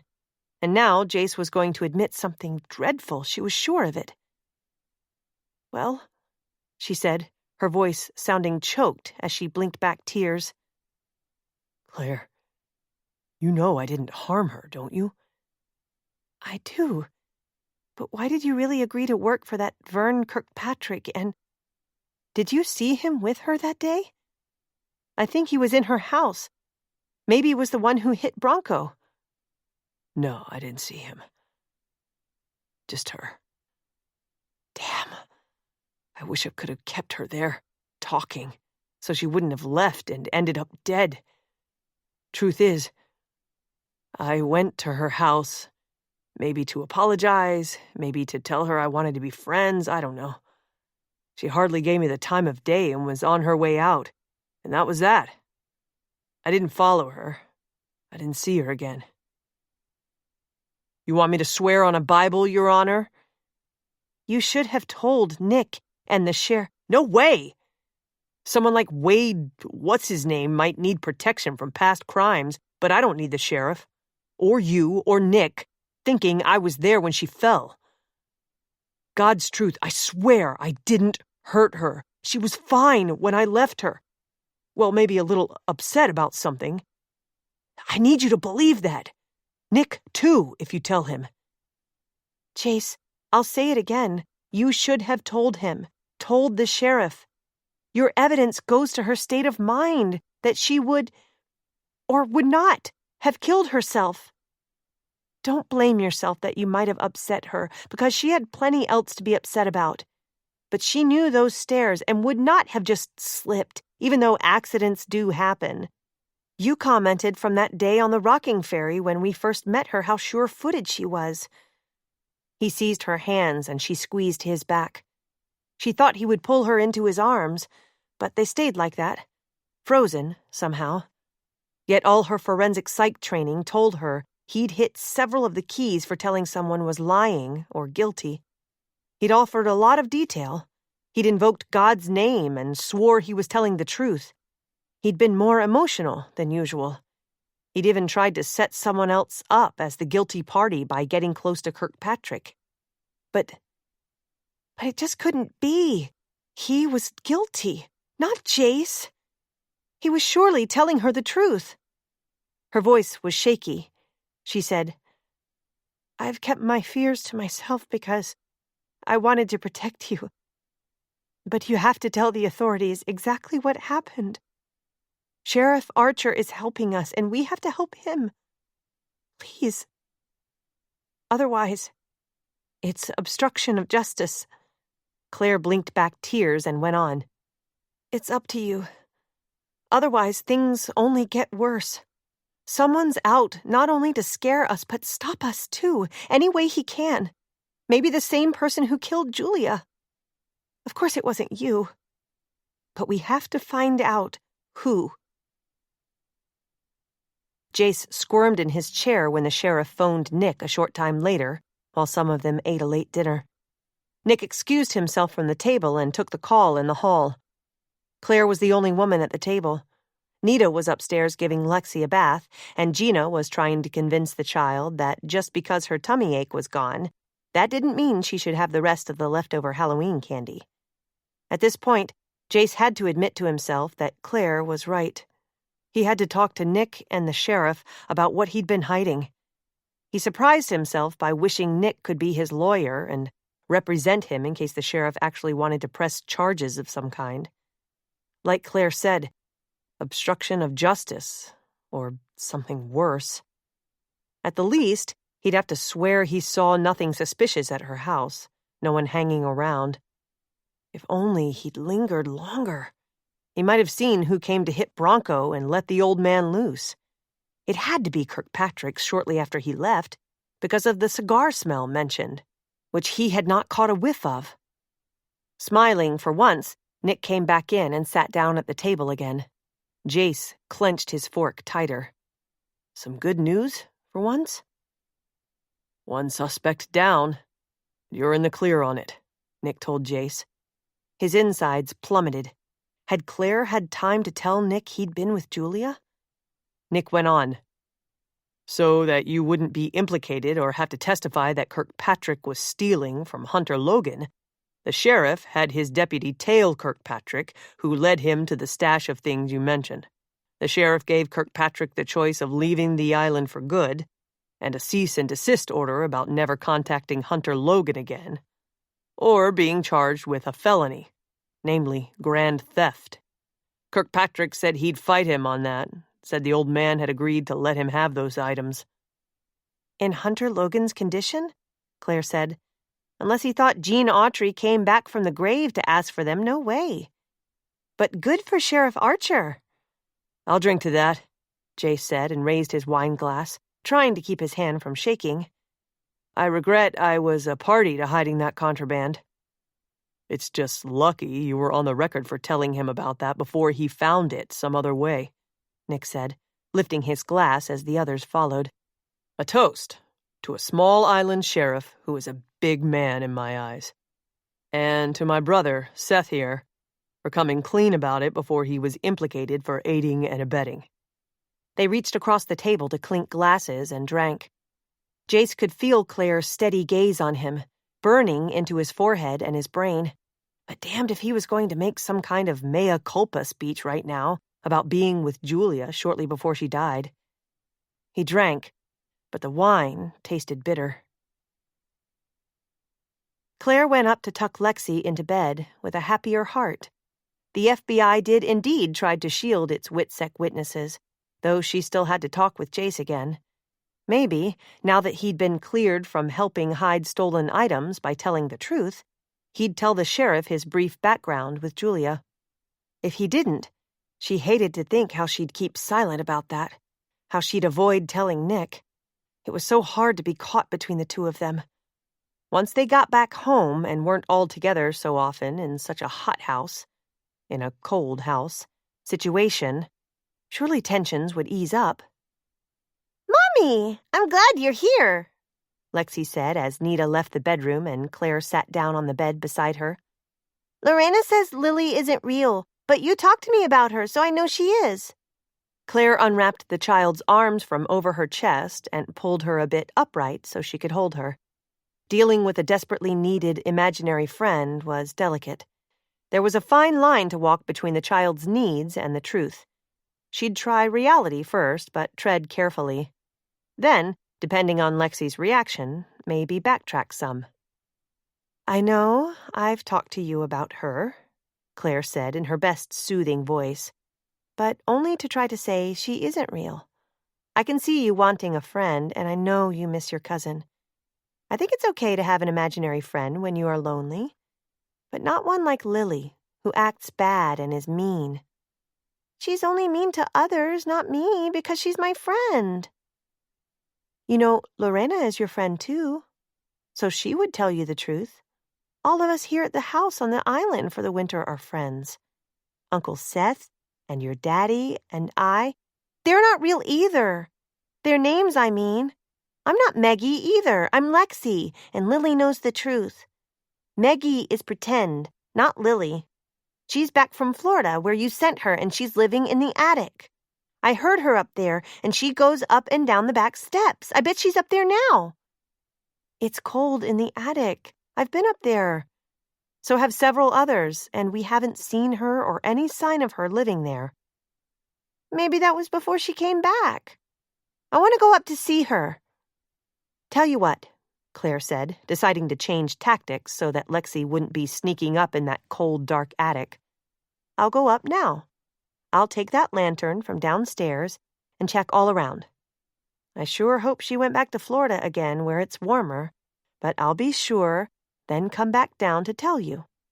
Meanwhile, you just cover up here, she said, edging her down under the covers, and wait here until I report in.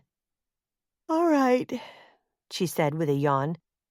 I'm sleepy, but I'll wait till you find her. If it's cold up there where that lady was screaming before Uncle Seth, fixed the roof, tell Lily to come down here where it's warm. Claire kissed her cheek and went out and down to get the battery-operated lantern. The door to the parlor was open. Nita, Bronco, and Gina were talking inside. She could hear Nick and Heck working at the kitchen table. Nick was dictating to Heck about how Ames had used Lexi to force her and Nick to fly to Grand Cayman. No wonder Lexi was so unstable, she thought. As Jace had accused once, there had been nothing but trouble and trauma since she'd known Nick Markwood. Yet he was worth it. Every bit of it. She took the lantern from where it hung near the china umbrella stand in the front hall and went upstairs. She peeked in at Lexi again. Wide-eyed and still awake, she said, "Did you do it yet?" "No, but I have the lantern. Going up now." A blast of cold air hit her when she opened the door to the attic stairs. Why hadn't someone put a ceiling light up here years ago? She was tempted to just go up a few steps and say she'd checked the place, but she wanted to be able to tell the truth to Lexi, even though they'd hidden so much from her about Julia's death and the aftermath. Holding the lantern aloft, she climbed the creaky stairs, sneezing twice from the dust. She'd been up here so briefly before, so intent on the widow's walk outside, that she barely recalled the structure of the vast attic. Since this was a Victorian-era house, the servants must have slept here. In the attic, she saw the dark hollow where the back stairs came clear up here. After her horrid experience at Grand Hotel today, this dim place was nothing to scare her. At the edge of the vast room and in the corners, the eaves slanted down in darkness. Occasional support pillars made of wooden 2x4s threw strange, shifting shadows. She recalled the humpbacked chest and some other items stored here. Florida homes seldom had attics and no basements either, and she was glad for that, despite the lack of extra storage space. Her teeth began to chatter from the cold and nerves. Just swing the lantern around once or twice, look behind the chest and the boxes so she could describe that to Lexi. In broad daylight, maybe she'd bring her up here to prove it all. But she had to get downstairs, back to warmth, back to reality, safety, sanity. She shuddered when she thought she heard a mouse, or worse, skitter away in the dim corner. Had they made a nest over there in what looked like a pile of blankets and someone's old, deserted sleeping bag? Did she smell not only dust and old wood, but the hint of smoke here? Or was that her imagination? Her memories? The scent was light, lacing the air, not heavy cigar smoke. Maybe it was just the smell of old buildings. A board creaked behind her. Definitely a footstep. "Lexi, I told you not to come up here now," she said and swung around. As if her earlier horror had never ended, a man leaped at her, knocked her down. The back of her head hit the floor hard. She actually saw falling stars and spinning darkness. Her lantern fell to the floor, but the man had a big flashlight he turned on. Its beam blinded her as his hard hand covered her mouth and his body pressed her down on the floor. He wore no mask. She saw who it was. Chapter 34.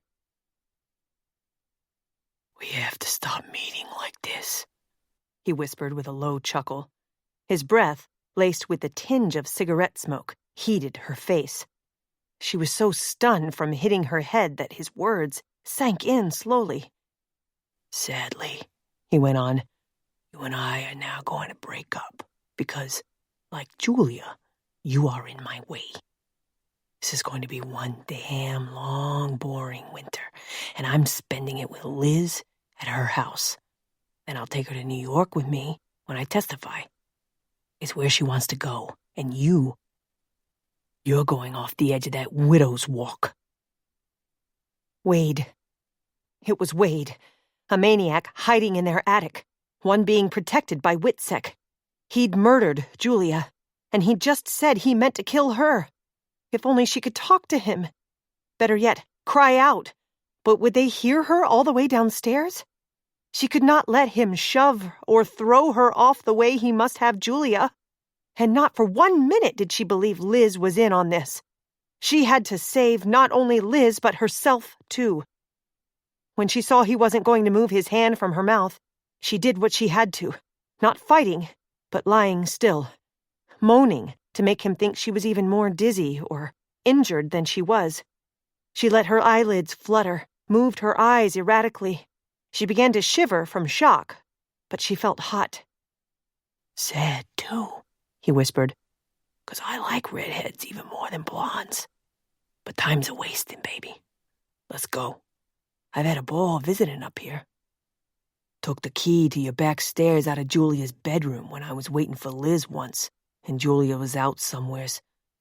Now, don't fight me, 'cause lots of people made that mistake. Luckily, I got the goods on some higher-ups than me, so I'll testify, change my name again, get out of Dodge. And man, if I can get my hands on Liz, she comes with a real nice inheritance. If you like old cowboy stuff, when the old man dies. Real soon, I think. I hit that guy of yours hard enough to do him in.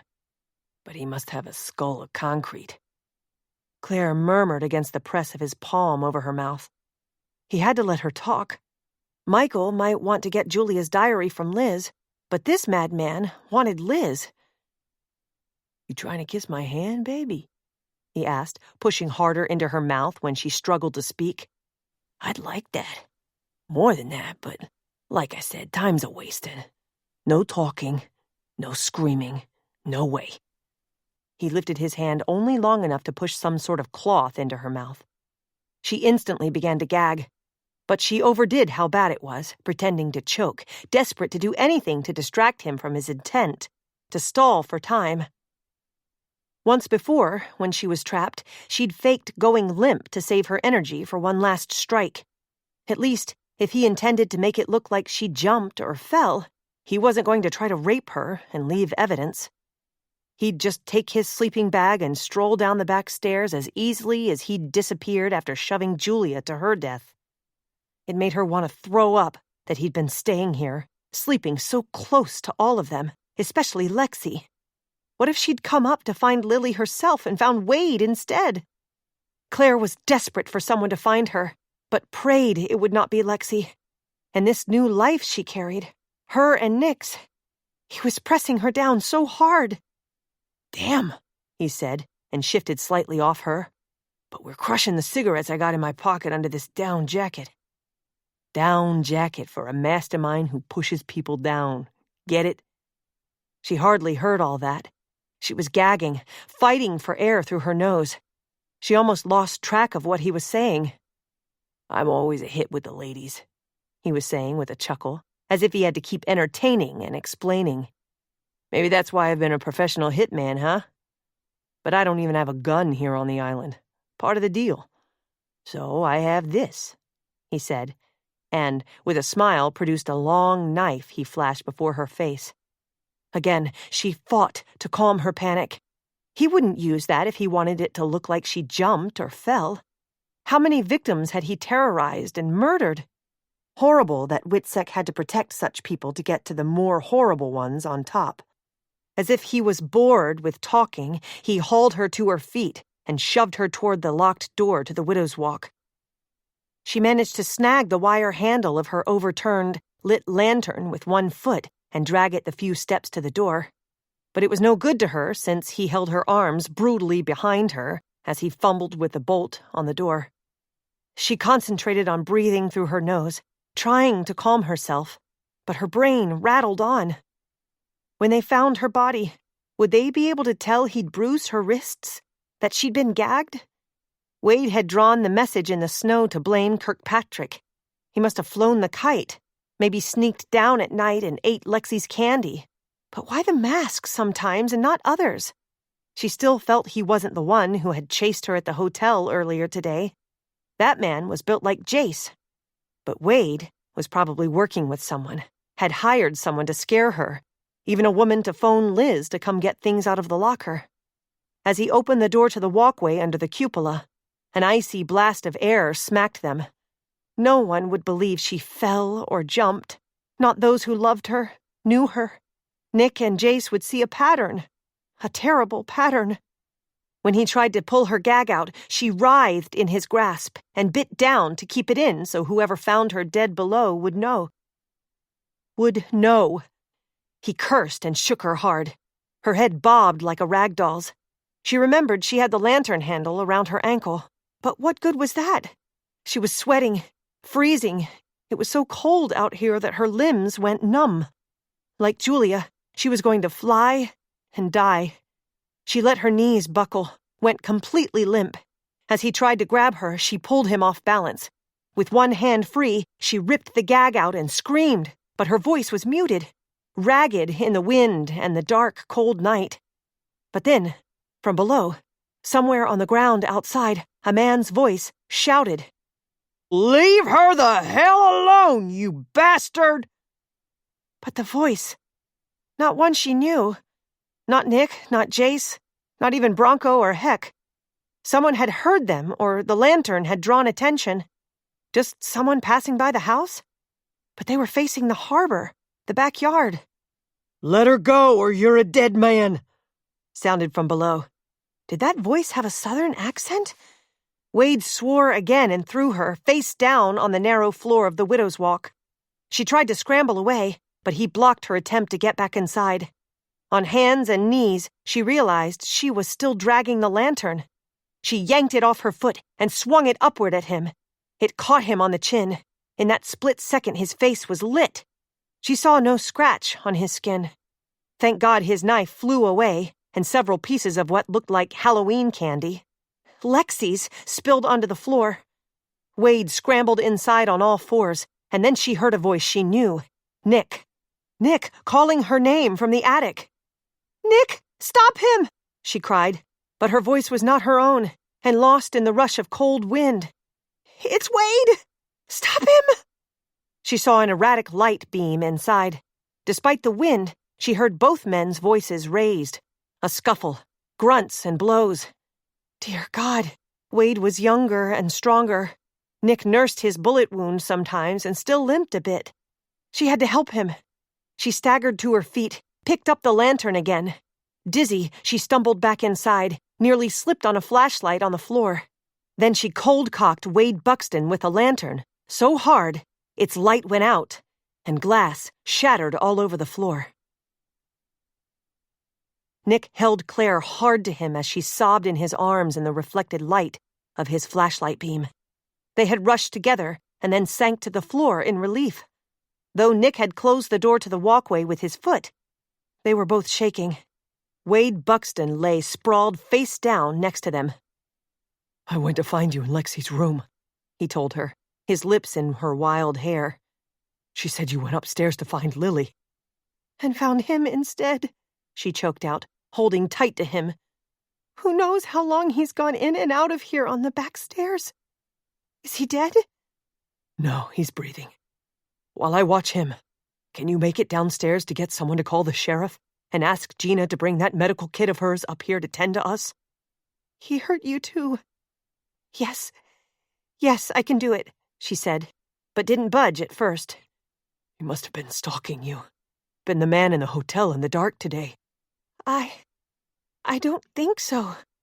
That man was built differently. I'll bet when Wade's questioned, he'll admit he had hired someone else." Hopefully all that will come out when the sheriff, or Rob, questions him. And Wade doesn't have a mark on his face where I'm sure I scratched the man in the dark. Nick, she said, lifting her head from his shoulder. He killed Julia, but when I was struggling on the walkway with him, someone from outside yelled at him to stop hurting me. From outside? On the ground, are you sure? He asked, as she got to her knees and then her feet. Who? You were under great strain and you said you hit your head. Are you sure it wasn't me, calling for you as I came up the stairs? I'm sure.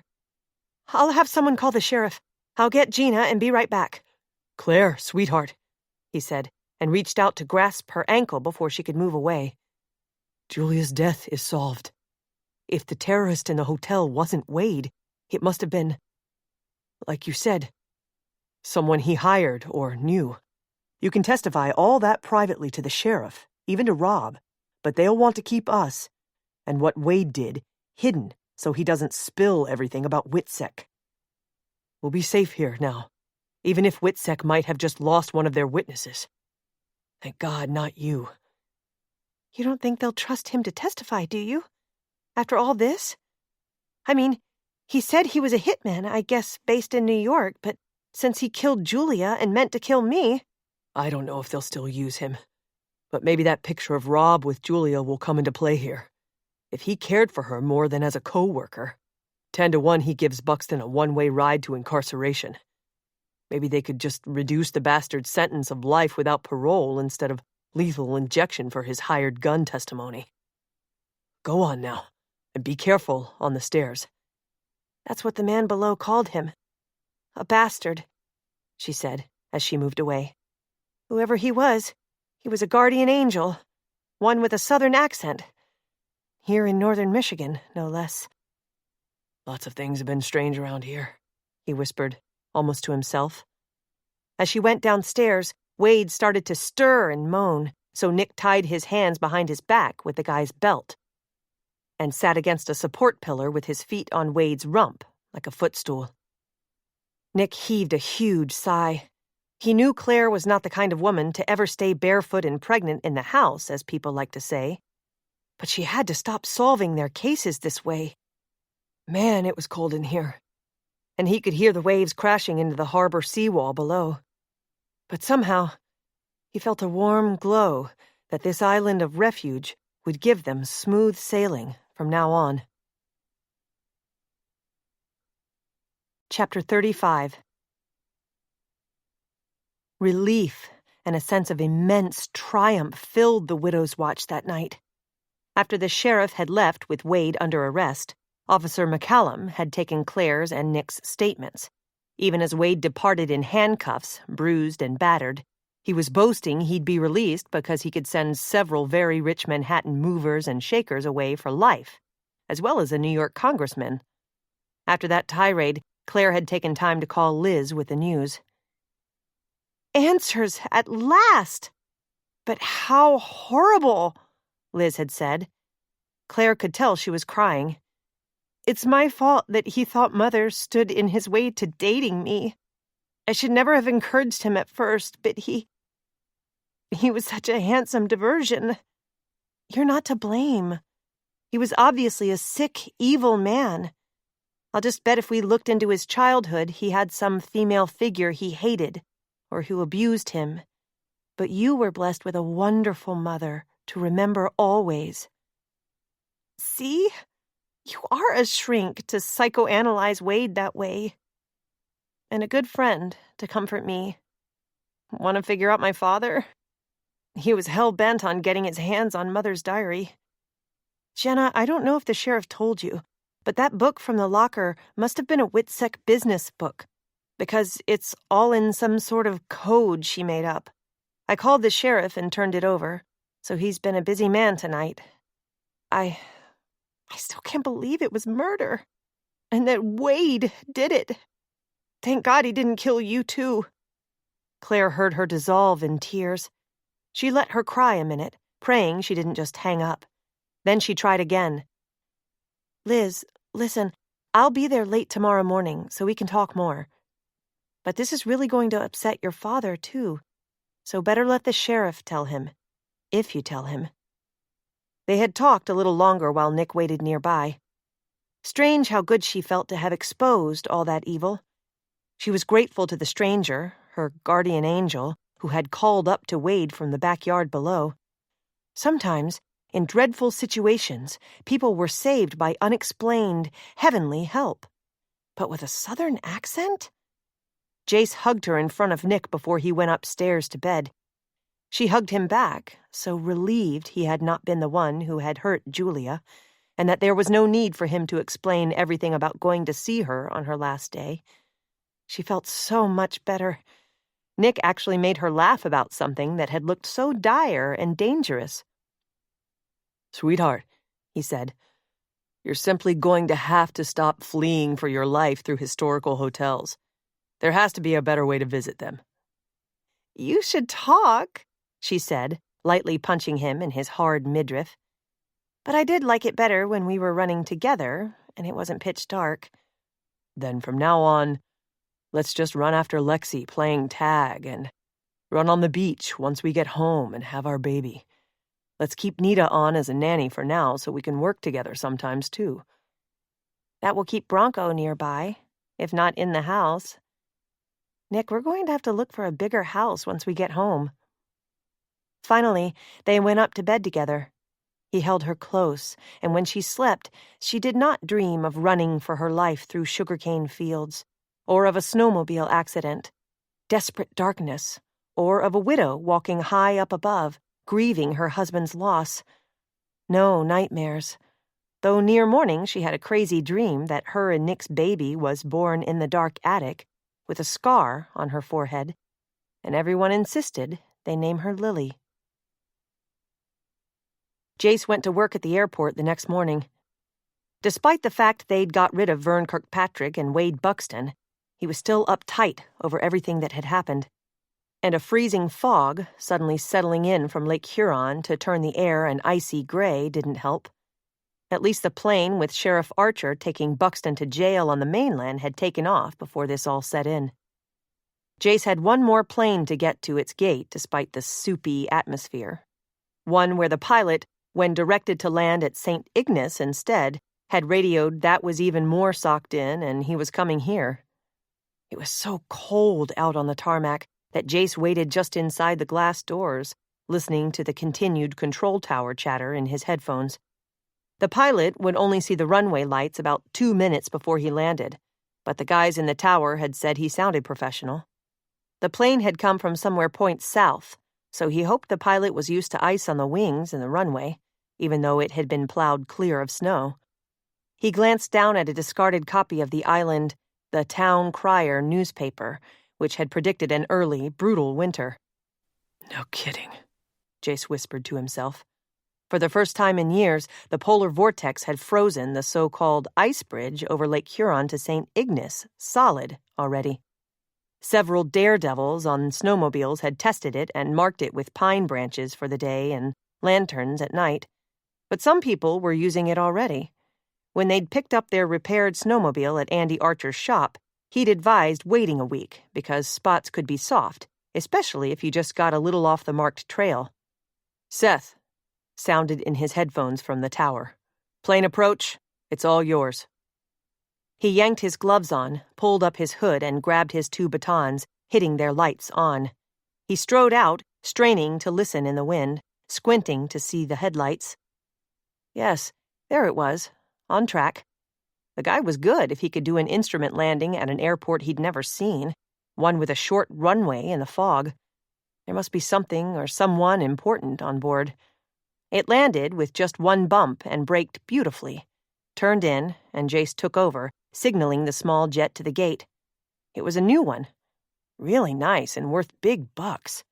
Its engines powered down, and Jace turned off the lights on his signals. In the lit cockpit, through wisps of floating fog, he could see the pilot turning off his instruments. How he longed to be at the controls again. The stairs popped out, and 2 men descended, met by another man Jace hadn't noticed. They were all bundled up against the cold. Only one of the passengers carried a small suitcase. The greeter gestured broadly, talking away, as he led them into the terminal. Their faces were hidden by their parka hoods. Jace was tempted to hang out and try to speak to the pilot, but he went in the side door while the 3 men entered the airport by the nearby passenger door. The greeter was showing them what looked like a small map and maybe some photographs. Once inside, they threw their hoods back. The guy closest to Jace had a really craggy face, one that looked like he'd been in an accident or been scratched. Oh, yeah, it was that ugly guy who had taken photos of their historic house. He didn't know the guy on the far side, but the man in the middle, looking at the pictures. Damn. It was Clayton Ames.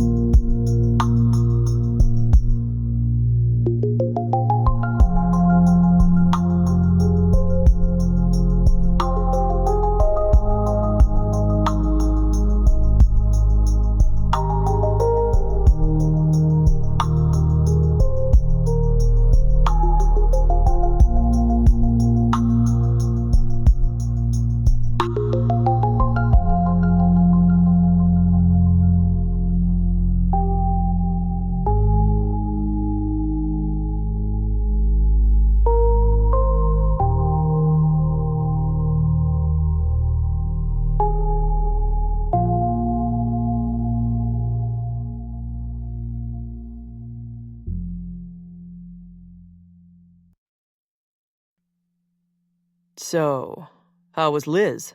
Nick asked Claire after she came back in with Bronco, who had taken her and Lexi in a snowmobile to see Liz. Holding up better than I expected. Michael's going home, though he's still trying to get her to move Mr. Logan and herself to Baltimore. But she's not going. I suggested moving to Naples. New and old money, I told her, and a real sense of fashion.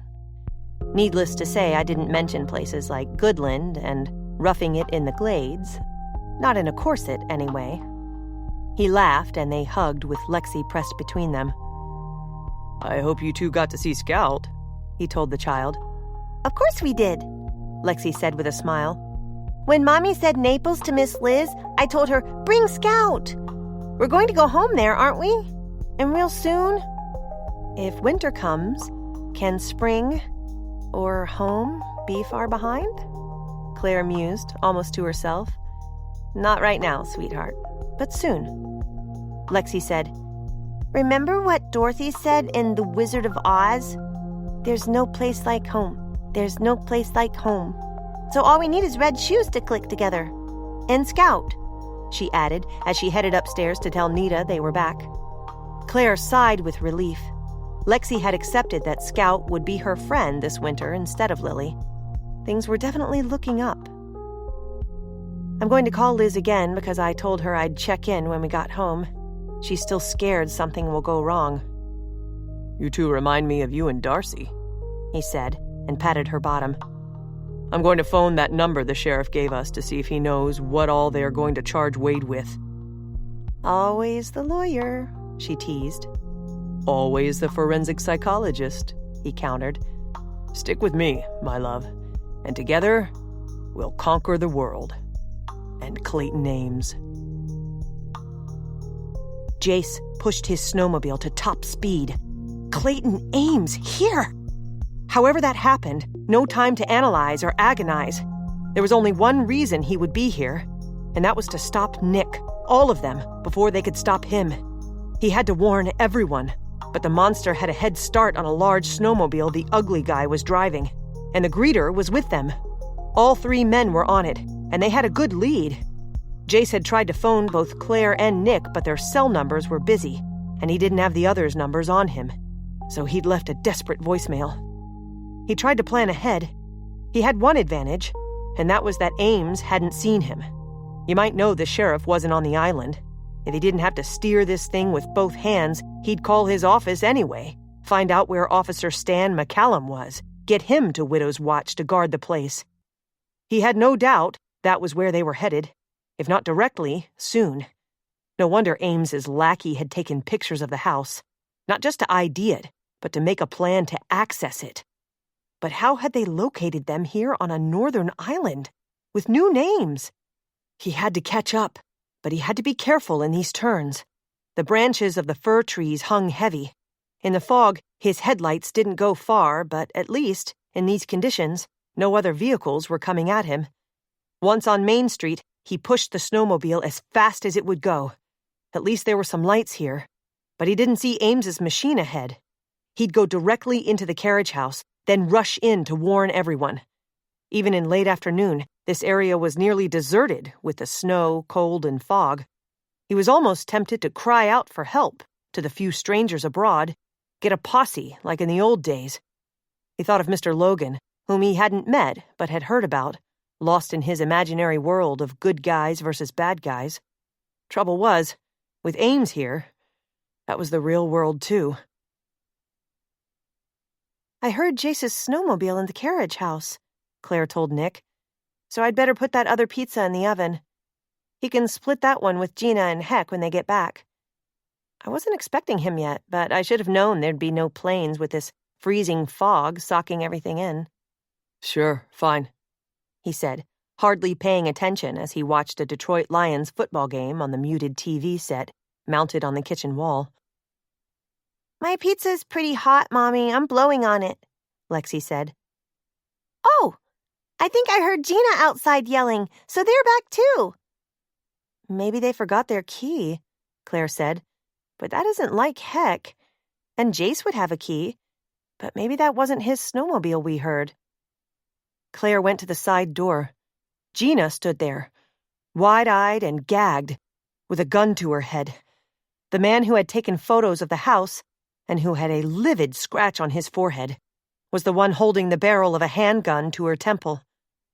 Worse, was she hallucinating? Another man holding a gun to Heck's head stood behind him, and behind him, Clayton Ames. Her knees almost buckled. Her first instinct was to slam the door, but they could shoot Gina and Heck. And where was Jace? Her mind went into overdrive. Ah, I found you, my dear, Clayton said. Claire Markwood, formerly Mrs. Jason Britton, I presume.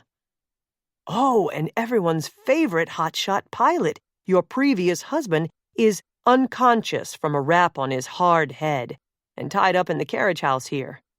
So, don't be expecting him for dinner. He appeared to be in such a rush, he didn't even know what hit him. Now, may we come in? Claire gasped and stumbled backward as the man shoved Gina in the door with Heck behind her.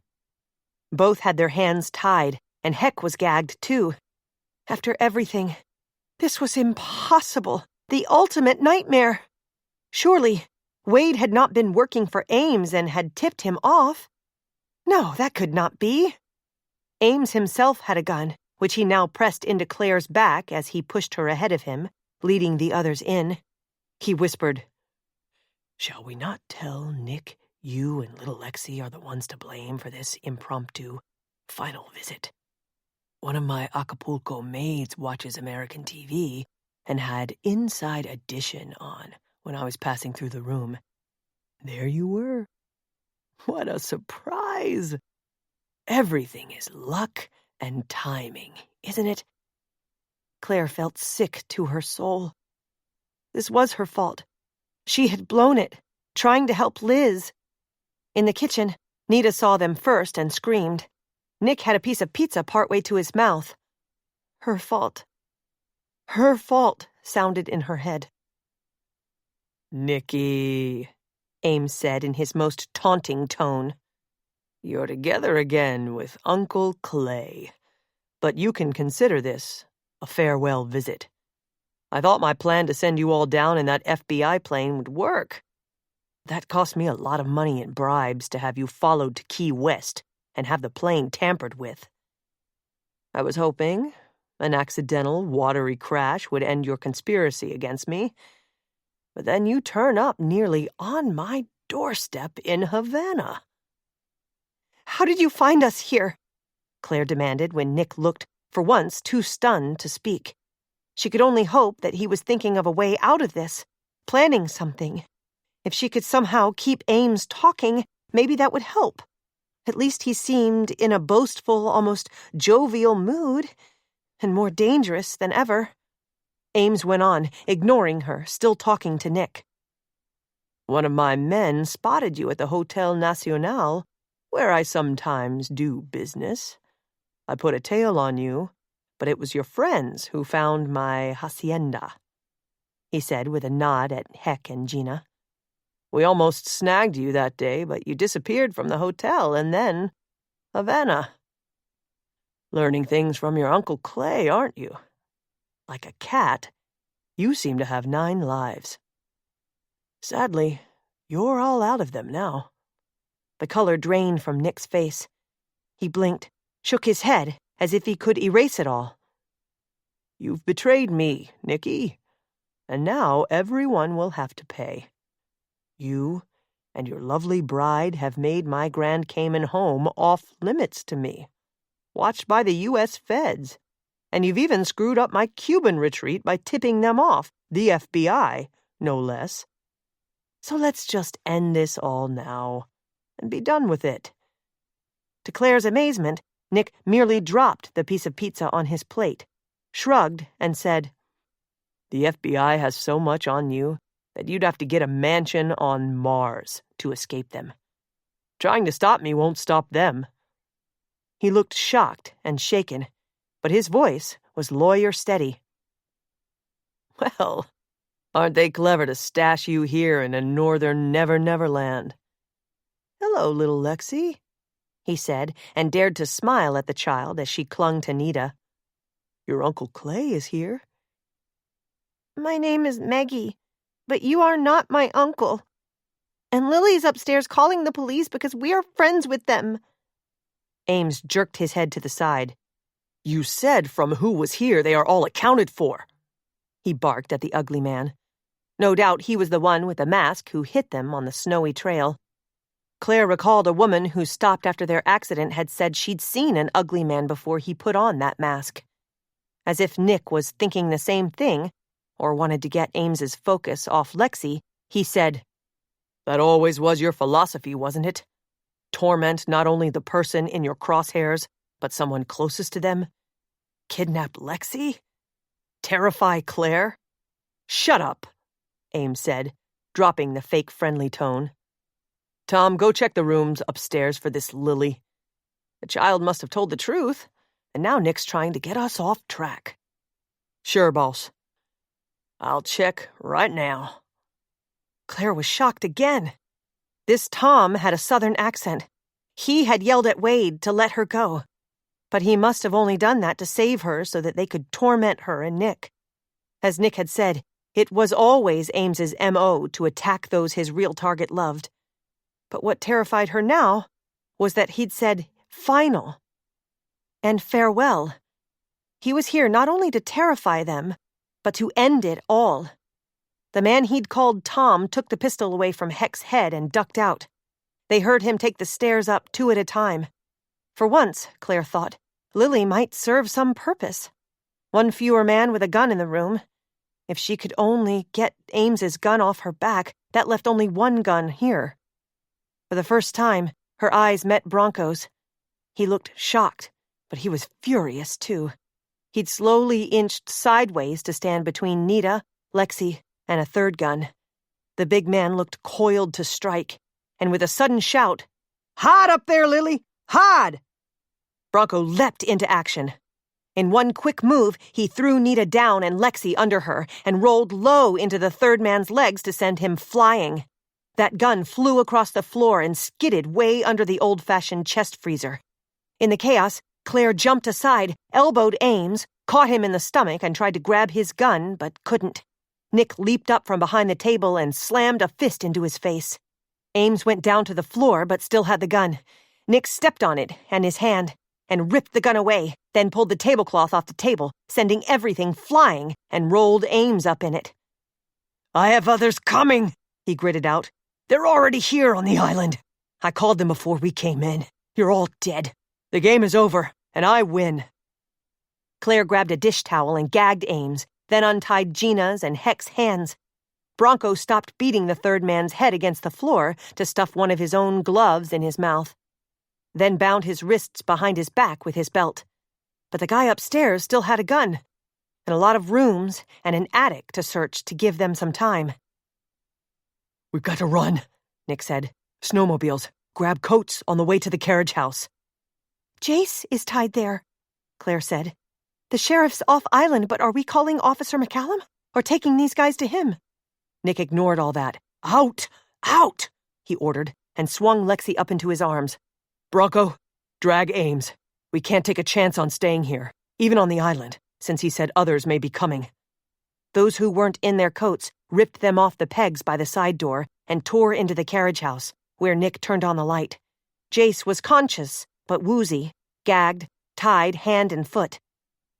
Lying beside one of their 3 snowmobiles, Nick grabbed the hedge clippers off the wall and cut Jace's wrist and ankle bonds. "Bronco, dump Ames in the sled box," Nick ordered. "Then help Jace in with him. Glad we learned to leave the keys and hope we have enough gas. Everybody on now. We're going toward Lakeshore Drive and over the ice bridge to safety, and we'll get law enforcement there." His gaze snagged Claire's. He sounded strong, but he was still shocked and scared. And so was she. Chapter 36. Their 3 snowmobiles roared out of the carriage house. They heard shots. At least the 2 men left behind them didn't hit anyone. Nick feared pursuit, but they kept going away from their lit house that was to be their refuge. If they got enough of a head start, pursuit might be futile. Without a look back, he led them along the curving shoreside road into the teeth of the wind. They had to go slower than he wanted because of the fog, though, thank God, it seemed to be lifting. Nick and Claire rode on the first snowmobile with Lexi between them. Bronco and Nita came second, pulling the supply sled with Jace and Ames. Heck and Gina brought up the rear. They found the entrance to the ice bridge, the only non-flight exit from the island now. It was clearly marked. Nick's heart pounded so loud, he wasn't sure what was the engine and what was him. Claire held to him hard. Was this attempted escape over the ice insane? But especially if Ames had others coming to kidnap or kill them, this was saving lives, not hazarding them. If it was the last thing he ever did, he was handing Ames over to Rob for trial. He braced his feet on the running boards. He'd been told riding on ice was different, more risky. Hell, he was risking all their lives, but escape was the best way for now. With the airport closed for the night, what else could they do? He knew to stick to the marked trail to avoid spots of thin ice. Electric lanterns and fir branches marked the way. He could only hope the wind had not shifted some of them. At least, out here, the fog was blowing away. He saw in the fading winter light that it was true what they said about the ice. It was glass-like, so clear he could see through it to the water. Beautiful, but scary. It seemed deserted out here, but in this weather, normal, sane people were home. "We've stopped Ames, and we've got him now!" Claire shouted over the roar of the engine. "Nick, this is my fault. He saw Lexi and me on TV in Mexico and traced us that way, sent that Tom guy here to watch us and scare us." "None of this is your fault," he shouted back. "It's mine, and we're going to begin to live the way we should as soon as—" He stopped in mid-thought when he heard shouts from behind. Bronco. Heck! A woman's scream. Fearing they were being followed, he leaned out to look back. Bronco must have steered or slid off the path.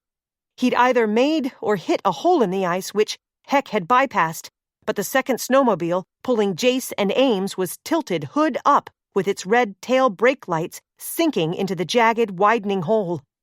Nita had scrambled away, but Bronco was trying to reach the wooden supply box sled they'd towed. It was not floating, but being sucked into the lake by its heavy metal runners. Beside it, in the water, Jace floundered in the frigid water, trying to hold Ames's head up. Nick killed the motor of his engine. "Get off and stay away," he shouted at Claire. "Move Lexi back." "Bronco, you're too heavy," he yelled at the big man. "Back off! Heck, see if your cell works out here to call for help." Nick crawled toward the hole, then slid closer on his belly, using the toes of his shoes to propel himself along. If Ames's men were trailing them, they were sitting ducks now.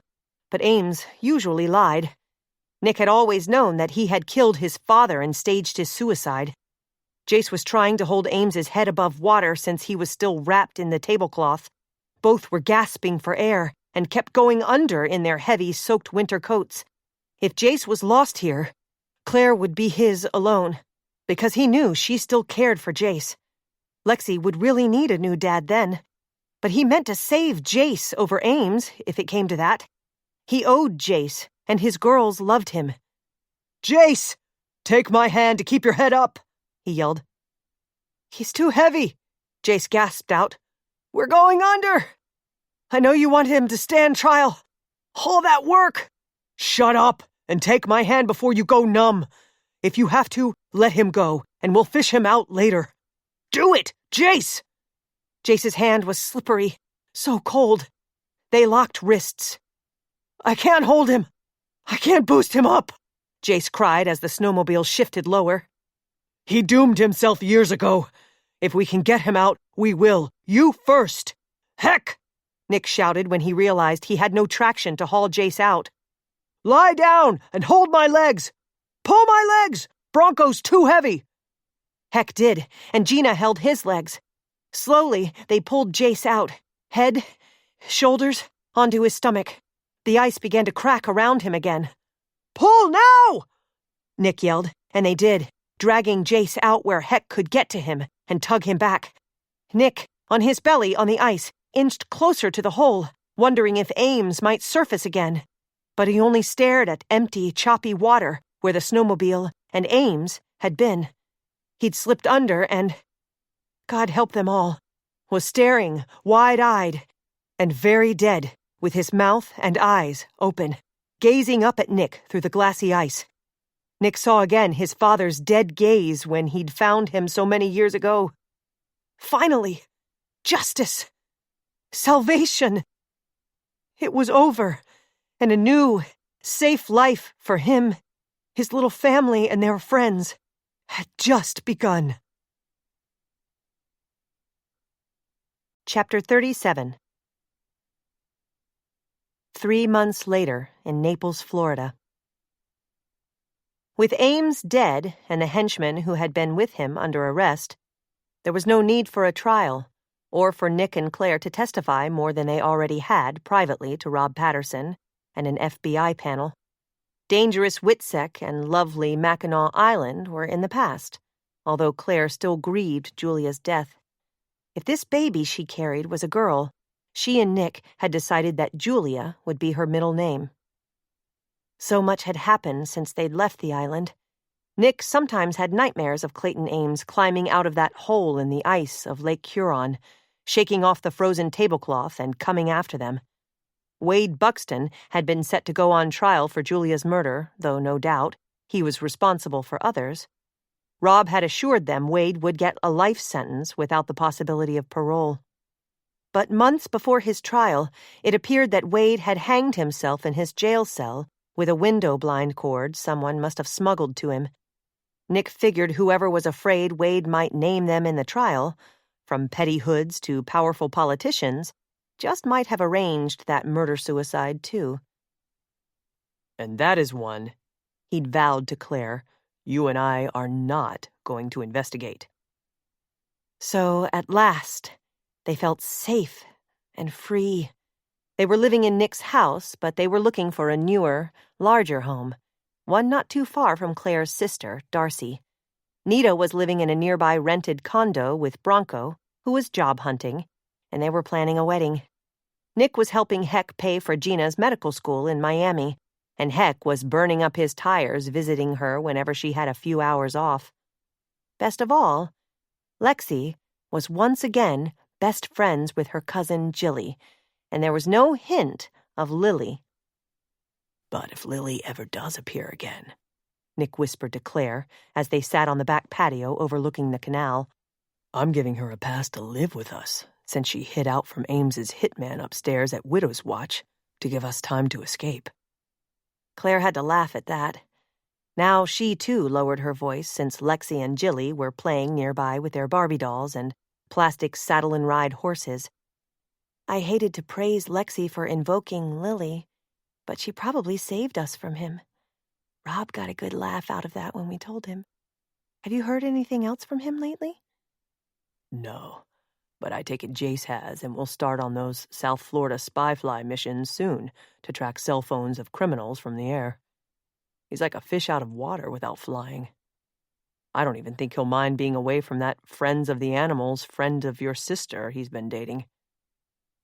I'm glad to think he might have found someone, even if she does have to play second fiddle to an airplane. Speaking of Rob getting Jace that job, I still can't figure out why, when Rob debriefed us on Mackinac before he sent us home, he was so emotional about Julia's coded Witsec diary. Claire, sweetheart, he said, leaning sideways and taking her hand. I didn't tell you before because I thought it would upset you to know another sad thing about Julia. Tell me what? Wasn't she allowed to keep a Witsec diary, even in code? It wasn't about that. There was info in there on Michael and his wife embezzling from her business. But a couple of years before, she and Rob had an intense but short affair, and she'd written her feelings in that book, including love letters she never sent him. In short, she never got over him, even when he went back to his wife. Oh, my, she said, blinking back tears. Her loss was doubly sad for him then. He held all that in when he met us on the island after her death because he was mourning for more than her being a good agent and Witsec handler. I wonder what happened to that picture of them together that was in the back of her locker. Liz had no idea who it was, and I didn't tell her. But I suppose I should. I'm sure he has pictures of his own, if only in his head and heart. So you'll tell Liz about Rob when she gets here? I don't think so. Obviously, Julia didn't want her to know, and I should honor that. Secrets, family secrets especially, can be bad. Did you say Liz's name?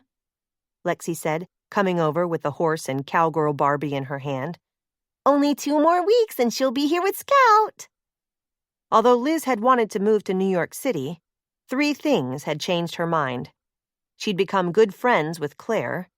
She finally admitted Manhattan rents were too high, and Wade's passion for New York had turned her off it.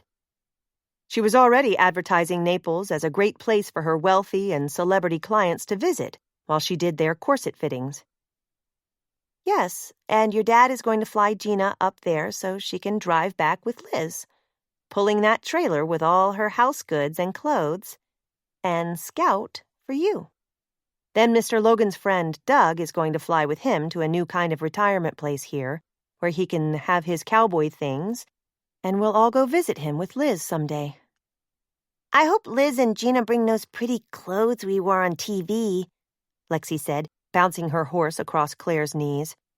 Well, they have an awful lot to bring, but maybe those will be in the boxes Liz is mailing us. Claire's mind skipped to Gina's confession last week that she'd torn one of the dresses when she'd had Heck take her picture up on the walkway the day they'd dressed up in grand style. Her hem had snagged and she'd torn a piece off the gown. So another fear, and ghost, for Claire was laid to rest.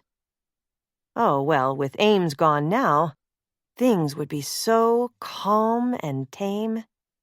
Wish we could keep Scout in the garage, Lexi said for the 1500th time. No, Claire said. Scout needs to be at a stable where you and Jilly can visit him. Now listen, Nick put in, raising his voice. Stop asking your mother that over and over. Scout will be happier with other horses, just like you are happier to be back with Jilly, okay? Lexi's eyes widened at his stern tone. Okay, she said. Jilly, it's just like those Florida Panthers your mommy tries to help. They need other Panthers with them, but they are hard to find and in danger. It's called endangered, Jilly said as Lexi went back to her. Because they might get extinct, which means all gone. And we're all going to visit that place soon where they keep them, a wildlife ranch. But there are still ones hiding and sneaking around at night if they didn't get killed by a car. Our environmental lesson for the day, Nick whispered as he began to stroke the soft inside of Claire's wrist with his thumb. She smiled at him as he moved both their hands to rest on her growing belly. It felt so great, she thought, to resolve issues, to be content, not tense, to be home with family, an extended family of friends who had been with them through so much. Yes, it was wonderful to know the only wildlife facing them was a visit to a Florida wilderness animal rescue ranch tomorrow with Darcy and these little girls. Claire leaned closer to Nick, and they kissed. Surely, after all that they'd been through, nothing else could harm them now. This is Courtney Patterson. We hope you have enjoyed this unabridged production of Falling Darkness, a South Shores novel, by Karen Harper. This program was produced by Common Mode. Paul Falley, Technical Director. Executive Producer, Suzanne Mitchell. Text copyright 2017 by Karen Harper. Production copyright 2018 by Harlequin Enterprises Limited. Used under license with Harlequin Books S.A. All rights reserved. Thank you for listening.